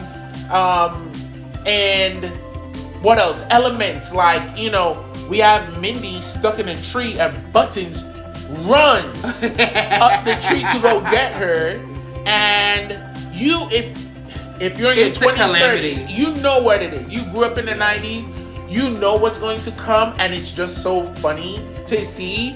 He gets up to her and she's like, silly Buttons, dogs can't climb trees. And in that moment, he had to fall. Yeah, because he's like, oh, I acknowledge it. That's an old bit, and it's always funny. Because it's like, and then what are you saying as a cartoon? What are you saying? Is it we can't do certain things only because we don't believe in it? Yeah. You know? That's what I kind of thought about it like today. Like that's crazy because when he knows he's gonna fall, or he knows that this is the rule. Dang, I gotta go now. I gotta go. So, you've got to. You know. But we had some crazy stuff. We had this crazy like thing. I won't say all of it, but it's like your worst fears. And it's so funny that some of them were my worst fears. Some of them were. One specifically. That's actually what I have written down too for the cinematography, because that was such a crazy, like, them on the track, and that's where they're being sentenced to, and they're like all these little attractions and Mr. President. Yeah. It was ridiculous. Or Mr. Director. It was ridiculous. And I feel like that's a commentary on Disney. I've heard things about like Disney having like a train. Like, that's like a whole train back there that you can just ride through. There's been other things that have done that before. Like, you go to some place, like American Dad did an episode like that, where Roger, they were like in a spy film, and Roger had them, and he was just like, take this train so you can see like my entire evil plan. Oh, and it was like he did do that. Yeah. It was confusion. Yeah, but it was so good. They even dropped an Acme Anvil on somebody. What you call did that too? Iconic. Rick from Rick and Morty did the same thing. Oh, yes. Yeah. And that's, again, these things that, like, not being done a whole lot, that it's just it's just great to watch, and it's great to see. Honestly, watching this film was kind of like exciting and jarring at the same time to see like, you know, a decent portion of like who you were and still who you are today, like your sense of humor and everything like being displayed on the screen. I was like, wow, this is so neat. I'm glad we watched it. Me too. I'm really happy that we watched it. It definitely took me back as well. I guess we're gonna jump into sound design. Sound design. As we said, they made a lot of original songs for this movie, which is pretty amazing. Because it was a straight to video, you know, semi premiere on TV, but it wasn't like It didn't go to theater. Yeah, it didn't go to theaters. It's not like a big Disney production. Yeah. You know, for this cartoon, like it's really like that's a small thing. But they made new songs for this, and they were really good. So yeah, I don't know any other cartoons are doing that now. I'm a little out of the loop on cartoons these days. But thought the music was great. There was a lot of technical stuff. Yes. With their songs, which I thought was like that's kind of amazing for a kids, quote unquote kids cartoon. Yeah. Like that thing where they did there was a song with all the townspeople and pretty much everybody had a line in the song. Yes. And it all rhymed and rapped together, and it was really good. And this is the thing. Kind of masterful. Animated films were first created for adults. That's true. It was just a way to do stuff that adults maybe or real actors couldn't do. So they were first geared towards adults, and with that, the music and everything was very, you know, classical, and it wasn't no simple anything. And something where it's like almost every single shot, if not every single one, had some musical element going in the background. We don't have shows that are like musically scored like that anymore. You may have like a good transitionary song or something, sound effects, which this all had, but like from xylophones to like a full orchestra playing. This film is quintessential 90s animated film, you know? I would really be interested to have a kid these days just watch this randomly and see what it would do for them, if it would do anything for them. I think it does a lot. I have friends, shout out to Brittany, who are raising their kids based off of like a lot of 90s stuff. You know, I know Omari's doing that with Malachi within some respects, because honestly, a lot of the shit we watched was very scary. For better or for worse. For better or for worse. We really shouldn't have been watching half the stuff like Page Master terrified me. Black Cauldron honestly was scary. James and the Giant Peaches freaked me out. Scooby-Doo scared me for a lot of it, but we watched it. Yeah. That Fantasia segment.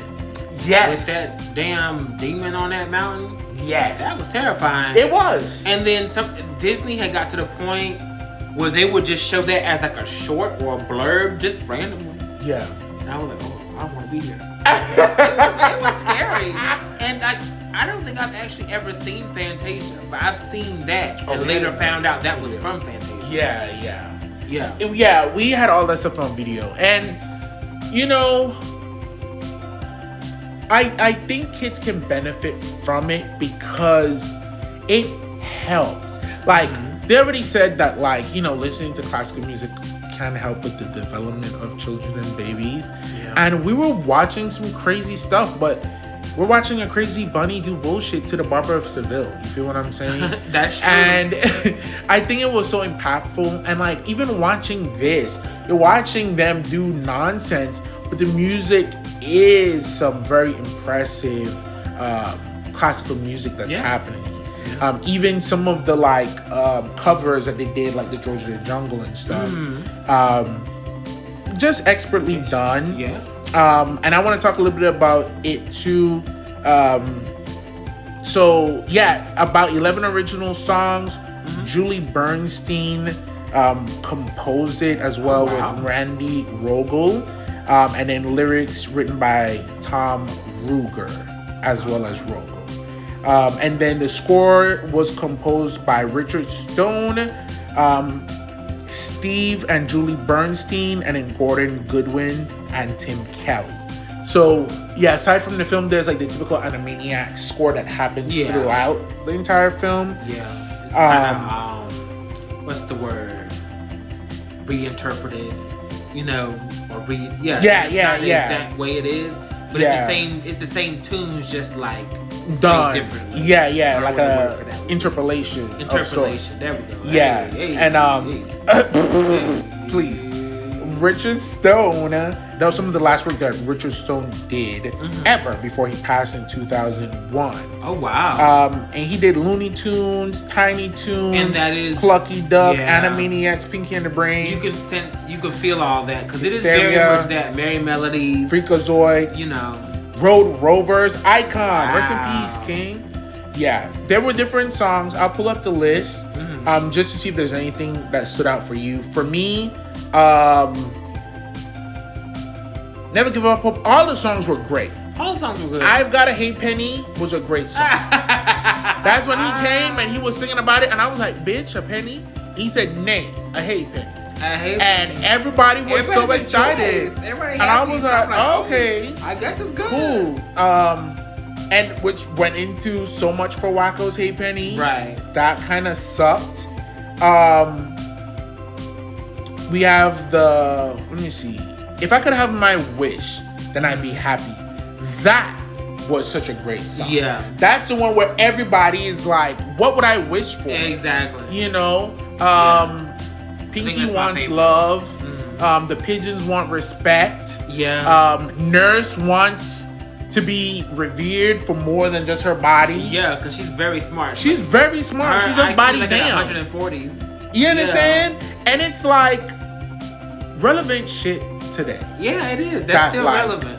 Like I can't help the way I look, but I'm actually very smart. Yeah. So yeah, everybody has their own little wish, and I think that's my favorite song as well because everybody has their own little line. Everything rhymes. It's just real. It's done to perfection. Yeah. You should watch it. Won't tell you what Wacko's wish is. And then come back and tell us if you agree with his wish. I remember watching the first time and just being gagged, like, girl, you did what? And honestly, me too. I felt like that then. I had forgot that feeling until I watched it now. And I was like, oh my God, it's coming back to me. Like this feeling returned. I never forgot. And I felt the same way. But yeah, we definitely want you guys to take a look at this. It's a good wholesome Christmas time, just over an hour, you know, not a lot of time to watch. Yeah. And it'd be good for the kids too. We did hear a study or read a study that 90s content, 90s cartoons soothes down the children. Let me tell you, if your babies are out of control, put them on the 90s stuff. The 90s regimen, the woman said she did that for like a month or 2 months? Yeah, I think it was like 2-3 months, but you can reset your kids, man. Your kids can watch some of the new stuff, but the younger they are, it is really just setting them off. Yeah. We're not doctors, we're not psychologists. You could Google it for yourself. This is for educational But I know, the people who I know... Excuse me, for entertainment purposes only. Right. The people who I know let their kids watch older stuff and like incorporate it, have like great kids. You know, they're not as overstimulated by some of the media that's coming out now. They still watch some of the stuff because, you know, they got to go to school and talk to the kids. You gotta be in with what it is. Take the time and do that for your kids. And if you don't have kids, do it for your damn self. Oh. It feels so good to just revisit classics. And don't forget, you get to decide what the fuck a classic is to you. Oh, you don't need to let people tell you what is a great film or what isn't, except for us, of course. We're professionals. We are professionals. But anyone else, don't let them tell you what the fuck to do. Watch these films. Go back. And that's our copyright for the episode. Thank you so much for joining us again. This is our final movie review for the year and for our Christmas episode. Please tune in this Friday for an extra long Relly and Deli read Reddits, where it's going to be all Christmas stories. All Christmas, we normally, all the time. For that day, we have at least, we normally do 3 stories. I have at least 7. Are we going to do all 7? Who knows? Sure. We ready. might. But we're super excited, and then we will be back in January of January 12th, 2026. And then we got some surprises, a collaboration, and some amazing things coming. Mimosas. Fine leather goods. It's the best day of the year. Best day of the year. Please subscribe so we can afford all of the copyrights Trendell has now incurred upon this channel. Bye. Bye.